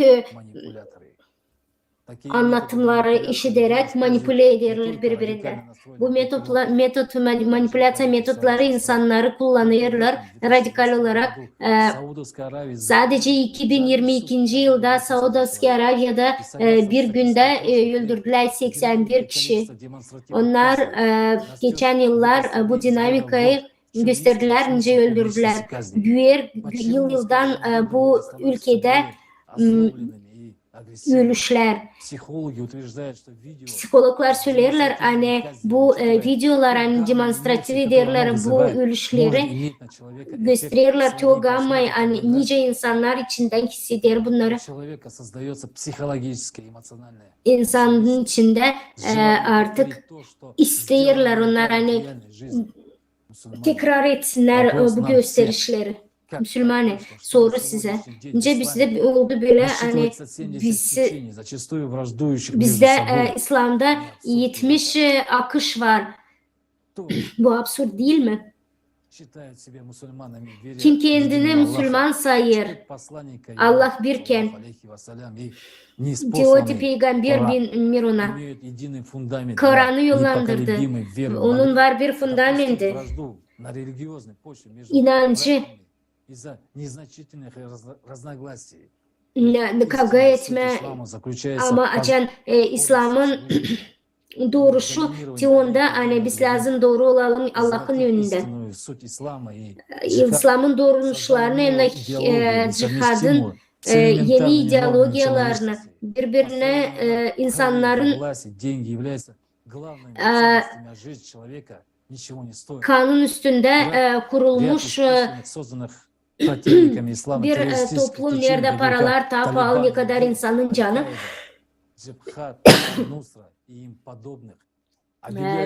böylelikle biz görüyoruz İslam dünyasında Taliban, Gil, Al-Qaida, Cephat, Nusra hem de başka akışlar görüyoruz. Yani onlar da Müslüman olarak bizim toplumumuzda Peygamber bir ona bereket bizimle ummayla. O kadar çok insan güldü. Nice bu hem de camiler içinde. Nice var nice bu işler olsun. Peygamber böyle söyledi. Mirunayım bereket. Müslüman gülüsü o kadar ağır Allah için. Nice sanki bütün dünya yok olmuş. İnsanı pek kolay yerine verme tabancaları da söyleme hani Allah adına gitsinler bir şeyler yapsınlar. Deme hani bizim dinimizi üstüne gelirler. Onların duygularından oynama da bunun manipülasyalarına insanlar karşı karşıya gelir. Bu manipülasyalarla onlar karar verirler kendi politika sorunları. Bu cenkler onların kapitalları o kadar halklar arası konfliktler hiç kimsenin yok hakkı kiminse adına laf etme. Bu büyük bir güç. Bunun için olur büyük bir kavga. Böylelikle birisi söylerse hepsi düşecek. Hani Müslümanlık yapar pek kötü işler hem de pek korkunç işler. Ama bunun yerine halizden biz iyilik isteriz. Peygamberin dediği gibi Mirunayım bereket. Biz isteriz dini biz istemiyoruz dini fanatikleri ama şimdiki vakitte onlar pek çok var da manipüle ederler onlar. Da şimdi Allah'ın adına Tabancalarım lazım alalım da öldürelim. Hiç suçlu olmayan insanları mı? Biz şimdi böyle yaşıyoruz bitki vakitleri. Kanunsuz hem de haksız bir ummada yaşıyoruz. Peygamber derdi öyle Mironay'ın bereket. Bitki vakitler gelmiş o zaman acan gelecek de öldürecek insanları ama bilmiyor ne için onu öldürür. Ölmüş adam da bilmiyor ne için onu öldürdüler. Peygamber böyle dedi Mironay'ın bereket. Her bir Müslüman için lazım olsun onun onuru büyük bir varlık yaşamasında bir Müslümanın. Bugünkü günde pek çok kasabalarda insanlar öldürülür. Getirdiler böylelikle Peygamberin laflarına göre Mironay'ın bereket getirdiler ona hani kendi suskunlukla biz kapıyoruz ki hepsi gözlerimizin aşı olur bugünkü günde. Peygamber bize bırakıldı. O iş bıraktı lafları o için hani niceyle biz kuralım toplumumuzu. Ama biz başka bir yol ayırdık. Biz yaptık büyük yanlış nice bizim atalar yaptı. Gittiler şeytanın ardına. Şimdi biz büyük cevap veriyoruz bunun için. Değil sadece biz ama bütün Müslümanlara, bütün insanlık da. Çoktan insanlar lazımdı İslam olsunlar. Peygamber söyledi. Hani biz kuralım yaratıcı toplumu ama biz onu yapmadık. Kim bunu bilmiyor? Hepsi bunu biz biliriz. Hepsimiz susarız. Devam ederiz hizmet etmek şeytana kendimize Müslüman olarak söyleyerek. Peygamber Mironay'ın bereket isterden ki hepsici insanlar birlik olsunlar bir umma. Anladar da bir dilde hani Peygamber isterden insanlar yaşasınlar yaratıcı toplumun içinde kardeş olarak. Hepsici bir hem de nerede insanın yaşamasın büyük bir varlık hem de Allah'a sevgi bu olsun yılk durumda. Bugünkü günde biz görüyoruz geldik o vakitlere angızlarında Müslüman Peygamber Muhammed Mironay'ın bereket kendisine gösterdi. Bizim için pek önemli cevap verme kimin ardına biz gideriz? Allah'ın ardına mı? Peygamberin ardına mı? Biz şimdi yoksa şeytanın mı hizmetçileriyiz? Her biri. Bizim ruhumuzdan bakır Allah o güvenle hani biz düşünürüz sizle bizi Allah inanır hani verir bize başka bitki bir şans da biz bilir hani biz karar vereceğiz biz şeytanla mı yoksa peygamberle Miron'a en bereket.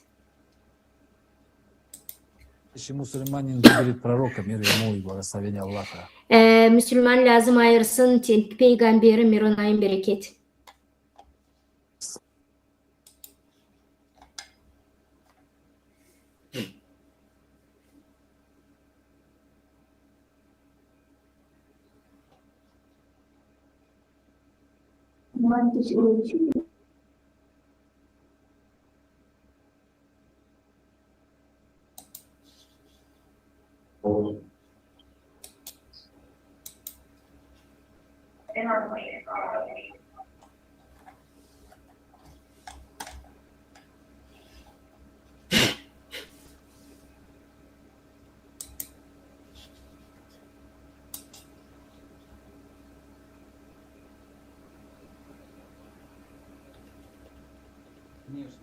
Настоящий мусульманин выберет пророка.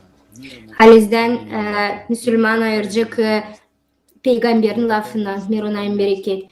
Bir kez ona karşı çıkmayacak. Ama anlama lazım naşı o ayırma peygamberi Mirona. Lazım kendine verme halis cevap. Teote soruya kim o halis Müslüman? Множество стереотипов, которые создают образ мусульманина. Это должен быть обязательно, если мужчина, то с бородой. А если женщина, Biz то biliriz хиджаб. hani eğer adamın sakalı varsa da elinde karnı hicab varsa da onlar Müslüman. Возможно, мы упустили что-то еще, но в основном Belki именно biz эти daha вещи başka bir ритуалы şeylerden создают kaçırdık. образ мусульманина. И здесь возникает вопрос. Şimdi burada Сформировавшийся образ soru считается gelir. настоящим мусульманином. Что бы мы ни говорили в равной степени, Nasıl biz söylemezsek, nasıl biz düşünmesek, bugün umma getirdi ki onu hani birçok avtoritet İslam dünyasında bırakalım da dönelim Allah'ın peygamberine Mironay'ın bereket. Varınca mı Allah'tan gayrı başka birileri olsun ta büyük Müslüman gibi. Hiç kimse. Kur'an'da dediği gibi kim o Müslümanlar? 3. surede 31. ayette söylenir. Hani eğer siz severseniz Allah'ı o zaman Allah da sizi sevecek da proşit edecek hepsinin günahlarınızı. Söylenir ondan hani Allah'a sevir. Onlar angıları onu ardına gelir. Doğru mu? O başka Allah'lara bakmıyor. Onlar halizden de bilinirler peygamberi, sayırlar peygamberi Mironay'ın bereket. Hem de onun laflarına ardına giderler. Peygamberle misin sen Mironay'ın bereket lafla değil işle. Suriye'de 33. 21 ayette söylenir.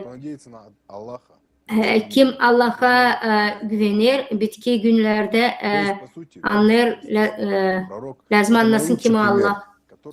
Peygamber o büyük bir örnek angısı Allah'ın izine inanır. Ne demek ki inanma Allah'a bu tradisyon olarak nasıl yapar insanlar. Onlar yapar. Ben 5 kere namaz kılarım. Her kere giderim camiye. Tutarım oruçları. Bu kadar mı? Biz hiçbir şey başka yapmıyorum. Günah yapmıyorum.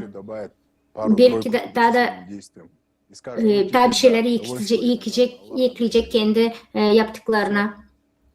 Hepsini yapıyorum ben. Hepsini de beni kurtaracaklar da benim de orada yerim var. Böyle mi? Doğru mu? Nasıl o doğruluk Allah'ın izniyle. Halizden kendine hem de Allah'ın izniyle onda hani ben yaparım cihat. Ben yaparım ki onu hani Allah'ın yolundan giderim. İçimde mir hem de doğruluk tutarım. Müslümanlar söylerler öyle hani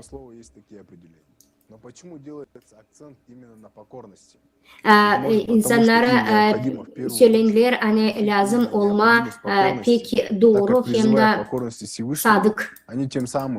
Niçin ama lazım olma sadık?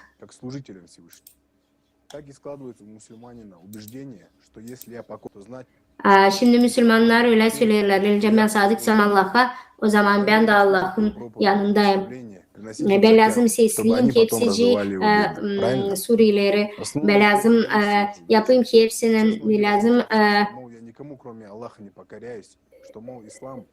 hiç kimsecik bir şeycik yokunca söylesin derece ben sadece Allah'a mı gidiyorum. İslam'ı hem de dinimi mi kuruyorum. Biz anlarız nasıl İslam halizden. Bizim fikirlerimiz var mı yoksa biz başka fikirleri mi düşüneriz? Biz anlarız nasıl İslam. Yoksa biz başkasının fikirlerine mi uyuyoruz? Serbestlik hem de rahatlık anlatır bize ona bak kendine, kendi dünyana, insanlara hangisi bakır stereotiplerine da görüyor. Hani peki ince içinde duyar İslam'ın sadıklığını. Ve şimdi hepsici Müslümanlara sesleniyorum. Siz anlarsınız sen narsa olmayır. Кто чувствует, что что-то неправильное Siz происходит. anlarsınız sen narsa olur dil doğru. Narsa olmayır, narsa uymayır. Не сходится с тем, что Onlar narsa biz söyleriz onlar uymayır. Peygamberin laflarına göre Mironay'ın bereket. задают неудобные вопросы, Var insanlar angları yanlış sorular soruyor. Onlar da halisi doğru cevapları alırlar. Biz varınca mı cevap verelim, soralım ki ona kim o halis Müslüman. тот вопрос, на который каждый Bu teote soru hangisinde her bir yerde Büyük Allah bize cevap verecek. Varınca biz bir kendimizi halis Müslüman sayalım. если вместо того, чтобы Yelcem воля Аллаха Allah'ın izine kendini verme.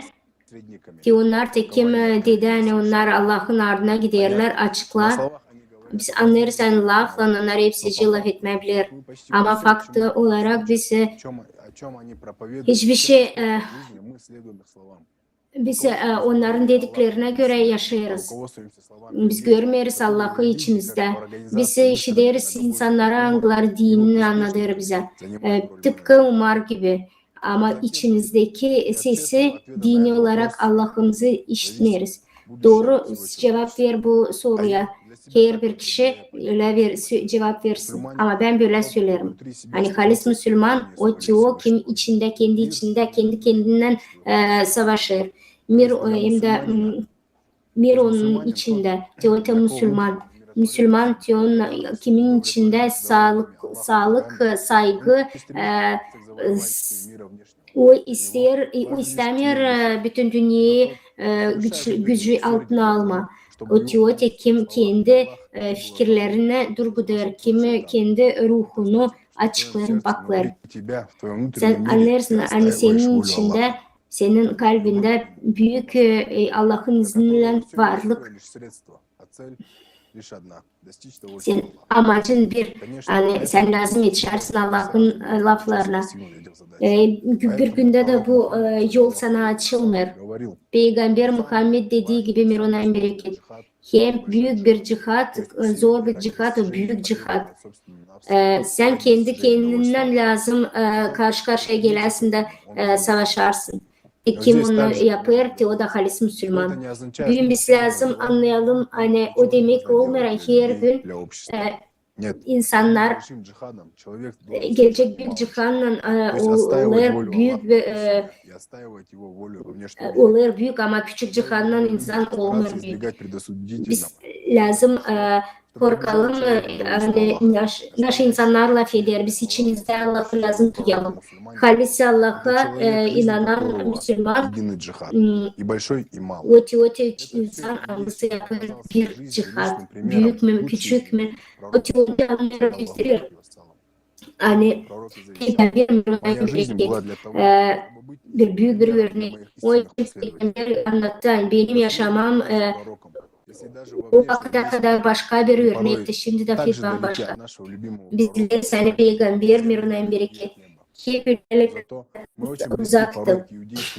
Biz pek yakın olduk Umar'a ama peygamberimiz uzaklaştı. Doğru değil mi? Biz Allah'ın önünde dua edip bize görür. Allah bize görmüyor. Allah biz tanımır. Zerrecim biz pek çok tragedilerden aldık. Biz karlarımızı hicaba gittiniz, sakat bıraktık. De Müslümanların karlarından varınca bile kötülük. Peygamber Mironay'ın göğsünüzü hem de belden aşağı kapatın. Kim Müslüman hangisi karıştırdı naşı o belden aşağı doğru savaşan karlarını kapama suratını bu yanlış. Hepsi civarınca yanlış yapsın. Zerrecim bu yol her bir lazım geçsin. İnsan artık dil lazım zor yanlış yoldan gitsin. следует противоположному. Döne döne o varınca çıksın yoldan. Он идет за многобожником Умаром и его приспешниками. Açan o zaman sanırsan Umur'un ardına gider. Büyüm bizde görüyorsan İslam'da büyüm o da agresiye çıkar. Он всегда вел себя агрессивно. И нам Umar da hep öyle kendini götürerdi.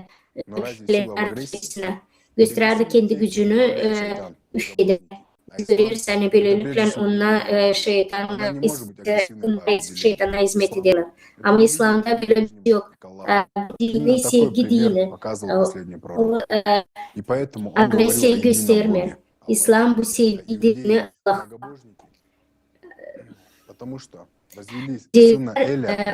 Kötü insanlar, onlar inanır oğluna Yahve'ye. Umar da hep onlara göre gitti. Bakta göre onlar İslam'ı da değiştirdiler tradisyalarına göre. Pek çoğu inanmasınlar. Bir boyu varınca sorusu ben yaptım bütün yaşamamı. Ben düşündüm ama ben inanıyorum ama halizden ben başka bir inançtayım. Selam anlarsın hani hepsimiz biz yanlış yapıyoruz ama şimdi gördüğüne bu yalanlar işte sen hizmeti şeytana bırakacaksın ve seni güzel yol Allah'a karşı.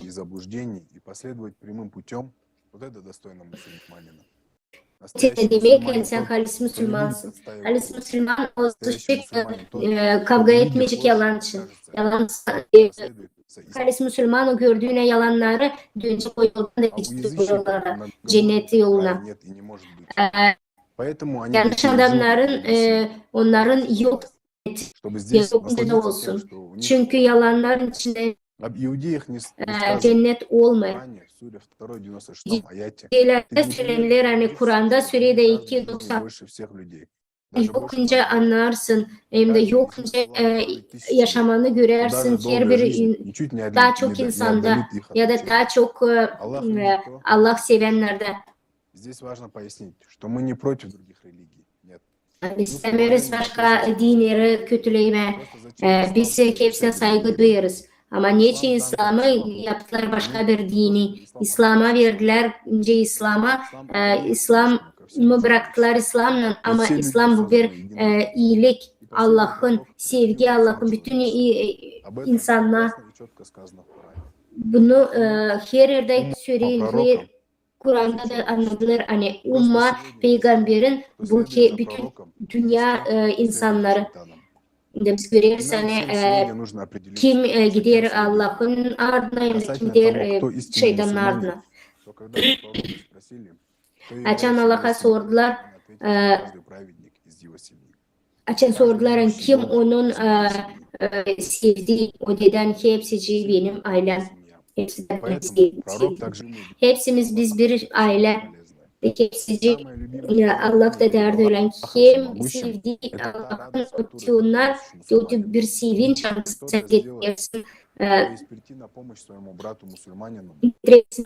Sen lazım gelersin her bir arkadaşına yardımla, saygıyla. Değil sadece işlerde yapma faydalı. O zaman sen halis Müslümansın. Daha isterim söyleme iki karakter anısını peygamber getirdi bir ona bereket. O siz anlayacağınız da şu Müslüman. Bu korkmama hem de utanma. Bunları utanma peygamberden kalma bize Mirona'nın bereket. Her bir dinde var bir sürü laf.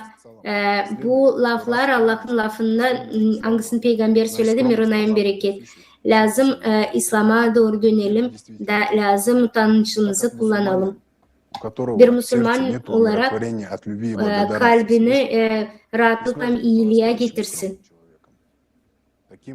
Каким был наш любимый пророк, саллаллаху алейхи? Lazım öyle olmayınca bizim sevgili Peygamberimiz Mirunay'ın bereket. Yıldım sanırız hani bunlar hepsini yokunca bir araya getirme. Naş yaptı Peygamber Mirunay'ın bereket. Что доказывает, что Biz по-настоящему anlarız hani halizden korkmayan bir insan bu iyi bir insan. Agresif olmer güç, iyilik ya da korkmamak.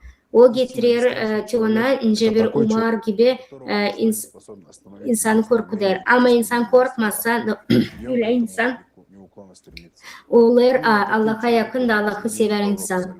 Böyle insan olarak bize bıraktı Allah bilimleri Peygamberimize. Biz de ona lazım uyalım. Ne kadar da zor olmasa, ne kadar da tabii ki şeytanlar bizim aklımızı çelmese, değil sadece bizim sensörlerimize ama hepsini hep kadar o çağırar da hepsini doğrular. Hepsimiz lazım ile olalım onun gibi. Hepsi insanlar kim bu konferansa katıldı işitler doğru. Dil lazım susma. Bize anlaşı da anlatmasalar şeytanlara bizim kafamızda. Biz lazım bu doğruları kardeşlere, kız kardeşlere getirelim. Da örnekleri Peygamberin Mirunay'ın bereket. Hepsine iletelim. Ayrıca bizim Peygamber Mirunay sussaydı bu dünyada olunca da İslam. Ayrıca biz de susarsak bu İslam ölecek bitkiye kadar. Demek ki biz yalandıracağız bizim Peygamberimizi. Ayrıca biz baklarsak İslam'ı demek ki bizim yaşamamız da bitecek zorlukları. Biz çiçek açar gibi açacağız. Bütün bizim Allah'ımızın karşısına. O işin geleceğim biz halis beğeniriz bizim Peygamberimizi Mirunay'ın bereket. Biz isteriz, biz geleceğiz sevgiye. Geleceğim biz halis Müslümansak. Demek ki bizim var hakkımız susmama. Внимание, братья и сестры. Исламский мир Müslümanlar огромную, грандиозную трагедию для всего человечества. İslam dünyası büyük tragediye yaşadı. Величайшего пророка Мухаммада. Büyük Peygamberi Muhammed'i Mirunay'ın bereket söylediler onu yalan değiştirdiler onu yalancı Umar'a da şeytanlara karıştırdılar. Onun yerine Peygamber Muhammed Mirunay'ın bereket pek büyük bir sevgiyle insana karşı hangisi bugünkü günde İslam ummasına geldi. Bugünkü güne yalanla bize. Hepsinin nasıl yaptığı yazılı geldi. Cahilin vakıdında. Hepsi nasıl söylendi İslam'da. Bugünkü günde İslam'ı bütün dünyada yok etmeye savaştılar. İnsanların yerlerinden savaştılar alma halis Kur'an'ı ki onu hangisi lazım da yapsın bir umma, bir sivilizasyon olarak açan bir sivilizasyon, mutlu bir umma. Kur'an hem de onun yazıları, hadisleri getirdi o seviyeye insanların fikirlerini. Onlar getirdiler ona hani anlatmasalar Kur'an'ı hiç kimse rahatla onu anlamayacak. Kur'an'ı anlama yokunca. Her bir insan doğruyu gelmediğine ellerine alır da o zaman anlar.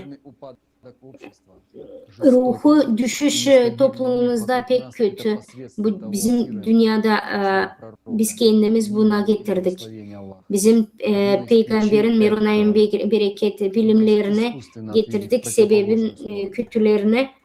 Sebebi onda hani bizi yollandırdılar çöller içinde gezin arama Allah'ı değil ama cinleri gitme Allah'a nerede yaşar, nerede bekler bizi Peygamber Mirunay'ın bereket. Ama şeytana yollandırdılar. Peygamber Mirunay'ın bereket döndü, biz döndük Allah'tan döndük Peygamberden biz başka adları kullandık. Biz kendi isteklerimizi öne geçerek Allah'ımıza yalan gösterdik. Biz bu doğruluklardan döndük. Allah'tan hem de Peygamberden döndük. Bu demek ki sen ihanet ettin Allah'a da sen oldun çırak şeytanın. Başka bir fikir yok. Biz Müslümanız, bizimle manipülasyon ettiler. Şimdi insanlar hangileri kendilerini Müslüman sayırlar, söylerler onlar Sünne peygamberin ardına giderler, Merona bereket, öldürürler birbirlerine, keserler uşakların kafalarını, öldürürler, taşla öldürürler birbirlerini. Yoksa hakla sen varınca kendi Allah'ın yanında verersin, ise sen şeytana hizmet edersin. Biz daha çok beğeniriz. Kendi egoizmamızı, sevgili dostlar, kim bizim için Peygamber Muhammed, Miruna. Naşı şimdi söyleyeceği de bizim toplumumuza. Hani biz hepsimiz fikirden gittik. O bizim için bir şeyler varsa da biz o zaman lazım hizmet edelim sadece ona Allah'a. Niçin bize Allah yollandırdı? Pek İslam insanlardan birisini Peygamber Muhammed'i. Mirona bereket. Niçin yollandırdı bize Kur'an'ı? Neden? Onun için hani insanlar yaşasınlar. И справедливое общество созидать. Yani insanlar kursunlar, yaratıcı toplumda güzel bir dünya, gelecekte yaşasınlar. 1390 yıl geri geldi bize peygamber, Miruna'nın bereketi, o öldü bu vakit. Biz ne yaptık o vakitten sonra? Kimse istedi güç alma, kim istedi İslam'ı kullanma, ince ister. İslam lazım olsun bütün dünyada, ince istedi peygamber. Bunun yerine 70 akış hem de ayrım bir umma başımıza geldi. Ama Halis'ten şimdiki vakitte İslam bizim var iki akışımız. Onlar kim peygamberle hem de onlar kim şeytanla. Peygamber söylerdi öyle Mirona'nın bereket. Ben bıraktım sizin adımlarımızı size. Kendi sunumumu, kendi yaşamamı, niçin siz gittiniz benden aykırı, gittiniz Umar'ın arkasına. Siz neyle gurur duyarsınız? Bitki yalancı Umar'ın arkasına giderek. Biz uzadıyoruz yüreğler gibi sakallarımızı. Biz yapıyoruz, Kabe'yi da geçiyoruz, yüceler gibi gitmelisince peygamber söyledi bir onayın bereket. Hepsi sanır hani bizim atalarımız bizim yanımızda da sevdiği peygamber Mirona'nın bereket. Biz hepsi atalar Allah'ın evinde hem de peygamberin yanında. Ama Allah'ın evi şimdi orada onlar için kapalı. Böyle oldu. Hani biz geldik böyle bir yere hani kendi kendimizi yok ettik. Biz lazımdı İslam'a göre yaşayalım, Peygamber'e göre yaşayalım. Mirona'nın bereket. Müslümanlar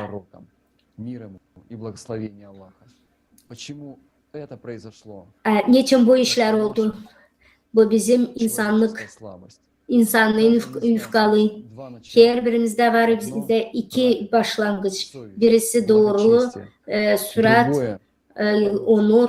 Başkası kötülük,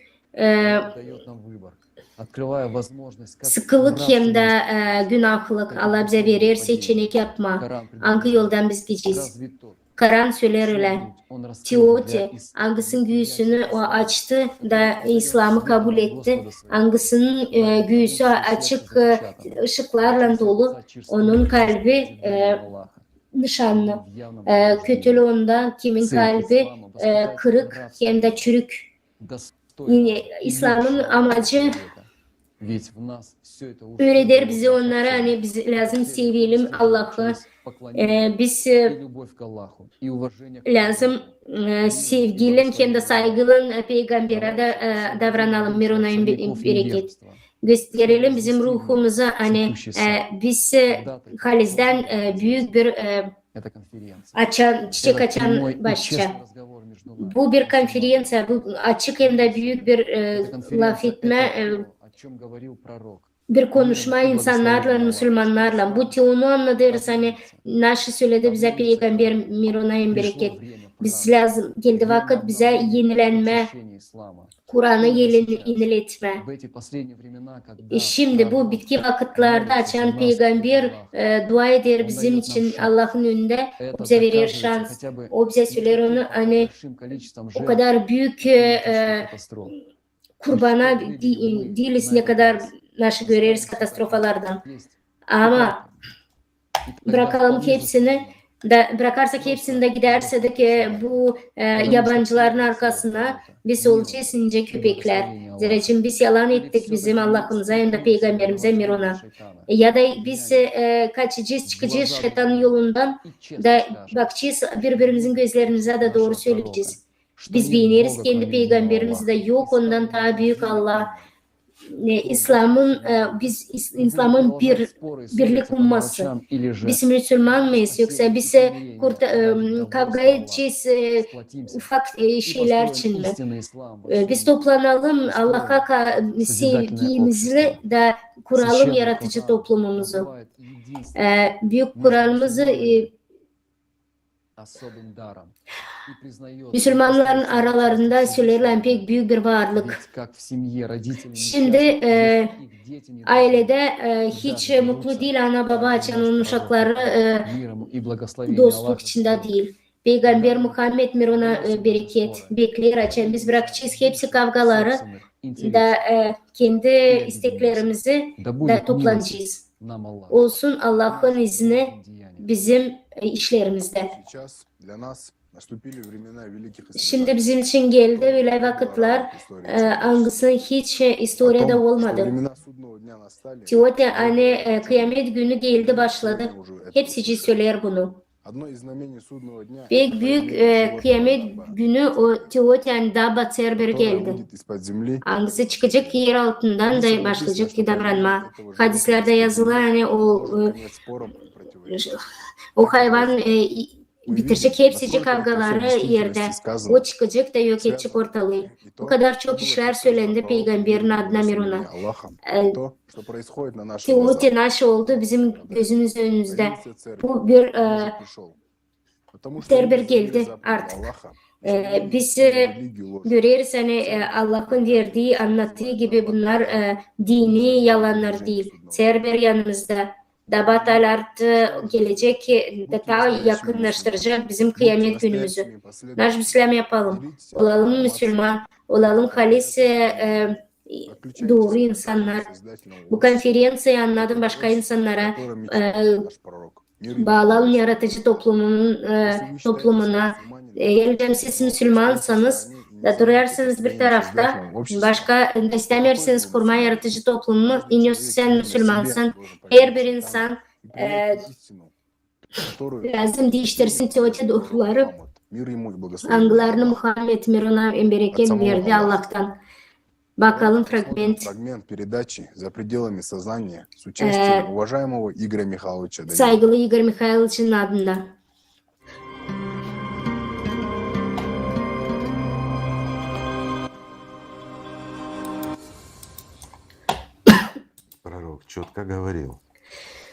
Peygamber söyledi, hani çıkacak yer altından bir büyük bir çıkacak yer altından büyük bir hayvan, bitecek binlerimiz bizim. Bu sırada naş varınca insanlar o zaman söylesinler. Tabi çok Allah'a inananlar hem de hiç inanmayanlar. Hiçbir Allah'a inanan bir insan peygamberin laflarını yalan olarak getirmeyecekti. Anlatmayacaktı onun laflarını şeytanın adından. O bize anlatardı mı bu kötülükleri, angılarını, angısında hayvanlar çıkacak sığır suratından hem de büyük kulaklarından. Kim bunu çıkarttı? Ne için? Peygamber mi? Değil. Sen yaşamanda karşı gelmeyeceğin böyle korkunçlukla. Demek ki o yok. O zaman biz varca yapalım ki hepsini naş isteriz. Antikrist'in yazışını biz biliriz. Biz anlarız hani biz gideriz şimdi Allah'a karşı yaparız hepsini Hristos, Antihrist. Sen gitmersin Yesus Kristos'un ya da peygamberin ardına. Bunun yerine sevgiyi sen göstermesin, yerine sen göstersin acılar hem de kötülükler, narşistler, Antihrist. Sen görüyorsun, gelir dünya bitkisi, terör gelir başımıza, bir sürü yer depremleri, kuraklık, vulkanların patlamaları, nasıl şimdi görüyoruz. Şimdi o yer teonu bizim için önemli rahatlığımız için. Ama birazcık vakit geçsin de her bir başlayacak cevap vermeye kendi günahların için. O başlayacak insanları yine bir içten biz lazım anlayalım. O bizimden pek güzel anlayıdır. O bize anlatır, biz günahlarımızı lazım düzeltelim. Bakalım başka bir taraftan her insanlardan birisinde o söyler hani o çıkmayacak gökyüzünden, o gelecek yerin altından. Öyle olmuyor mu? Biz bilim adamlarından bunu gösterdik konferansiyada. Bu server çıkacak yerin altından da gösterecek bize her birimizin cebisi lazım cevap verelim. Şimdi o bizimle böyle alay ediyor. Pek şaşırtıcı değil mi? Daha bir şaşırtıcı bir değil yok. Hangisinden bizim için Cerberus laf ediyor. Hangisi yok eder bizim evlerimizi, bizim planetimizi. Bunu düşünmeye de korkunç. Bu pek korkunç. Hem de pek enteresan bir dil. Her birimizden bizden her birimiz hangisi daha anlamadı nasıl oluyor hangimiz kötülük içinde biz yarın Cerber varınca gelsin bize de yok etsin bizi hem de bizim kasabamızla beraber bizim ülkemizle beraber. Ben sanırım hani Haliz'den bu pek enteresan bir dil. Angıları bize verir düşünme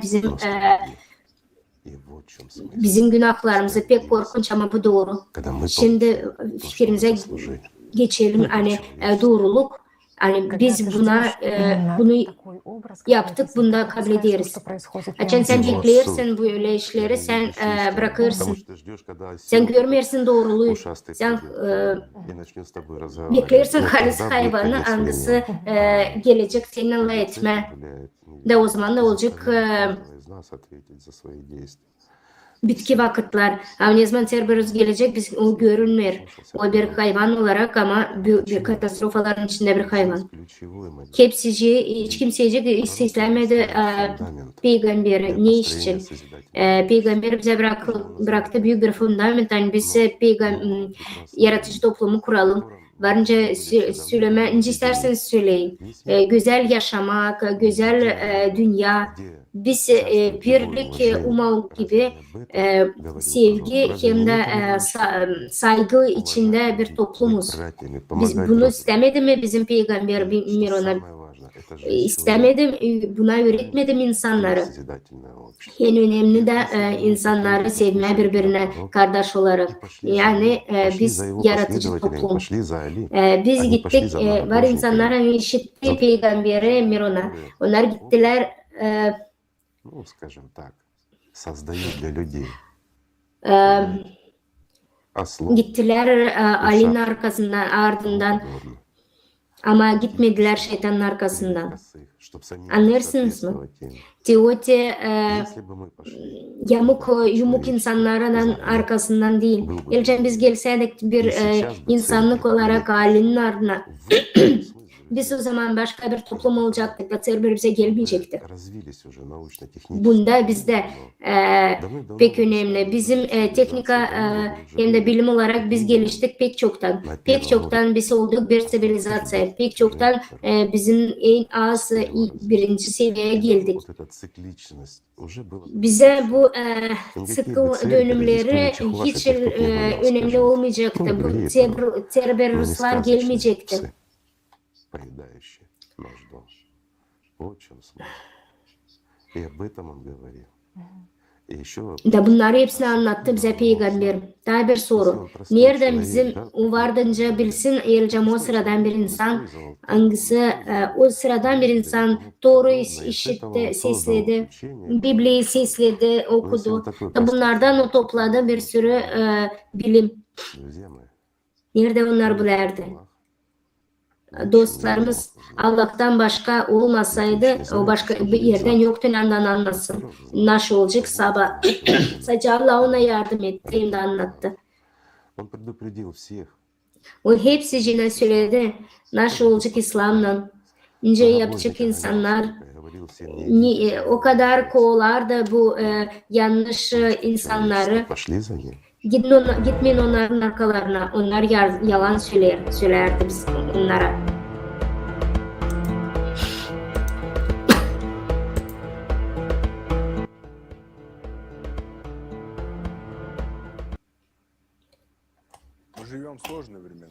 Biz yaşarız zor durumda, yolda. Уже прошло 14 веков. Helcem işitmersek kendi kendimize 14.000 yıl geçtince Peygamber gitti Allah'a. Hep kadar o bizimle beraber Mirona bilerdi bu vakitleri. Bilerdi ki onları kim varınca değiştirsin bunları hepsini. Mirona'nın bereket. Саллаллаху алейхи вассалям, величайший из людей знал о том, что его предадут и пойдут не за ним, а за многобожников. Pek çok insan bilerler hani büyük Peygamber Mirona'nın bereket gitmiş onun arkasından, gidecek başkasının arkasından. Peygamber bilerdi hani zamanların bitkilerinde İslam dönecek de insanlar açık baklayacak kendi fikirlerini. Öyle söylerdi. Peygamber Mirona'nın bereket dedi öyle. İslam naşısı hiç olmayan bir yerde da o iş için saygılı insanlar. İslam başladı o zaman yabancılar birçok insan karşı karşıya çıkardı da kavga ederdi Allah'ın lafına. Onlar açan geldi İslam insanının toplumları pek çok yalancı insanlar vardı. İdollara hizmet edenler vardı. O işaret insanlar geldi Peygamber'e Mirona'ya bereket. İslam yabancı oldu ki daha o zaman o da topluma. İslam başka bitki vakitlerde gelecek kendi temizliğine de hep kadar olacak yabancı hepsine. Cevap başta. Peygamber Muhammed Mirona'ya bereket dedi. Olmayacak benim ummamda insanlar angları düşünecek olacak o insanlar angları düşünecek sadece doğruluğu benim verdiğim lafları açan gelecek ve kıyamet saati. Bu insanlar Peygamber'i Mirona söyleden onlar yabancı. Onlar olacak halis doğruyu bilecekler. Onlar getirecekler hepsini bu doğruları insanlara.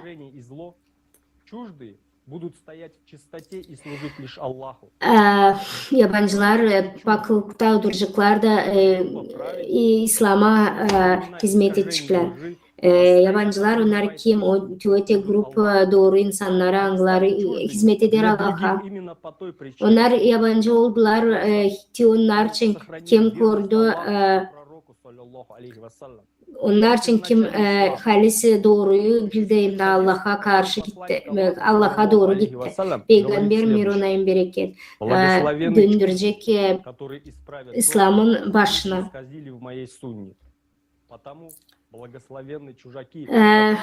Yabancılar angları doğru getirdiler. Tüvete sunna yangısını bozdular zamanında.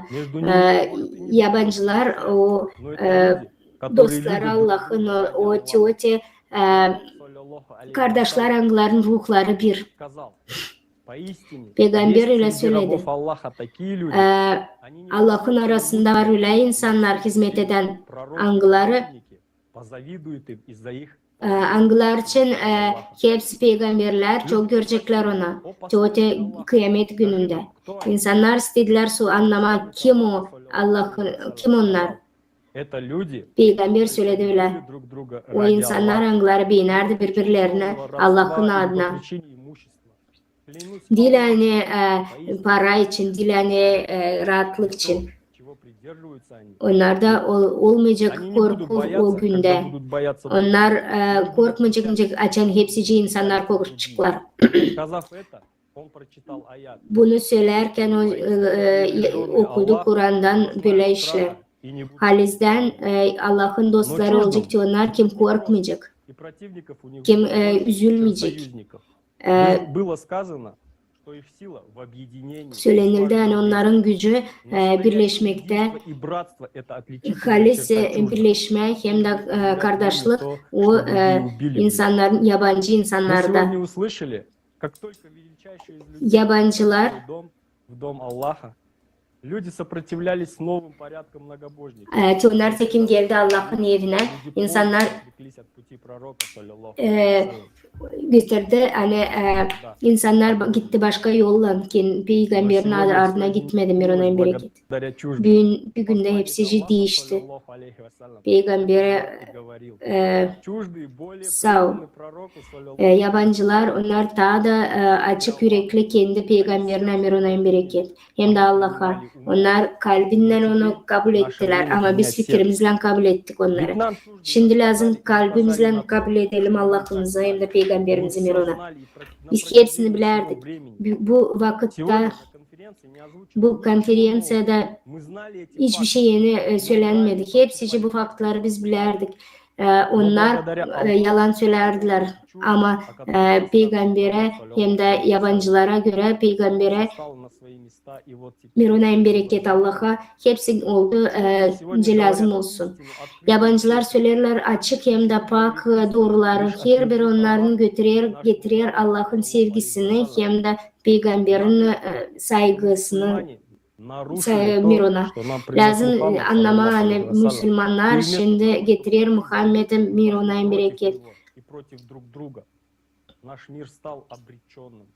Biz gittik aykırı Allah'a hem de birbirimizden de bizim dünyamız yok olur. Утраченные şanсы этого mира. Biz bu şanslarımızı hiç almadık. O kadar çok kötülük getirdik bu dünyada da çoğalttık onları. Biz varınca onları değiştirelim.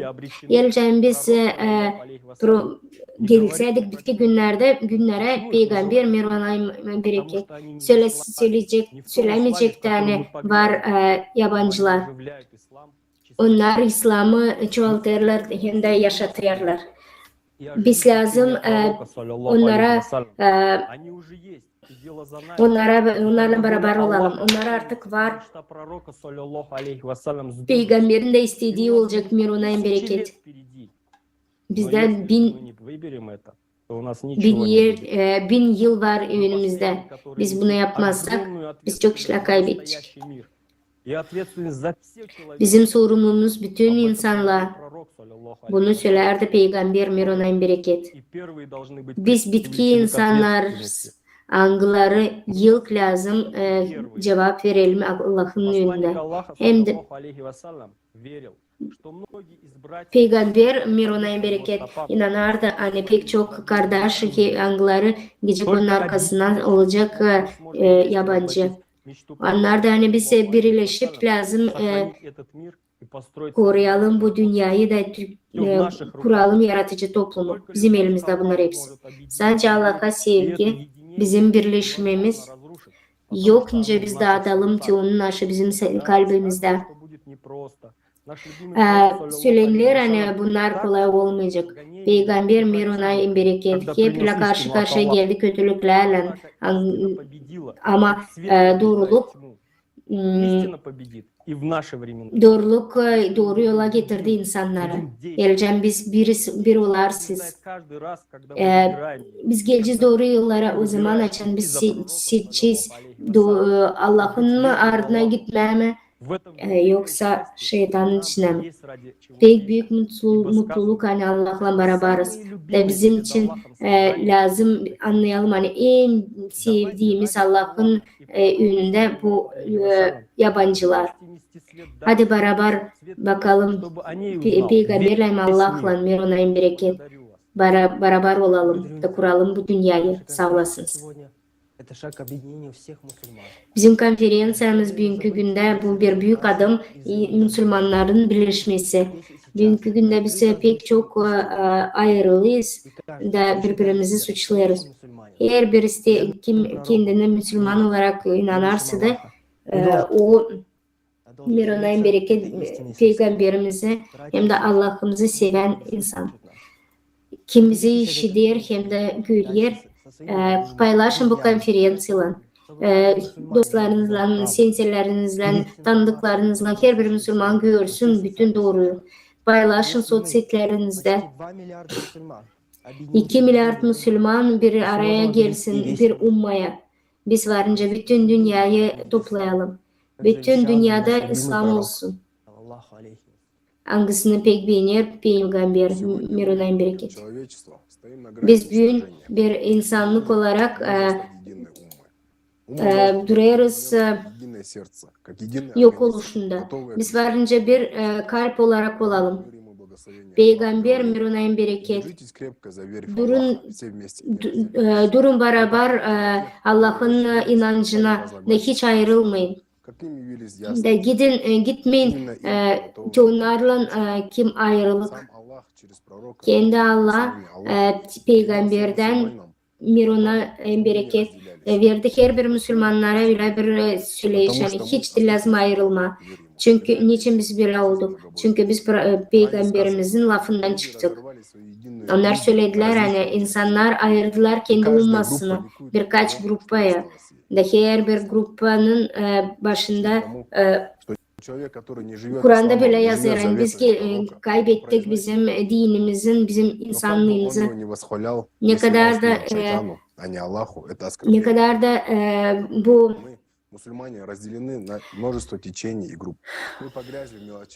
biz Müslümanlar olarak ayrıyız. Biz tutarız aklında nice biz lazım kalkalım, selam verelim.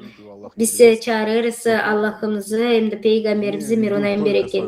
Ama sadece düşünürüz, sadece kendi mazhabımızı. Da sadece sanırsan sadece biz doğru yapıyoruz. Her biri yapıyor, her biri söyler hani onlar doğru.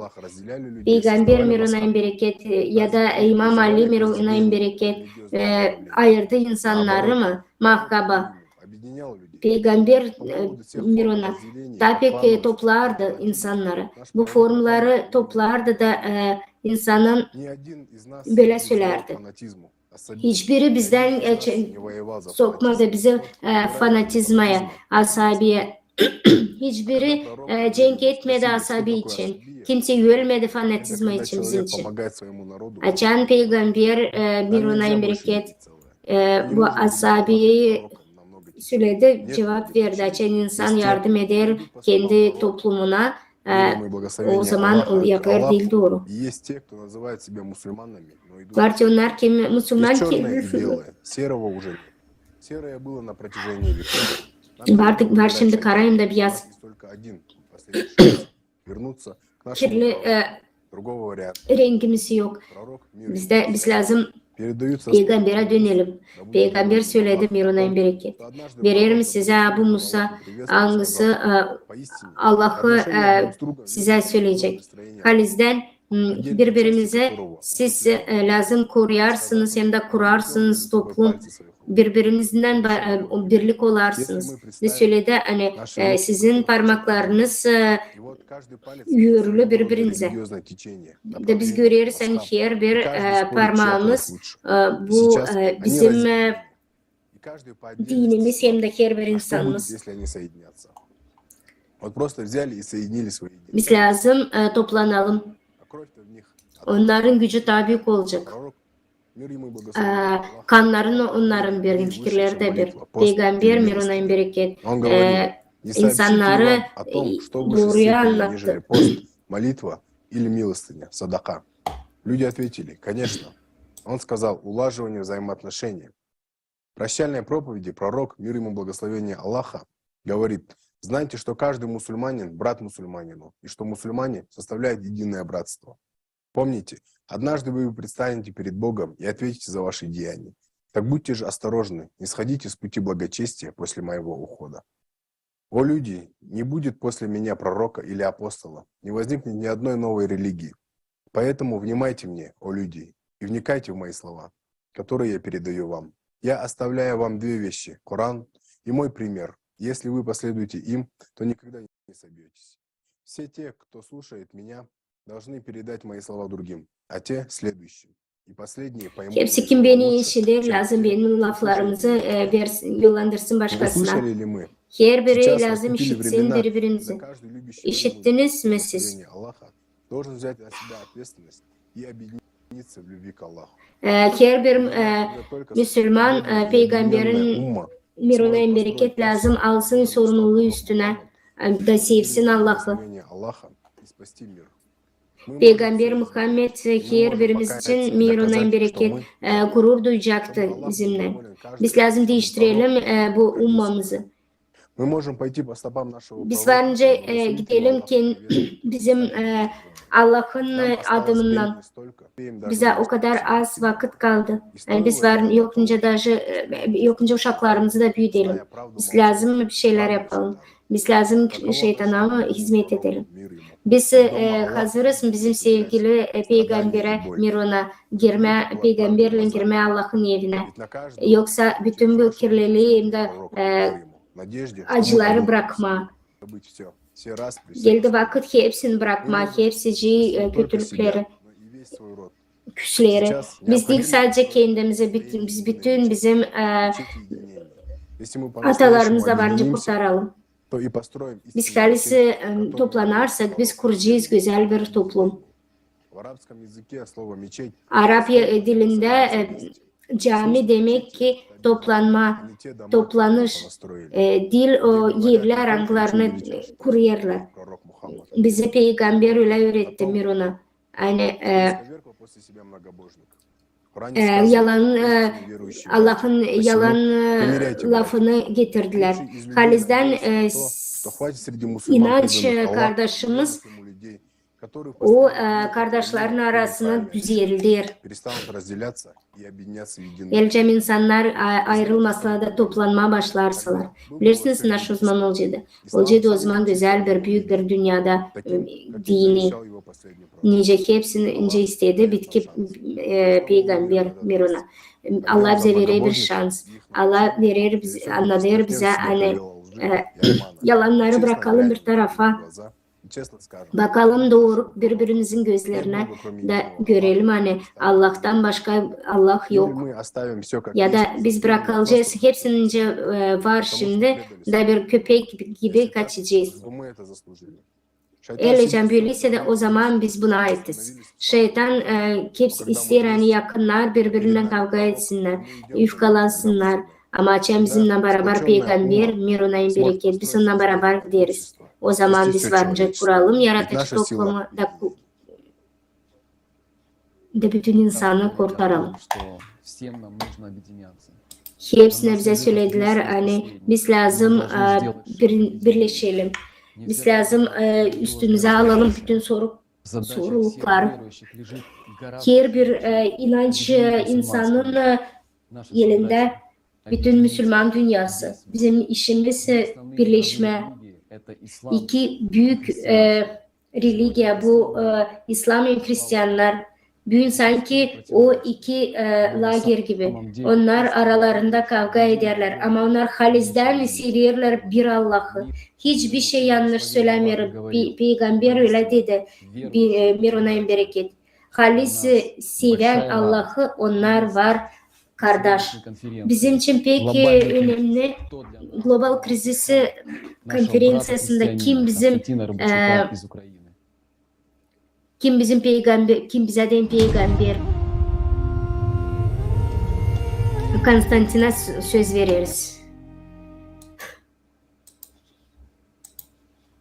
Во имя Аллаха, Allah'ın adına hem de sevgili hem de seven Allah'ımıza, mir size. Müslümanlar hem de Hristiyanlar beraber 55% bütün dünyada insanlık. Geleceğim biz anlaşma içinde, sevgide, saygıda birbirimize yan yana yaşayalım. İnce istedi öyle Peygamber Muhammed miruna. Sabah biz göreceğiz hani mira hem de yaratıcı toplumuna bütün dünyada pek hızlı geçecek, yarısı ama geçecek.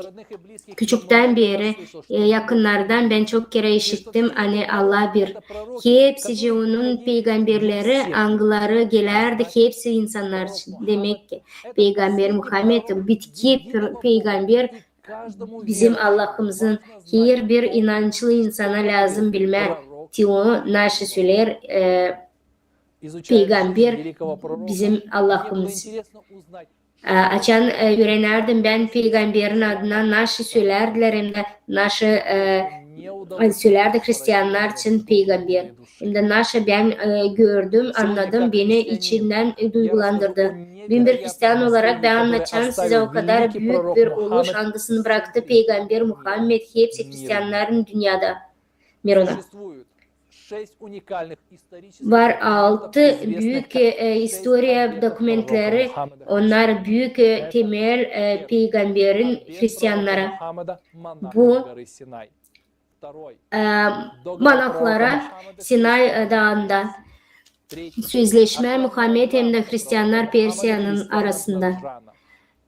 Gramatayı Peygamber Hristiyanın Nadjan'ın koruması. Koruma Peygamberin Hristiyanların bütün dünyada Karmel Dağı'nda. Muhammed'in Hristiyanları koruma Kayr'ın yazışlarında hem de Muhammed'in Asiriyski Hristiyanları koruması. Bu historianın oluşlarından okuyarken ben anlardım hani ne kadar büyük hem de akıllı, büyük bir insan Peygamber Muhammed miruna bereket.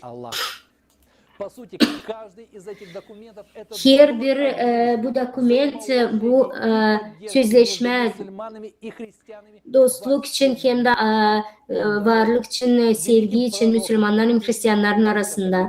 O verildi Peygamberin Müslümanlara hem de Peygamber verdi Hristiyanlara. Hristiyanlar istediler yani Peygamber onları korusun. Öylelikle bu ayetler verildi.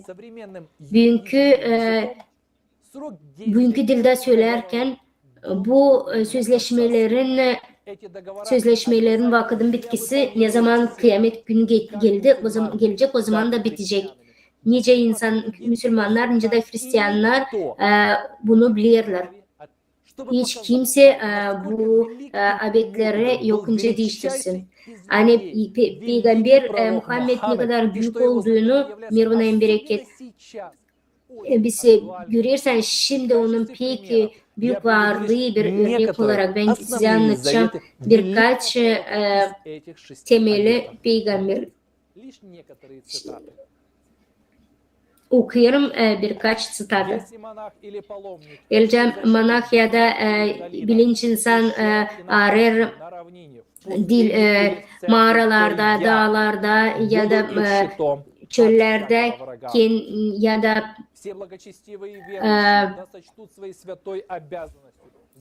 kiliselerde koruma ararsa da ben hepsini koruyacağım.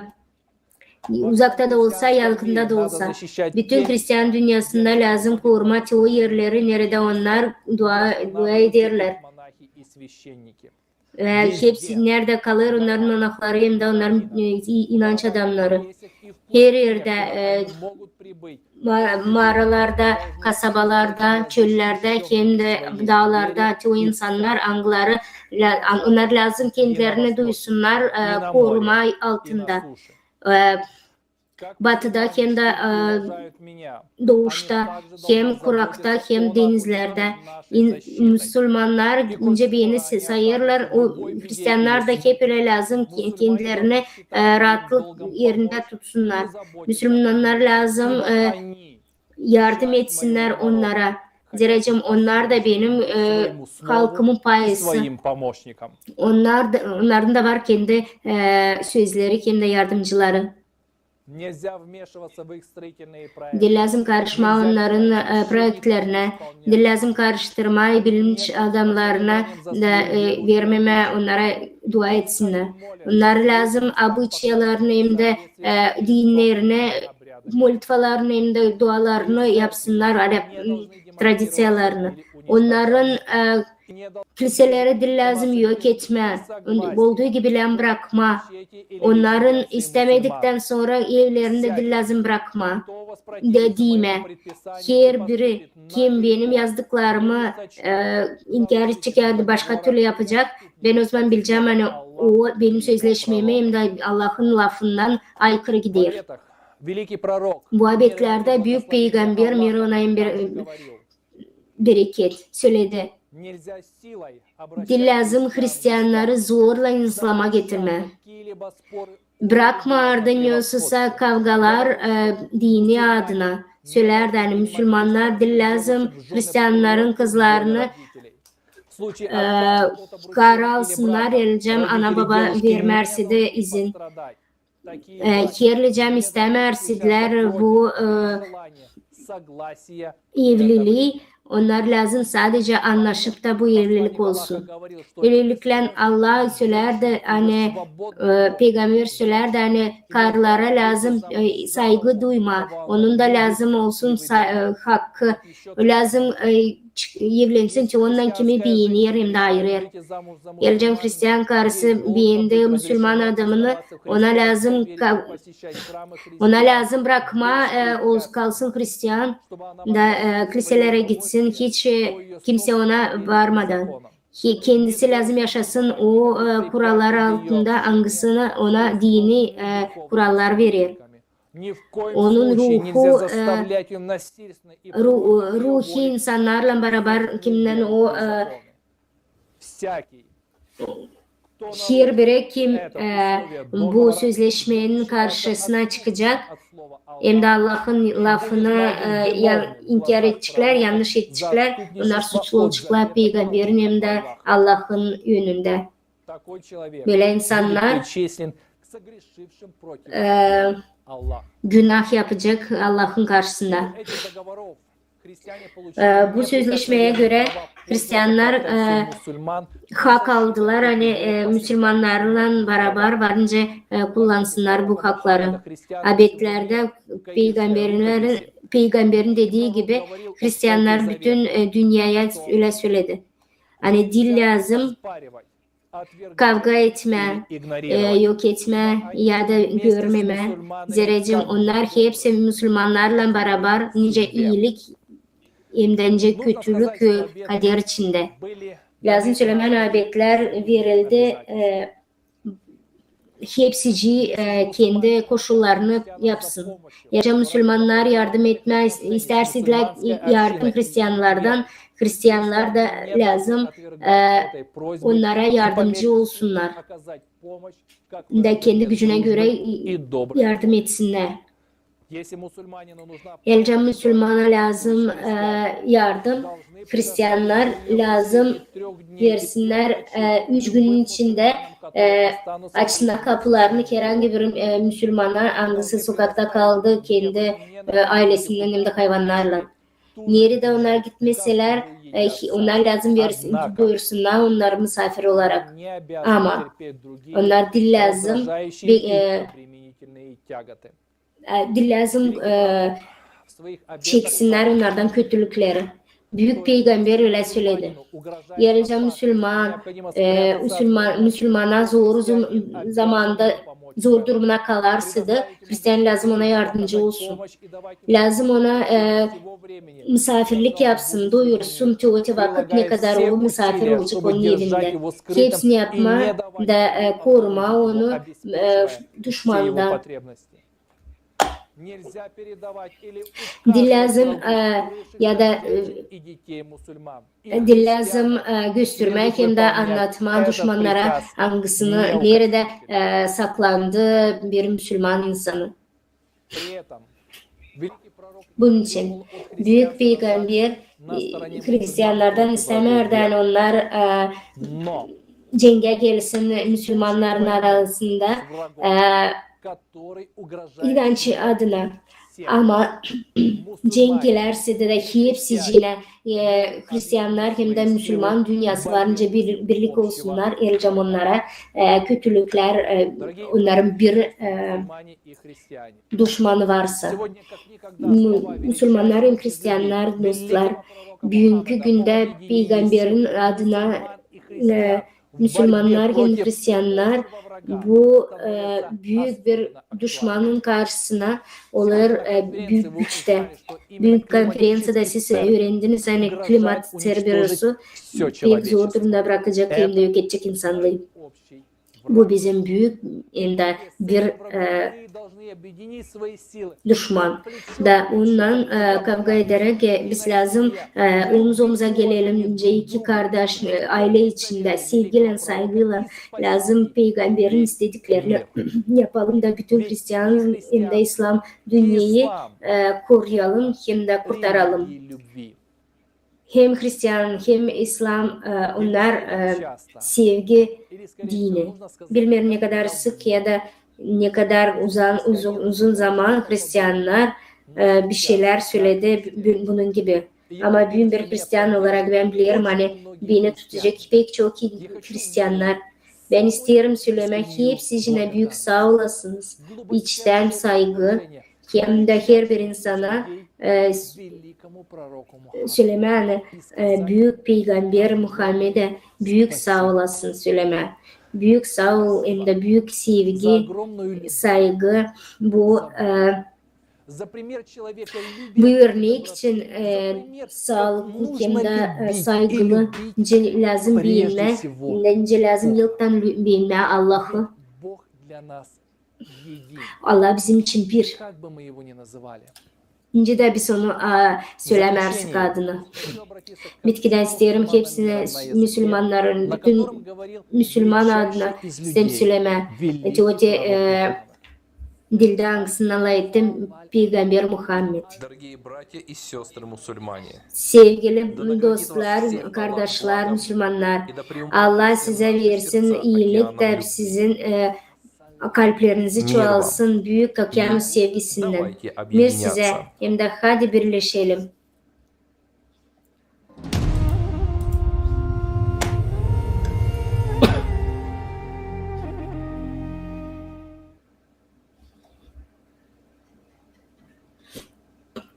Спасибо, Константин. Sağ olasınız Konstantin. Bilirsin sen pek güzel bir moment belli ettin. Hani insanlığa pek önemli düşünme, nice kurtarma kendini hem de yapma öyle. Hani bizim uşaklar yaşasınlar mürde hem de cenksiz. Her biri bizden varınca bunu yapsın. Cevaplar bu sorulara İslam'da bulacağınız. Büyük saygıyla isterim size gösterme, tanıtma bizim spikerimizi Jason Bell'i. Bu Amerikan askeri hangisi Afganistan'da cenk etti. O da İslam'la karşı karşıya geldi de Peygamberimizin laflarına hem de sözlerine isterim bizimle paylaşma. Yarına bereket. Jason size söz.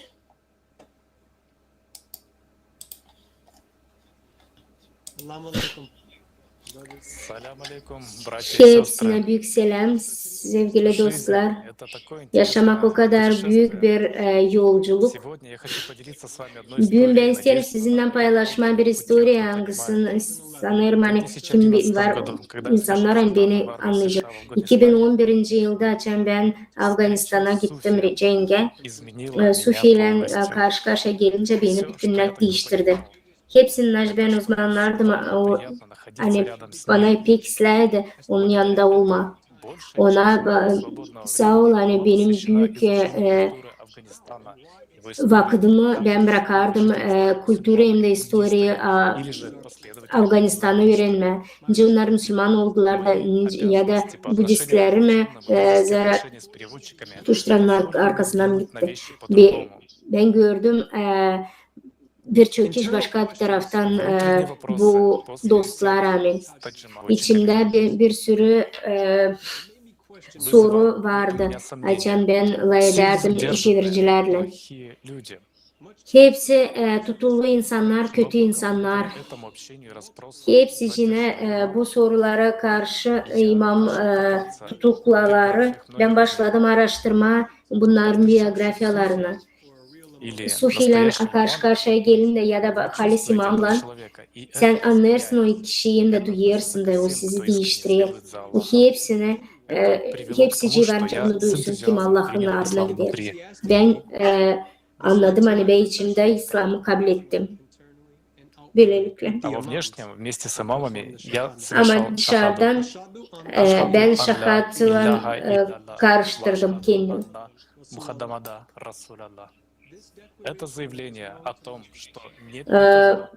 Ben söyledim yani yok hiç kimse Allah'tan başka hem de peygamberinden başka.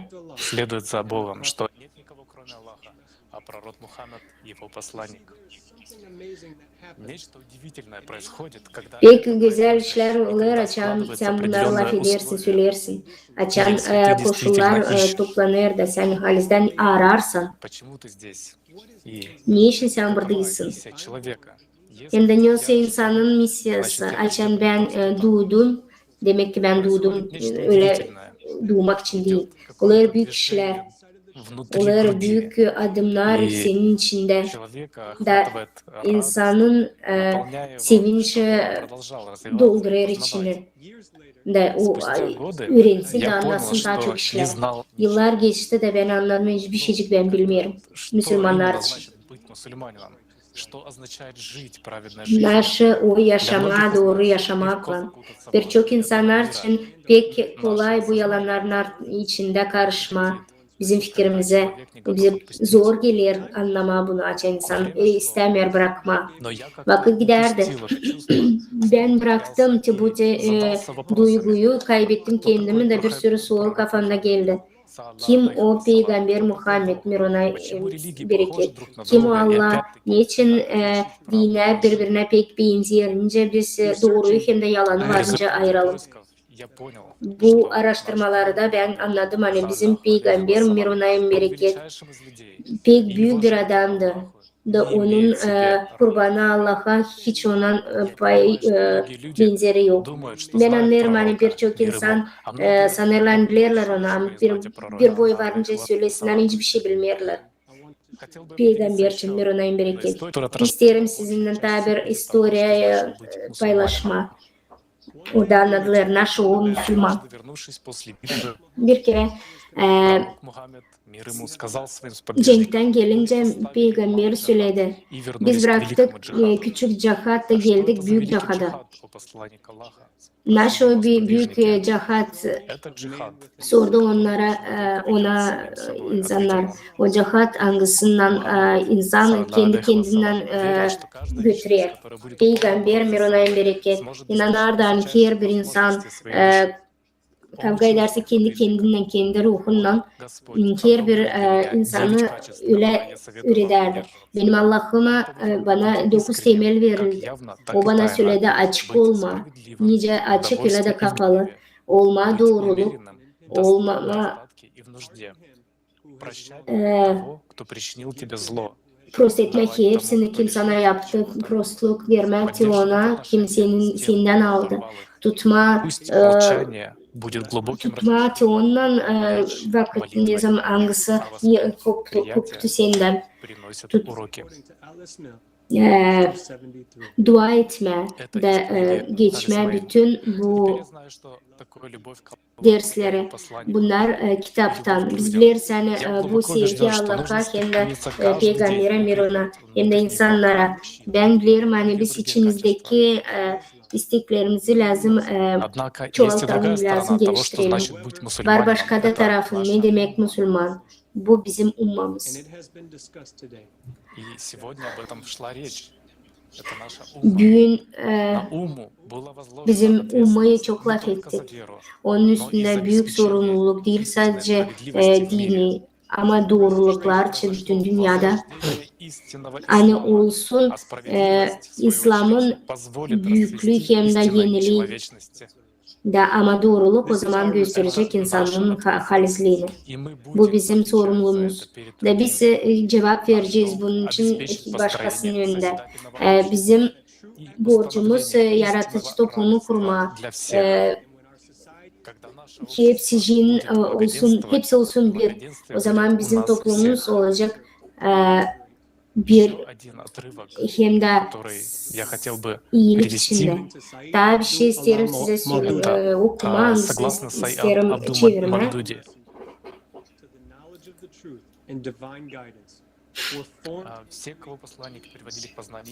Hepsi için kime peygamberler çağırardı doğru hem de Allah'ın adına gelme bütün hepsici ummaya getirirdi. Her bir ummanızı misliği görerdi.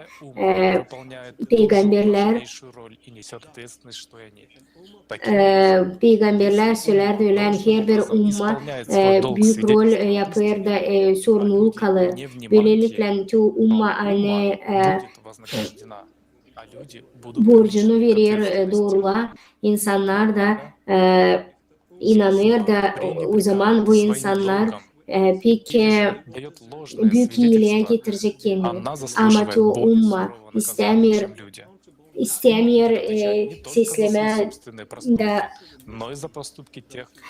doğruları.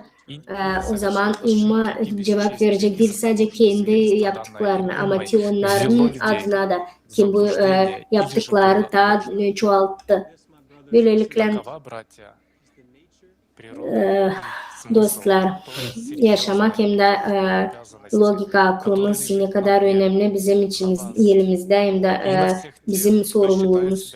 Hepsi içinde kim kendisine görüyor Müslüman olmasının içinde ya da Teoti hangisi anladı Allah kitaplarını da onun yönetiminde getirdi peygamber. Bu lafları işitene kadar siz anlarsınız, lazım görersiniz. Hani, lazım hiç kimse biz lazım anlayalım hani biz sorumluyuz bütün topluluğa biz lazım anlatalım kendi misafir dostlarımıza hepsicine lazım anlatalım bizim iş yaptığımız iş olsun değil sadece boş laf. Sağ olasınız.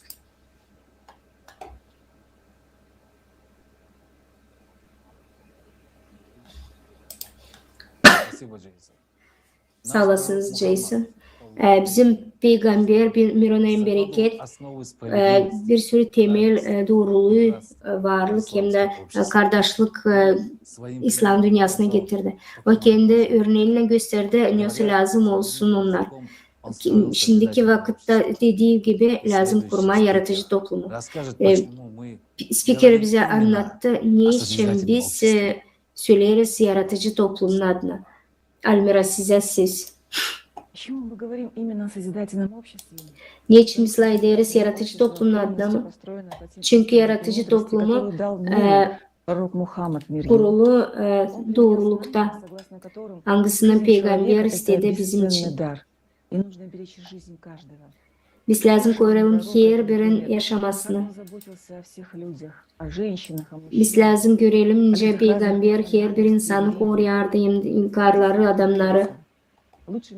Hadislerde söylenir hani pek çok insan Allah'ın ardına gidenler o toplulukla içinde hangisi hem büyük komşuluk Allah'ın içinde onlar kim komşu olur hem mislelikle. Kur'an'da söylenir hani her bir insan lazım iyilik yapma istesin. Geleceğim birisi öldürersin de inanç adamını o zaman o giyenalara, kötülüklere hem de günahlara sarılacak. Ведь Аллах любит творящих добро. Посланник Аллаха, мир ему, сказал: придерживайся благонравия в отношениях с людьми. Как пророк, мир ему, так и люди, которые жили с ним рядом, его сподвижники, они ценили жизнь каждого человека, становились друг другу братьями и сестрами, хорошо относились ко всем, даже, казалось бы, к врагам ислама, к язычникам, которые оскорбляли пророка и мусульман, клеветали на них и строили различные козни. Но пророк, мир ему, искренне молился за каждого. Peygamber dua ederdi içten. Величайший из всех людей. O pek büyük bir adam Mirona. Bütün yaşamasını göstererdi hani her birine lazım yardımcı olma. Hiçbir kette peygamber Mirona'nın bereket gitmeyecek insana karşı. İstedi hani şeytanın elinden alma o insanların canlarına, insanlar sevgiyle gelsinler Allah'a. Yaratıcı topluma gelmediğini ilk temelini görüyoruz biz. Her bir insanın ilk varlığı onların canı. Olmayacak daha pahalı hiçbir şey ne kadar insanın yaşaması. Yerleşen bir kişinin canı pahalıysa hepsice bütün insanlıkta pahalı. İslam sayır hani insanın serbestliği pek önemli. Yaşamak biz görüyoruz hani biz ayrılım lazım rahatlıkla. Nerede varınca yaşayalım, yerinde işleyelim. Özgürlük bizim başımızda. Kur'an'da var öyle laflar. Geleceğim senin Allah'ın istersen hepsici bütün dünya inansın. Sen insanlara zorlukla inandıracak mıydın? Sen Allah peygamber öyle dedi Mirona'nın bereket. Özgürlüğü insanlara lazım üretme. Yaratıcı toplumda ikinci temelinde öyle söyleyen her bir insan dünyada lazım kendi özgürlüğünü duysun. Hiç kimse de lazım kısıtlasın insanların kanunlarını. Пророк мир ему сказал: воистину, не достичь величия той общине, в которой слабый может взять причитающееся ему по праву, лишь испытав трудности. То есть пророк мир ему говорил, что общество должно быть полностью справедливо и абсолютно. Peygamber söyledi, hani her bir toplumun içinde insan lazım olsun özgür. Da hiç önemli değil, yoksa senin mesleğin. Önemli bir büyük hadiste söylenir hani Müslüman otioti kim Müslümanın dili kendi ilinden hem de dilinden yapar bu Müslümanı. Üçüncü temel yaratıcı toplumunda söyler onu hani her bir insan lazım korunsun yaşaması hem de sağlığı Peygamber Mirona kim bereket. Her kere doğruydu hem de isledi bir insan. Onun öyle adı da Muhammed Emin pek güvenli. Söylediler hani olun doğru. Halizden doğruluk götürür insanı iyile hem de iyilik götürür insanı cennete. Peygamber Mirona'nın bereket söylerdi hani ekonomi varlığında doğruluğu insanı getirir büyük varlığa birbir karşısında. Hepsi korkular, angların sizin içinde insanın karşısında. Hiç kimseni bırakmaz, hepsine versin söylemeyen bütün doğrulukları. Dördüncü temel yaratıcı toplumun içinde o gösterir, hani garanti verir ne kadar açıklık hem de büyük informasyon olarak her bir insan lazım bilsin hem de görsün. Medyalar her kere insanlara doğru hem de güzel informasyon lazım versinler. Peygamber Muhammed Mirona o isteden insanlar inanç olarak açık hem de büyük yürekli olsunlar. Kur'an'da böyle olur. Doğru için pek büyük hiçbir doğruluk. Allah'ın peygamberi Mirona'nın bereket hepsicine öğretti. Yani iyilik üstüne, kötülükte yapsalar iyilik yap. Müslüman yardım eder küçüğüne, yalnız olana, üfkaya olana, yalnız uşaklara, üysüzlere. Peygamber Miranay'ın bereketiyle söylerdi. Hani olacak birinci Timote kimin kalbinde yüreği açık, hangisi küçüğünü koruyacak. Peygamber söyledi Mirona, hani her bir doğru hem de iyi işler yapılır Allah için. Bu sadaka verilir her bir insana. Da onlar olur bir örnek bütün toplumunda. Каждый добрый поступок – это милостыня. К доброте относится то, чтобы радостно выражением лица и добавлять из своего ведра в его сосуд. İyilik onda biter. Açan sen kendi kardeşini güler yüzünden karşılaşırsın.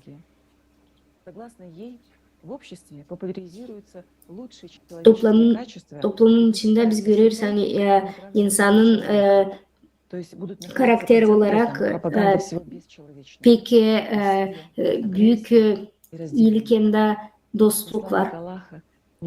Allah'ın Peygamberi Mirona'ya bereket her kere isterdi hani onun uşakları onlar hangisi bilinçlerini alır onu. O söyler hani kim arar bilinçleri onlar halisden Müslüman. O zaman söyledi Allah açtı ona. Kim geçti benim yoluma bilinçleri alma dini. Teote açtı kendine yolu cennete. Peygamber Mirona'ya bereket. İstediği söylemeyen insanlar ruhu olarak gelişsin, kişisel olarak gelişsin. Kim bildi ruhun özelliklerini, o açtı kendine büyük güzel yollar da sündürdü kendi egoizmasını. Kur'an'ın içinde biz görüyoruz hani 6. temel yaratıcı toplumun içinde hepsinin için anladılar. Her bir insana pek önemli verilir. Hani onun gelişmesi hem talantları ortaya çıkıyor.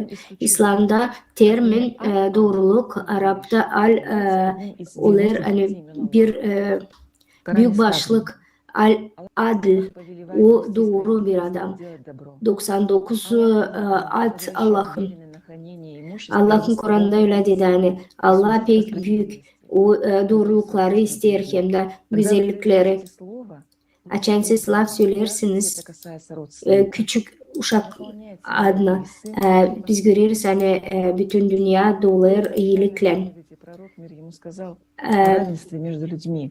Peygamber söyledi hani insanların aralarında eşitlik olsun. Onların aralarında fark orada hani varınca sadece onların millet olarak değil, onun içindeki düşünceler. Hiç kimsenin üstünde yok, üstüne gücü. 7. temelinde anladılar hani yaratıcı toplumun içinde insanlar lazım sosyal olarak gelişsin. Açan senin paran olur hem de evin var. Senin belli bir sayıda bunlar var. Hiçbir insan öbüründen daha yüksek olamaz.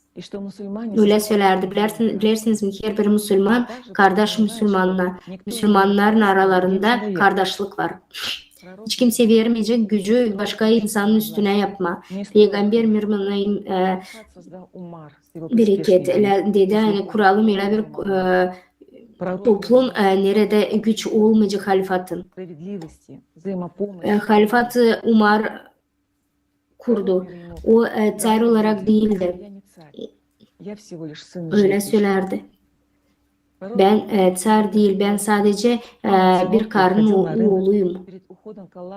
Peygamber Muhammed Mirona'yı bereket açan giderdi Allah'ın önüne de bitki dinarlarını insanlara vererdi.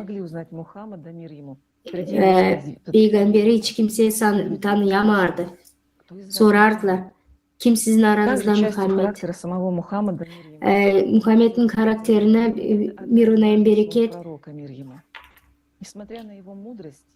onun akıllığını, bilinçleri Allah'ın adına o pek binerdi sorma, kendi dostlarını Allah etme. Kur'an'da öyle yazıldı. Hani dualar hem de istekler bir arada olsunlar. 8. temel yaratıcı toplumun içinde lazım olsun, hani güç yaratıcı toplumda olmasın. Zerrece bütün sorumluluk her bir insanın üstünde lazım olsun. Her bir insan lazım yönetimi etsin, kanuni olarak hem de kendisinin adına da.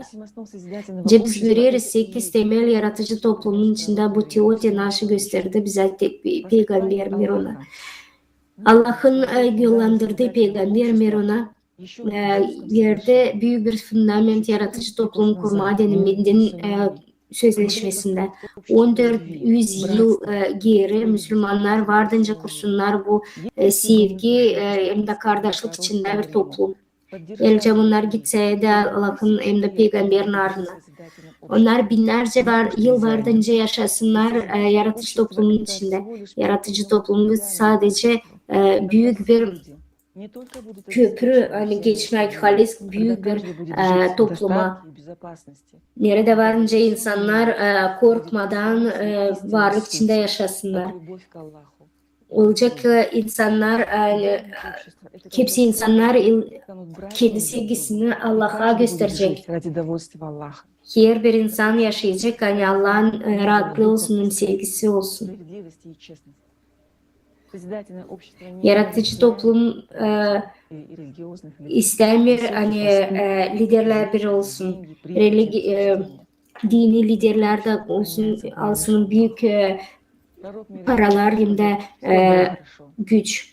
Peygamber isterden hepsi olsun isla. Her bir insan yaşasın bir ummada.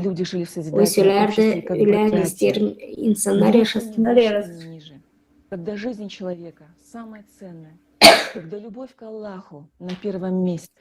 Nerede Allah'a sevgi hem de insana büyük varlık, saygı birbirine birinciyim, ikinciyim, üçüncü yerde. Şimdi hepsi tam tersi. İnsanlar Peygamber söylerden bitki vakitlerde İnsanlar lazım ayırsınlar, nerede onlarla yaşasınlar. Yaşamam ölmem. Yani toplanma da yaşama yaratıcı toplumun içinde. Allah bize 6000 yıl verdi. Biz ayırırız, ince bizim geleceğimiz olacak. Biz lazım yapalım Allah'ın izinini, Peygamberin isteğini Mirona da kuralım yaratıcı toplumu. Biz lazım yaşayalım öyle, bize Peygamber söyledi bütün dünyaya. Unutmayın, kim kurar yaratıcı toplumu, onlar Müslüman değil. Unutmayın, onlar büyük insanlar.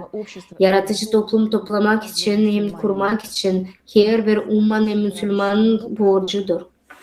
Bugünkü günde Peygamber kuracak, Peygamberimiz kuracak yaratıcı toplumu. Yani bizim getireceğiz dünyaya onun isteklerini. Allah'ın rahatlığına göre hem de varlığına göre bizim şansımız oldu. Hangisini peygamberler bizimle gurur duyacaklar. Biz Müslümanlar biz seviyoruz Peygamber Muhammed'imizi. Lazım olalım öyle bir toplum hangisinde o istedi biz yaşayalım. Sağ olasınız. Biz anlarız mı? Hani biz Müslümanlar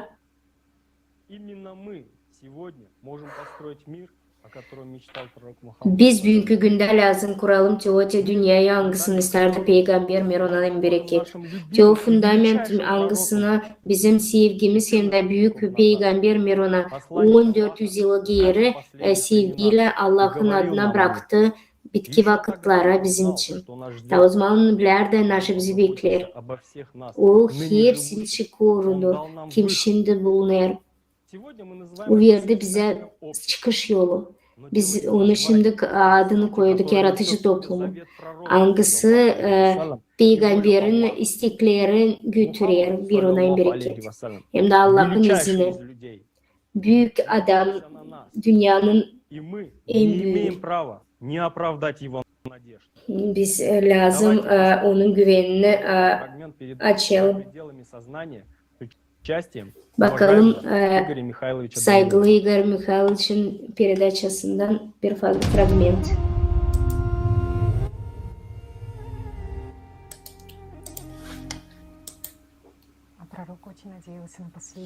Peygamber pek isterdi hani bitkiler yardımcı olsun. Teote ayır insanlar hangi büyük günde yaşarlar. Doğru. O düşünür, o sanır hani olacak bu iş değil sanardı.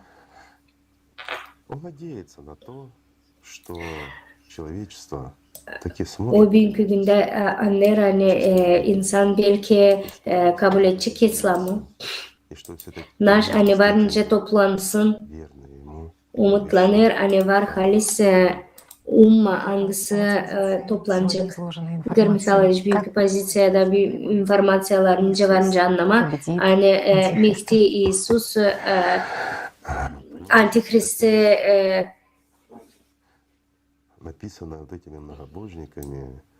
üstlenecek.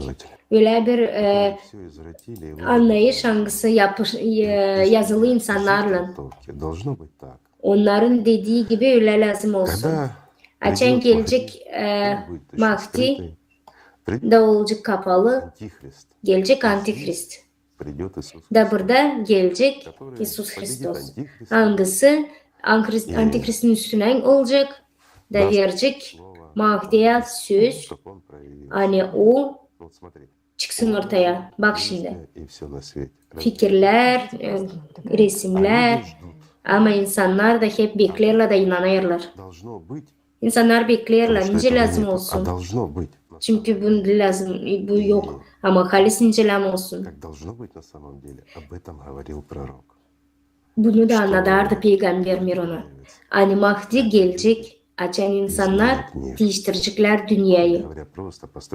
Ya da yaratıcı toplumu kuracaklar. Teote toplumu hangisini söyledi? Peygamber Muhammed insana bıraktı. Hiç hangi inancı sen koruyarsın hiç belli değil. Ama sen bir toplum olacaksın. Ama bu bitki bir peygamber. O için bizim hepsi dünyanın insanın peygamberi.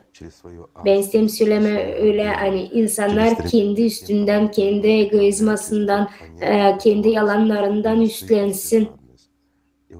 Sıkılılığından, gücünden. Bunlar varınca bunlar hepsini bıraksınlar da halizden güzel bir dünya kursunlar da insanı korusunlar hem de kurtarsınlar. O zaman da Mahdi gelecek. Bu proses gider. Yetiştirecek mi o belli değil. Her bir insana bağlı. Yine de soru. Her biri burada. Her bir kişi bu da var İsus Hristos. Her bir insan kendi içinde lazım Antikrist'i üstlensin. Bulma çoğu doğruluğu hangisi verdi bize peygamber. Doğruları hangisi geldi Allah'tan. Hepsi lazım çıksın bu cenge kendi kendinden. Öylece insan kendi içinde Antikrist'e çıkması, üstlenmesi o pek önemli bir büyük bir zafer. Pek enteresan bunlar hepsi. Много говорят, много pишут. Pek çok lay ederler, pek çok yazarlar ama öyle söyleyeceğim size. Заглянуть в себя. Yeter sadece içinize bakma. Uçmama, düşünmemezsen pek istersin. Açma kapalı gözlerini de görme içinden ne kadar hepsi doğru. Говорил Иисус Христос. Hem de ne kadar doğru söylerdi İsus Hristos. И naskолько Peygamber Muhammed. Hem de biz insanlar yalan ettik onların Allah lafını. Hangi doğruyu biz yalanladık. Yani yaşayanı biz для того, чтобы rahatlığımıza çevirdik. Niçin biz böyle yaptık? очень короткий промежуток жизни человека. Он очень маленький. Pek kısa bir vakitte Почти ничто. Но чтобы вот это ничто biz bu hiçbir şeyi harcayalım güzel yaşamaya, kendi istediklerimize, Antikrist'in karakterine. Doğru değil mi? Hem de o vakitte her birimizde любовь var İsus Hristos. Allah'ın sevgisi her birinin içinde var kişilik. Hangisi ister peygamberimize Allah'a yetişme. Öyle değil mi? İşte belli hangi religiyede hem de dindeysen. Düşün sadece insanlar, bu dinleri insanlar getirdi ortaya. İsus getirdi bir dini mi? Onlar getirdiler inanç hem de sevgi. Огромное спасибо, уважаемый Игорь Михайлович, за Büyük sağ olasın size Igor Mikhailovich. бескорыстно и щедро дарить. Ve siz bize pek çok işler anlatırsınız. Öyle dersiniz. Şimdi insanlardan bağlı. Elcem isterseniz peygamberin Miruna'ya bereket olsun söyledikleri biz inanırız hani varınca yapalım. İsterim size Mahdi historiasını anlatma. Kandagar kasabasında Afganistan'da bir kız. Bu kızın yaşaması büyük sevgiyle hem de akıllılıkla Allah'a karşı dolu. 16 yaşında Mahdi'ye anladı pek güzel hem de büyük laflarını Peygamber Mirun'a. Anladı yaratıcı toplumu bu teoti hangisini söylerdi bizim Peygamber. Da bunu bu isteklerini yapma diye o başladı anlatma bu informasyayı. O şimdi volontör gibi bir çevirici Farsiye çeviriyor halklar arası forumlarda yaratıcı toplumun içinde. Hani yaratıcı toplumun öğrensin pek çok insan yani. 12 Kasım günü bu canlı efiri Forum Global Krizisi bizim kurtuluşumuz birleşmekte. Mahdi sündü setleri hiç kimsecik yoktu kim çevirsin bu forumu Farsi'ye. O gitti şehre bağlandı online bir site de çevirdi. Her bir insanlar için bu forumu. Kendi küçük 12 yaşında kardeşinin hiç da onların kendi kasabasında uşakları düğdüler, aldılar ellerinde notebookları. Mahdi de zor durumda kaldı. Bu üç adam istediler öldürmeye uşakları. Adamlar hangileri bizim Peygamber Muhammed'le Mirun'a adamdan karları, uşakları lazım koruma. Onlar olar pek büyük bir korkunç. Biz Müslümanca biz getirdik buna hani hiçbir uşak hem de karı pek korkunç içinde şiddetlere karşı. Naş yaşadı bu Müslüman kızı. Elcem biz böyle bir toplamda yaşasaydık hangisini söyler bize Peygamber Miruna'nın bereket. Hiç kimsenin böyle işler olmasın. Ben de bir babayım. Benim de что var ни один uşaklarım. отец не хотел, Ben bileyim hiçbir de baba istemiş ki bu situasyada kalsın onun uşakları. так почему сегодня такое tворится в Niçin мире? o zaman böyle işler Почему olur это dünyada? происходит с нами? Niçin olur bizim uşaklarla böyle iş? Неужели мы будем просто наблюдать за этим? Biz seyredeceğiz buna mı? Возмущаться, zlиться, но ничего не La делать? edeceğiz, bir şey söylemeyeceğiz, öfkeleneceğiz de bir şey yapmayacağız mı? Кроме нас самих, Biz anlarız hani sadece biz kendimiz, hiç kimsecik bizim o toplumumuzu korumayacak. Bizim karlarımızı hem de uşaklarımızı hani çıkma doğru yola değine hangisini bıraktı bize peygamber mirona en bereket. Biz yapacağız bu dünyayı güzel hem de insanlık. Bizim dünyada var bir sürü kişiler angıları halizden Allah'ın laflarını koyacaklar yola. Bir sürü örnek var. Mahdi bu birisi onlardan. Bilirsiniz mi Naşı beni korkuttu. Hem de bu historiye girdi bu Mahdi. O yaşamakta kaldı bu kadar stres yaşadıktan sonra. Hem pek çok korkardı. Hani o çeviremedi forumu. Bu onun için pek önemliydi. Böylelikle anladı hani yaratıcı toplumu bu var. Allah'ın hem de peygamberin isteği. O kadar zorluk koşullarda nerede Mahdi yaşıyor o durgunmadı. O gitti bir şey yaptı. Bu halis bir Müslüman. Yaratıcı toplum kim kurmuyor ki o Müslüman değil. Mahdi bizimle büyür. Şimdi onu işiteceğiz.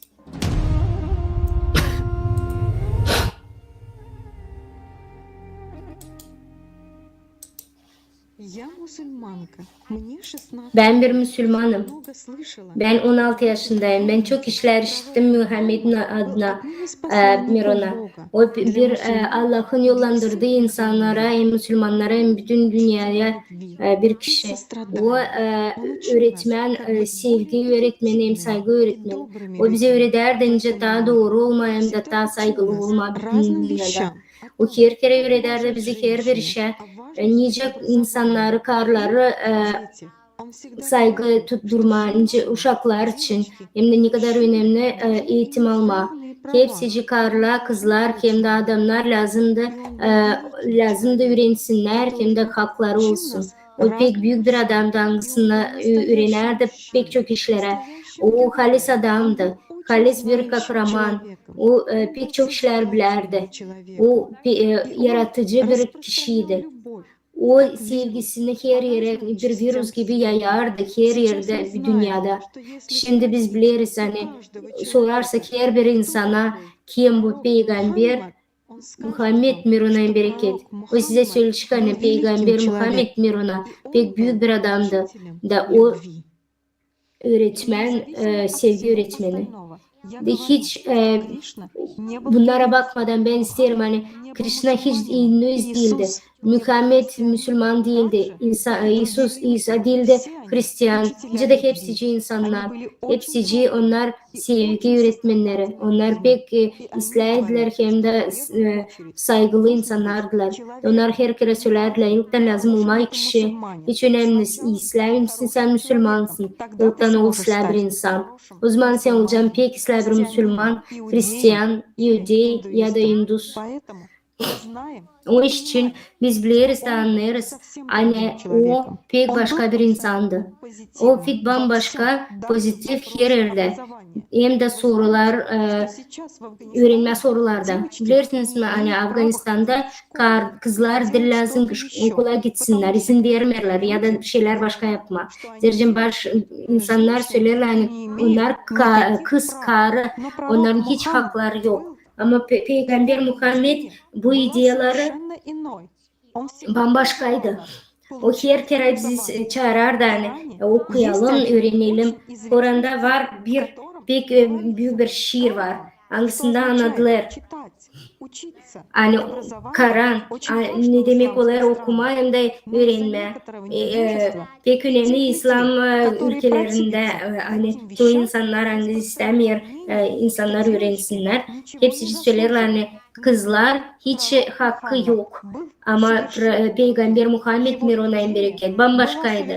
Onun ideyası bambaşkaydı. Dilince bir insanlarda, negatif insanlarda. Ben pek çoktan yaratıcı toplumla beraberim. Ben bir çevirici olarak Peygamber Muhammed ideyasını ben bilirim. Hani hepsi insanlar bir de onlar pek saygı duyuyorlar birbirine. Hangi ülkeden hem de kimsin sen hiç önemli değil. Sen anlat kendin için nasıl sen yaparsın, nasıl sen istersin. Nasıl senin için önemli. Şimdi yaratıcı toplum bu bir büyük bir örnek. Hangisini biz isteriz kurma. Her yerden kültüre hem de her bir insanda dinde insanlar toplanıyor. Nedir? Hani biz hepsimiz saygı duymamız lazım birbirimize. Güzel, mutlu bir yaşamak hem de güzel bir açık gökyüzü. Hiç şiddet hem de cenk olmadan. Bu kalizden pek lazımlı hem de önemli. Yani her bir insan lazım sorumluluk alsın. Pek aktif insan olarak lazım olsun. Hem de lazım doğruları söylesin. Hangisini hani biz hepsimizi saygı duyalım birbirimize. Biz hepsimiz biriz. Pek belli hani bizim milletimiz ayrı. Bizim saatlerimiz de başka. Ama sorumluluğumuz bugünkü günde bizim bir. Biz varınca düşünelim bir şey için, biz varınca hissedelim bir şey için, duyalım.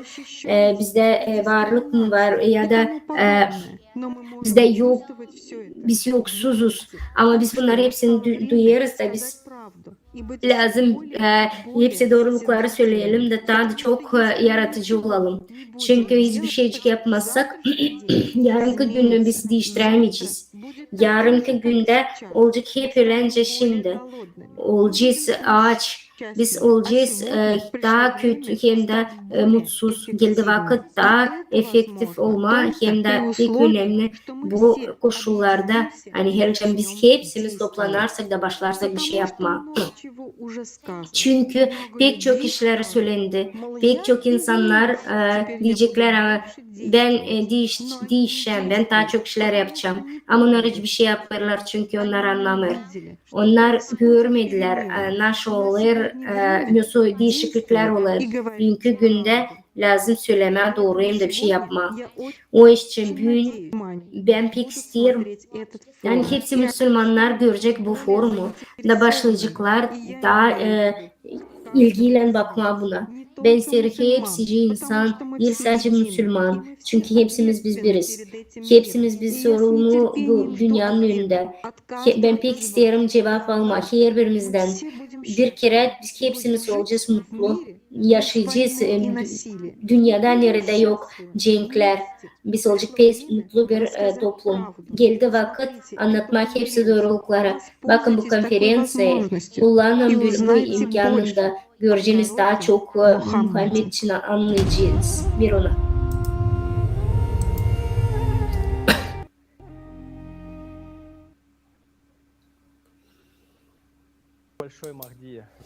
Sağ olasınız Mahdi'ye. Hani bizimle beraberdiniz. Bizim peygamberin adına. Bu konferansiya kuruldu. Hani her bir insan söylesin ki onun söylerdi peygamber anlamak. Hepsi onlar söylerdi yaratıcı toplumu adına. Şimdi pek önemli görme bizim peygamberin dediklerini. Sevgili kardeşlerim, kız kardeşler, hepsi kim bakıyor bu konferansiyalara, o insanlar anıları şimdi lazım bütün bu informasyayı versin, insanlara ulaşsın, hem de paylaşsın. Elcem biz toplanmarsak da kurmarsak yaratıcı toplumu biz yapacağız pek prost işler. Hangisini söylerdi Peygamber Muhammed Nur'un bereketi. Bugünleri biz gördük hem de işittik. Demek olarak biz yaşarız bitki vakitlarda. Bitki vakitler Uçuna dil sadece o zaman hani bitki vakitler gelir. O vakit geldi hani İmam Mahdi de gelecek. Говорил о двух имамах. O söylerde iki imam için. Hangisinin ardına lazım insanlar gitsin. Ardına o bıraktı Ali. Ama bizim için bitki söyledikleri o dedi hani Mahdi'nin ardına lazım gitme. Onun Mahdi onun evinden çıkma. Biz biliriz hani o Allah'ın dünyası. Peygamberler de hani nerede biz varınca kurtaralım kendimizi. O söylerdi hani yıldızlar o pek isla bir saklanış yer. Nerede biz varınca koruyalım birbirimizi. Geleceğim kimse Araplardan ayrılarsa da insana karşı çıkarsa da Allah'ın evinden onlar şeytanın hizmetçileri. Peygamber öyle derdi. Hani benim ailem alal bayt mirona. Onun aralarında bu bir kavçak olarak Noy'un kavçağı olarak o ölecek. Söylerler hani İmam Mahdi yapacak Allah'ın dünyasını. Hiç önemli değil kimsin sen dini olarak. Sen lazım bilersin ki hepsici dini kitaplarını. Hepsici Allah'ı söyler. O kuracak Kur'an'ı, Sünnet'i hangisi olacak pek önemli. Mahdi getirecek insanlara halis İslam'ı paklıkta. Eskiden hiç kimse söylemerdi Kur'an'da Mahdi için.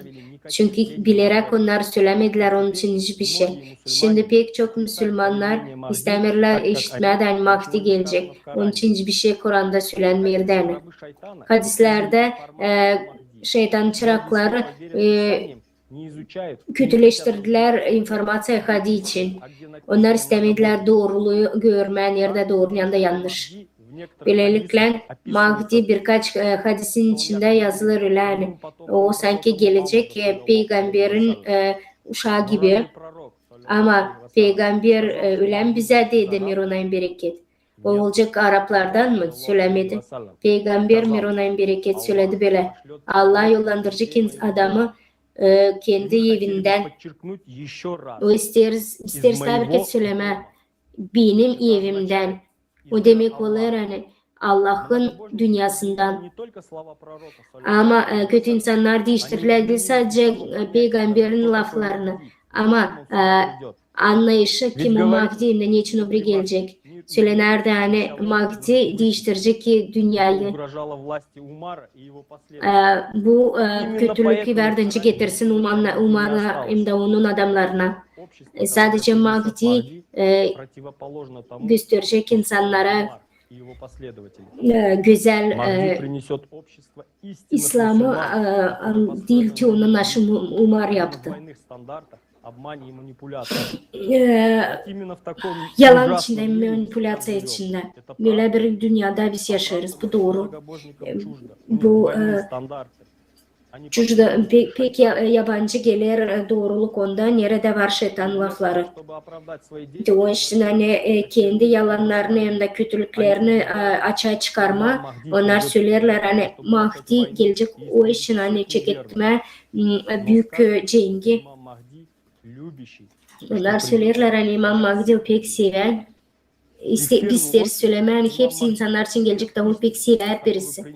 O paklayacak doğrulukları, anglarını getirdi bize peygamberler, mironlar. İslam'ın söylediklerine göre öyle değiller. Yani Mahdi gelecek de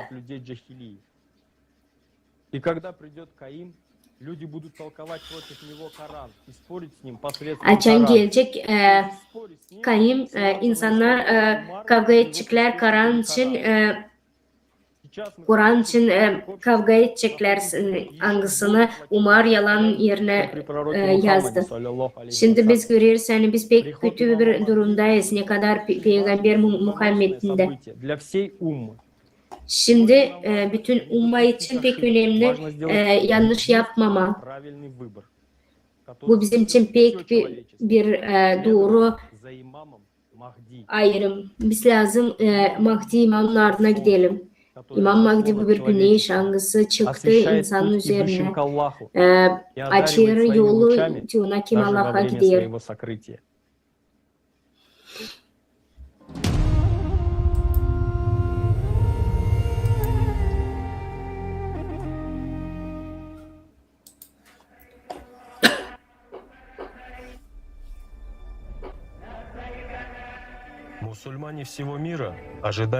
Müslümanlar bütün dünyada İmam Mahdi'yi beklerler.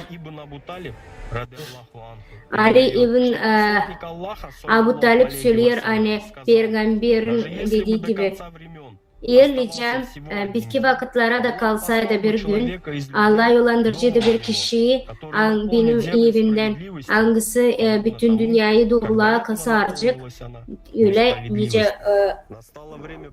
Jogi doldu yalanların içinden geldi vakit İmam Mahdi'nin vakti. Hepsi onun gelişi artık oldu. Gelişin için oldu. Hadisi karşı getirir pek çok epitler İmam Al-Mahdi İmam hangisi getirir doğruluğu hangisi götürüyor doğruluğa pek çoğu söyleyecekler hani o yalan bir duruş ama bu olacak bir doğru onun o kadar akıllı hem de bütün inançlar onun dünyasındaki hem de kalbinde olacak hepsi inançları toplayacak bir yere.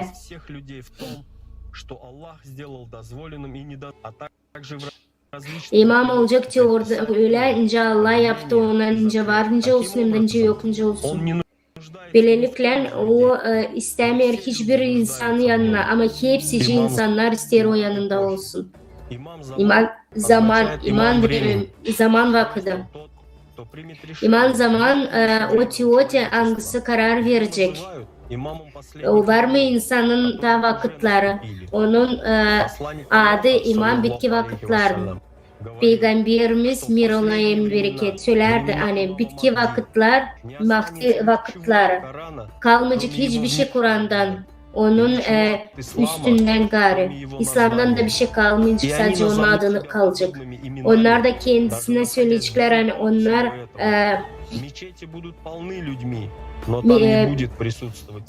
bir sürü insan camilere gelecekler ama olmayacak doğruluklar. Birçok insan olacak kötü hem de öfkeli. Onlar ayrıcıkla insanları ayrım onların da başına gelecekler. Al-Kayyım, o kim doğruyu çıkaracak güzel. O hepsi insanları ummayı doğruluk yoluna getirecek. O yapacak öyle ince peygamber yaptı. İnce peygamber kötülükleri yok etti. Başka dini hem de sıvıdılan hem de yalan olan onlar Mahdi ile açılacaklar, temizlenecekler, pak inançlar olacak. Kayyum Mahdi gelecek de o İslam getirecek pek pakla hem de açıkla. Öyle dedi. İslam bu insanın hem de Allah'ın arasında bir duruş. İnsanla lazım doğru saysın birbirini. Ne şey İslam olsun. İnsanlar lazım Allah'la da birbirine lam olsun. O zaman dünyada başka olacak. Alca bir kim kalplerimizi bizim açıyor. Mahdi'nin önünde dünya olacak pek büyük ve kötü koşullarda hem de kötü insanlarla dolu. İnsanlar kim bekler iyilikleri zor durumda kalacaklar. Mahdi gelince pek çok insanlara umut verecek. onların alıştıracak, iyileştirecek kalplerini. O hepsine bir kardeş olarak davranır, her birini bilirmiş gibi. İnsanlar anlayacaklar, hani o gökyüzünden gelen bir ayız. O getirmeyecek insanlara yeni bilinç ya da inanç. Hepsi inanç bilimleri toplayacak onun kalbinde nice büyük bir başça. Olacak büyük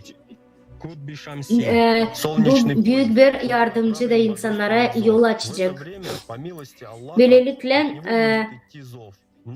ondan gelecek çağrı insanlar işitecekler içinde duyacaklar öyle bir duygu ama bilmeyecekler nasıl. Onun çağrısı da bize gösterecek hani göğsüne ritme veriyor.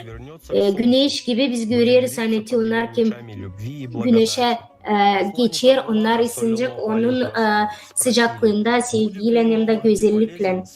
Allah'a doğru Mahdi sordu, o insanlar olacak mı? Hepsi bir. O dedi öyle olacak.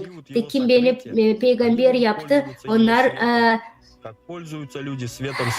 kullanacak tuoti ışıklarla. Nice sansın güneş ışıkları. Mahdi bir insan gibi olacak ama içinde olacak bir açık ayos ruhu. Hiç kimseden farkı olmayacak bir insan gibi. Pek çok insan hiç kimse bilmeyecek hani o geldi artık dünyaya. Bu ayos ruhu içi giymişi olacak hem de dış giymiş. Bu vakitte Allah'ı seven bir insan anlayacak hani Mahdi ile beraber olacaklar da ona yardım edecekler ona. Peygamberimiz Muhammed ya Mirunay'ın bereket söylediler hani bu insanlar, sevimli insanlar, bütün dünya vakitler insanların Zerrecim, bu insanların Allah'ın akılları. Halizden onlar benim dostlarım, hangisini ben seviyorum hem de bağlıyım onlara. Onlar pek doğru hem de iyi insanlar benim toplumumuzda. Kim Mahdi'yi tanımayacak o Müslüman değil. O dedi, her bir insan hangisi Allah'a gider, o lazımla etsin, lazım işitsin, yıldan onu kime yollandırdı Allah. O işi onları yollandırdı, hani diriler işitsinler onlara. Ama o sadece şimdilik ürler için layıdır. Kimin fikirlerinde şeytan. Onlar söylerler hani böyle şey olmayacak. Onlar biz görürsen ayozlar gelirler de tanırlar onları. Ama şeytanlar söylerler yok nice böyle şey olsun. Ama insanlar kabul eder ki o fikir hangisini onları şeytan söyler. Dilin aşağı yazılar söyler. Peygamber öyle dedi Mirunay'ın bereket. Mahdi olacak bu insanların arasında öteki uzman insanlar büyük iyilik içinde, kalp içinde. İnsan bütün insanlık güzellik içinde, doğruluk içinde olacak, rahatlık içinde. O hep öylece de söylediler hani birçok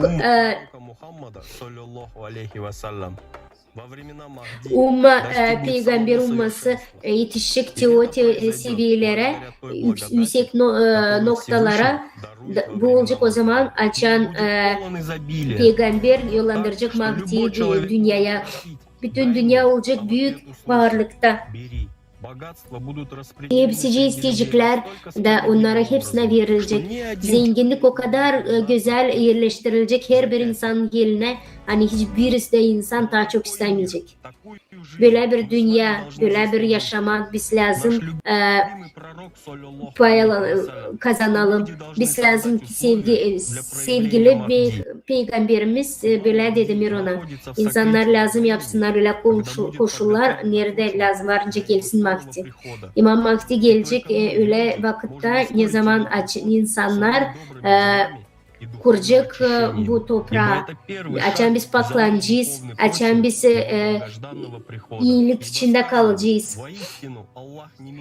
Öyle söyledi hani Allah'ı değiştirme insanların yerlerine yereceğim onlar kendi içinde onları değiştirmerlerse. Mahdi'nin gelişi bu yılların hem de dünyanın bitkisi değil. bu insanların rahatlık bir gülüşü.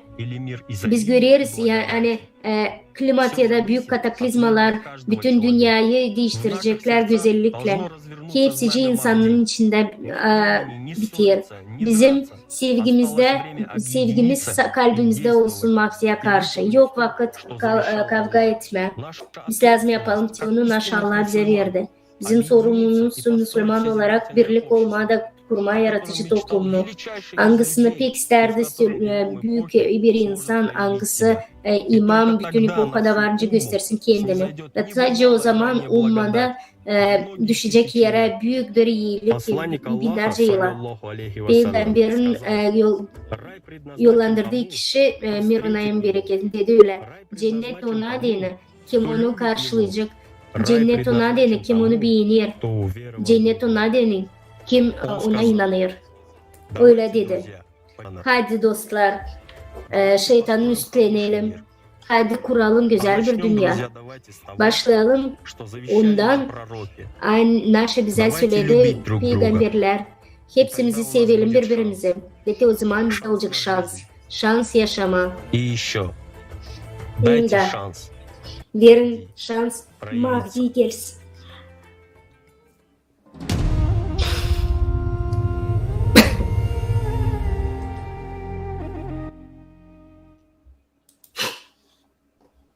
Имам Махди, любимое творение Аллаха.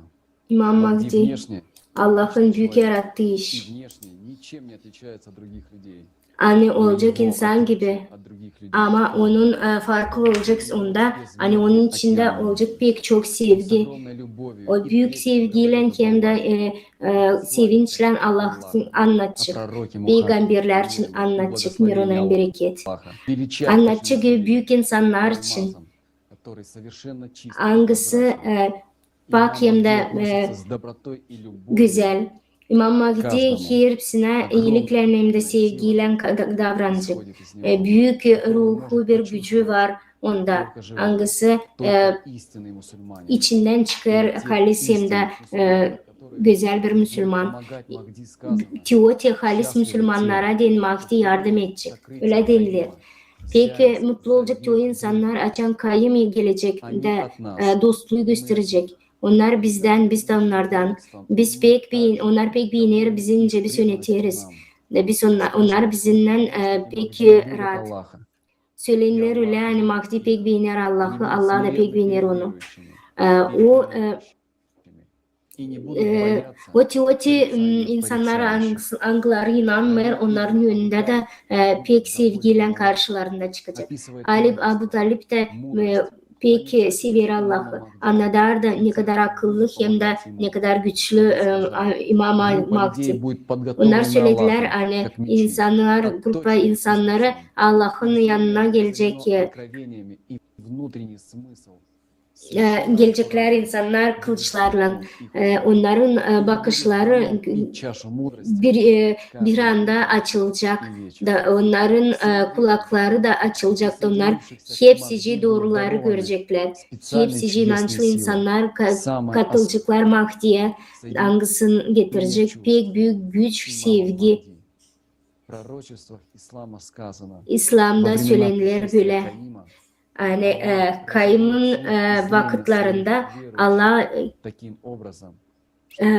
belli söyleyecek, hepsine yetiştirecek, gösterecek. Her bir inançlı insana öylelikle nice varınca anlatma Mahdi'yi aralarında. Hiç kimse gitmeyecek o yerden nerede şimdi o bulunur. Şimdi İmam Mahdi kapalı hem de saklı. Hepsi Müslümanlar bekler ne zaman o çıkacak. Hepsi problemlerini çözecekler de bütün güzellikleri ona verecekler. Peygamber Mirunay'ın bereket söyler de hani insanlar lazım hazırlasınlar yer hani İmam Mahdi çıksın ortaya da sevgiyi getirsin. Bizde bağlı Mahdi gelecek mi gelmeyecek mi? İmam Sadık böyle dedi. Bu olur imama şimdilik olacak o zaman açan kalmayacak bir de insan hangisi İnsanın üstüne güç olmayacak. Yerleyeceğim haklar, bizim haklarımız başka üzerine hak etmersek, doğruluğu tutarsak. İmam Mahdi çıkacak sadece o zaman açan yerde kalmayacak bir de kişi hangisi birbirinin üstüne güç kuracak. Sadece biz varınca kuralım böyle bir toplum. Nerede paklık, eşitlik, doğruluk. Biz lazım kuralım yaratıcı toplumu. Bu bir koşul ne zaman gelecek Mahdi. İslam'a böyle söyler. Açan gelecek İmam Mahdi o koyacak yönetim doğruluklarda o vakitte nerede olmayacak kötülük hem de kinlik çok yollara çıkacağız. Nerede olacak korkmayacağız. Bütün dünya açacak güzel insanlar olacak mir içinde. O zaman olacak her bir insan kendini sevinç içinde bulacak. O öğretecek bize güzel bir yaşamaya. O bize gösterecek hani bizim içimizde var pek büyük sevinçler. Anlatacak lazım Kur'an'ı öğrenme, yaratıcı peygambere göre Mirunay'ın bereket. O bütün bu bilinçleri hem de bilgileri koruyacak da her bir insana verecek, anlatacak. O pek büyük bilimleri hem de bu bilimler her bir insan kullanacak. Büyük bilimler onun için olacak bir büyük varlık hangisini eskiden pek yanlış kullandılar hem de yalanladılar. Yıldan o olacak bir fıkara bir bilmeyen adam İslam'da olacak o kadar zor durumda yufka ince bir dev hangisi çölde gidemiyor ama sonracığım o çıkacak Allah gibi bütün dünyaya verecek insanlara bir çok bilgi biz görüyoruz hani anladılar insanın varlığını, insanın eşitliği, doğruluğu hepsi anladılar yaratıcı toplumu için. Peygamber Muhammed böyle dedi, Mirunay'ın bereket. Benim halkım pek sevinecek öyle bir güzel yaşamaya hangisini hiç ileriden görmedi. O için dostlarım, Müslümanlarım hiç yok vakit kavga etme. Bize lazım toplanalım da yapalım. Hepsinin aşağı Allah söyledi. Lazım Mahdi'nin nişanı bizim kalbimizde açılsın. O zaman bizim ataları da uyanacak. Varınca biz Müslümanlara çevirelim geri angıları yalan içinde uşaklarla Yahve'ye hem de şeytana hizmet ettiler. Müslümanlar size söylerim. Yapalım Allah'ın verdiği Mirunay'ın bereketi hem de peygamberin pak bir yapraktan başlayalım. Mahdi'de de şans olsun da bize göstersin. Сегодня звучала истина, и каждый Bugün настоящий мусульманин her bir Müslüman peygambere Mirunay'ın bereket gördü hem de Allah'ın işitti. Bugün konferansa bütün doğruları çıkardı. Doğruluk da onda hani Allah'ın verdiği doğruları peygamber de dedi Mirunay'ın bereketi. Bütün doğrular, bütün açıklıklar, paklıklar lazım olsun bitki vakitlerde. Duyarsınız mani bizimle beraber büyün peygamber Mirunay'ın bereket. Anlarsınız mani o bize pek sevinir. Naş o bize söyler. Hani doğru oldu söylendi 1400 yıl sonra. Bu büyük bir şans da Müslümanlara hem ummaya göre peygamberin ardına gitme. Mirunay'ın bereket. Her birimiz biz lazım olalım doğru kendi kendimizin yönünde. kendimize cevap verelim. Чего ты хочешь? Ne için sen İslam'daysın? Ne sen isteyesin? Ne sen kendini Müslüman ile ediyorsun? Diyeceğim senin ananın baban mı Müslüman? Ya da sen Müslüman diyeceğim sen seversin peygamberi mi Mirunayim bereket? De sen ona inanırsın. Geleceğim sen Müslümansın ve gördüysen bu konferansı hepsi cine anlar. Hiç Tion'a da kim yok ne anda onu seyretsin. Bütün informasyayı haberler. Peygamber de gezerdi ki hepsi cine anladardı. Мы должны разделить его судьбу. Biz lazım onun kaderinden gösterelim ki hepsi Müslümanlara anlatalım. Her bir Müslüman lazım görsün bu konferansı da her birine haberlesin. Tete bu halis bir hac, halis bir açıklama, paklama, bu güzel bir yol ve gidiş. Lazım inanma, hani her yerde bizim yetimiz, her birin borcu peygambere lazım görsün bütün doğruları naşı büyün işitecek. Hangisi yeniler Müslümanlığı sadece yalancı insanlar, Yahve'ye inananlar söylediler, yaptılar İslam'ın Yahudi dini. Halis Müslümanlık Allah için hem de peygamber için gider de anladır hepsi cine Müslümanlara. Hiç kendi kendimizi aldatmayalım. Hani biz anlamıyoruz.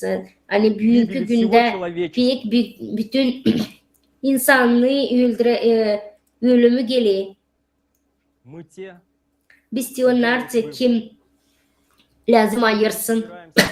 Ya da biz diyoruz ki toplanırız yaratıcı toplum platformasına da oluruz bir sivilizasya ya da toplanırız bir noktaya nereye bizi terör kovalıyor. Hani yok etme. Hadislerde yazılı hani bu hayvan gelince yer altından gelecek pek çok bitki kavgaların bitkileri. Bakın ne kadar hepsici oluyor halisden. Bizim konferansiyalar bakın. O bitiriyor bütün Müslümanların aralarında kavgaları, yalanları ayırır yalancıları halis Müslümanlardan.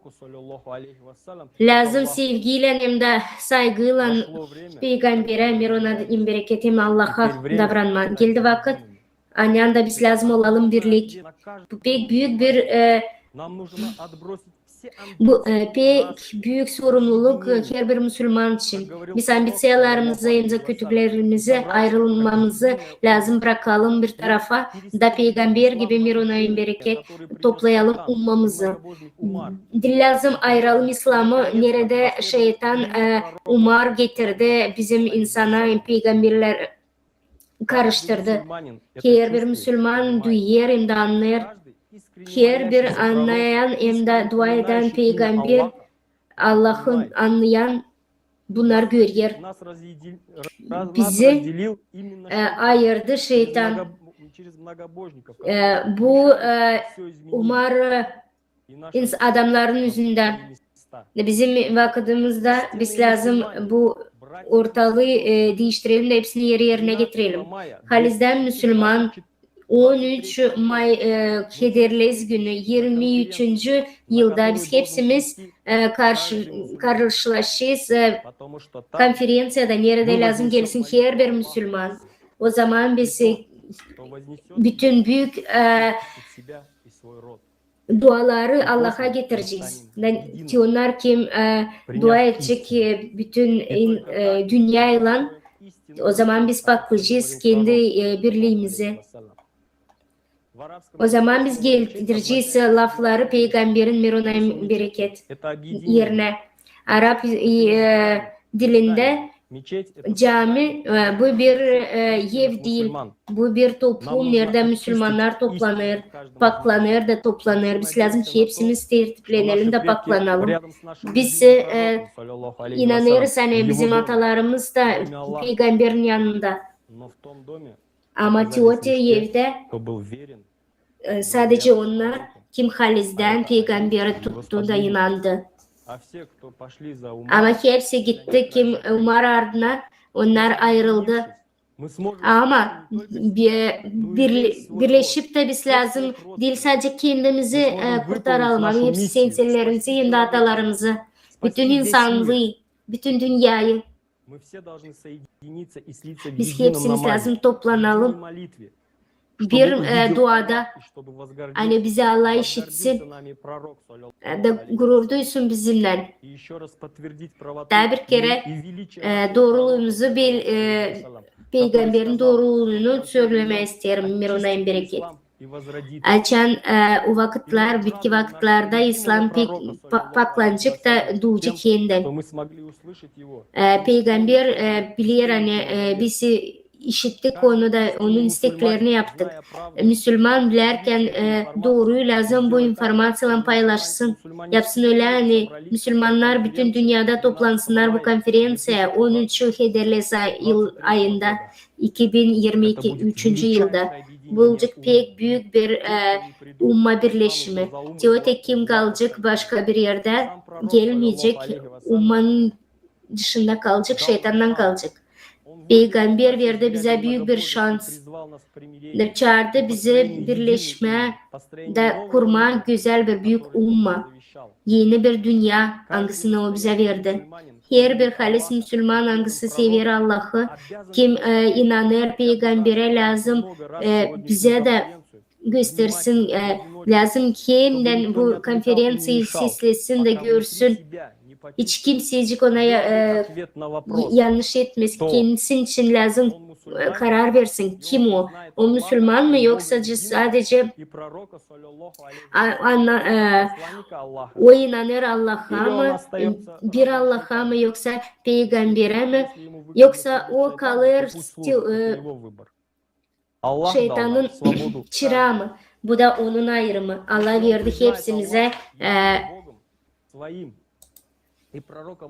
hepsine verdiği özgürlük. Biz Allah'ı bir sayarız. Ve biz görürüz hani kim büyük Müslüman lazım yapsın kendi büyük güzel haccını götürsün bütün insanlığı evine Allah'ın evine. O lazım ki her bir Müslümana konferansiya anlatsın. Her bir insana göstersin bu informasyayı. Ne lazım karar versin. Yani kim bunu yapmayacak, o kendisini peygamberden alacak da götürecek kendi ellerinden şeytana. Böylelikle uzak kalacak Allah'tan bir peygamberden. Onun cevabı halizden her birimizden bağlı, her birimize bağlı. Biz olacağız bitki mi yoksa biz olacağız yılk mı? Bitki Müslümanlar hem de bitki insanlar olarak mı planetada yoksa biz olacağız yılk Müslümanlar angı yaptı peygamberin adına hepsini. Ve biz gireceğiz onun evine büyük onurla. Başka için bizim Allah kapayacak yollarını, kapılarını ona kim onun arkasından gelmedi. Bunu bize söyledi hepsini peygamber Muhammed Mirunayım bereket. Yok Allah Allah'tan başka. Hepsi siz Müslümanlar bilmerdiniz nasıl edersiniz. Anlayacaklar mı anlamayacaklar mı? Anlayacak ki onlar kim inanır Allah'a. Da şimdi biraz başka türlü seslenirler. Biz söyleriz doğru hem de peygamberin dediği gibi Mirunayım bereket. Her bir insan götürecek Allah'ın adını. Allah Akbar. Mir hepsimize hem bereket.